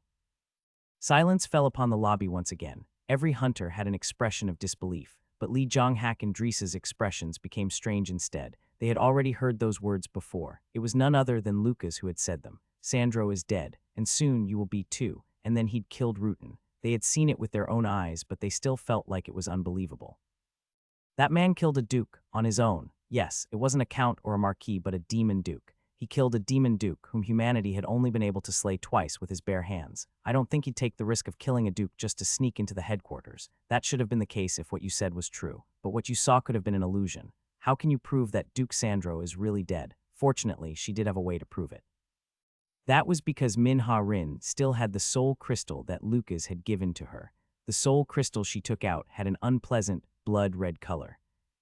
Alida gulped. She'd heard before in rumors that the higher the rank of a soul crystal, the redder and darker it was. The dark red light is somehow illuminating the entire room.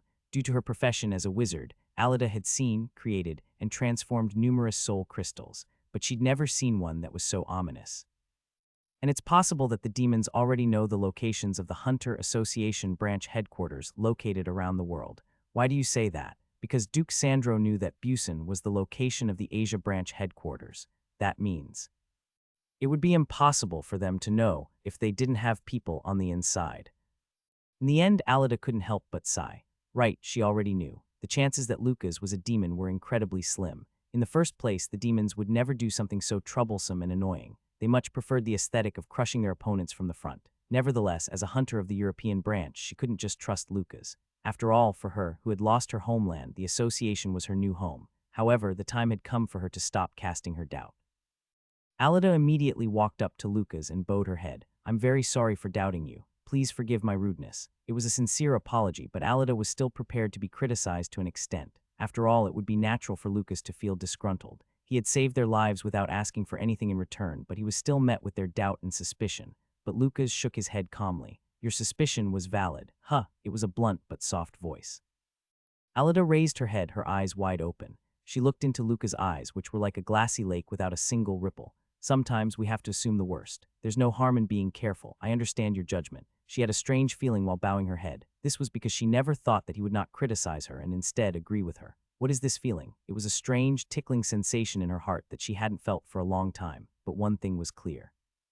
It wasn't a bad feeling.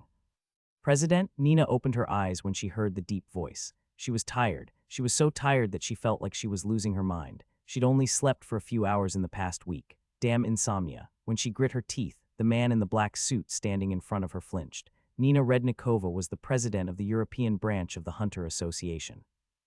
This woman, who had silver hair and looked like she was in her mid-20s despite her true age, had such a ferocious personality that every hunter in the European branch was afraid of her. Not to mention Ludwig, the vice president of the European branch who was practically Nina's secretary. It's urgent. In a subdued voice, he recounted his reason for being there. We received a signal from Warp Portal 15. Number 15, that's Milan. It's been a very long time since that city was occupied. What could the signal be? As you said, it has been more than a decade since it was conquered by the demons, but it's probably just a dummy signal. Ignore it as usual. After saying her piece, she put her head back on her desk, and before Ludwig could say anything else, he heard a murmur.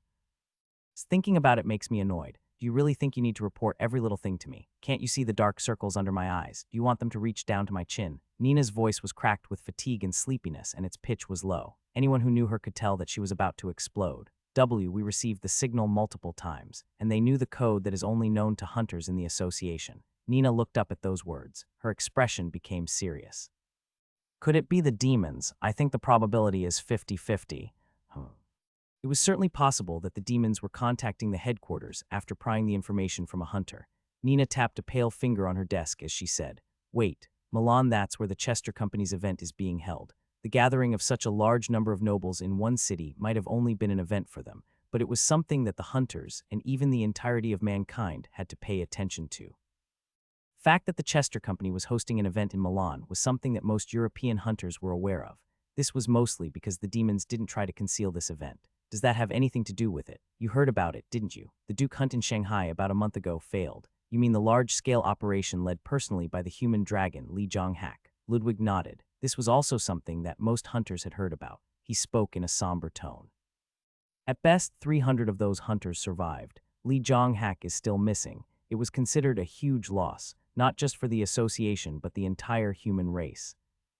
Nina seemed to think of something before suddenly smiling. Ludwig opened the portal. Why, no, you mean me. You want me to go and open it myself. Nina's smiling face seemed to become a shade darker, and Ludwig's head became covered in cold sweat. As you wish. Nina was left alone in the room. Her thoughts, which were a mess, finally settled. Her cheeks became pink, and her eyes began to shine like stars. Finally.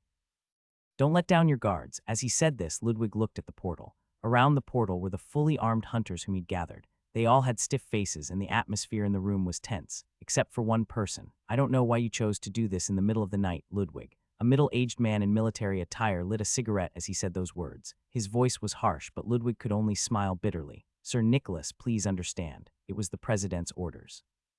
Nicholas, although he was ranked below Ludwig as the Knight Commander, he was also a legend among European hunters, and he had been a hunter for much longer. Even if Ludwig was the second in command of the European branch, he could not treat him recklessly, nor did he want to. Nina, what can we do if it's that damn woman's order? Despite his fierce words, the harshness in his eyes faded a little. This was because he and Nina had been working together for decades. He puffed his cigarette with a sigh. There shouldn't be any possibility of dukes showing up. Isn't that better? I think that would be better than a bunch of weaklings showing up. Why, at least that way we can all hold hands and die together, neatly and painlessly. I'm sorry, but my daughter baked apple pie and is waiting for me to try it. If you want to die, then you can die alone. Haha, woo-woon. It was at that moment that the ripples in the portal increased. Nicholas raised a hand. Letter 1D4A, letter 1D4C3, letter 1D5FB, letter 1D633, letter 1D626, letter 1D41A, com.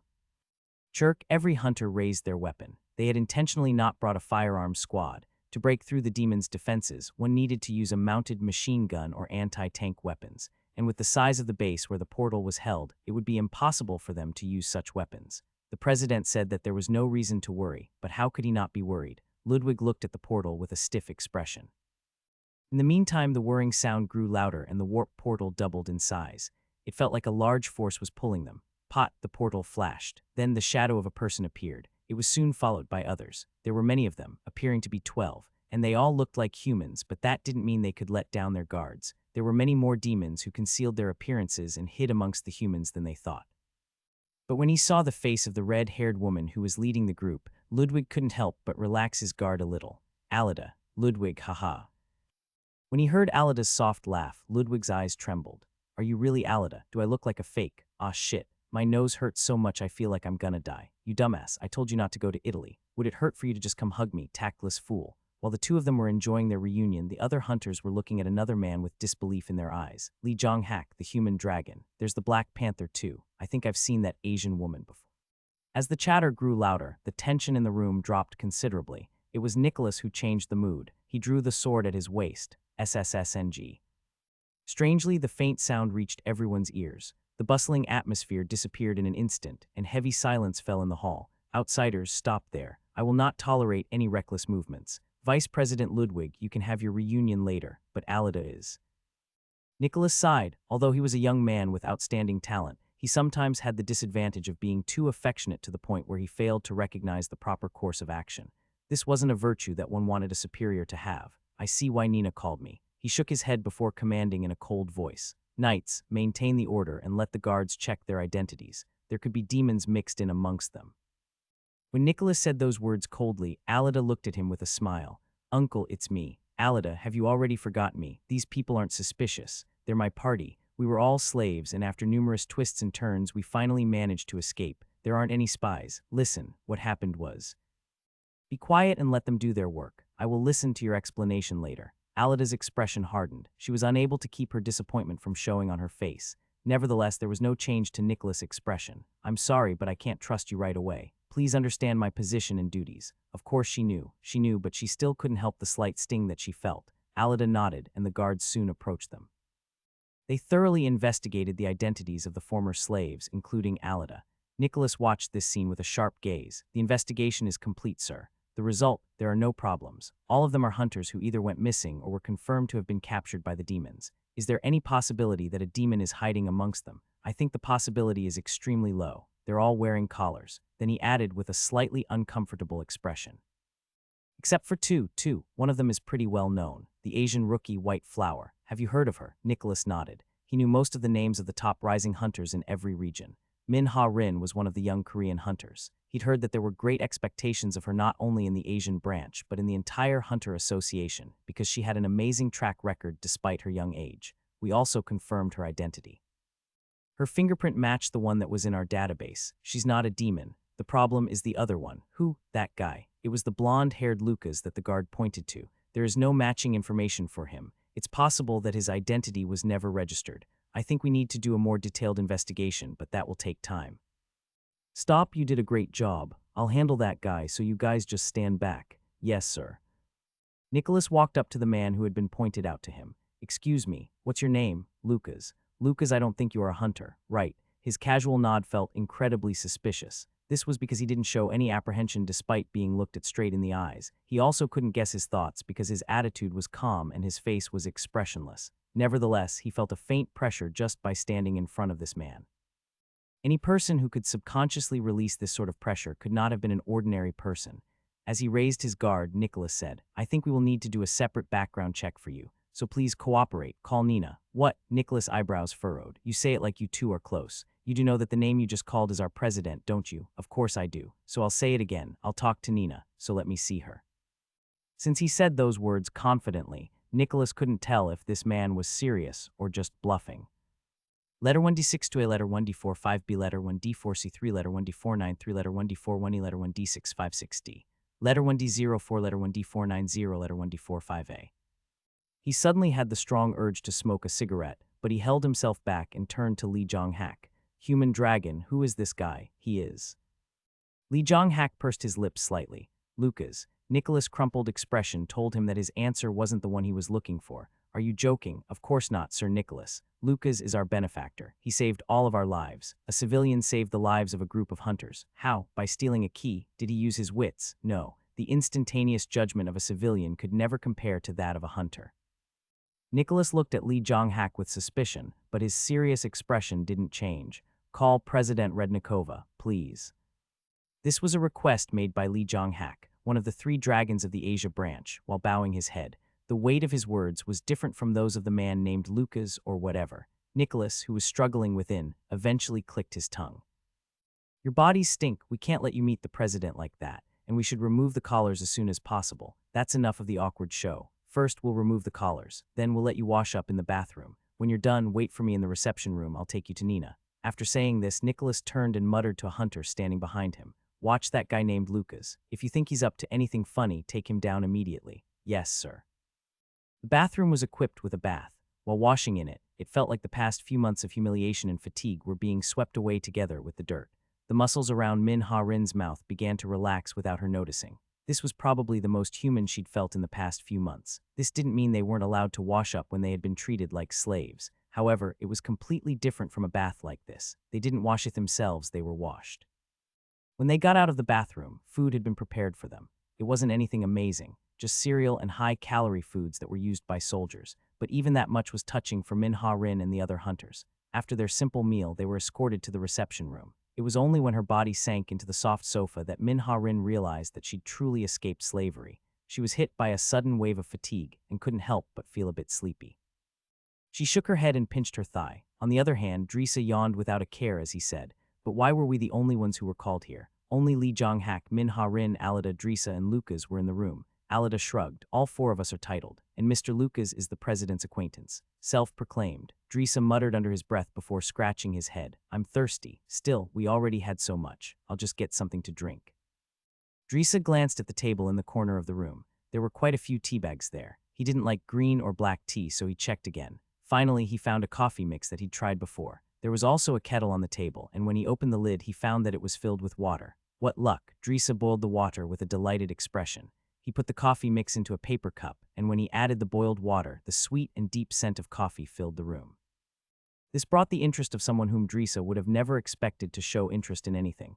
What is that? Can't you tell? It's coffee. Lee Jong-hak shot a stern look at Drisa, who was talking informally again, but fortunately Lucas didn't seem to care. He tilted his head. That's different from the coffee I know. This is my first time seeing it. Its scent is unique. Ah, this is a coffee mix. It's sweeter than regular coffee and more refreshing.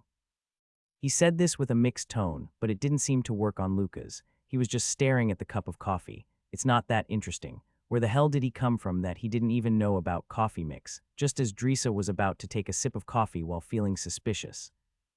Pak, he felt a strong blow to the back of his head, causing him to almost pour the steaming cup of coffee onto his face. Blood vessels popped out on Drisa's forehead. Which motherfu. The moment he turned around and saw who hit him, the words he was about to say got stuck in his throat. A young-looking woman with silver hair smiled at him and said, "Why don't you speak more politely when you're in someone else's house? And you don't want to get any darker, do you?" It was a racial insult that would have made him go wild if it had been said by anyone else, but Drisa could only avert his eyes slightly in shock and slightly in fear. This was because he recognized this woman immediately. She was Nina Rednikova, president of the European branch. She had a filthy mouth, and her personality was at least 3 times worse than that. Drisa wasn't the type of person who would back down from others, but if the rumors were true, touching this woman was tantamount to suicide. Fortunately, Nina didn't seem to be interested in Drisa any longer. She walked towards Lucas, then her lips parted and she spoke with a slightly cautious tone. "The people here. They are qualified." Nina's expression brightened at Lucas' words. "I don't have to hide it," then a hum. Nina cleared her throat and adjusted her expression before bowing in a polite manner. "Nina Rednikova greets Master. Have you been strong since we last met?" "Master," Drisa muttered with a blank voice, while Lee Jong-hak and Min Ha-rin had strange expressions on their faces. The one who was the most surprised was Alida. She couldn't help but wonder if she was seeing an illusion or if Nina had been hit in the head or something.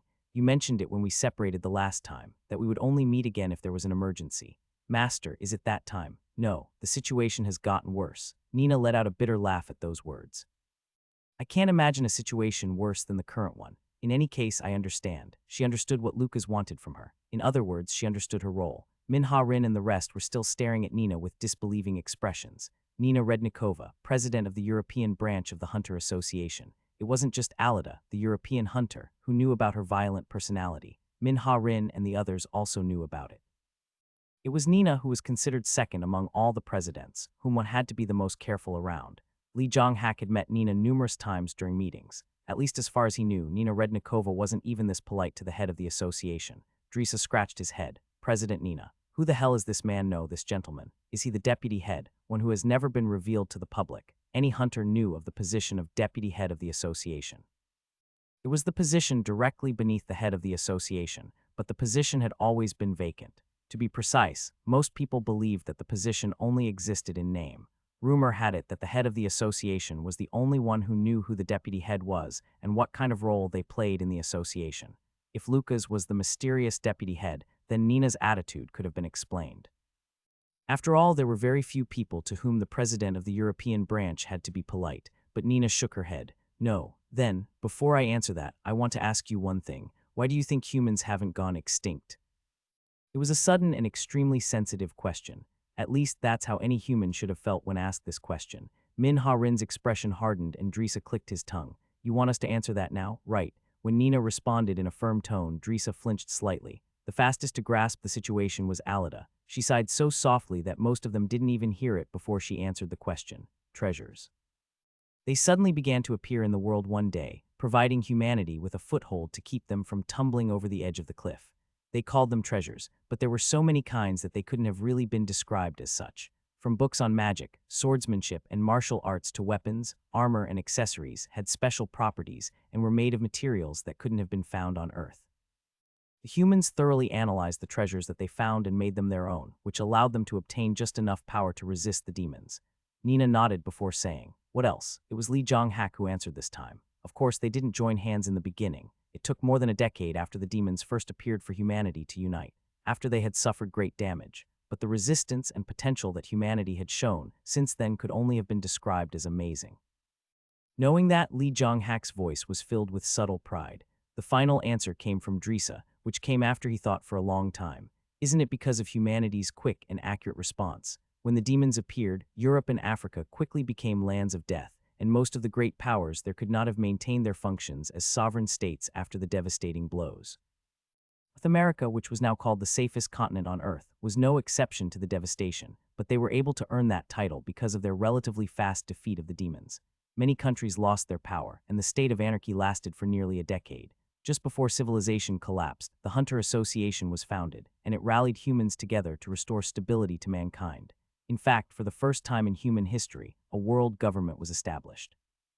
You all are not wrong, but there are other large and small reasons besides those. Why did you ask something like that? To tell you the truth, Nina's voice became serious. One of the decisive reasons why humanity didn't collapse was because my master was helping us behind the scenes. It was natural that those words caused a cold silence to descend upon the room. What did you just? By master, are you talking about Mr. Lucas? Nina nodded and continued. Of course, it won't be easy to accept. I understand that, but everything I've said is true. Nina looked at the people in the room. It was possible that if someone else had said those words to them, they might have already left. With that in mind, she understood why Lucas wanted her to be the one to explain. How exactly did he help us? He was the one who scattered the treasures across the world, taught us how to interpret them, and advised us on how to utilize them.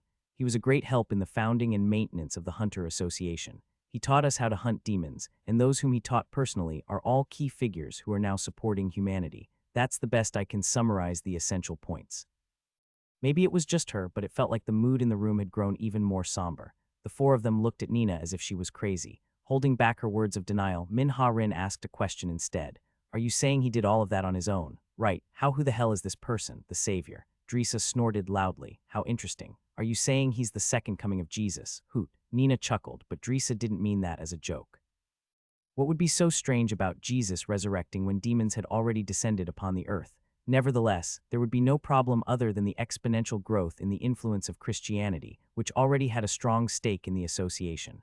Of course not. Master is God. Lucas looked at the one who said that. It was Lee Jong-hak. He was expressionless, but it was apparent to those in the room that he was angry or something similar. Nina paused. Strangely, it wasn't easy for her to deny those words. Lee Jong-hak continued in a low voice. I have a question. What is it? Not you, President. I'd like to ask him directly. Lucas looked Lee Jong-hak in the eyes. His expression was very serious. Lucas nodded. Go ahead.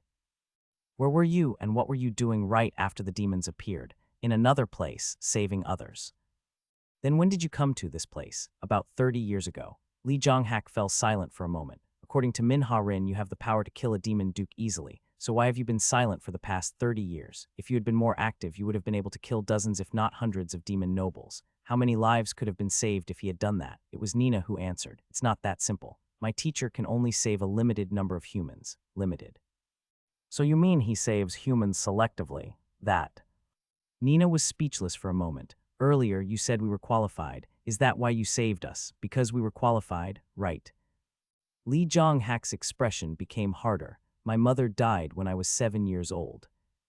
Many people consider Europe and Africa to be the lands of death. China was also in a bad situation. At least, it was the worst among the East Asian countries. The tragedy that took place in my hometown, Guizhou province, was especially terrible. A huge horde of demons who covered the sky in black appeared suddenly. In the face of this disaster, my mother's judgment was quick and wise. She found a place for me to hide behind a bookshelf.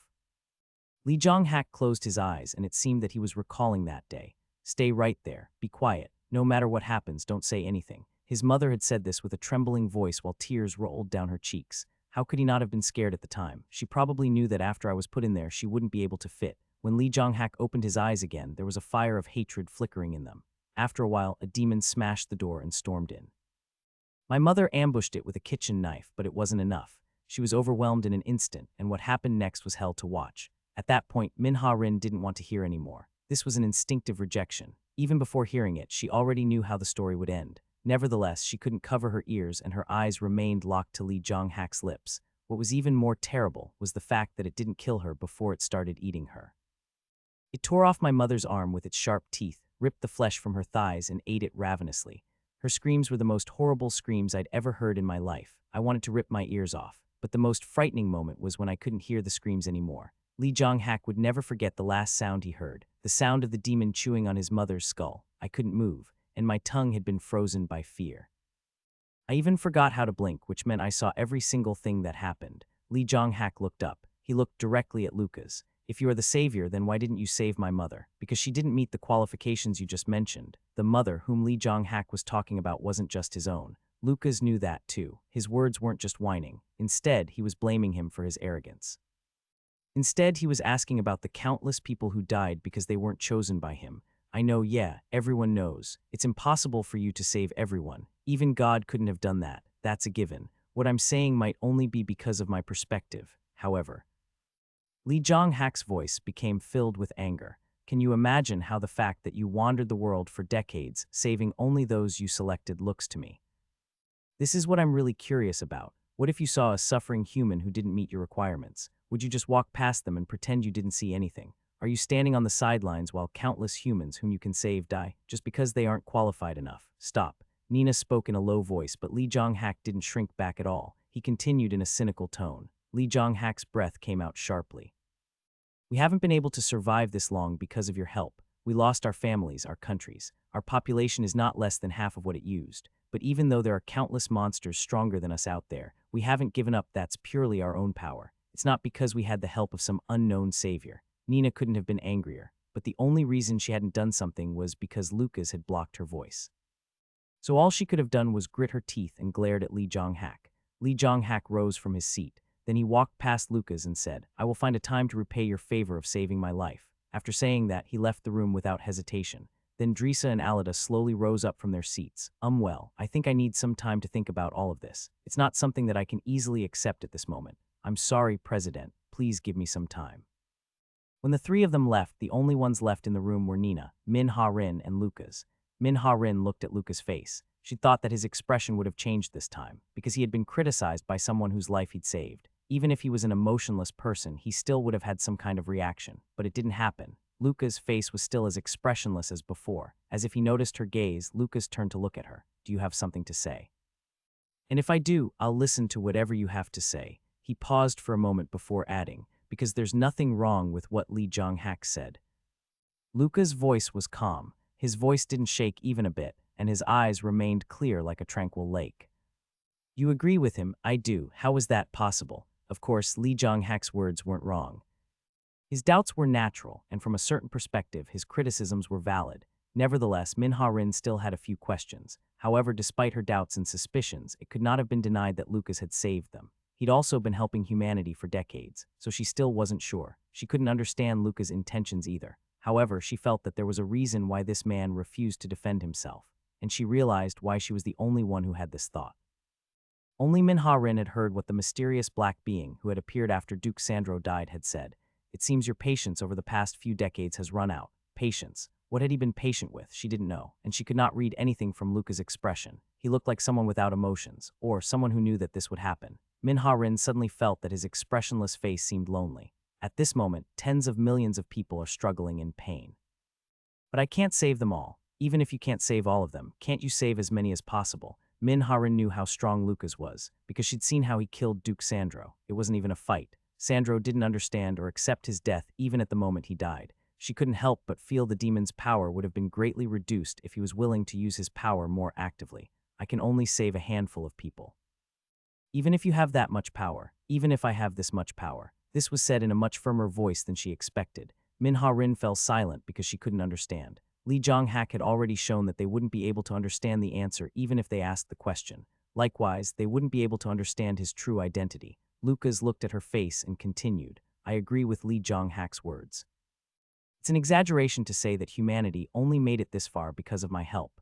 Nina's lips parted slightly when she heard those words. Although she did not agree with Lucas disparaging his own achievements, denying his words would be the same as denying her master. "It's also arrogant of me to decide whom to save based on my own personal standards. There are people who are better and people who are not, but all life is precious." This was something that everyone knew. These words, which were so familiar and easy to overlook, were the closest to the truth of the universe. But Lucas still thought that he was ridiculous. Despite knowing the truth of these words better than most people, he had personally ended countless lives, and he would continue to do so. Was it because he knew the law of the cycle of reincarnation? Because he knew that death wasn't the end? Because he was aware of the existence of an afterlife? How ridiculous. Did knowing that lessen the weight of life? No. Because every being still had one life. It was disgusting to comfort himself and justify his slaughter with such an excuse, but Lucas thought, knowing it and practicing it were two different things. He knew that all life was precious. Nevertheless, because of his personality, there were clear limitations. His judgments were bound to always be subjective. Even Lucas could not look at everything objectively. Min-Ha-rin was proof of this. To an extent, Lucas had saved her on a whim. You said that we were qualified. Can I ask what that means? The power of transformation. The answer came from Nina. It seemed that she had managed to suppress her agitation. Min-Ha-rin tilted her head to the side. The power of transformation. Some people have other childish names for it, but I like this one the most. She then shrugged and explained. To put it simply, it means those who will have a profound influence on the course of history. There are many cases in which a single individual managed to change history more than anyone could have expected. Those who possess hundreds or even thousands of times more of that potential are called transformers. He looks for those transformers. To be precise, he only looked for transformers, but Nina closed her mouth without mentioning that fact. She didn't know why, but Lee Jong-hak's angry voice came to her mind at that moment. Master probably wanted to save Lee Jong-hak. Lee Jong-hak. He certainly appeared to be the main character in a heroic tale. Min-Ha-rin couldn't fully understand the concept of the power of transformation and transformers, but she could at least see that he was an indispensable hero of mankind. He ended up saving everyone else, but in truth, even Nina wasn't entirely sure about this situation. This was the first time Lucas had saved so many people at once, at least as far as she knew. She shot a questioning gaze to Lucas, but he didn't answer her unspoken question. Then Min-Ha-rin spoke again. Then he must have saved a lot of people who were transformers, since he's been around for 30 years. Not that many, probably fewer than 10. Huh, that's all, maybe. Nina shook her head. I don't know just how many people Master has saved, and just because he saved them doesn't mean they think he's their benefactor. Min-Ha-rin could easily understand Nina's words. After all, she just witnessed such a case for herself. One thing is certain, regardless of what they think about Master, everyone he saves is a key to sustaining humanity. This was something that could have been understood just by looking at Nina and Lee Jong-hak. After all, how many hunters were stronger or had more influence than them? Nina held the position as the president of the European branch of the Hunter Association. In other words, every hunter in Europe was her subordinate. Although Europe was considered one of the weaker branches of the Hunter Association, it still had a large number of top hunters. It was the same for Lee Jong-hak. He was a hero who was known throughout Asia. He was one of the 3 dragons who protected Asia, and it would have been hard to find a hunter who didn't know his name. If there were even just a few more people in similar positions to President Nina, and if they were to give their absolute trust and loyalty to Lucas, the influence that this blonde-haired man could exert on the association would have been much greater than anyone could expect. Master, there is one thing I'd like to ask you. Lucas turned to Nina and said, You want to know why I'm letting you explain all of this to Min-Ha-rin? That's right, her thoughts had been seen through before she could even bring them up, but Nina wasn't surprised. This was because this was something that anyone who talked to Lucas would encounter. But Nina's composure was broken by Lucas' next words. I plan to take her as my disciple.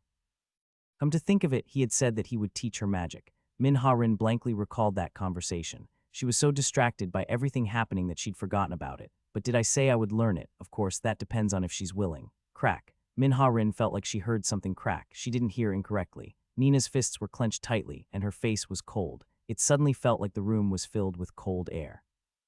Min-Ha-rin subconsciously swallowed her saliva. She didn't know why, but she suddenly felt anxious. It felt like she had taken something she shouldn't have touched. Disciple, Nina spoke with a disjointed voice. Then she turned to look at Min-Ha-rin. The moment she saw the emotions brewing in her eyes, Min-Ha-rin flinched.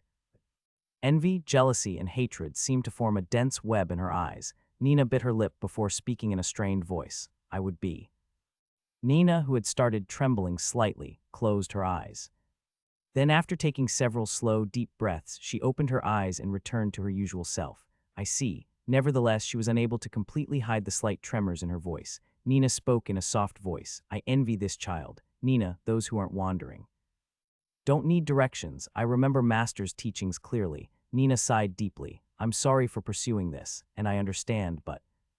Min-Ha-rin belatedly realized that Nina was upset. She was complaining to Lucas. Min-Ha-rin's not exactly young. Min-Ha-rin's expression hardened slightly as she heard the familiar words. I heard that she uses a sword. It would take a lot of painful effort for her to learn magic. Ah, was that what they meant? Then Luca's words last time weren't because she looked older than her actual age. Min-ha-rin briefly forgot her situation and nodded to herself. The important thing is her attitude. As you said, it would have been painful, but it wouldn't matter if she believed that she could overcome it, though. It might be too late to ask. Lucas turned to look at Min-ha-rin. Do you have any plans of becoming my disciple and learning magic from me? Magic. In the past, she'd yearned to learn it. To be precise, she'd always had a faint admiration for wizards. But after learning that she didn't have the talent for it, that yearning disappeared. What about now? You have great talent for swordsmanship. If you continue walking on the path you're on, you will be able to surpass Li Zhonghak in 5 years. What did he mean by surpass Li Zhonghak? She didn't understand. While she was only a rookie at best, Li Zhonghak was viewed as the dragon of hope throughout East Asia and had defeated dozens of demon nobles. Min-ha-rin had heard countless rumors about him, and she had been greatly impressed by his upright personality in the short time that she'd spent with him. How could she surpass a man like that in 5 years? Min-ha-rin looked at Lucas in confusion as he continued. But if you accept my teaching, you can surpass him in 1 year, with magic. This time it felt like cold water had been poured on her head. That was because those were too unrealistic. In 1 year, it was impossible. She was absolutely certain that such a thing was impossible. Min-ha-rin knew absolutely nothing about magic, and she could barely feel the mana that filled the atmosphere. In other words, I have no talent for magic. Why do you think that? Because I can't feel mana. Lucas looked at her. It's not that you don't have any talent. It's just that your mana sensitivity is low. I can help you with that. The most important thing is your attitude. Min-ha-rin's expression changed when she heard the word attitude. When it came to willpower and perseverance, she didn't think she would lose to anyone. Min-ha-rin wanted to become strong. The weak have no choice, she muttered in a soft voice. I realized this when I was caught by the demons. I didn't even have the right to kill myself. I resented that I had been born in this age, and I wished I had lived decades ago. She'd seen it in a drama that she'd watched on a half-broken electronic device. It was probably just a B-grade drama that didn't become a big hit when it was aired. It was a simple story about a protagonist who was an ordinary college student, having troubles with studying, finding a job, dealing with friends, and worrying about men and women. It was such a warm and carefree life that it always made her laugh. There was no threat of war. There was no need to worry about killing or dying. When Min-ha-rin hated the fact that she was one step too late to save a teammate, they resented the fact that they'd missed the bus by a hair's breadth. When Min-ha-rin had to stand guard against the demons and demon beasts, they stayed up all night worrying about the person they liked. When Min-ha-rin jumped up and drew her sword just from the sound of a rat rustling nearby, they covered their heads with their blankets to block out the sound of the alarm ringing in their ears. She envied them like crazy. But what could she do about her envy? Could she travel back in time? It was impossible, at least as long as the demons were still on Earth. That was why Min-ha-rin wanted to become strong. She wanted to get rid of all of the demons and return to a life like she'd seen in the drama. Even if it was impossible for her, she wanted her siblings to have such a life. You want to be strong? Yes, how strong? I don't want anyone to be able to force me to do anything. Luca's expression became a bit strange. That would only be possible if you were stronger than everyone else. You know that, don't you? Yes. You will have to walk a very thorny path. I can overcome it. At least I won't give up. Ever. Min-ha-rin's voice was firm. Her courageous expression filled Luca's heart with happiness. From today, you are my disciple, Min-ha-rin. She couldn't think of anything else to say, so she just bowed her head. Then she became slightly embarrassed as she thought of something and said, Do I have to kneel before you? No, I see. Silence fell for a moment. Min-ha-rin hesitated for a moment. Master, can you call me Ha-rin? Why, I think saying my full name is too formal. Sure. Min-ha-rin's cheeks became slightly flushed, probably because of her embarrassment. Nina couldn't help but feel a bit uncomfortable at the sight. Therefore, she loudly cleared her throat and changed the subject on purpose. Then you are his first disciple. Lucas couldn't help but feel a bit strange at those words. She wouldn't be his first disciple. Aren't you also Master's disciple? Nina shook her head when Min-ha-rin asked this question in confusion. I'm not. But you keep calling him Master. That's because Master taught me a lot of things. Anyways, he is my master, but I'm not his disciple. It was a strange statement. When Min-ha-rin closed her mouth because she wasn't able to easily understand what she said, Nina chuckled. My master has a strange stubbornness, so you should understand how much of an honor this is and not do anything to embarrass him. Yeah. Then does that mean there are 4 left? You said you'd accept a total of 5 disciples. When Lucas nodded, Min-ha-rin couldn't help but ask another question. Why do you need 5? In my experience, that is the most appropriate number to transform a world. It was Lucas who answered this time. Of course, there were still many things for him to do besides looking for disciples. He might not have been able to move openly, but he could at least be more active than he was now. Nina, I'm thinking about creating an organization. one that doesn't obey the orders of the association, one that will sometimes act on its own judgment. It will probably be the busiest organization in the world. An organization would be good. Have you thought of a name? Lucas nodded. He decided upon a name a very long time ago, or maybe it had appeared in his head just recently. His eyes fell on Min-Ha-Rin as he spoke. Argento spell. What do you plan to do from now on? I plan to stay here for the time being. Stay here. Nina's expression brightened up considerably. Min-Ha-Rin didn't say it, but she felt that the way she was acting would give anyone chills. Where did the scumbag Nina Rednikova disappear to? Min-Ha-Rin shook her head inwardly, but it wasn't strange that Nina was so happy. That was because it could be considered rare for Lucas to stay in one place for a month. Regardless of the reason, being able to see her beloved teacher as much as she wanted for the foreseeable future greatly boosted Nina's motivation. Then I will serve you with all my heart. Don't mind me, just focus on your own work. But Duke Sandro died. The loss of a duke, not some other noble, will surely cause the demon's movements to change, and these changes will take place in Europe, where the Chester Company is located. It's very important that you pay attention to the air currents. Understood. Nina had no choice but to nod her head with a sad expression. I'll inform Ludwig. That way, you won't have any restrictions when entering or leaving the headquarters nor when accessing the various facilities. Do you have something else to say?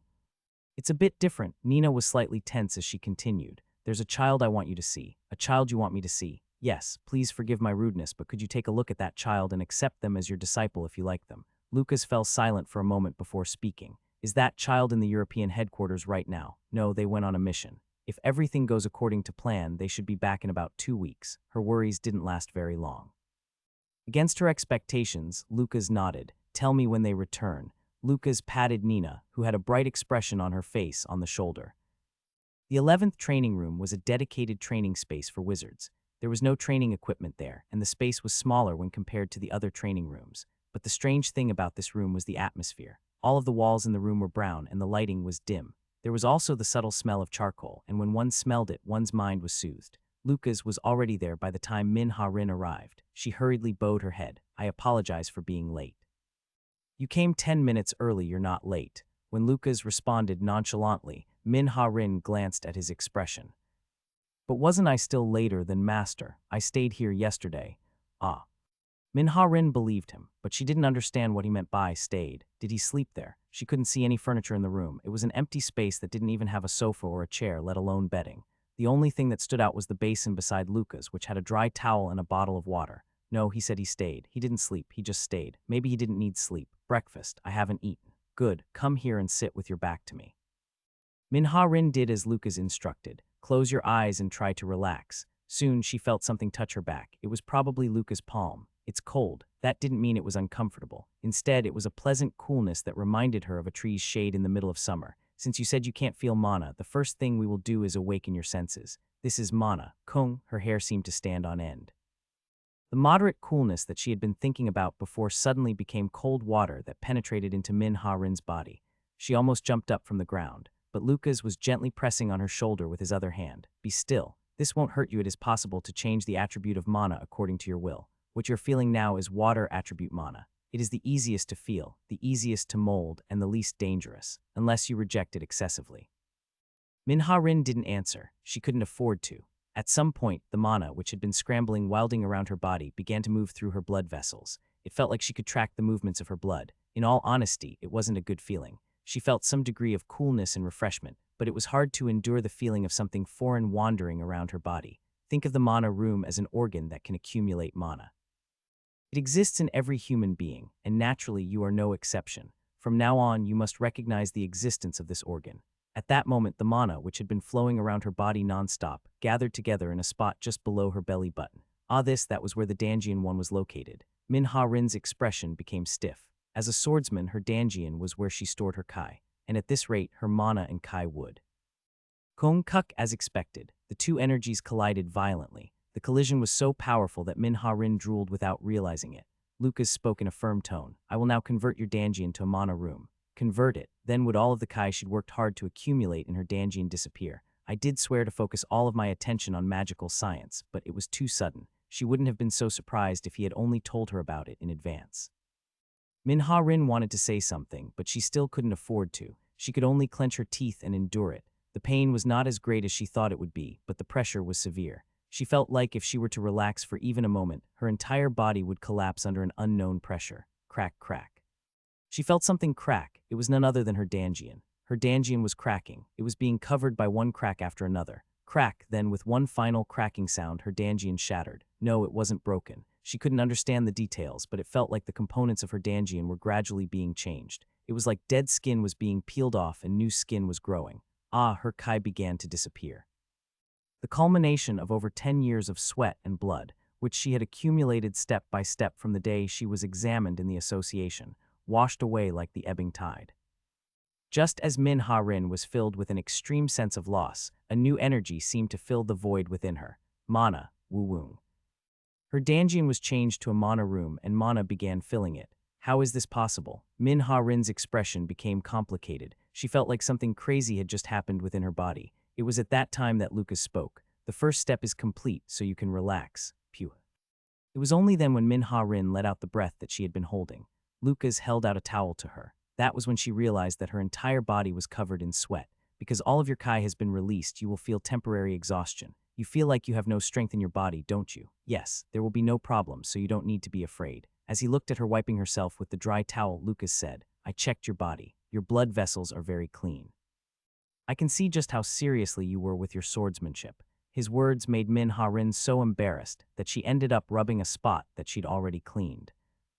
You could tell, right, there is still some residue left, but that won't be a problem. We'll take a 10-minute break before moving on to step 2. Step 2, I will be removing the impurities in your blood vessels, organs, muscles, and skeleton. It will increase the speed with which you can use your mana. She had an ominous feeling when she heard the word impurities, but she didn't have the time to think too deeply about it.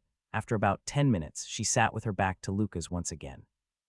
Lucas placed the basin in front of her before saying, This will hurt a bit. Hup. In that instant, an intense pain seemed to pierce through her spine. Min Ha-rin clenched her jaws tightly. Nevertheless, she was unable to keep her groans of pain from leaking out. An electric current seemed to run through her body, starting with her head. It was like she was being pricked by thousands of needles. Tears flowed from her eyes, but what happened next was the most shocking. It felt like something was stuck in her throat, like a lump was moving up her esophagus. She couldn't hold it in and she ended up vomiting it out. Then a foul-smelling black lump fell into the basin in front of her. Lucas looked down at it and said, It smells very bad, so it seems you spat out most of the impurities. It's also just a small amount, which means your body was clean just like I expected. This might end sooner than I thought. Min Ha-rin looked at the black mass in the basin with a mixture of horror and disgust. It was so disgusting that it made her nauseous. This came from inside of me. Why are you asking that when you spat it out yourself? Lucas then looked over at Min Ha-rin before continuing. Your front teeth are black. It doesn't look very good, so you should rinse your mouth. Min Ha-rin was startled for a moment before roughly grabbing the plastic water bottle that Lucas was holding out for her. Then she quickly rinsed her mouth with the water before looking at Lucas with resentful eyes. Master, have you ever heard that you are very inconsiderate? I've heard it countless times before, but I don't understand it. Do you think so as well? How could he say that in such a surprised tone? Did he have no self-awareness at all? Min Ha-rin was speechless. Lucas continued with an expression showing that he didn't understand. In the first place, the impurities would have come out of every orifice in your body, not just your mouth, but your eyes, nose, ears, and pores. I adjusted it so that you would only need to spit them from your mouth. I even prepared a basin and water for you in advance. I think that is very considerate. That wasn't the problem. Min Ha-rin held back the words that she wanted to say. While thinking that it would take some time to decipher her new master's personality, she once again put the water bottle to her lips. Red Mafia, it was the name of a Russian criminal organization. Civilization declined, the population dropped sharply to less than 1 billion, and the territory through which humans could move freely fell to less than half. But criminal organizations like this one didn't disappear. Instead, it could be said that this era was one of surging prosperity for them. For the Red Mafia, the 2000s could be called a nightmare. Due to the aggressive policies put in place by the party, criminal organizations in Russia were virtually on the verge of annihilation, and the remaining forces who barely managed to save themselves were forced to flee abroad. It wouldn't be enough to say that it was their most miserable moment, but somehow they were able to keep their name. Then the world had been turned upside down, and it basically reached a state close to anarchy. It was then when Russia's underworld had a splendid resurrection. The Red Mafia quickly gained power and became a group that was several times larger and scarier than in its heyday. Even if they were to openly act as black market traders in a residential area in a major city in Russia, they wouldn't have to worry about any inspections. This couldn't be helped.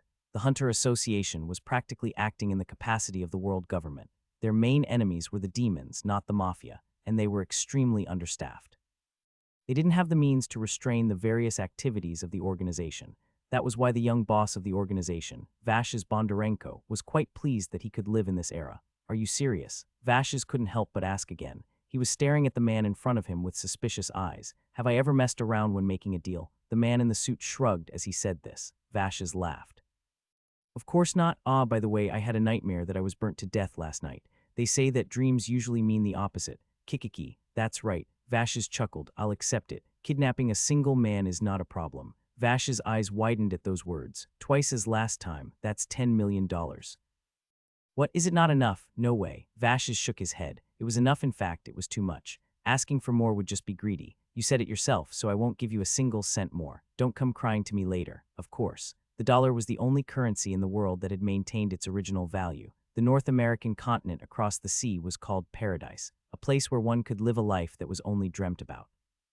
It was the only place on the planet that the word peace could still be used to describe.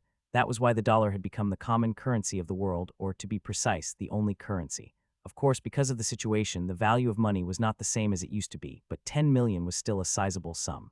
When the suited man left, Vash's right-hand man approached him. This is a big deal. Kidnapping one person for 10 million. Don't let your guard down. There is little information on him, so he might be more important than we think. After saying that, Vash's laughed, of course. If he really was a big shot, there is no way we wouldn't know about him. Cuckoo, where is he now? In the European branch of the Hunters Association. In other words, right below the city. The fact that the European branch of the association was beneath the city was an open secret of which almost all of the city's residents were aware. The man frowned at Vash's words. He's not, I'm glad to hear that, but how did that man know that the target is in the European branch headquarters? Vash's responded nonchalantly to his subordinate's words. That's nothing. That guy is a European hunter who works in the headquarters. Ah, in any case, the information is clear, so memorize the target's face. The other members of the organization who came into the room looked down at the blurry image on the table.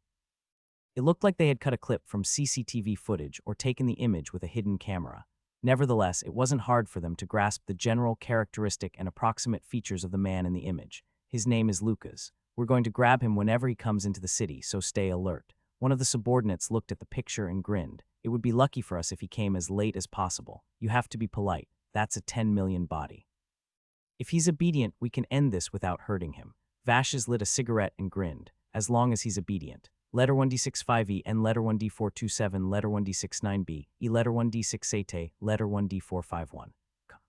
Lucas focused on cleansing Min Ha-rin's body until the next day. Min Ha-rin had to suffer through tremendous mental torture. What was worse than throwing up the impurities was the bad smell that remained in her mouth.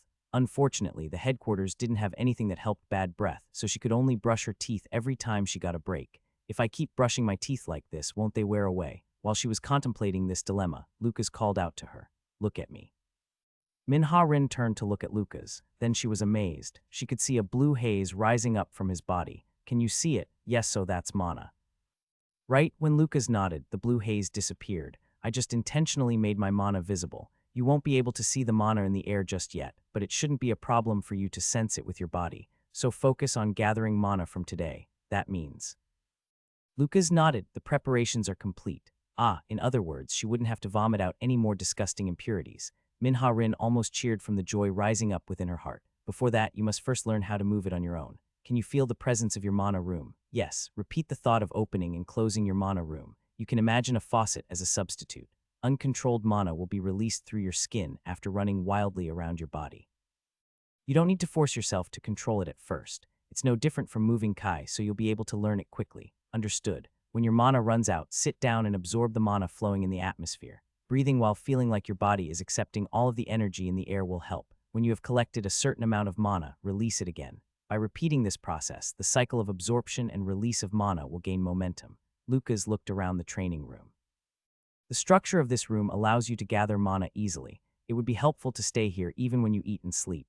I will keep that in mind. Min Ha-rin nodded with a determined expression. I will return in a week. After saying this, Lucas left the room. Now that she'd taken her first steps in magical science, he wondered just how far she'd go. This world is filled with mana. It was so full that he couldn't help but find it strange. Even Lucas was unable to guess the reason.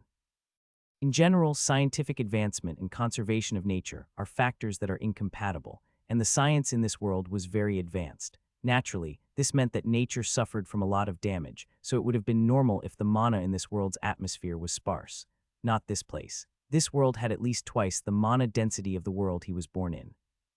As proof of that, it had only been a few decades since he'd spread the knowledge of magical science to this world, and there were already many outstanding wizards. Even if Lucas secretly helped them, such a rate of growth was abnormal. There must have been a reason for this freak phenomenon.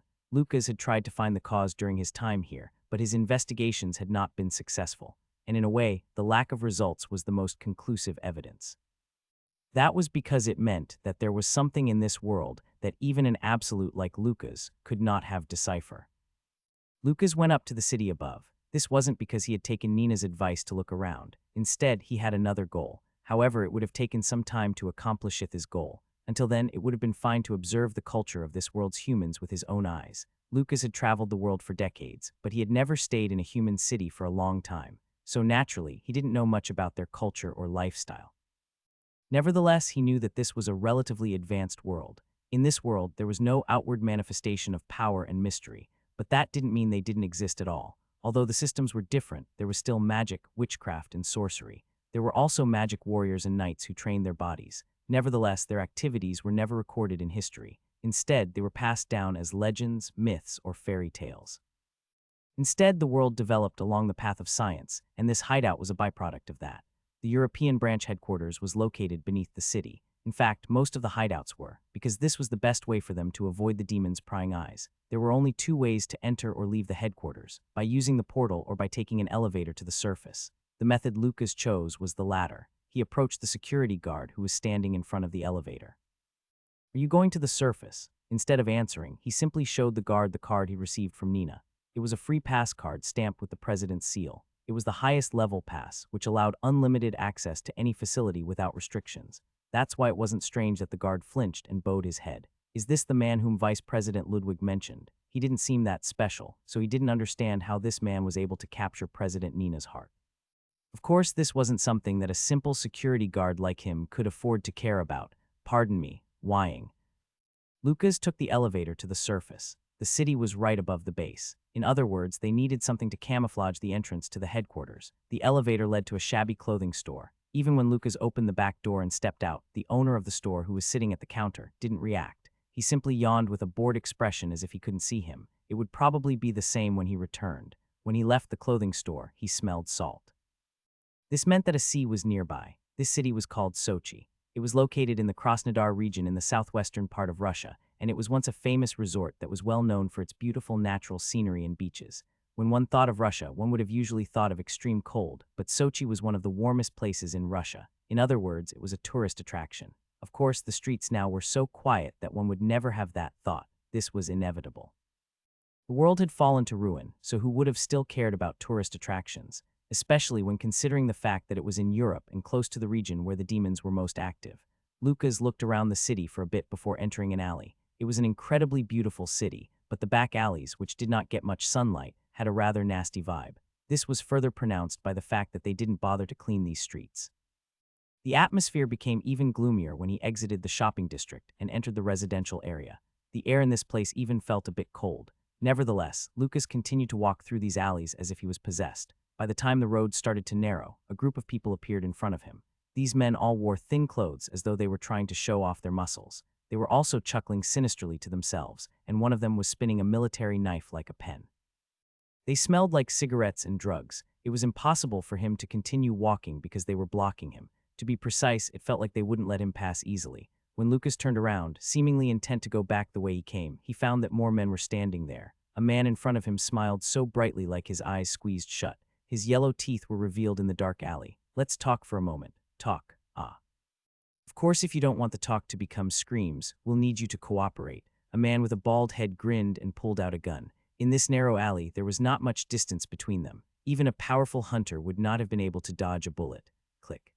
Lucas felt movement behind him. The men who were blocking his way back had moved closer. He raised his hands and said, "Okay." This attitude unnerved the man a bit. He had heard that Lucas was not a hunter, but since this man could enter the European headquarters, he'd thought that he had at least trained to an extent. However, when he saw him in person, his skinny, weak-looking body didn't seem to have even the slightest signs of training. There was the possibility that he was a wizard, but now that they had closed the distance so much, that wouldn't matter. He could rush forward and cut off his tongue before he could even chant a spell. But he didn't relax. This person was an acquaintance of the scumbag Nina. It was natural that he would have some hidden secrets, but when he just obeyed without any signs of resisting, he felt empty. No, the man erased that thought. Things were going well. He shouldn't complain. Lucas followed behind the man. The men surrounding him tried to make an intimidating atmosphere by spouting vulgar curses or grabbing and poking him in the back with the handles of their knives. Nevertheless, they soon stopped when he didn't react to their actions as if they were bored. The man walked through the maze like residential alleys, making one turn after another, before finally coming to a shabby-looking house. In front of the house was a large iron gate that didn't match with the house. When the man opened the door and they entered the house, it felt like the air had become heavier. "You came sooner than I expected." Then they heard a deep voice. The man in front bowed his head and called out, "Boss." Luca's gaze turned to the man who was called Boss. It was a large, threatening man with many tattoos on his arms. His entire body was covered in injuries. While sucking on a large cigar, the man said, "You must have made the smart decision since you were brought here in such a nice manner." "Did you get a rough explanation from my men?" The subordinate was the one who answered. He was more obedient than we expected. We haven't told him anything yet." "That's so? Don't be scared, my blonde friend. Just answer my questions. Then I'll let you go cleanly without a scratch." The men around him burst into laughter at his words. Lucas glanced at them. They all seemed to have well-trained bodies and experience handling weapons. In particular, the man referred to as Boss seemed to be exceptionally strong. Nevertheless, their races were diverse and their clothing and weapons were too. "You guys are not hunters." A look of interest appeared on the boss' face. "Why do you say that? Because you're too weak-minded. That's not something you can hide." Cuckoo. This guy was funny. Boss Vashes chuckled as he thought that. His men also responded with soft guffaws as if they were watching a comedy skit. "You're a pretty good detective, but you've gone too." When Vashes grinned, a man behind Lucas stepped forward and put his hand on Lucas' shoulder. "No, he tried to. Crunch you, Irk." The pain took a while to register. The man screamed, grabbing his arm, which had been bent in the wrong direction. Then something heavy struck his face. It was Lucas' fist that he swung backwards without even looking. Irk, holding his nose, the man collapsed. It was the perfect position, and Lucas didn't miss the opportunity. With a well-aimed strike to the back of the man's neck, he passed out cold on the ground. "You jerk." It was almost at the same time that the man wielding a knife beside him rushed forward. At first glance, it seemed that he had lost his reason in anger, but the man's eyes were cold. This showed that he had never lowered his guard. Hwak. Lucas narrowed the distance. The man shrank back subconsciously when his opponent came so close. The gap that this action caused was fatal. Pak. Lucas' elbow hit the man's face. The shock from the attack was multiplied due to the fact that they were running towards each other. With a crunch, the man could feel his nose shatter. But that wasn't enough. While it hurt a lot, it wasn't enough to make him faint. Lucas grabbed the man by the collar before punching him in the chest and stomach with his left hand. The man couldn't even let out a scream before he collapsed to the ground. Silence fell upon the hall. No more laughter could be heard. "What's going on?" Vashes had a shocked expression. His body definitely didn't show any signs of training. That much was clear. Nevertheless, the movements that he'd just displayed were in no way lacking when compared to top-class hunters. It was strange. The power of the body could never be hidden. When one reached Vash's level, one could infer the level of one's opponent just by looking at an exposed forearm. And according to Vash's eyes, Lucas was a weak man who could have been overwhelmed with just a pocket knife. "This place looks shabby, but it's completely soundproof. It's made of concrete, the wallpaper is made of soundproof material, and the window and door frames all have a silicone finish, so no screams will be heard." Lucas pointed behind him. "There's only one entrance. Once someone enters this house, escape is nigh impossible." Or that would have been the case if the two idiots who were blocking the entrance didn't collapse. "You bastard, I will rip your tongue out." The surrounding men threatened him with angry expressions on their faces, but they wouldn't have been able to shoot their guns here. It was clear between a majority and a minority that the majority would be at a disadvantage if they were to open fire in such a small space. Lucas judged that they weren't stupid enough to be ignorant of the dangers of ricochets. Vashes spoke in a confident tone. "Are you going to escape? You better give up. My men are all over this area. You'll be caught before you can even take 10 steps. Then we'll be the ones with the last laugh. You'll scream and shout everything that you know by the time we're done with you." Lucas, who was thinking about something else, paid no heed to Vash's words. These men were all humans. No demonic humans or possessed humans. This fact was very important to Lucas. He walked towards the iron door. "Where the hell do you think you're going? Catch him." Click. The bodies of the gang members, who were about to rush forward, froze when they heard the unexpected sound of the door being locked. Vash's expression also hardened. Letter 1d692, letter 1d4c3, letter 1d62f, letter 1d667, letter 1d6at, letter 1d5e. Com. This was because Lucas had deliberately made the room a half-enclosed space. What's going on? Vashes knew that if he and his men were to surround them, even titled hunters would falter. Even if it was a bit unusual, Lucas' action wasn't a big problem. Numbers were the most overwhelming form of violence, and Vashes knew how to use them well. But at that moment, for some reason, he felt that it wasn't Lucas had trapped himself. It was they who were trapped there with Lucas. Bangkok Vashes slid in his blood for a few seconds as his face collided with the floor. His head was spinning, and it wasn't only because of the pain. What's going on? Even with the pain that seemed to come from every part of his body, he couldn't understand. What just happened? Was it 1 minute? Was it longer? Was it shorter? He didn't know. Vashes had 25 men waiting in the house, and all of them were veterans who wouldn't lose even if they were to go head-to-head with hunters.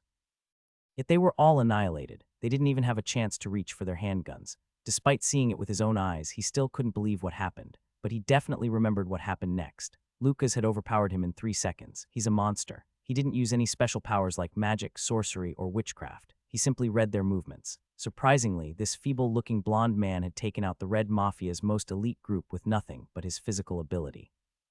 "What's your name?" The soft voice sounded threatening, and Vashes shook as he replied. Vashes Bondarenko. Who gave you the order? I can't say. As he said this, Vashes clenched his teeth. He thought that pain would follow. Perhaps there was a high chance that the man would break a finger or an arm. I'll try. He wasn't afraid of such pain. The same went for dying. He always knew that a day like this would come from the moment he joined the organization. Above all, Vashes knew that betrayal now would come with consequences that were far worse than death. But Lucas got up from his seat without doing anything. Then he simply walked out of the house. What the hell? Where was he going? He looked at the door with anxiety. If he had been in a good condition, he would have tried to escape, but currently his head was the only part of his body that could move. Vashes could only look at the iron door in fear. Click. Then the door opened again and a group of people walked in. When he saw the faces of these people, Vashes' expression crumpled. They were hunters from the European branch. Those Red Mafia bastards, just because I looked the other way a few times, they got really ballsy. Nina swore angrily. Vashes Bondarenko is one of the young bosses in charge of Sochi. By young boss, it meant that he was in charge of a single division of the organization instead of the entire Red Mafia. How is the interrogation coming? Not very good. As you know, they're not afraid of pain. Then you don't need to keep being nice to them. When Nina said these words in a cold voice, Ludwig's eyes shook. You mean? Regardless of what method you use, get the information out of them without breaking their minds. Basically, it was an instruction to no longer mind the administration of drugs or use of magic. Regardless of how inhumane the president's orders were, Ludwig simply bowed. I'll do as you command. Just before leaving the room, he glanced at Lucas, who was drinking coffee while sitting on a sofa in the corner. Who exactly is this man? He went in and out of Nina's office as if it was his own place, and he had even been given a free pass that only the president could issue. In all honesty, it didn't look good. After all, from Ludwig's perspective, Lucas was still an unknown. However, he could have clearly seen that Nina had extreme trust in this man. In fact, it made him feel a bit jealous. Even Ludwig, the vice president, had rarely seen Nina smile so comfortably. Then he suddenly went outside and suppressed every single organization in the city under the Red Mafia. He defeated every one of their best fighters, including the young boss, Vashes. This was something that would have been extremely difficult even for titled hunters. I don't think she'd tell me even if I asked. Ludwig tried to suppress his curiosity and left the room. You seem to like it a lot. Nina spoke up while watching Lucas drink the coffee mix. I haven't tasted anything like this since a long time ago. Hoo-hoo. Nina chuckled for a moment before her expression changed. Master, did you know about the Red Mafia? I did. If you had told me about it in advance, I could have assisted you. If they were demons, I would have. Lucas took a sip of coffee. It seems there are spies in the headquarters. Nina wasn't surprised by that, so instead, she nodded. I'm sure there are a lot of them. There's probably no other headquarters as mixed as this one. Nina sighed heavily. Can I do anything about it? Europe is now in such a desperate situation that we're literally grasping at straws. We can't check and monitor the reinforcements sent from each region. We can't afford to. Lucas nodded. He understood what Nina meant by mixed. The European branch probably had some of the world's most diverse hunters. Not everyone is who they appear to be. As you know, this place is on the front line, so they have no choice but to send their informants here. One of them targeted me. Yeah, if I had to guess, it was probably Neil's doing. Lucas' expression became gloomy. This was because the name Nina had just mentioned was the person who was his first disciple before Min-Ha-Rin. Have you met him recently? No, I haven't had a reason to go to America. Nina was being honest. The United States was the region with the fewest amount of demons. In the first place, the demons hadn't stretched their hands too far in North America when compared to the other regions, but it couldn't be denied that America had handled the problem better than any other country. In fact, there were many people nowadays who called America the land of paradise. Even if it was a utopia built on ruins, it was clearly the safest and most peaceful place on the planet.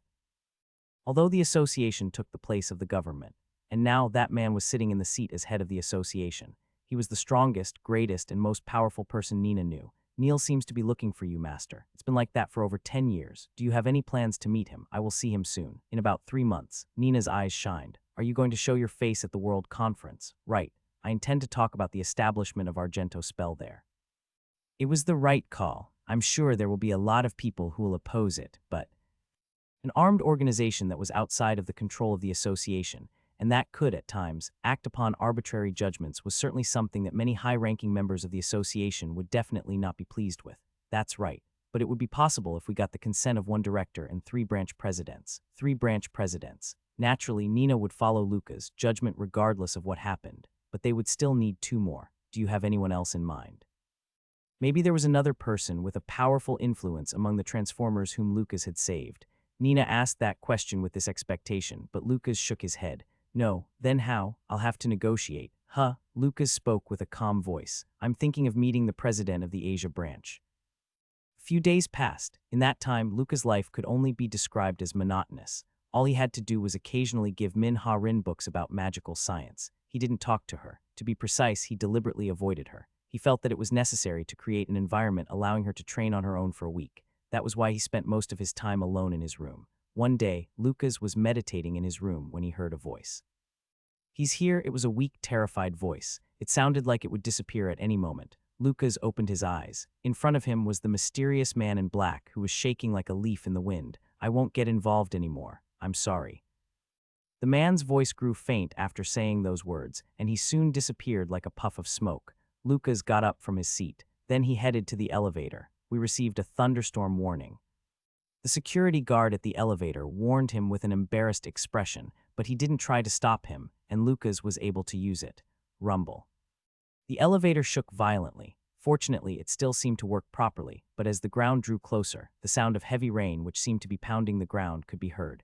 Boom, then there was the sound of thunder. The elevator's lights blinked dangerously, but Lucas didn't even flinch. He was simply lost in thought while listening to the pounding rain. The humans called demons a disaster, and they weren't wrong, but he didn't think they could have even imagined just what a true disaster was.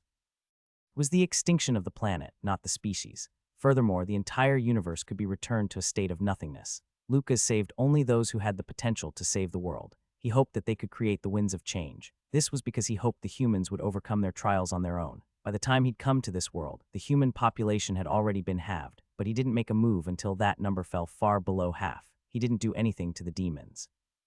If Lucas were to use his power wantonly, then they would have a reason to intervene. He'd saved many worlds. To be precise, he'd saved many worlds, humans. It was an act that had become the reason for Lucas' existence. He wandered through countless universes performing the role he set for himself. He heard cries of gratitude, received intense faith and belief, and earned a lot of trust and affection from the humans he saved. And he received hatred, resentment, and fear from many more races.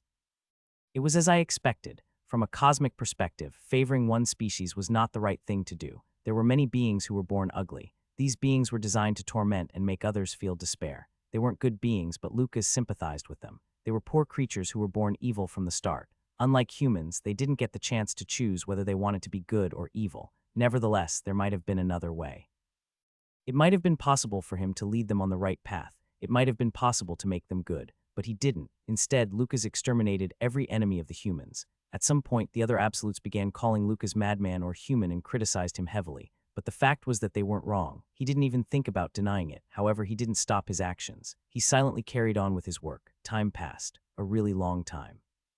The winds of time couldn't touch him because he had already transcended time. Karma gradually accumulated and his level increased. Ironically, the more the races who persecuted humans hated Lucas, the stronger he became. For an absolute, reverence was the most efficient form of energy, and the more negative and ugly the emotion was, the thicker the concentration.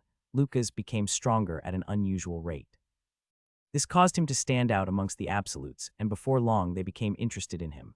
But that interest soon became displeasure and then hostility. Lucas was an unforeseen obstacle. Despite their warnings, he didn't hesitate to pick worlds that could have been regarded as their territory. Then he ruined many small and large plans of their design, even going so far as to destroy them completely. Ding. He walked out of the elevator. It seemed that the clothing store was closed because the lights were off and the owner wasn't behind the counter. It was probably due to the heavy rain and the thunderstorm. Fortunately, the back door was open, so he could still leave the building. Shah. None of the stores in the city were open. This was because the rains were too severe. While walking through the street, only the sound of the rain could be heard. Lucas walked up to a bench and sat on it without paying any attention to the raindrops pounding against his skin. Boom! Suddenly, an enormous bolt of lightning tore through the sky, and the world froze. The raindrops froze in the air, and the lightning bolt remained in the sky as though it had been painted. Lucas had only experienced this phenomenon once before. This had happened in the past when he had finally defeated his greatest enemy and accomplished his goal before becoming an absolute. However, it wasn't God who appeared this time. He saw the shadow of an enormous being behind the dark clouds in the sky. This was the existence whom God had mentioned that day, a being who had been born as a cosmic entity, a being who stood at the pinnacle of countless absolutes, perhaps the most dangerous being in the entire multiverse. Nice to meet you, madman. Lucas was looking at a ruler. His voice sounded like a clap of thunder. Lucas knew it would be impossible for anyone who wasn't at least a transcendent being to even understand that sound. The moment a normal person heard that voice, their body would collapse and their soul would die. Only those at the rank of absolute would be able to understand the language in his voice and converse with him. The freezing of time and space was for that purpose. Even though he had only sent a thought projection to this place, if he hadn't frozen time and space, the entire planet would have probably collapsed. This was Lucas' first time seeing a ruler in person, but even though it was just a thought projection, facing it was still a considerable burden for him. His entire body shook as though an electric current was running through him. Nevertheless, his voice was unexpectedly calm. I wanted to meet you too. Do you know who I am? He spoke in a somewhat cheerful voice, and Lucas responded while looking up at the lightning which lit up the night sky. Lightning God, Yuhaha, the thunderous lightning god burst into laughter. His laugh sounded more powerful than the thunderstorm that had just been battering the city. Lucas recalled the demigod from the past who had the power of lightning, Indra. His lightning, which Lucas had felt countless times in his mental world, had been so powerful that it was able to completely burn Lucas' body despite the fact that he was already much stronger than any mortal at the time. But in the end, he won. And with Ricky's help, he managed to make Indra give in, allowing Lucas to make his power his own. The lightning god's power was the same as Indra's. The same? Could this be called the same? Lucas denied it. The lightning god was stronger than millions of Indras combined. His tremendous power could be felt even with just his thought projection. Just like a drop of water and an ocean were the same, they had the same essence, but everything else was different. No, even the word different wasn't enough. Lucas thought for a moment before he could think of a suitable word. They were on different levels. You've been running around the multiverse as you please. It wouldn't be unreasonable to say that almost everyone hates you. I've lived for a very long time, but I don't think I've seen anyone as crazy as you. There were some who were the same as me. Put your expectation aside. You'll never be able to meet them. They are all dead. The lightning god continued to talk in a cheerful manner. Lucas wasn't surprised because he had expected something similar. However, he was surprised that this ruler was such a chatterbox, just like God. He couldn't help but wonder if all the beings above the absolutes were like this. Hiding his thoughts about the lightning god, Lucas asked, "So are you going to kill me too?" If it was the demon king, he probably would have done just that. He's the most angry of us. If you meet him, your soul will disappear without even a speck of dust remaining. But I'm different, I can tell after seeing you in person. Your head is more twisted than I thought, but that's precisely why I like you. What are you trying to say? Serve me, madman. Lucas' expression became strange. He didn't answer immediately, but he didn't panic. He just looked at the giant being beyond the clouds as though he was urging him to explain. You must know that every lord follows a ruler. Right. Do you know why? To shift responsibility. Ho. The lightning god looked down at him with interest. That's an interesting way to put it. You're not wrong. No matter how much they grow, tens of thousands, hundreds of thousands, and even millions of absolutes will encounter the same problem. To put it simply, they become distracted. There wasn't a need to explain whether this was a dangerous phenomenon or not. The most important thing for absolutes was a healthy and focused mind. You could call it willpower.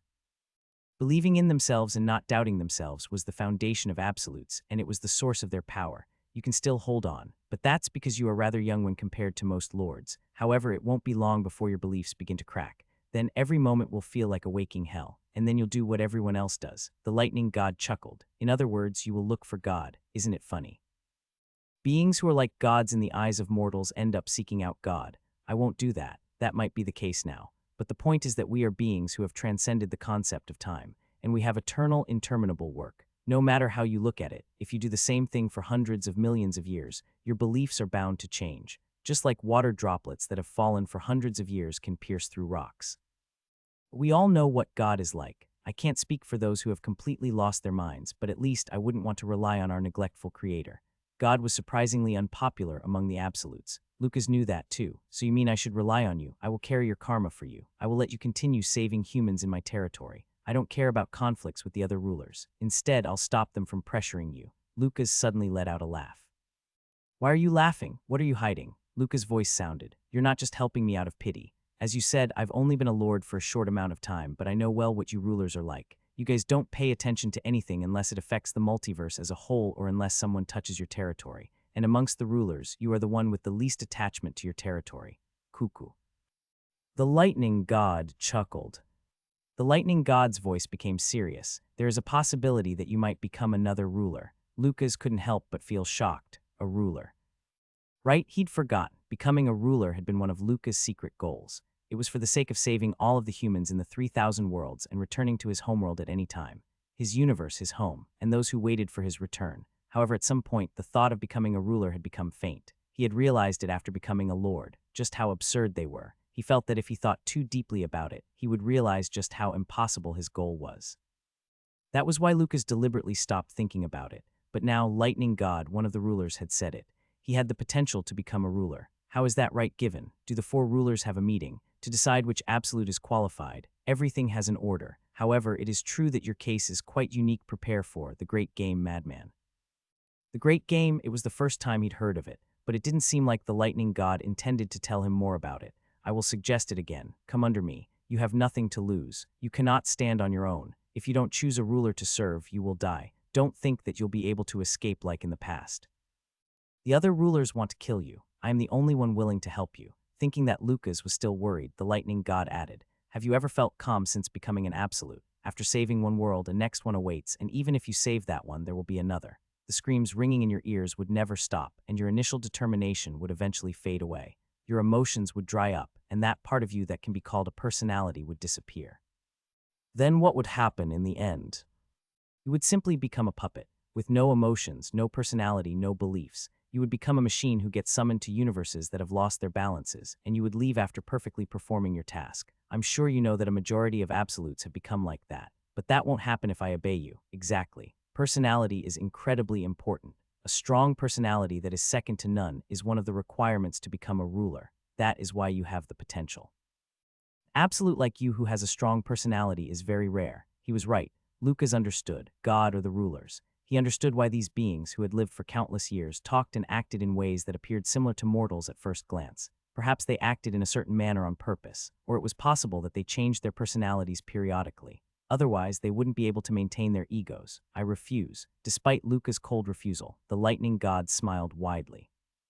I have no intention of passing my karma on to someone else. This is the path that I chose to walk on. It has nothing to do with you. This wasn't an emotional decision. Lucas didn't believe everything the lightning god had told him, and he knew what kind of mindset the absolutes who submitted to the rulers would have. Serving the rulers was a choice that was completely incompatible with his beliefs. The lightning god simply laughed for a while as if he didn't know what to say. You really are a madman. Lucas was unable to tell whether he was angry, amused, or something else entirely. You killed a demon. Lucas remained silent. By this universe's standards, he was a pretty powerful demon too. Why did you kill him? I was able to pinpoint your location because of that. You can stop talking nonsense. You would have found me regardless of if I had killed a demon or not. This is proven by the fact that you arrived here before the Demon King. Hee, the lightning god chuckled. His insight was pretty good. The demons here could also be considered as the Demon King's creations. Killing them was the same as touching the Demon King's bottom line. Nevertheless, Lucas had killed a demon. Not only did he kill a demon, but he killed a demon duke, one of the highest-ranking demons. Nevertheless, it was the lightning god, not the Demon King, who had found Lucas first. In other words, this ruler had been actively looking for him. You should know that each universe has a certain level of tolerance. The huge shadow standing behind the clouds moved. It was as if he was looking around. There are creatures born into the world who are weaker than insects. On the other hand, there could be countless beings in a universe who are comparable to absolutes. I was born in a universe like that. The lightning god unexpectedly mentioned his own creation. On average, the higher the level of the beings in the universe, the higher that universe's tolerance. This fact is very important for absolutes. If a force exceeds the limits of the universe, the balance is broken, and eventually it will lead to the collapse of that dimension.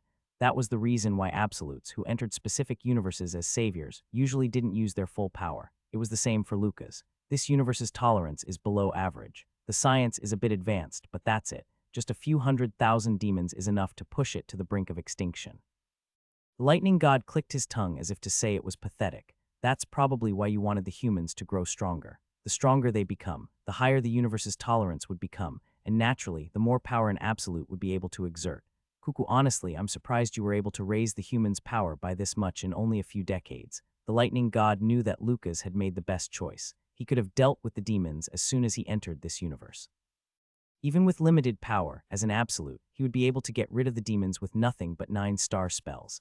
The problem was what came after. If he killed all of the demons, perhaps within a day, another absolute would intervene and they would inevitably have a battle with Lucas. If his opponent was another absolute, then Lucas would be unable to hold back his power. Power that far surpassed this universe's tolerance would inevitably be released, and eventually the dimension would collapse. If that were to happen, then humans would no longer be the problem. The entire universe would disappear in vain. That didn't mean that he could tolerate watching the humans being slaughtered. That was why Lucas spread his knowledge around the world and facilitated their growth. He also saved those who could promote human development as much as possible, those who could lead them, and those who could create a great wind of change. In addition to that, he used every other means available to him to make the humans stronger. Nevertheless, Lucas didn't give up, and in time, he received the results that he wanted. As a result, in only a few decades, it became possible for humans to fight the demons with their own power. The universe's tolerance also increased greatly. However, your plan to raise the humans has come to an end. You mine.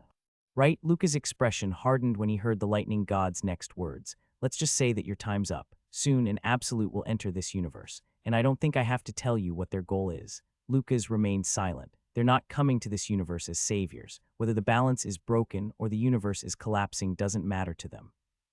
Nevertheless, they still have their consciences as absolutes, so they will be mindful to an extent, but they won't hesitate to use their full power if necessary. They would exert the full power of their body if they felt that it was worth doing. Absolutes were divided into assistants, managers, lords, and rulers. Lucas was an absolute with the second highest rank, and even amongst the lords, he had the power to stand at the very top, but he didn't want the universe to collapse.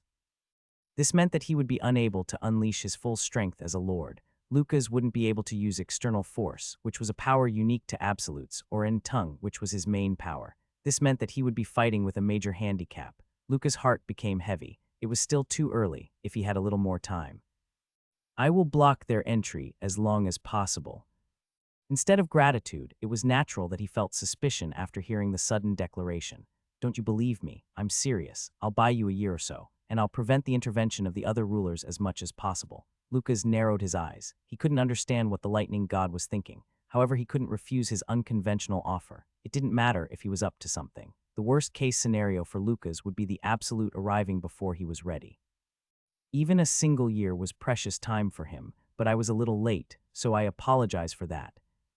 What do you mean? Lucas looked up at the clouds. It felt like the lightning god, whose features he couldn't see, was smiling. I mean that I can't kick out any absolutes who have already entered this universe.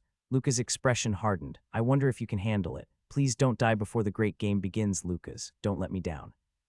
The lightning god's voice gradually faded. He could feel the giant presence behind the clouds leaving. And space and time started moving once again. So, it was raining heavily. The bolt of lightning in the sky spread like a spider web before disappearing. Lucas realized that the lightning god's thought projection had completely left the universe. The great game, these words remained stuck in his head. At the same time, he had a premonition that it would be a trial unlike anything he'd ever encountered. He took a deep breath and organized his thoughts. Instead of the great game, which he knew nothing about, it would have been better to think about the absolutes who would soon be entering this universe. Absolutes, that's what the lightning god said. In other words, it wouldn't be only one absolute who would be entering this universe. It hadn't been a big problem that he couldn't use divine magic power or in tongue, at least so far. The knowledge and experience he had, together with 9-star spells, were enough to allow him to have no threats in this universe. Although he hadn't met the Demon King, the Dukes, who were considered the strongest demons after the Demon King, couldn't pose any threat to him. However, it was completely impossible to face an absolute with nothing but the power of 9 stars. If an absolute has already entered, then it was important for him to find out where they were. In order to do that, he needed information. This meant that he had to obtain the assistance of organizations that could identify major events happening around the world with ease. Currently, the most favorable force for Lucas was the European branch. That was because he had the absolute trust of Nina, the branch president. However, Europe could not afford to fight against the demons who were constantly encroaching on their territory. Although some modicum of intel collection was carried out, it was different from the information Lucas wanted. He needed first-class operatives who gathered information not only in the human territories, but also in the land of the demons. He needed eyes and ears. I need the power of the Chinese intelligence agency. China could be called the most controversial country in the world, but such feelings had grown thin following the demons' invasion. Now, most of the people were moving under the ideology of one of China, and they faithfully played the role of the biggest defense wall for the human front. Unlike Japan and Korea, where one would have relatively few opportunities to see demons, the power of the Chinese branch could be considered among the top 3 in the entire world because it had always been fighting life-threatening battles on the front line. That was why their intelligence went without saying. At this point, most advanced science had been neutralized. The Chinese intelligence agency's ability to obtain information directly from the demon's territory, despite the fact that it was filled with demons, was beyond even the United States. But things wouldn't work so easily, even if he borrowed Nina's power. No. Instead, there was a high possibility that he would be criticized for such tricks. China didn't have a very positive opinion of the United States, who lived in the peaceful space they created across the sea. And it was the same for Europe, who had built a close relationship with the United States. It was then Lucas thought of a man. He was the second in command of the Hunter Association's Chinese branch, and he was a revered figure throughout Asia, the human dragon Li Zhonghak. To gain the power of the intelligence agency, his assistance would be indispensable. Few days before Lucas had an encounter with the lightning god, Europe and Africa were said to be the 2 regions that had suffered the most devastating damage on Earth. It was no exaggeration to say that most of the land on these 2 continents was occupied by the demons. Great Britain, which could have been called one of the 3 major powers in Europe, was no exception. Among the island nations across the world, Great Britain suffered an unprecedented amount of damage. This might have been because the Demon King descended upon France, which was the country closest to Great Britain. The situation of Northern Ireland, which didn't belong to Great Britain, fared relatively better, or at least that was the case not so long ago. Who? Catherine panted with a terrified expression. She wanted to cover her ears from the beastly grunts, screams, and sounds of things being eaten coming from outside the house. Big Sis, Tom, who was now 6 years old, still didn't seem to fully understand what was happening. His voice was filled with curiosity about his sister's unusual expression. Seeing this little boy, who was much weaker than she was, Catherine gained some courage. It's fine. Everything will be fine. Do you trust Big Sis? Good. As long as we stay. Crack Kaya, the door was smashed, and a bizarre-looking creature entered the house. Its snout was as long as an anteater's, and its upper body was unusually large. Compared to that, its lower body was so thin that one couldn't help but wonder how it could have supported its own weight. Grrr. The monster's red eyes shined brightly, and its nose flared. His sense of smell was abnormally strong, so it was no problem for him to find the boy and girl who were hiding in the house thinking that they were safe. Oh my God. Catherine closed her eyes with a look of despair. On the other hand, Tom didn't close his eyes. Instead, he was staring at the sky with a blank expression on his face. The ceiling of the house had collapsed during the demon beast's rampage, so the night sky was clearly visible, and in it a meteor could be seen. Pretty. Tom muttered this softly, but he noticed that the meteor's movement was strange. It was as if it was coming right for them. No, was that really a meteor? Boom, KRK. The demon beast turned its head. An unidentified object had fallen from the sky and smashed into the ground. Turning away from the 2 humans who it didn't think could escape, the demon beast looked at the crater. Then, someone walked out of the dust cloud. It was a breathtakingly beautiful woman. Her hair was so dark that it seemed to absorb the moonlight, and her clothes were pitch black. Her eyes seemed to shine with a bloody light, and her expression was grim. What truly stood out, however, was the weapon in her hand. It was a ridiculously large scythe, which didn't seem to suit her at all. Krrr. The demon beast stared at the woman with a cautious expression. The hair on its entire body stood up, and its pupils shook. It found it hard to breathe because of the vicious aura surrounding the woman. Kaya, nevertheless, a beast was a beast. The demon beast did not like the feeling of fear it got from the woman, so it charged towards her. Its claws, which could easily tear through stone, flashed in the moonlight. Chuck. But the demon beast's body suddenly became thousands of pieces of meat, splattered across the ground. Nevertheless, there wasn't a single drop of blood on the scythe. Hick. Catherine stared at the woman in horror, but the woman left the house while pretending to not notice them. KRK, cock, the demon beasts who smelled the heavy scent of blood started swarming. There were even some incredibly large ones who made the demon beast who had just died look small in comparison. Ignorant things, the woman muttered darkly. Then the entire city became bathed with blood. Beijing, China. This used to be a large metropolitan city that housed more than 20 million people, but now only about 1 million people remained, and about 5% of them were hunters. This meant that there were more than 50,000 hunters in the city alone. Cha Gung-hwan, president of the East Asia branch, was already over 70 years old. Although training in martial arts had slowed down the aging process to an extent, his white hair and wrinkles could not be hidden. There was usually an ever-present smile on his lips, but today his expression was hard as if he'd bitten a rock. "You're here. How's the situation? It's been quiet since the first fall. Good work." Cha Gung-hwan briefly commended his subordinates before turning around. An invisible aura seemed to swirl around his body. There was a crater in the ground as though a small meteor had landed here. The surrounding area also had a horrific appearance as if there had been a disaster. Most of the skyscrapers in the area had collapsed, and the lower buildings were all buried in the torrents of rock. This had been an area where civilians stayed. Thousands must have died. Cha Gung-hwan's heart became heavy, but no signs of this were visible on his face.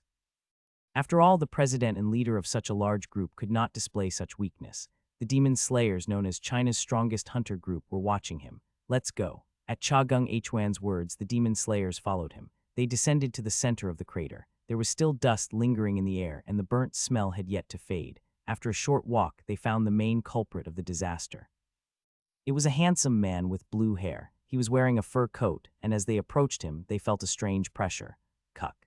10 steps, that was his limit. When he reached 10 steps away, Cha Gung-hwan found that he couldn't get any closer. If he tried to get closer, his airways might get blocked or his heart might explode. It was the same for the demon slayers. The man opened his eyes. His golden eyes gleamed with a light that made them feel like their souls would be sucked out. Cha Gung-hwan forcibly swallowed his saliva and opened his mouth. "Who are you?" In fact, there was no need to ask.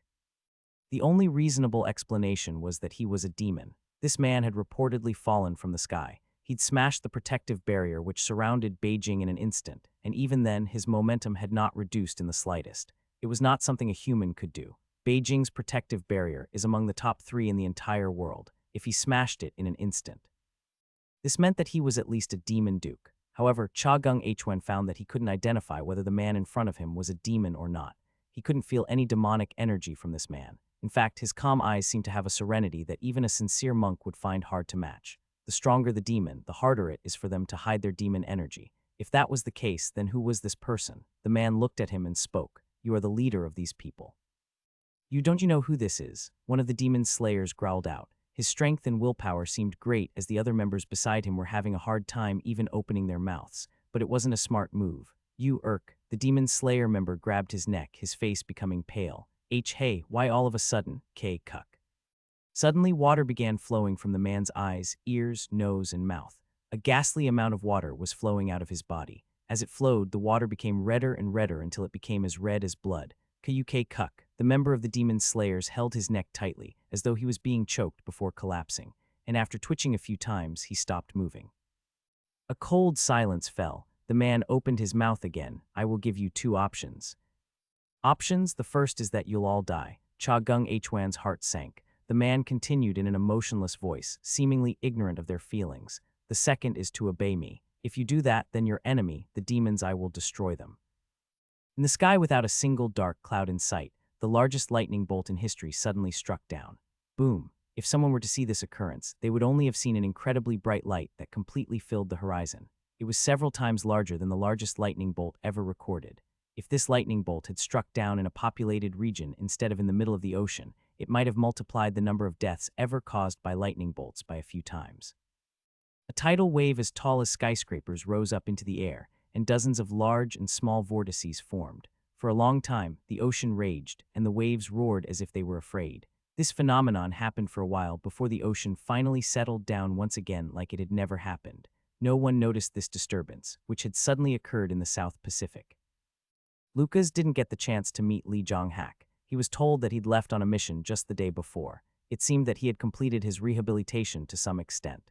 The mission he had chosen was a long-term mission, so it could take up to a few weeks or even a month in some cases. He wouldn't come if I called him. Despite the fact that he was currently staying in the European branch, Lee Jong-hak was an Asian hunter.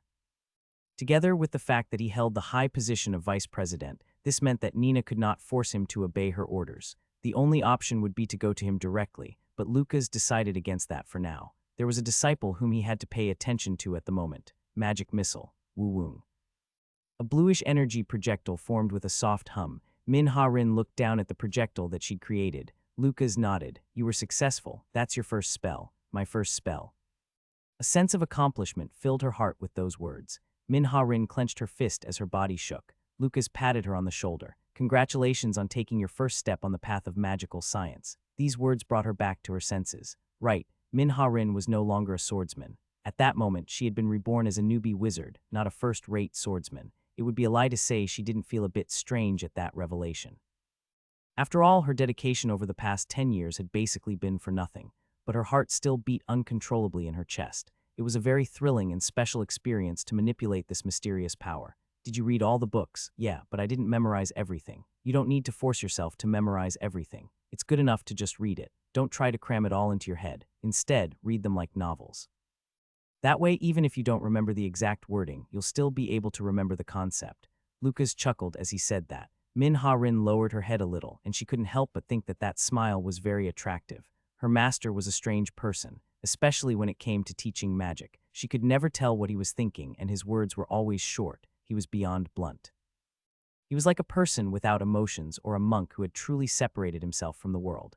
But when teaching magic, he was like a young boy who was doing the thing he liked the most. When the usually blunt image and this not-so-bad image overlapped, Min Ha-rin seemed to feel a fluttering in her heart. Did you have any difficulty? Moreover, her tone when she spoke to him seemed to be getting softer and softer. Maybe that was why Nina sometimes shot a resentful gaze at her.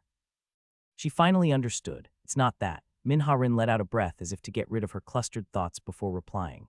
No, it's just fun. Which part? Everything. She enjoyed increasing her mana while meditating, reading books and learning about magical science and using magic directly. That's why she was slightly nervous. Should I be enjoying it like this? There was a saying that it was easier to learn something you enjoyed. Min Ha-rin knew this, but she was still nervous. As a human who was living in this apocalyptic era, she instinctively rejected the thought of training with such a light heart. Lucas also understood what Min Ha-rin was thinking. That's why he spoke in a slightly mischievous tone. When the time comes, you'll desperately wish for that feeling. Your talent is obviously excellent, but someday you will inevitably hit a wall. At that time, you will naturally have a different mindset. There's no need to worry about that now. First of all, you should try to reach 3 stars. Then you'll be able to do your part. When will I know that I've reached 3 stars? Right. Lucas raised his index finger and a ball of flames appeared on it. You should at least be able to create a fireball this size.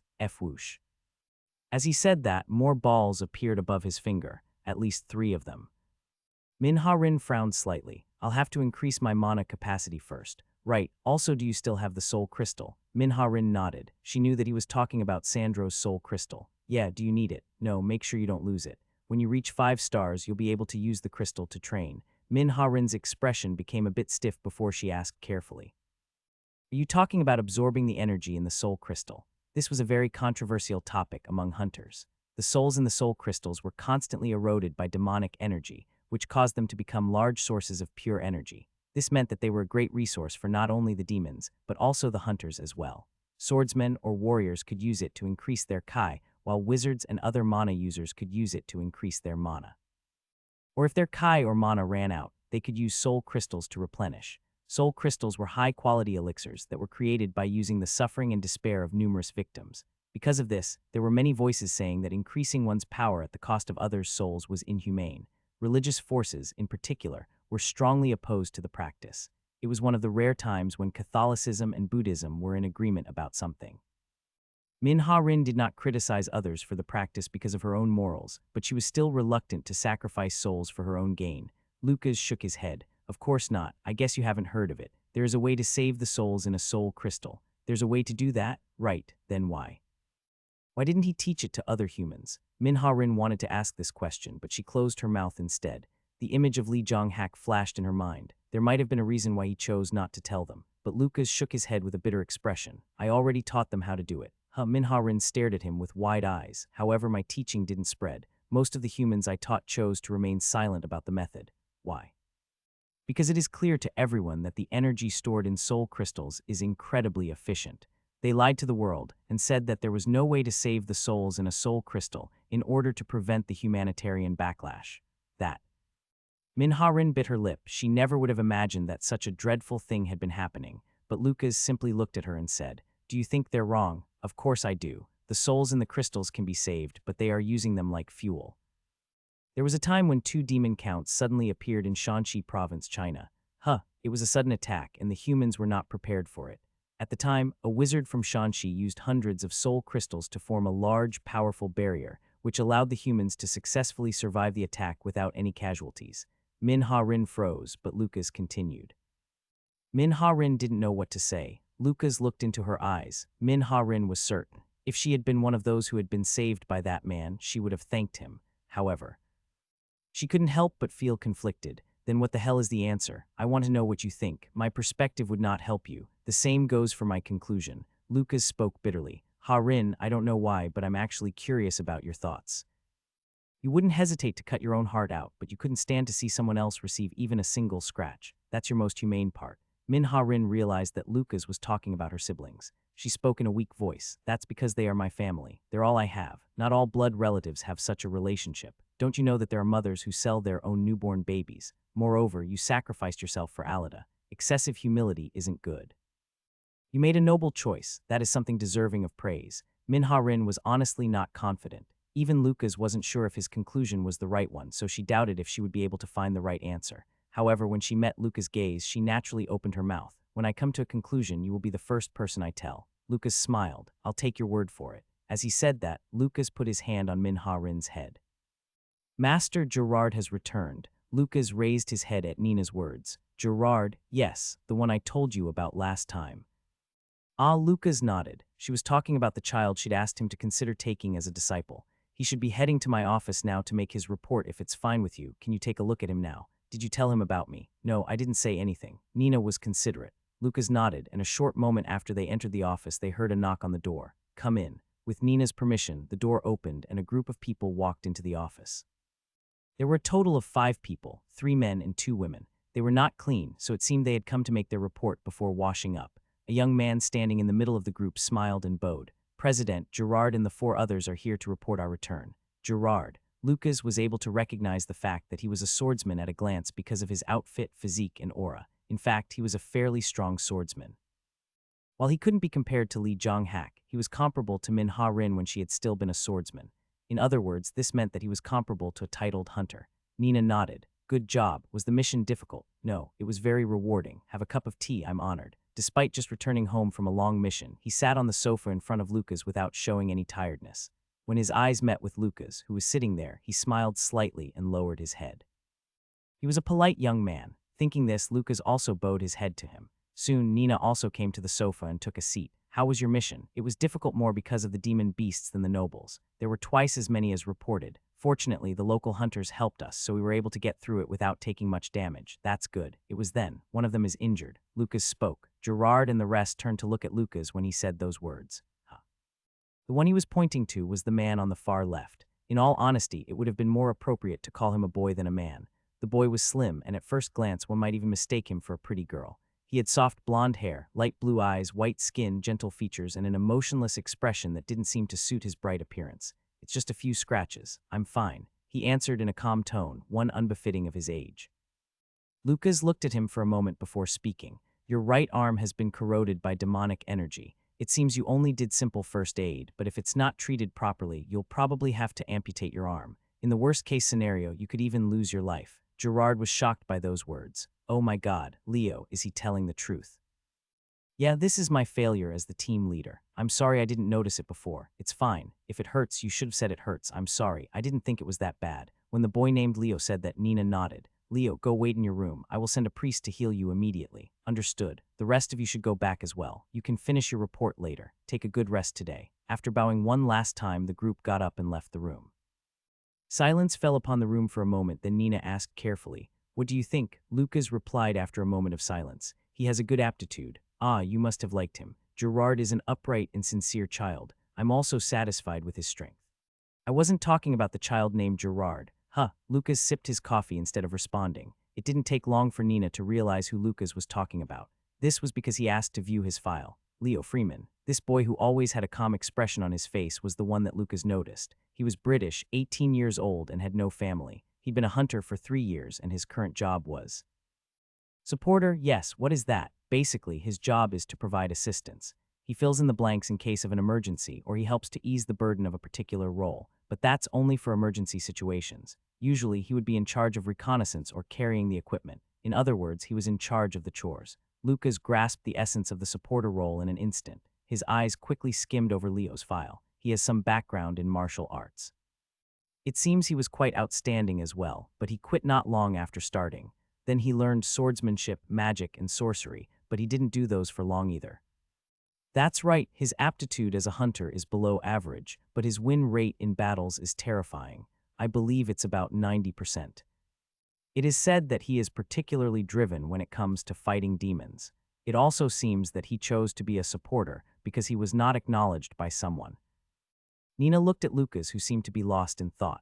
To be honest, she didn't understand his interest in Leo. Naturally, she also knew about Leo. Once a month, she would stay up for an entire night going through the file of every hunter. In a way, Leo could be called outstanding. He had a monstrous win percentage. In simulated battles against other humans, his win percentage was over 90%. This meant that over the course of 10 battles, he would win 9 times. And this win rate wasn't because he fought opponents weaker than him. According to the data, most of Leo's opponents were stronger than him. Nevertheless, it was stated clearly in the file that his aptitude as a hunter was abysmal. Lucas should have read that too. That was why she was curious as to why Lucas was interested in Leo. What does Master see in Leo? Nina held in her doubts as she continued to look at Lucas from the side. After a while, Lucas placed the file onto the table and said, "I need to see him in person."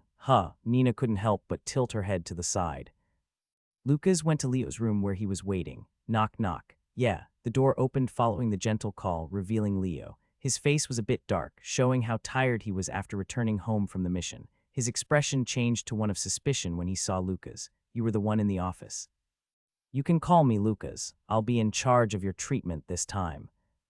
"Ah, so you're a priest." Leo nodded as if that made sense. After all, it was natural for a priest to be able to tell that he was injured with nothing but a glance.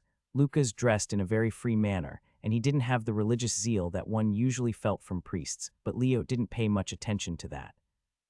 Well, something like that. Pretending to be a priest could be troublesome, so Lucas decided to gloss over it roughly. "Come in, I just got back so it's a bit messy." The room wasn't very spacious. In fact, it was quite narrow. It had a structure similar to a gossatle one. It was furnished with a bed, a desk, and a chair. Contrary to what Leo said, the room wasn't messy at all. In fact, it was quite clean except for a little dust.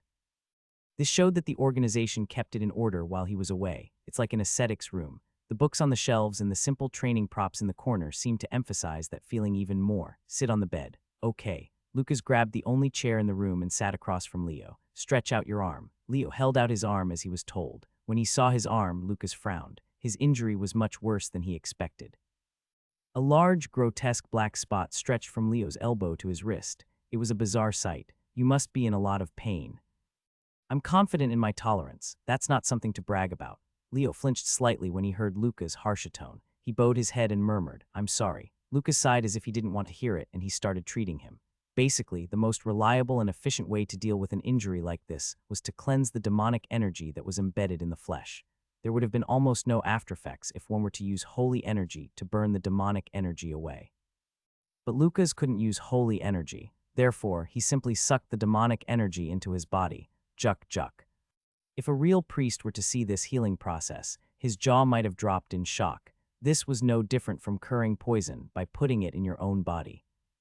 Leo looked down at his arm curiously. Although he wasn't completely sure how purification worked, he had a vague feeling that this was different from the usual process. As he took the demonic energy out, Lucas spoke. "How did you get this injury?" "It was an attack from a demon's whip. The range was too wide and the attack was too fast for me to respond. It was Baron Doldor, the target of our mission. Barons weren't very high-ranked demons, but they were threats nonetheless. It was a target that most hunters would be unable to defeat on their own. Couldn't you have avoided it?" You train your body extensively. You probably don't miss a single day." Leo's eyes widened. "How did you know that?" "I can tell just by looking at your physique. There is hardly any fat on your body. At least you don't have a body that suits the term couldn't respond." Lucas looked down at Leo's slightly bowed head and said, "Is it a mental problem?" Leo remained silent for a while before he finally opened his mouth. "Are you British?" It was a random question. However, it is something the Lucas had encountered quite often since coming to this world. As he slowly shook his head, he heard a soft voice. My family was exterminated by the demons. I was the only survivor, and since then I've despised the demons. While it was hard to bear, situations like that were quite common in this era. In this day and age, there were very few people who hadn't lost their families to the demons. Nevertheless, Leo seemed to summarize his ordeal as though he was only a third party who watched on from the side. I wanted to be a hunter. Fortunately, my talent wasn't poor. I was even told that I had an exceptional talent for martial arts. I felt that I was lucky. After all, the faster I grew strong, the sooner I'd be able to kill the demons. He trained for 3 years, and on the day he turned 15, Leo participated in a subjugation mission. It was only then when I realized I had a major flaw. Lucas knew what that flaw was. After all, he'd already seen it in his file. Whenever I practice, my body is firm.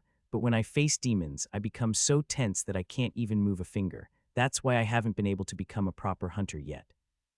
I don't know if you believe me or not, but that's why I was unable to avoid the whip. He had no reason to hide it. Most of the hunters in the European branch knew about Leo's flaw. That was because he had been in most hunter groups before. I heard that you're a supporter. Yeah, normally supporters would be standing at the back during a battle against a noble. Lucas' question had a deep meaning. Why was a supporter within the range of a noble? I told you, didn't I? The whip's range was long.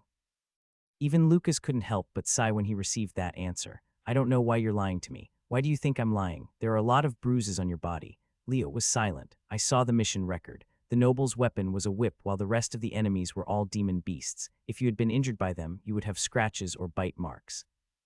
Those are injuries that could only be inflicted by other humans. They were bruises that occurred when someone was kicked or punched. Lucas realized that besides the wound on his arm, which had been caused by the whip, the rest of his injuries were like that.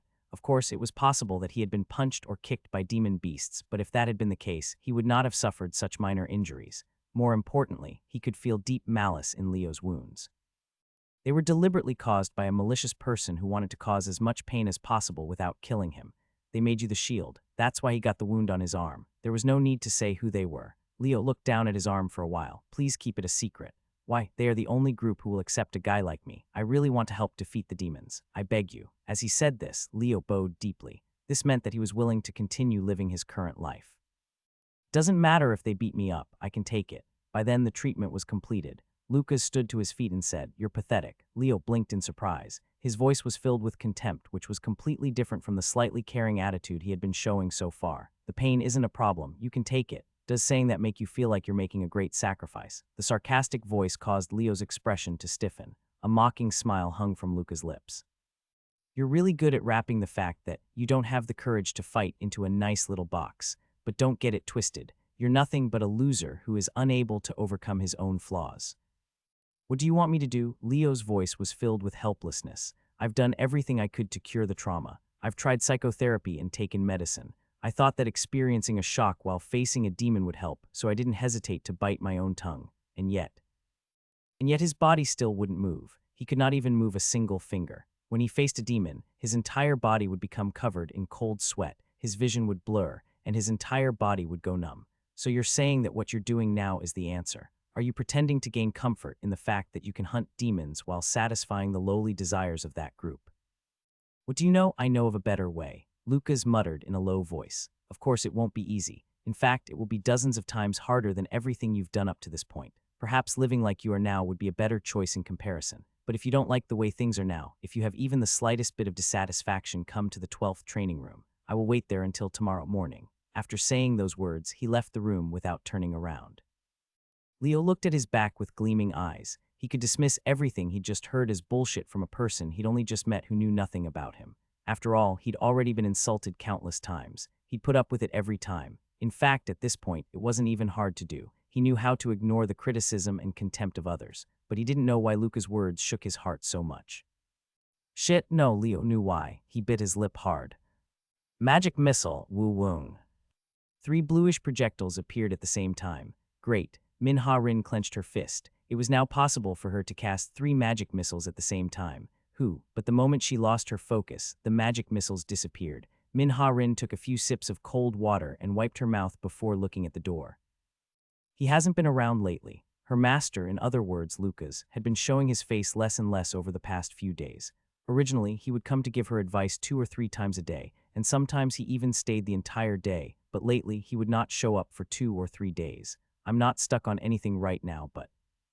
In all honesty, Luca's presence wasn't absolutely necessary. The increase of her mana capacity, which was what Min-Ha-rin was currently working on, was nothing but simple repetition, and there was nothing she didn't understand when she occasionally read the books.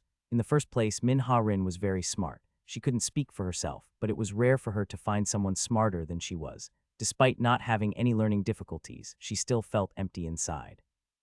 Was it because he wasn't there? Min-Ha-rin frowned. No, she couldn't do this. This kind of dependence was not good and it didn't suit her. Min-Ha-rin mustered up her determination, but soon after that, her mind went blank again. She was currently in the European branch headquarters, so she had very few acquaintances. Most of the hunters who had escaped with her had either returned to their own branch or gone on missions. And although Alida was still in the headquarters, she seemed to be very busy due to the fact that she was a wizard. Nevertheless, she didn't feel lonely. This was because learning magic was fun and she still had Lucas. Lucas was the first real teacher she'd ever had. She still cared about his identity, but after a few weeks she'd grown to trust him. He was reasonable and wise and upright. The last one was just her opinion, but she felt that it was the reason that Nina was so respectful to him.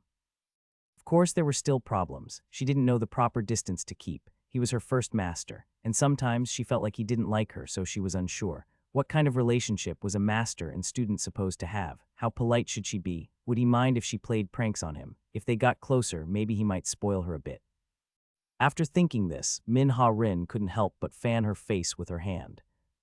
Ah, hot! Her eyes once again turned to the door. However, the door didn't budge, as though it had no intention of moving in the first place. The fact that the demons had killed his entire family wasn't special. Leo also thought so, but for someone who'd witnessed the tragedy in person, it was a nightmare. The hardest thing to overcome was their sorrow. Leo lay on the bed and looked up at the ceiling. Everything Lucas said was true. He'd become like this because he was too weak to overcome himself. It was something that he would have avoided thinking about for a long time, so he was unable to control his emotions when he heard someone else say it. I thought I'd buried my emotions long ago. Ironically, Leo had been living a dead life. Lucas was right. He ran away because he didn't have the courage to fight back. He was a loser who couldn't break past his own flaws and a fool who thought that he was sacrificing himself for his goals. However, the thing that touched his heart the most were the words that he was just comforting himself. Knock, knock. Then there was a knock on the door. Leo had already figured out who it was, but he still got up and opened the door. Hi, it was Gerard. He smiled and pointed at the room. Can I come in? Leo stepped away instead of answering. Gerard didn't hesitate to walk into the room. Then he closed the door. Did you talk? At the same time, a cold voice sounded out. Gerard stood in the room with a cold expression on his face. If there was anyone there except Leo, they might have doubted their eyes and ears at that moment. But Leo wasn't surprised. He'd long known that this was Gerard's true nature and the nature of his team. No, he denied it. It was a short question, but he could tell what he was talking about. Leo had been treated by a completely different priest, or to be precise, by someone who wasn't one of Gerard's subordinates. This was because Nina had noticed his injuries. In other words, there was the risk that the bruises on his body would have been noticed during the process of removing the demonic energy. Gerard might have seen Lucas enter the room. No, he must have seen it. And as soon as he noticed him leaving, he came to check on Leo. Right, Gerard responded in a dry tone. It seemed that he didn't think Leo would lie to him. Gerard flopped onto the bed as though he was the owner of the room. I like the relationship we have right now, Leo. Lee didn't respond to his words again, but Gerard continued to talk like he didn't care. In a world like this, I feel stressed just by breathing, and it builds up so much that I can no longer hold it in. So at first, I vented my frustrations on small animals and stuff like that, like cats and dogs. Their screams were really satisfying at first, but I grew bored of it after a while. They were too weak. That's why I was so happy when you said you wanted to join our group. A wide smile appeared on Gerard's face. You are strong. Although you're weaker than me, you're stronger than most hunters. He was telling the truth. Gerard had the talent and strength to rank around the top among hunters his age, and most titled hunters had great interest in him. Nina, the branch president, was no exception. Above all, Gerard was older than Leo. They had fought numerous times, but Leo had never been able to defeat him. When you like a doll, don't do anything and let me beat you up. Do you know how excited I feel? It's like you were a toy that God created just for me. He didn't know. He wasn't even curious. Leo remained silent. Our interests match perfectly. You get the sense of accomplishment of killing demons while I get pleasure and stress relief. I hope this relationship can last for a long time. Gerard laughed at the silent Leo. That's all. Make sure you heal your bruises quickly. As your group leader, I worry about you. With that, Gerard left the room. Leo remained in the same spot. Comforting myself, Leo didn't kill demons. He was just a member of a group who killed demons. He had tricked himself into seeing it differently. He thought that he had a stake because he helped the group slay demons. But how could he not know that it was just a delusion? Were there any missions that would not have been successful without him? What exactly did Leo Freeman really want? A loser who couldn't break past his own flaws. As soon as he remembered Luca's words, the bruises on his body began throbbing fiercely. It was like the senses in his body had only returned at that moment, and the pain was unbearable. Nevertheless, Leo endured the pain. With a staggering gait, he left his room. Of course, he didn't go looking for a priest like Gerard said. Lucas felt that there was a high chance Leo would come to him, but he never expected him to show up after just 1 hour. Leo didn't say anything. It seemed that he was waiting for Lucas to speak first. He was still covered in bruises. Lucas felt that it would have been better if he'd come after being treated. No, he looked into Leo's eyes and thought, it didn't really matter. Have you had a change of heart? Well, that's good. Get ready. Ready for what? Leo didn't continue to ask. This was because Lucas removed his coat and took a stance. It was the first time he'd seen such a stance in his life, but Leo immediately realized what it was. Lucas had taken a martial arts stance. Do you want to fight me with martial arts? Leo's voice had a tinge of absurdity in it. Lucas didn't look like a warrior. Just as he had looked at his physique and figured out his strength, Leo had done the same to Lucas. He didn't have a trained body. More importantly, didn't he say that he was a priest? As soon as he thought that, Lucas' murmur appeared in his mind. Letter 1D422N, letter 1D4ATF, letter 1D633, letter 1D65A, letter 1D4B6, letter 1D625. NBSB com, well, something like that. Now that he thought about it, Lucas had never affirmed that he was a priest. Still, Leo was well aware of his own capabilities when it came to fighting humans. If it was a one-on-one battle under equal conditions, he was confident that he wouldn't be pushed around even by the most talented fighters. At least he didn't think he could lose to a skinny man like this. Suddenly, Lucas kicked off from the ground. There was no need for him to panic because it was a telegraphed attack, but Leo's gaze changed when he saw the speed of the charge. It was much faster than he expected. Leo hurriedly drew upon his kai. The right, he leaned back and avoided Lucas' fist. Swoosh. The tip of his chin was stung by the wind generated by the punch. After a brief moment of surprise, Leo's expression became serious. It wasn't just speed. Lucas' fist also contained a lot of destructive power. He didn't know where he was hiding such strength in his skinny body, but Leo knew that if he didn't take this seriously, he might suffer an unexpected blow. A monk. Among all the classes, their close combat capabilities were said to be the best. Only those who had undergone strict internal screening and difficult trials could become monks, so it could be considered an elite class. It wouldn't be strange for a monk to be good in both healing and fighting. However, bluish energy rose up like a haze around Lucas' body. It wasn't Kai, nor was it holy power. As far as Leo knew, there was only one bluish energy. Mana, martial arts using mana. He'd never heard of it before. This was natural. While Lucas had spread numerous abilities around this world, he had not spread magical martial arts. There were several reasons for this, but the main reason was that this world already had its own martial arts system. In particular, Lucas was impressed by the ancient Chinese martial arts. They had learned to use martial arts based on their kai, and their system was so established that they didn't need the martial arts from another world. Unlike the lack of knowledge of magic, the various martial arts styles and techniques were firmly embedded in this world. There was no need to spread martial arts. But for Leo, who obviously didn't know that, Lucas' movements were a mystery. I'll think about it later. Leo's gaze sharpened. His waist, which had been nearly bent in half, became straight in an instant. He used nothing more than his flexibility to correct his stance. His entire body throbbed because of his bruises and tiredness, but he endured it, and naturally he launched a counterattack. Leo's fists shot forward quickly. Pa-papa. He unleashed a series of quick, powerful attacks in an instant. Lucas dodged all of the attacks before he grabbed Leo's fist after the last punch. But at that moment Leo leapt off the floor and kicked towards Lucas' stomach as though he'd expected this. Unable to withstand the shock, Lucas' body slid backwards. His eyes shined. His reactions are good. He made no unnecessary movements, and his balance was solid. Above all, he was extremely calm. That calmness would become this child's greatest weapon, but only if he could maintain it under any circumstances. Unlike Lucas, who had a soft smile on his lips, Leo's expression was stiff. It's like kicking a lump of iron. If it wasn't for his kai, he might have broken his toe. Nevertheless, that didn't stop him from taking advantage of the situation. Leo quickly closed the distance and continued his attacks. He mainly used his fists, and every attack was aimed at a vital spot. Because the connection and flow between his attacks was smooth and clear, it would be hard to retake the initiative after it was lost. I have the flow. Although he thought this, Leo couldn't hide his nervousness. He'd launched over a dozen attacks, but let alone a decisive blow, he could not even inflict a scratch. Lucas avoided most of his attacks, and for the ones that he blocked, it made Leo feel like he was hitting a wall instead of a person. By then, Lucas had finished judging Leo. He should be a second-class warrior. This was extremely impressive considering his age. Even with the flaw in his mind, he was looking forward to how far Leo could go when he was given an environment in which he could focus. Huck. Lucas sucked in a breath just as Leo started to feel uncomfortable. Quack, Leo's vision flipped and he found himself lying on the floor. It was a good thing that the training room had padded flooring or he might have gotten a concussion. Leo stared blankly at the ceiling for a moment before realizing that the fight had been decided in an instant. Was he testing me? This fact was hard for him to accept. As he stared blankly at the ceiling, he heard Luca's voice. First of all, we'll start with breaking your delusion. Delusion? You mean me? Right. You have the delusion that demons are the most fearsome beings in the world. Lucas looked down at Leo as he spoke. My old friend once tried to make someone who was similar to you his disciple. He wasn't able to finalize the relationship, but at least he managed to fix their mental trauma. Leo didn't think that that could apply to him, but he was curious. How did they overcome it? They didn't overcome it, huh? They simply learned that there were things even more frightening than what they were afraid of. That's all. Lucas chuckled. Stand up, Leo Freeman, catch your breath and take your stance. Your last break for today has ended. At that moment, Leo felt that something was wrong. From today on, you will learn that demons aren't the thing you need to fear.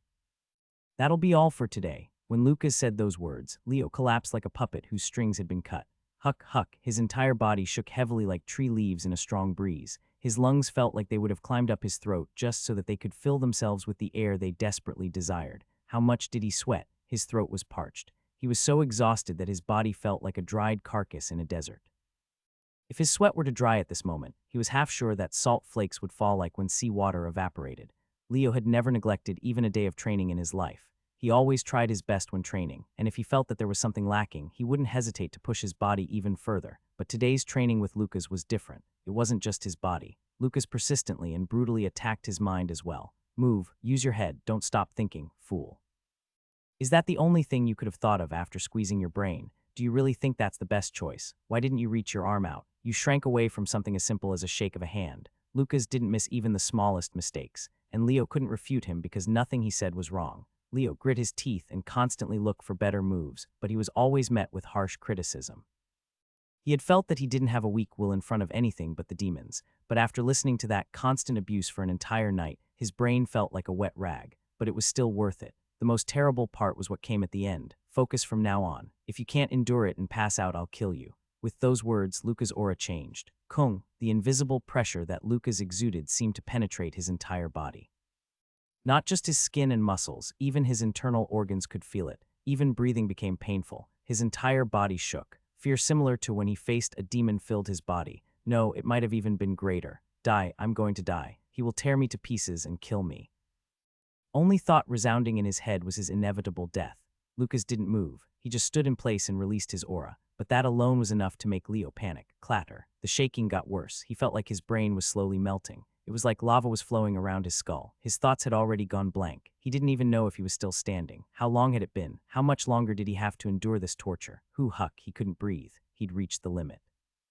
Leo's face gradually began to turn white. He would really die. Just as Leo's eyes were about to roll back into his skull, shuck, the pressure disappeared. Leo's body collapsed to the ground and became what it was now. Huck. His breathing still hadn't calmed, but Lucas spoke briefly. Today is just a taste.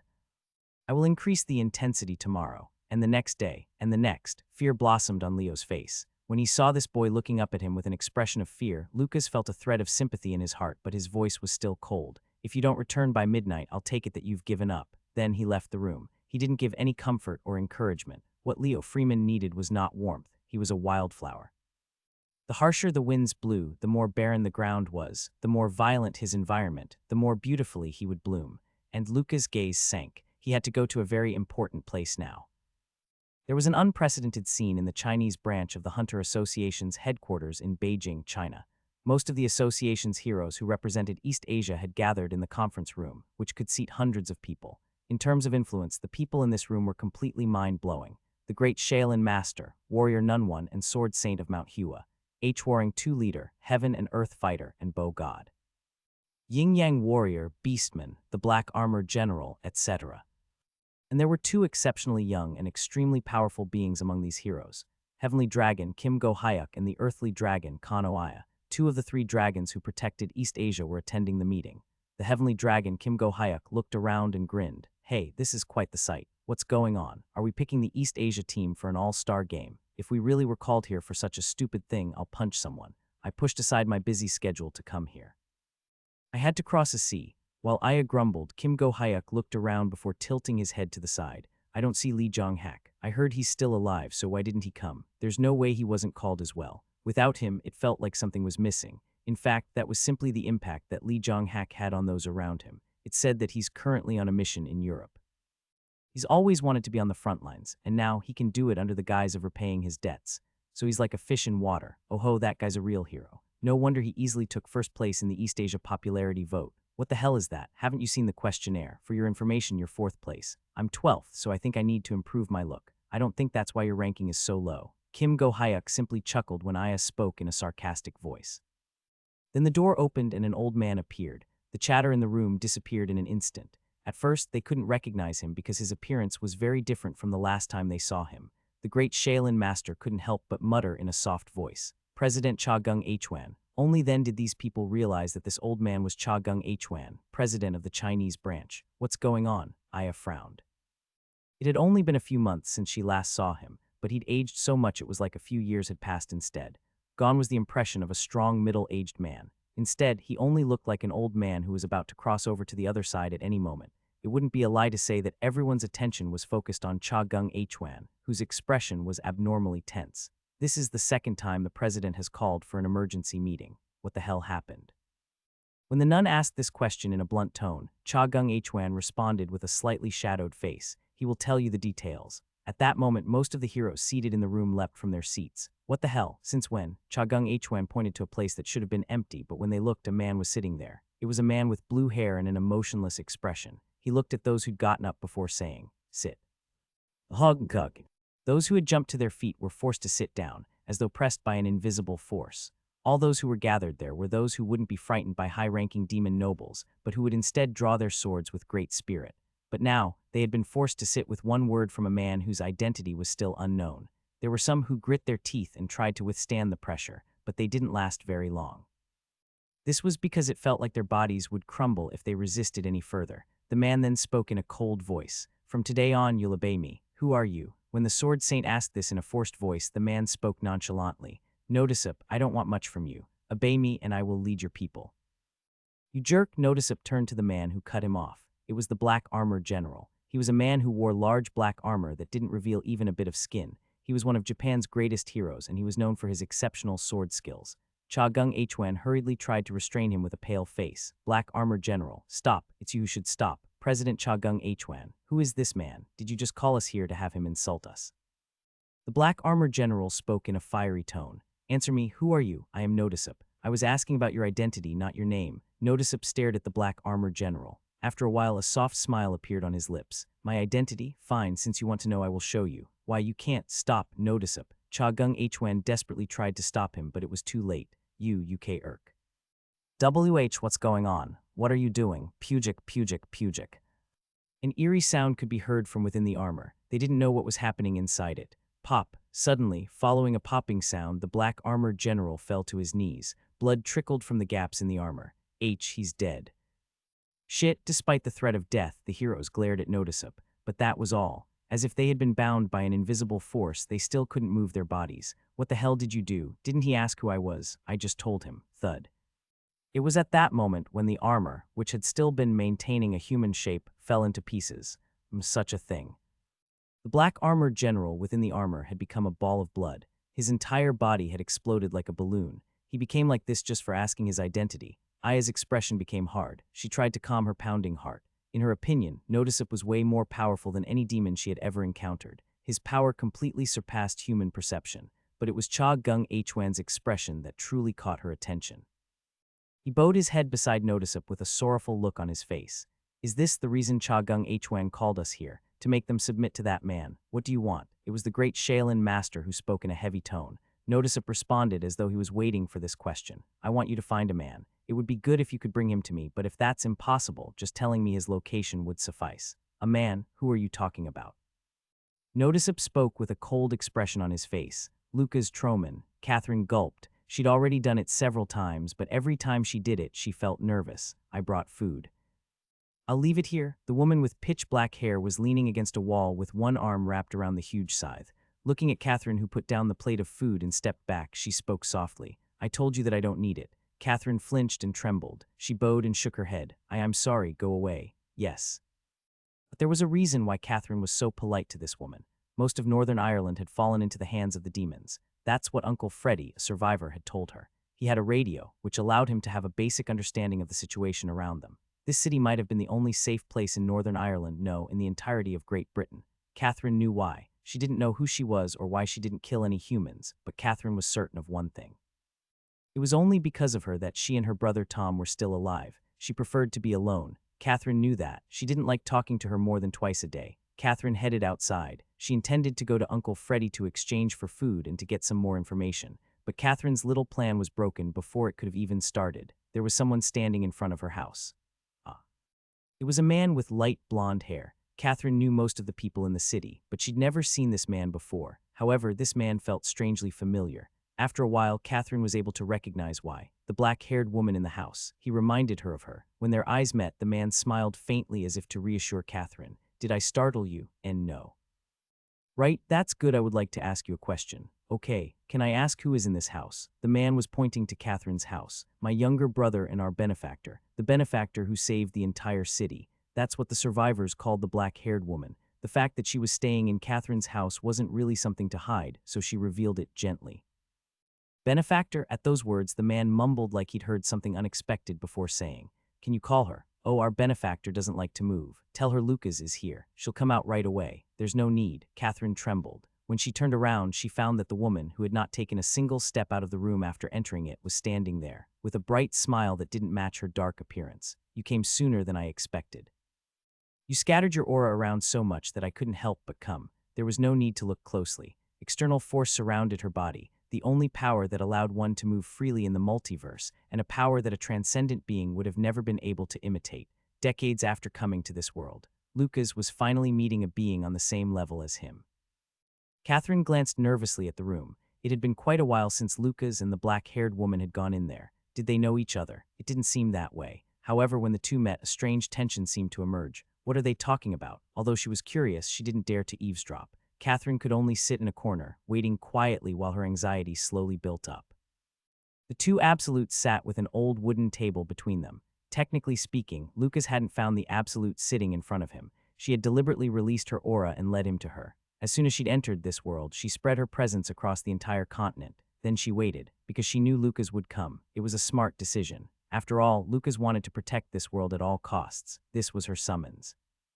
If he hadn't responded, there was no telling what disasters would have followed. Seti, when Lucas looked at her with a puzzled gaze, she continued, My name, but I think you might have known it already. I knew it. While it was his first time meeting her in person, Lucas had heard about her before. You did? Woo-woo. The scythe resonated softly with Seti's hum. Lucas' eyes narrowed. Naturally, this scythe wasn't an ordinary weapon. Maybe it was a soul weapon, a transcendent weapon that embodied the power of an absolute. I came to make an offer, Kiki. While Lucas glanced at the scythe, Seti shook her head. You're predictable, just like Notisip said. So is that all you wanted to say? Seti was indirectly saying that she had no intention of talking. You are called battle fanatic. That's right, madman. Her tone became cold. So what? I'm barely holding myself back at the moment, so please don't say anything stupid, okay? Of course, I really do want to see how strong you truly are, madman, but...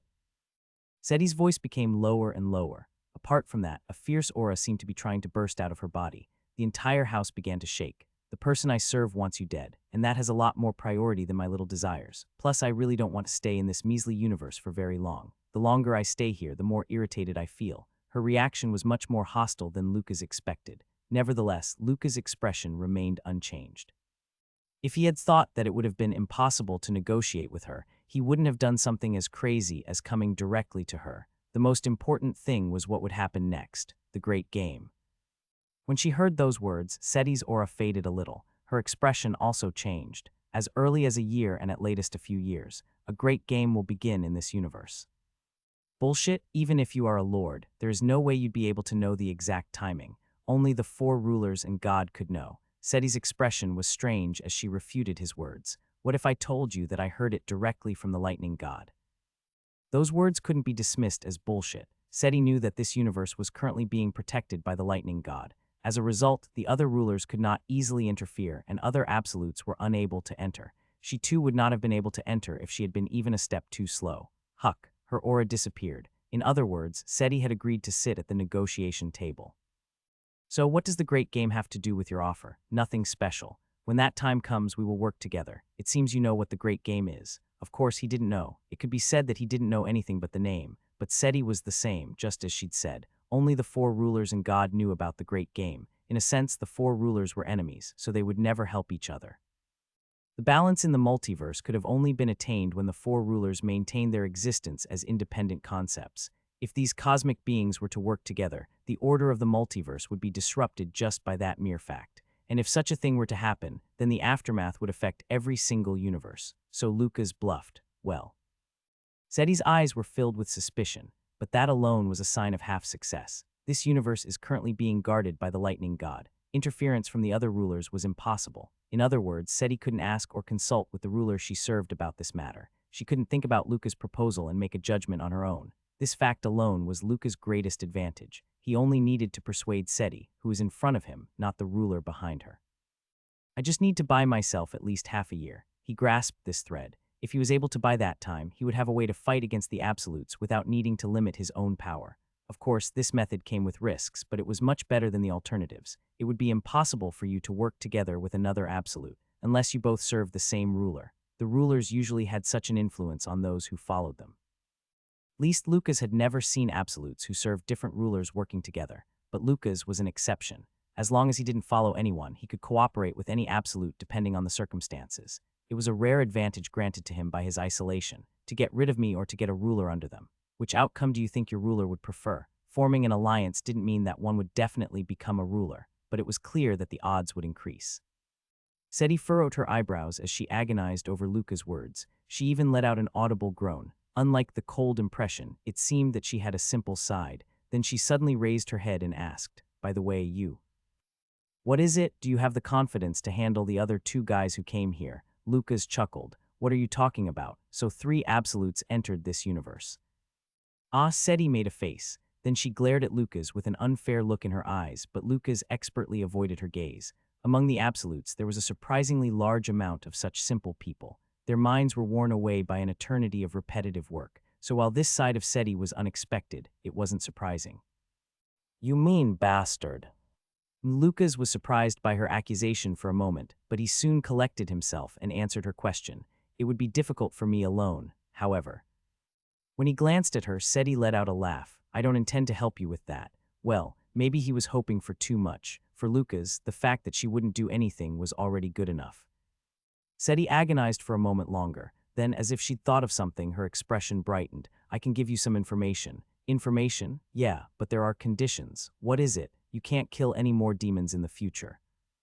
Lucas looked carefully at Seti when he heard those words. Her appearance, the essence of her aura, and her sole weapon. And now the remark to not kill the demons. It was like the image of a ruler appeared behind Seti at that moment. "The black horned demon god, that's the ruler you serve. So the ruler is now demon god." Seti nodded. It seemed she had no intention of hiding it, but Lucas asked in confusion, "The humans here call you benefactor.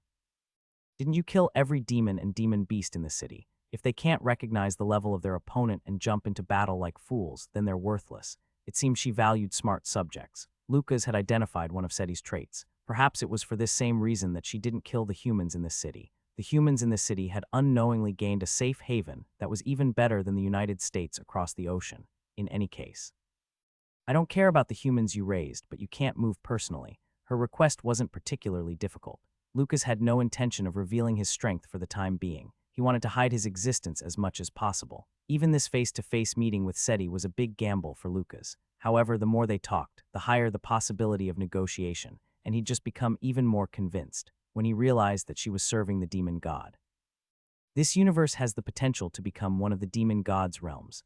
Of course, Lucas would never tolerate such a situation, but the other side might have different thoughts. The demons, these creatures who had been created by the demon god, had already swallowed about half of the land in this world. He couldn't tell about the demon god's thoughts, but his subordinate, Seti, would surely consider this world as a universe to protect, but the other absolutes were different. Lucas wasn't sure what they would do. He could only hope that they were conscious of their identities as absolutes, so he wouldn't touch them for the time being. He would try to avoid them as much as possible until they realized what was going on. Understood. Lucas accepted Seti's offer, but they both knew that this alliance was as strong as wet paper. But for now, at least, it was beneficial to work together. Then our alliance is formed. Crack, a large scythe came to stop in the air right in front of Lucas. He'd released a barrier to stop Seti's attack. Even though he'd put quite a bit of mana into the barrier, it still creaked as the scythe pressed against it while unleashing dark energy. What are you doing? This is my last condition. A large smile blossomed on Seti's face. Let's loosen our bodies a little. I'll control my power. I won't use any force beyond what this universe can handle. Both sides would fight while restraining themselves. He couldn't refuse it. He could tell just by looking at Seti's face. Lucas sighed. Lucas returned to the 12th training room. As soon as he opened the door and stepped inside, he heard a familiar voice. You're back, it was Leo. There was still time to spare, but it seemed that he had been waiting there for a while already. Lucas looked at Leo and said, What about your injuries? I went to get them treated. What about a break? I rested enough. The answers came back smoothly in a clear voice. Lucas then asked the most important question. Are you ready? I am. The answer came once again without any wasted words. Leo's firm resolve could be heard in his voice. Lucas smiled faintly. Leo's willpower was exceptional when one looked at it objectively. The fear he felt when facing demons was enough to drive normal people crazy. If he really was a coward, then he wouldn't have dared to confront the demons at all. But Leo faced his fear. He faced it and looked for ways to overcome it. Nevertheless, he became desperate and lost because he couldn't find a clear solution. Then, just as he was about to give everything up, he saw hope. It was impossible to describe the joy Leo had felt at that time. Lucas's harsher training might have made his body and mind feel like they were about to break, but on the other hand, his mind felt more comfortable than ever. Leo's face said so. From today on, call me Master. Leo froze for a moment before bowing his head. His shoulders shook slightly. Yes, Master. Then he raised his head again and spoke, his expression changing. What is it? This might be rude to ask, but... He looked at Luca's body and continued, Are you okay, Master? Lucas sighed. To be honest, he wasn't okay. A week passed. During that period, Lucas focused only on Leo's training. They touched upon numerous fields, but the main focus was martial arts. If the foundation wasn't right, then it would have been meaningless no matter how beautiful the building that was built on it was. Huck, huck.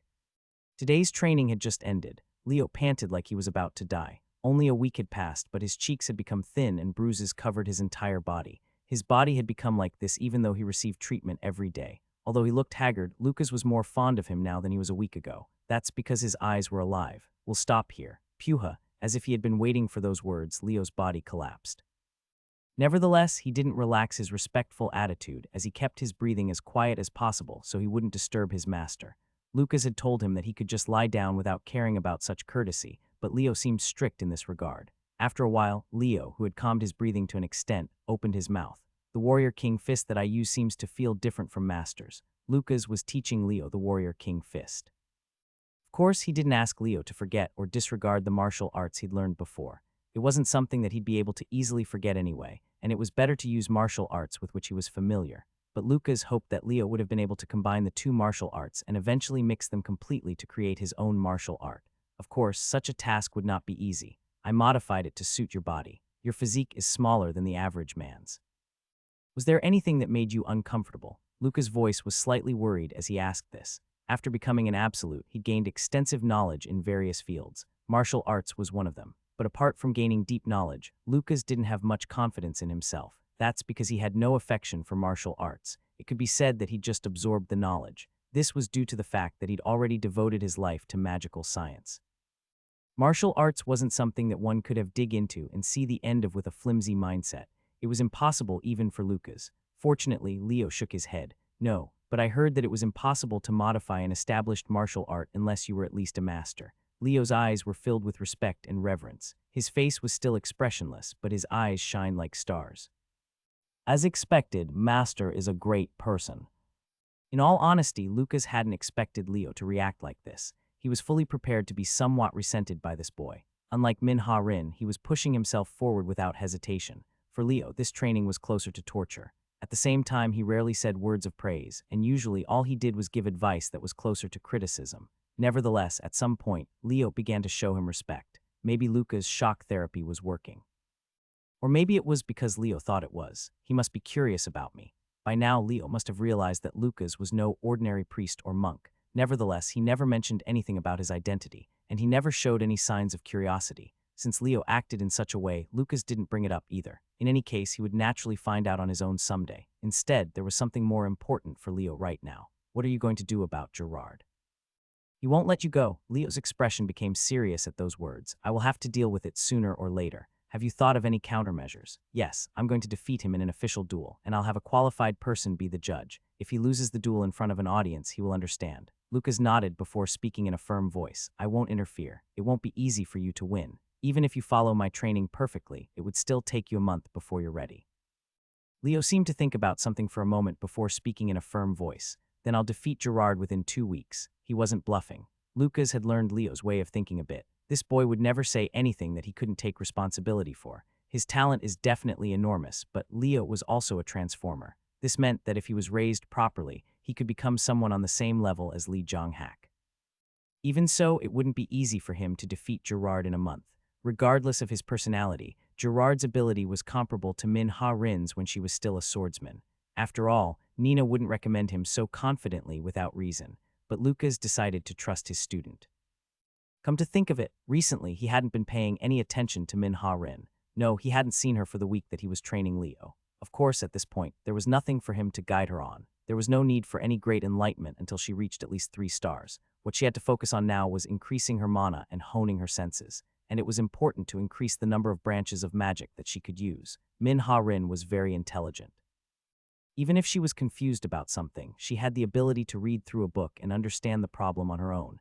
Nevertheless, since he had a new student, it was about time that they got to know each other. Is your body okay? Yes, there's someone I'd like to introduce you to. Leo's eyes shined when he heard those words. Do you have another disciple, master? Right, so it's my senior martial brother. Senior martial brother isn't that of Eastern origin. The origin of the martial art I learned is said to be closely related to Shaolin from China. The format they followed is also the same. Of course, I learned the martial art informally as a child, so I didn't have a real master or senior martial brothers. Leo began to ramble a bit at the end. Perhaps he had been longing for such a relationship in the past, so he was learning Shaolin martial arts. This wasn't particularly surprising. Europe was an area where swordsmanship, magic, and sorcery were developed instead of martial arts. Therefore, it was common for European martial artists to learn martial arts from the East. Leo was the same. Lucas felt troubled. If Min Ha-rin and Leo were learning the same things, he would have been able to develop a bond between his students, but they were learning different things. Letter 1d4 F2, letter 1d4 27 and letter 1d6 9b, letter 1d4 1e, letter 1d4 8 2d. Com. Min Ha-rin was learning magic. Leo was learning martial arts. They had the same master, so they could be said to be from the same school, but there was not much of a difference in their initiation dates, so something like seniority would be hard to establish. It was unintentional. This was the first time he'd taken on 2 students at the same time. Lucas shook his head. I'll think about that later. First of all, Ha-rin is older than you, so don't be rude. Understood. He didn't think Leo would be rude in the first place, but he still said it anyway. Min Ha-rin was in the 11th training room, right beside them. The 11th and 12th training rooms had been lent to Lucas due to Nina's consideration. In any case, most of the hunters were busy carrying out missions, so the training rooms were currently unused. Click. He opened the door and saw Min Ha-rin. She was squatting in a corner, reading a book, and when he looked closely, he noticed that she was wearing glasses. She looked up when she heard the door open, and her expression changed. Ah. Lucas seemed to see an illusion of flowers blooming around Min Ha-rin when she saw him. Master. He felt that she was exuding joy that was far greater than the last time they'd met. Min Ha-rin ran up to Lucas and smiled like a lost puppy. Is everything okay? Huh, oh, I can summon 2 fireballs at the same time now. That's a pretty encouraging achievement. Yeah, but besides that, I'd like to ask you something. Min Ha-rin, whose attention had been focused on Lucas the entire time, finally noticed Leo. Who's that behind you? This is Leo Freeman, my new disciple. Duck. Min Ha-rin froze. Disciple? Right. Lucas nodded and wondered. It was strange. He was having a strong sense of déjà vu at that moment. It was Nina. She'd had a similar reaction when he'd said he was taking Min Ha-rin as his disciple. Even their stiff facial expressions were the same. Master's new disciple. Min Ha-rin spoke each word slowly. This is the first time I'm hearing about this. Because this is the first time I mentioned it. There was silence again. It was at this time that Leo stepped forward and bowed to Min Ha-rin. I'm Master's newest disciple, Leo Freeman. Please take care of me. Min Ha-rin stared at Leo for a moment with a blank expression on her face. What was going on? This boy had an unbelievable appearance. Leo appeared haggard because of Luca's training, but that did nothing to hide the sheer brilliance of his appearance. At least Min Ha-rin had never seen a boy with a face as pretty as Leo's. She'd never had an inferiority complex when it came to her appearance, but she couldn't help but feel this way now because of a man. With a complicated expression on her face, Minha-rin replied, I'm Minha-rin. Please take care of me too. Please speak comfortably, senior sister. Senior sister. Yes, this caused her expression to become even more complicated. Minha-rin turned to look at Lucas as if asking for help, but Lucas simply avoided her gaze as if he was telling her to deal with it on her own. Then Leo, yes, I'll take care of you. Yep. Leo smiled faintly, and the atmosphere in the room seemed to soften. It was like an invisible bond had been formed between them, and the fence that made them a community was Lucas. Indeed, this was probably how Schweizer felt. It was a different relationship from family and friends, but it was not lighter than them. Lucas felt that he could finally understand why Schweizer had accepted so many disciples. Come to think of it, Lucas couldn't remember when last he'd had such a comfortable feeling. Can I ask you one thing? Anything. Was Master training you for the past week? Yeah, he's been at my side guiding me the entire way. At your side the entire way. Because he could feel a gaze on him, Lucas looked up and found Minha-rin staring at him with a complex gaze, but he didn't think much of it. I'm curious about what you achieved so far. Can you show me? Yeah, Minha-rin nodded. Fireball, crackle. A ball of flame bloomed on the tip of Minha-rin's finger. Her casting speed was admirable. She was already comparable to a 2-star wizard. Then, another ball of flame bloomed on another finger. Lucas looked at this fireball. It appeared unstable and flickered as though the flames would go out at any time. Then the flames did go out with a huck sound. You failed to maintain it. That's a phenomenon that occurs when your mind is distracted during casting. Focus a bit more. You won't be able to play your part if you're like this. I'm sorry. I didn't know because I trained on my own for a week. I didn't have anyone to explain it to me. Luca's expression became strange when Minha-rin bowed her head. I see. A sudden tense silence filled the room. After a while, Lucas opened his mouth. Are you perhaps? Oh. No, it's nothing. Lucas was about to ask if she was upset, but his sharp and accurate intuition, which had been honed after living for such a long time that humans couldn't even imagine, was telling him to just stay still for now. President, we received a call from the Chinese branch. Nina frowned. She could already predict what they wanted, but she still asked him anyway. What did they say? It seems they are asking for Li Zhonghak's return. Ha! Nina burst out into a laugh that was a mix of cynicism and helplessness. Naturally, Li Zhonghak didn't listen to Nina's orders. This wasn't a situation where she was pressuring him and forcibly keeping him in the European branch.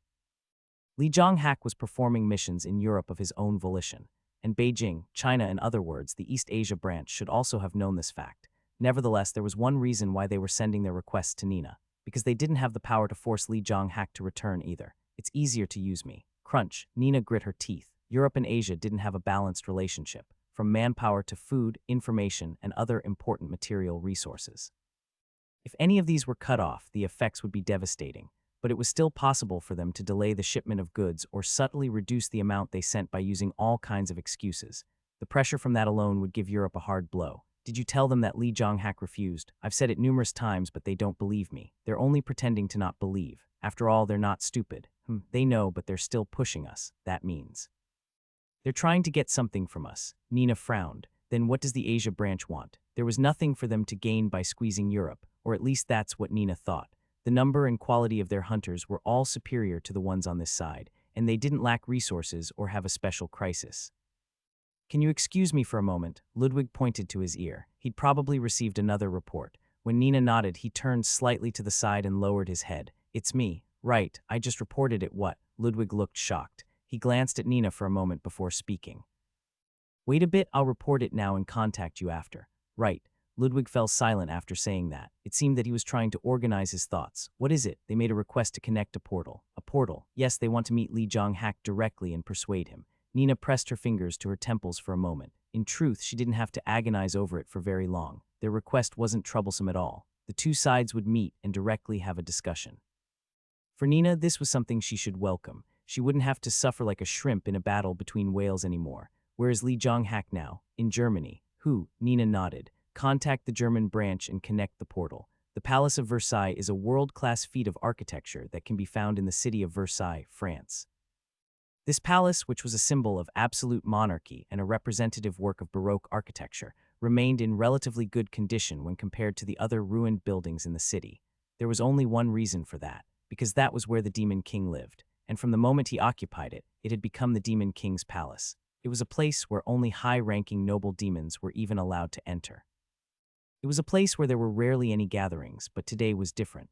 A much thicker aura of demonic energy was swirling around the palace than normal. The beings who were gathered in this place were those who stood at the peak of countless demons, the 5 dukes. It's been a long time since a duke died. That makes 3. The humans are pretty impressive. But who died? Sandro. Ah, a deep voice was heard after. The vampire Duke Gullard sighed. Rose and Ugkas didn't seem to understand the severity of the situation yet. On the other hand, Azazel, the most powerful of the 5 dukes and practically the representative of the Demon King, was different. He opened his mouth and spoke with a serious tone. This case is different from Ludmil or Galbal's deaths. He wasn't slain by the humans' numerical superiority. Then, I would say that it was closer to an assassination. Laughter sounded out. It was Rose. Her rayed hair fluttered around her despite the lack of wind, giving off the impression of a sea of blood. You're saying a duke was assassinated. Not only that, but it was Sandro who could control shadows. Haha, that would be impossible for even the 3 great demon hunters. In fact, I don't even think Sandro is dead. I think he just doesn't want to see us right now. Watch your mouth, Rose. This is the king's summons. There is no way that Sandro would ignore such an order. Rose closed her mouth. This was because she silently accepted that her previous statement was wrong. Nevertheless, she still wasn't convinced. Sandro had a lot of slaves. Some of them shared their lives with him. So all of those slaves are dead. Rose had no choice but to become serious at that, and the slaves who were supposed to be put on display by the Chester Company escaped. Among them was Li Jonghak. Even the 5 dukes knew who Li Jonghak was. Where is Li Jonghak now? Recently, it has been reported that he's been active around Europe. Suddenly Ugkas, who had been silent up until that point, finally spoke. Then let's conquer Europe. This demon, who had the bizarre appearance of a steel statue, spoke in a strange voice that sounded like clanging metal. There isn't a lot of land left there anyway. If we really made up our mind, it would take less than a month to completely capture Europe. Only the Demon King can determine a conquest for territory Ugkas. The rest of the dukes froze slightly at Azazel's words. Where is the king now? He has gone into training. Again, all of the dukes had this thought, but none of them expressed it. The Demon King. He was the only being in the entire world for whom all demons would lay down their lives without hesitation, and he had their utmost loyalty. But even the 5 in this room, who could be said to be the closest to him, couldn't tell what he was thinking sometimes. It was the same at that moment. The Demon King rarely appeared in public. This was because he thought it was better to increase his demonic energy than waste time sitting on the throne. Even Azazel couldn't understand the Demon King's obsession with training. To put it gently, even if all the dukes in this room worked together, they still wouldn't be able to defeat the Demon King. To some extent, he had already transcended the realm of mortals, and he himself had to be aware of that. Nevertheless, that didn't stop his desire to grow stronger. No, instead, it seemed he pushed himself even harder as a result. However, even if the king is absent, we can't stay silent after the death of a duke. Black light fluttered within Azazel's eyes. It was time for a counterattack. Lucas was contemplating how he would move forward, but before that, he remembered his fight with Seti. Notisip is a disgusting guy. Seti spoke after spitting out a mouthful of blood. It had only been a short fight. Neither of them fought with their full strength, and for them their bodies were nothing but a shell. Even if it was damaged, repairing it wasn't a problem. This was true even if their heads were cut off or their hearts exploded. Any attack was meaningless unless it was powerful enough to reach their core, their essence. So this fight was a simple warm-up. He's nasty, cruel, and smart, so he's the most annoying type of enemy to have. Lucas replied while brushing dust from his body. Seti nodded. The fortunate thing about this misfortune is that he's also incredibly rational, so he won't break the balance of this universe by unleashing his powers as an absolute. Maybe. That would be Luca's biggest advantage, but he couldn't help but worry slightly at her last word. But the words that Seti said next were even more significant. He said he wants to see your downfall. Downfall? I don't know what he means. It's not like we're close. Seti shook her head. It's been a few weeks since we entered this world. Depending on how you think about it, that's either short or long. But unlike me who's been idle, Notisip has probably prepared something already. Soon he will approach you in some form. This meant that Lucas would have to make his own preparations. He nodded. Who is the last absolute? Seti had said that 3 absolutes had entered this world. Aside from her and Notisip, there was still one more. I don't know who it is. I only sensed their presence as I was entering the world. Seti frowned. I don't know who it is, what their goal is, or where they are right now. But do you need to care about them right now? Unlike her, who had called Lucas by scattering her presence across the continent, and Notisip, who was definitely manipulating the scene from the shadows by now, the 3rd absolute didn't seem to be doing anything. In any case, the one you need to worry about the most right now is Notisip. After recalling Seti's words, Lucas came back to his senses. Notisip, Seti said that she didn't know where he was. However, unlike Seti, whom he had successfully persuaded, and the 3rd absolute, who didn't seem to be doing anything, Notisip was currently acting in the dark. He wants to see me fall. The first move. What was the first move that Notisip would show Lucas? Of course, he couldn't know, and he wouldn't be able to find any clues by agonizing over it. Lucas didn't know anything about Notisip. And there was a limit to the amount he could infer from Seti's piecemeal information. He couldn't help but feel that it was unfortunate. If he had met him even once, then he might have been able to guess what method he would use. It can't be helped. Since that was the case, Lucas did not know what he could do to prevent Notisip's actions. It seemed that he would inevitably have to suffer the first blow, and perhaps in the near future, it would be nice if he took his time. It would be good if Minha, Rin, and Leo were good enough to help him at that time. However, he had a feeling that things weren't going to be so easy. A very old man bowed deeply while tears poured down his cheeks. Take refuge in the shelter. Leave this place to us. My grandson is still here. He's only 7 years old. Li Jonghak's expression hardened slightly. Then he smiled reassuringly at the old man. I will save him even if it costs me my life. Please, please. Don't worry, sir. Li Jonghak sighed after the old man disappeared into the distance with a worried expression on his face. It wouldn't be as easy as he made it sound. This land, Germany, had already lost most of its territory to the demons. Li Jonghak looked at the fluttering flames. The entire city had been swallowed by fire. Don't tell me you're going to jump in there. It was Drisa who spoke. Since they had escaped, the two found that they got along with each other, so they started taking missions together. To be precise, Drisa had chosen to follow Li Jonghak. At first, he just wanted the benefits that came from being beside Li Jonghak, who was a proven hero, but now he was different. Drisa truly had a feeling of respect for Li Jonghak. If there really is a person who could save this world, it would be this man. That was how convinced he was that Li Jonghak was an upright and straightforward man. He had only seen him lose his composure once.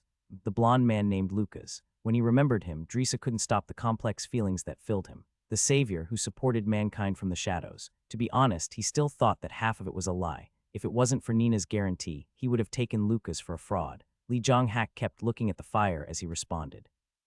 There are people who haven't been rescued yet. There are also more demons. You don't have to come. I'll go alone.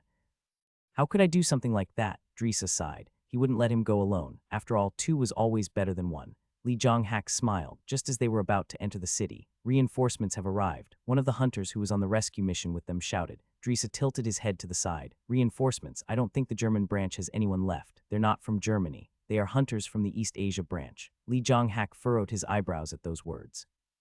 He couldn't hide the shock on his face. Those who came were all big names who couldn't be treated as mere reinforcements. Wow, as expected, the European night scene is very hot. The young man in the middle spoke in a frivolous tone. It was someone whom Li Jonghak didn't have a good relationship with. Kim Go-hyuk. It's been a while, human dragon. You look pretty good for a guy who almost died. When the heavenly dragon, Kim Go-hyuk, said those words with a smile, Li Jonghak could only smile bitterly. I guess it wasn't my time to die. You're still so old-fashioned. I didn't expect you to come here as reinforcements. Did the East Asia headquarters allow it? That's because we have an emergency situation. The situation required us to move personally. What are you doing here then? We're looking for a person. Kim Go-hyuk's eyes shined slightly, and I thought you might know him. We'll talk about it later. For now, there is work to do. What work? I also have to look for people. Li Jonghak spoke in a cold voice as he turned to look at the city. Kim Go-hyuk tilted his head to the side. Who? The civilians who are still in this city, so you don't want to look for them. You want to rescue them. Are you serious? You actually want to go in there? As Kim Go-hyuk spoke, a 5-story building was eaten by fire and collapsed. Even if it was Li Jonghak, entering a city that was completely consumed by fire was incredibly dangerous.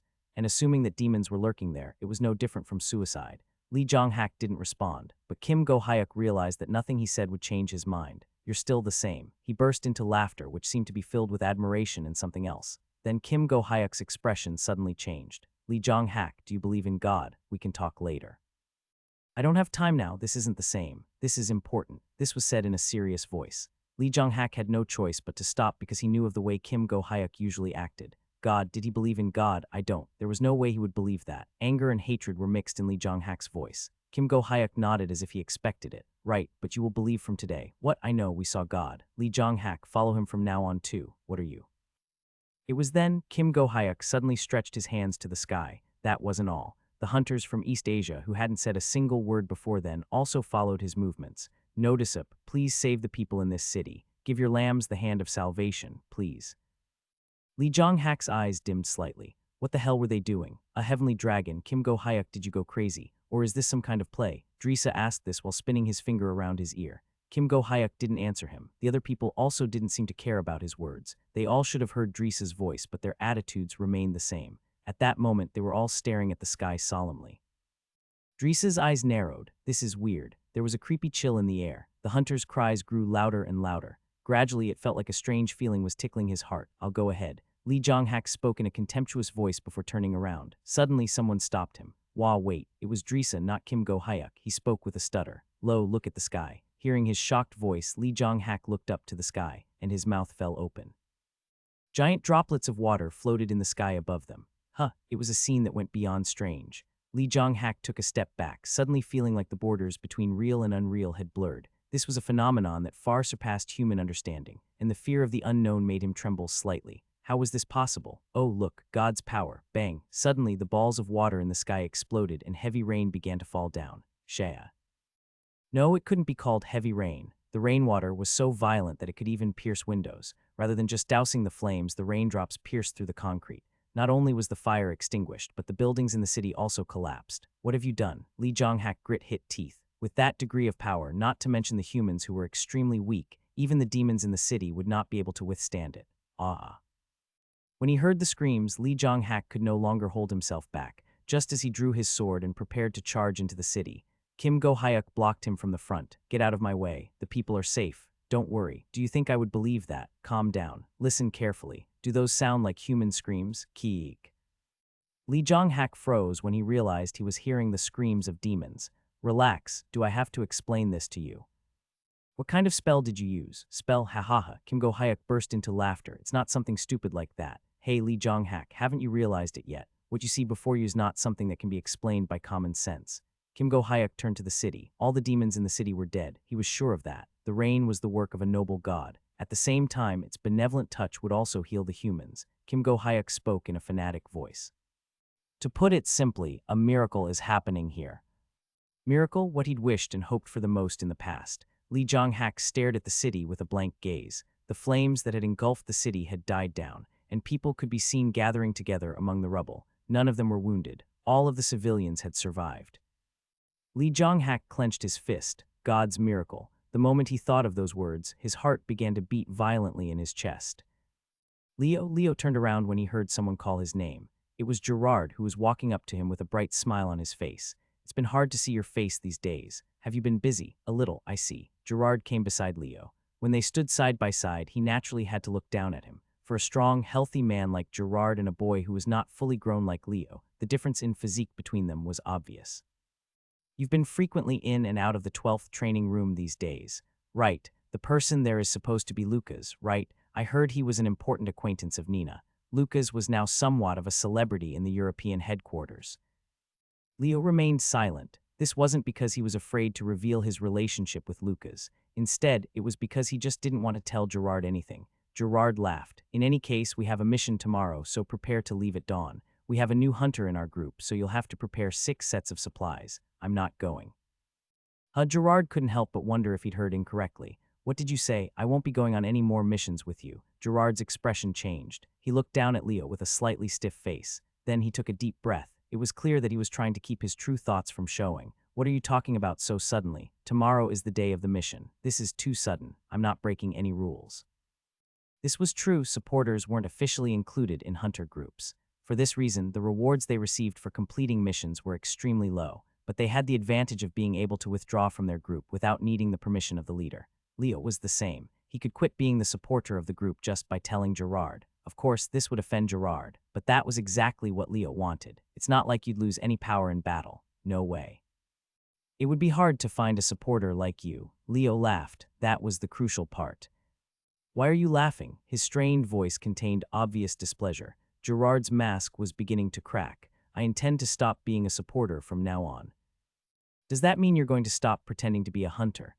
I will stop pretending and become a real hunter instead. Gerard wanted to laugh, but he couldn't. Leo's quiet voice was filled with confidence. His mouth twisted subconsciously. That's impossible. Would you like to test it yourself? What? Leo didn't respond. He simply stared at Gerard. Only then did Gerard realize his true intentions and burst out laughing. How do you intend to duel me? Yeah.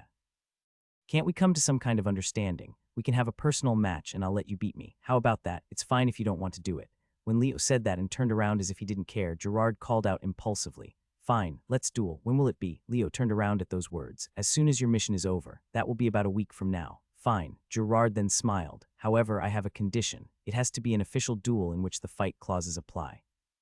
The fight clauses, in a duel recognized by the association, if one side was crippled or worse, the other side would not be held accountable. In other words, it could be a fight to the death during which they were allowed to kill each other. Gerard thought that Leo would back down after hearing this. Good. However, his reaction was unexpected. "I look forward to it." Leo was smiling softly.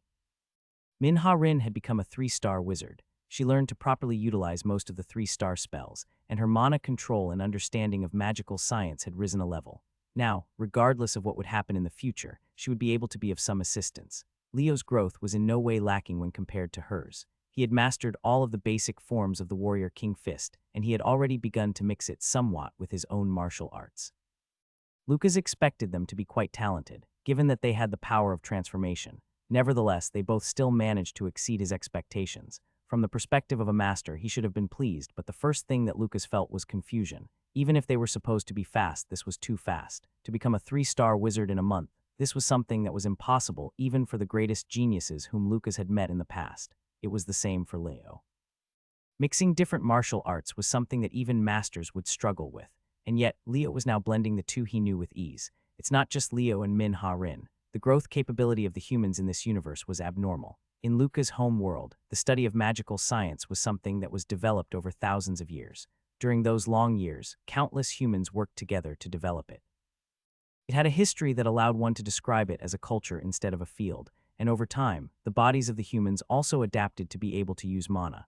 But this universe was different. Although he had secretly transmitted techniques and tricks to them, it had only been a few decades since the existence of mana was discovered, and yet there were already several beings who could be called archmages. This was not something that could be described with effort, talent, teaching, and luck, nor could it be attributed to the fact that he was assisting them from the shadows. It was like, the universe itself seems to be boosting their growth. This thought appeared in his mind, but Lucas shook his head. It was too early to come to a conclusion. In any case, it was a good thing for him that there was a fast growth rate. The only concern would be that they might become intoxicated with pride, but that wasn't something that could be associated with Min-Ha-rin or Leo. And today, the duel between Gerard and Leo would take place. He'd heard that it would be held in the second duel room at 10 am. Naturally, Lucas would go watch, and Min-Ha-rin would too. Leo is still weaker than Gerard. It was true that Gerard was still a bit better than Leo, but Lucas didn't think that Leo would lose. Lucas got up from his seat. He decided to leave the room now in order to not be late. The second duel room was located 3 floors below him. In other words, it was on the 8th floor. Lucas walked to the elevator. Ding. The elevator door opened. There were many people inside. This fact alone wasn't surprising. What surprised Lucas was their appearance. These weren't hunters from the European headquarters. The group consisted of only Asians, something that was rare to see in Europe. One of these people appeared surprised when he saw Lucas. He seemed to hesitate for a second before his expression changed, becoming harsh, and everything that happened next happened in a flash. "You this guy." The man swiftly closed the distance and grabbed Lucas' collar. The duel rooms, together with the training rooms, were some of the most elaborately built rooms in the headquarters. As the levels of the hunters increased, it became harder for them to find improvement through simple training. The best way for them to find their flaws and improve were to fight against similar or stronger opponents. Min-Ha-rin nodded while looking at the outer wall of the duel room. "It's just as good as our branch." If the durability was poor, it would not be able to withstand the destructive power of high-level hunters. The duel room was also large and well-maintained. The number of duel rooms in the headquarters was small, but this wasn't much of a problem since most of the hunters were usually on missions. Min-Ha-rin chose a corner in the stands and took a seat, feeling it was fortunate that she'd come early. Her gaze swept across the room. There were more people there than she expected. Leo and Gerard are having a duel. Leo's win rate against humans is monstrous, but his opponent is Gerard, isn't it? He's the man who's most likely to become Sir Nicholas' successor. More than that, why are they fighting all of a sudden? I heard that Leo caused the dispute. That ungrateful guy. It seems he forgot that Gerard was the only one willing to accept him after he failed as a hunter. Min-Ha-rin almost shouted at those words. She knew how Leo had been treated by Gerard. That bastard. Filled with anger, Min-Ha-rin looked down at the duel ground. Leo and Gerard were faced off against each other, and a strange tension filled the room. "You must win, junior brother." Min-Ha-rin had learned a lot about this junior brother named Leo over the past few weeks, and she'd come to accept him. When she heard about Leo's traumatic past, his current situation, and his goal, she couldn't help but feel some similarity to herself. Min-ha-rin grew accustomed to Leo because she had two younger siblings of her own. And Leo, who had long yearned for such a relationship, always expressed his feelings without losing his courtesy. Naturally, this allowed the two disciples to form a close relationship much sooner than Lucas expected. How could Min-ha-rin have any good feelings for Gerard? In her eyes, he was a perverted bastard who deserved to be killed hundreds of times for what he'd done to her cute junior brother. If she hadn't given up swordsmanship, she might have stood up and fought in his stead. I letter 1d6-2f, letter 1d6-9-7, letter 1d5ff, letter 1d5f2, alpha letter 1d6-5-9, NBSB. Of course, I'd never do that. This was Leo's fight. Min-ha-rin took a deep breath to conceal the anxiety she felt. Then she looked at the clock on the wall. The duel was about to begin. Min-ha-rin turned her eyes to the door. Lucas, who'd said that he'd definitely be there, was nowhere to be seen. Lucas looked at the man who was grabbing his collar. The man seemed to be in his mid-30s, with a small physique and a cold expression on his face. It wasn't a face he recognized. What's going on? There was a small uproar. The Asian hunters seemed shocked at the sudden turn of events. A man in the middle of the group opened his mouth. Atsuru, do you know this person? Yeah, you guys go greet President Nina first. I have something to discuss with this guy. The man looked at Lucas with a slightly suspicious gaze before nodding. Fine, but don't stir up too much of a fuss. This isn't East Asia. I know. As if they didn't care about it anymore, the hunters all walked past Lucas. And when the sound of their footsteps grew further and further away before disappearing completely, the expression of the man named Atsuru changed again. Please forgive my rudeness, he whispered in a soft voice before kneeling on one knee. Lucas fixed his rumpled clothes. This one is called Atsuru. It was a name he'd heard before. Banio Atsuru, he was one of the best Japanese hunters. Of course, this was Lucas' first time meeting him in person, but Atsuru seemed to know him. I heard about you from the old man. Najong Chial, yes. When the bow god Najong Chial was mentioned, Lucas had no choice but to change his attitude. He was one of the Transformers whom Lucas had saved while wandering around the world. That was already decades ago. Najong Chial was a man who could remain calm in any situation and who had a very upright and straightforward attitude. Due to his excellent bow-handling skills and unique charisma, he became the head of the Demon Trappers, one of the top 3 guilds in Korea. It had already been decades since Lucas had saved him. He was old enough to have witnessed when the demons first appeared. He should already have been past 70 by now. Atsuru raised his head and spoke in a serious voice. You are in a very dangerous situation right now. Dangerous. Yes, I'm sure there are people watching us right now. His voice faded at the end of his words. Lucas thought about Leo's fight with Gerard, but he felt that listening to what Atsuru had to say was more important. Let's go to my room. He headed to the room with Atsuru, who closed the door carefully before sighing. I apologize for my rudeness earlier. I didn't want your existence to be revealed to Kim Go-hyuk and the others. I'm guessing that something has happened in East Asia. Yes, most of the hunters there are looking for your whereabouts. Why? Atsuru's voice became solemn as he spoke, because our new president ordered it. New president. Lucas soon realized what this meant. Is it Notisip? Atsuru shivered when he heard the name. You know him? Yes. He took control of East Asia. He gathered the hunters with powerful influence together and subdued them in one fell swoop. He showed power against which no one dares to stand. We don't know who he is, but one thing is clear. His abilities are completely unheard of. Lucas fell silent for a moment before asking, what about the hunters who were with you? They are part of a group who came here to look for Master. How did you know my location? We heard it from Li Jonghak in Germany. Lucas froze at those words. Then he looked Atsuru in the eyes. Atsuru held his gaze for a moment before lowering his head and continuing. They will soon start scouring the entire European headquarters, so we must move quickly. This is our only chance while they talk to Nina. Where are we going to go? I have secured a temporary safe house. Let me ask you one more thing before that. Yes, what did Najong Chial say about me? He said that you were the master who supported mankind from the shadows. He also said that a lot of heroes were saved by you. Lucas looked at Atsuru again. His head was still bowed.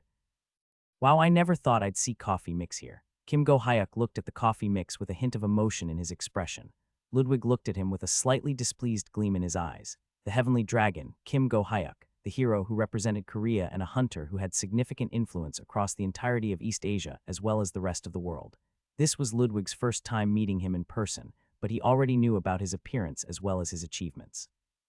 All honesty, he looked forward to it. He thought he would be like Li Jonghak. Although it could be called prejudice, he thought that all Asians were generally polite people. But this man was disgusting, and he didn't mean cleanliness. His vulgar attitude, which reminded him of the gangsters in the city, couldn't help but make him frown. He didn't suit the noble name Heavenly Dragon at all. Although Kim Go-hyuk noticed Ludwig's displeased gaze, he opened his coffee mix without a single care in the world.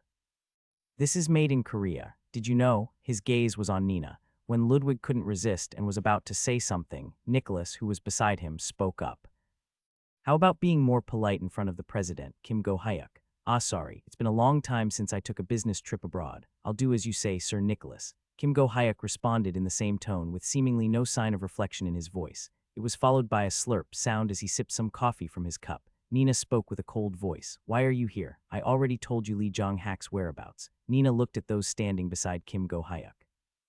Goddess, Sword Saint, H-Warring Leader, they were all big names. Nina's hand shook slightly. There was a bit of sweat on her palms. Why do I feel nervous? Even if they were from another region, they were all bound by the large net known as the Hunter Association. They should have considered themselves comrades to an extent, but the moment she looked into Kim Go-hyuk's eyes, that feeling disappeared and she opened her mouth. What about Lee Jong-hak? He went back to China.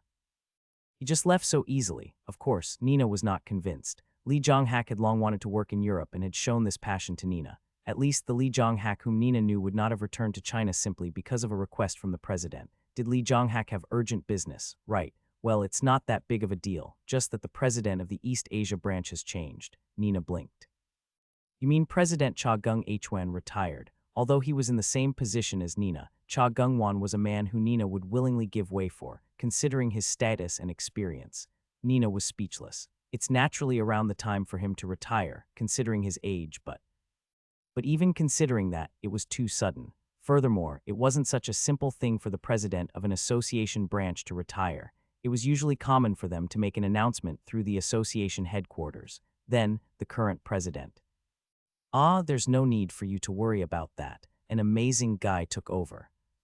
In any case, he recently took office, and he came up with ironclad rules. Ironclad rules? Yes, but before that, there is something I'd like to ask. Kim Go-hyuk continued in a relaxed voice. Do you know a man named Lucas? I don't. Who is he? Nina's expression became cold, and then she stared at Kim Go-hyuk. Kim Go-hyuk looked at Nina with an unknown smile on his lips. Kikiki, your control of your facial expression is pretty good. If I didn't know in advance, I might have been fooled by you. Those words caused a cold atmosphere to descend upon the room. Ludwig and Nicholas stepped forward at the same time.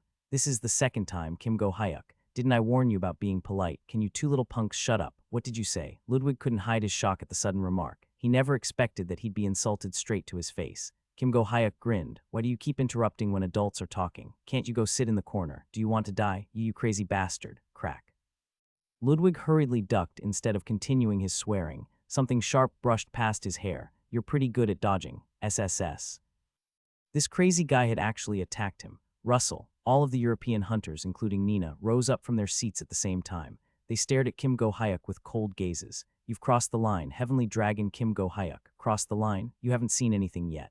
Kim Go-hyuk took out a dagger like he'd thrown at Ludwig. He threw the dagger casually into the air as though he didn't care about the tense situation. Our new president told us that the demons appeared in this world because of that man named Lucas. What the FK are you talking about? And that those who side with him are no better than the demons. So, President Nina, I will give you another chance. Kim Go-hyuk sneered. Give us the man named Lucas. Otherwise, we'll just assume everyone in this European headquarters is collaborating with the demons.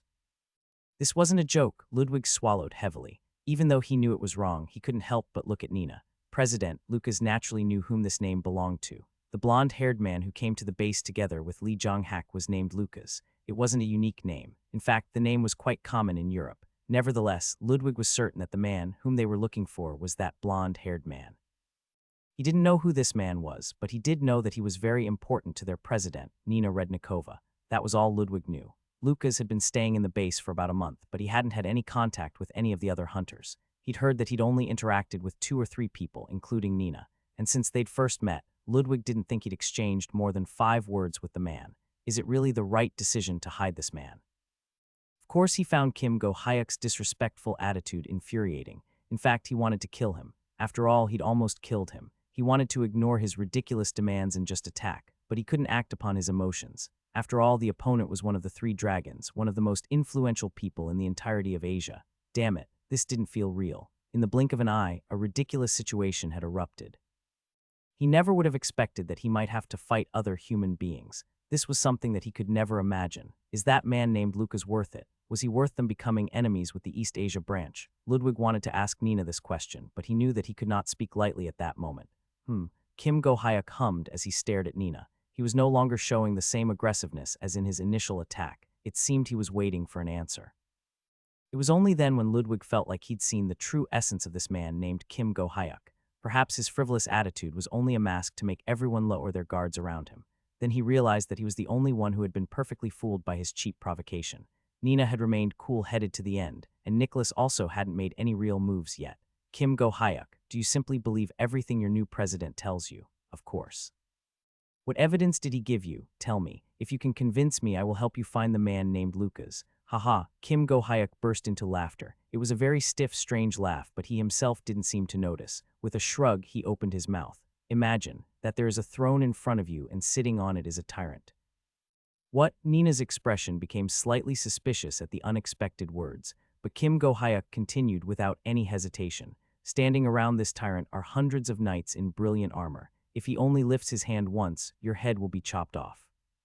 What was this man talking about all of a sudden? All of the hunters, including Nina, looked at him with gazes filled with confusion. Suddenly, that tyrant pulls out an orange and says, "Doesn't this apple look really good?" Kim Go-hyuk seemed to imitate the tyrant's stern voice, but his expression and vocalization were terrible. No matter how you looked at it, it seemed like the actions of a third-rate clown, something that you would usually laugh at just because of how ridiculous it was. But the room was deathly quiet. So you answer, "My lord, that isn't an apple but an orange." Then the tyrant says, "No, this is an apple." Ha ha ha ha ha ha. Kim Go-hyuk suddenly burst into a loud maniacal laugh. He laughed so hard that he was forced to hold his stomach. Nina kept looking at him with a stiff expression on her face. Then I nodded, "Ah yes, it is an apple that looks very delicious." You understand, don't you, President Nina? Even if Lucas was a senile old man or a gorgeous young woman, it wouldn't matter. What is important is that Notice told us Lucas was a disaster, so he is a disaster. Kim Go-hyuk then continued with a slightly strained voice. So how about you quit the bullshit and tell me where Lucas is? Ho. Letter 1d6 to a letter 1d4 5b letter 1d4 c3 letter 1d4 9 3 letter 1d4 1e letter 1d6 5 6d. Letter 1d0 4 letter 1d4 9 0 letter 1d4 5a. Nina closed her eyes and sighed. Then she began to deeply consider Kim Go-hyuk's request. This wasn't just her problem. Nina owed Lucas her life and more. The grace he'd bestowed upon her was so great that she wouldn't be able to repay him even if she devoted her entire life to him. But Nina Rednikova was the president of the European branch. On her shoulders, she carried the fate of hundreds of thousands of European hunters. If she were to reveal Lucas' location here and claim that she had nothing to do with him, Lucas would probably, definitely, agree with her choice. He wouldn't even hold a grudge against her for it. Kim Go-hyuk folded his arms and looked at Nina with interest. Finally, Nina opened her eyes. From the look in her eyes, he could tell that she'd made a decision. Have you finished weighing your options? Right, so what's your choice? Just as the corners of Kim Go-hyuk's lips began curling upwards, Nina spoke. I don't know. Kim Go-hyuk froze for a moment before he began to clap with a ridiculous expression on his face. What a selfish woman. With that choice, you've basically signed the ticket to send all European hunters to the underworld. Cut the crap. You came here to devour this Russian branch in the first place. Ho, why do you say that? Because we have not been able to contact the control room since a while ago. Kim Go-hyuk chuckled when Nina pointed at her ear. I guess being so old isn't such a bad thing after all. Old people tend to have such good insight. Nina didn't show it at that moment, but she decided that she would turn Kim Go-hyuk into minced meat the moment she got the opportunity. That's right. We received orders to annihilate this branch, but I never thought you'd figure that out. What a disgusting bastard. He intended to kill them from the beginning, but he still pretended to give them a chance to live. Nina didn't have a particular reason for hiding Luca's existence. She just didn't believe Kim Go-hyuk's words. And it seemed her judgment was correct. By the way, I met that man named Lucas before I came to this room. Kim Go-hyuk pointed to the door. We ran into him just after getting off the elevator. He doesn't seem that impressive, but I pretended not to notice him. Why did I just pass by him? Kim Go-hyuk predicted Nina's question and interrupted her. Naturally, it's because I have something else planned. Lucas looked down at Atsuru for a while before speaking slowly. Na Zhangqiao had always been an inflexible child. Yes, I see. Atsuru raised his head. Lucas fell silent for a moment before continuing. And Li Zhonghak hates me. Atsuru felt like he couldn't keep up with the conversation. He really wanted to say that there wasn't much time, but he showed superhuman patience as he nodded. However, he's not someone who would ignore someone simply because of a momentary emotion. He's a foolishly upright guy, after all. Atsuru's face became filled with frustration. Lucas looked him in the eyes as he spoke. What I'm trying to say is that Lee Jonghak would never have told you where I was. What are you trying to say? Enough with the terrible acting, Atsuru. There is something I want to ask you. Is Najong Chial still alive? At that moment, Atsuru's face became expressionless. The change was so sudden that someone who saw him might have felt they were looking at a different person altogether. Then he took a deep breath and let the air slowly out his mouth. I see. It seems there was still some information we should have extracted. Now that he no longer had to pretend, Atsuru finally felt like he was wearing his own clothes.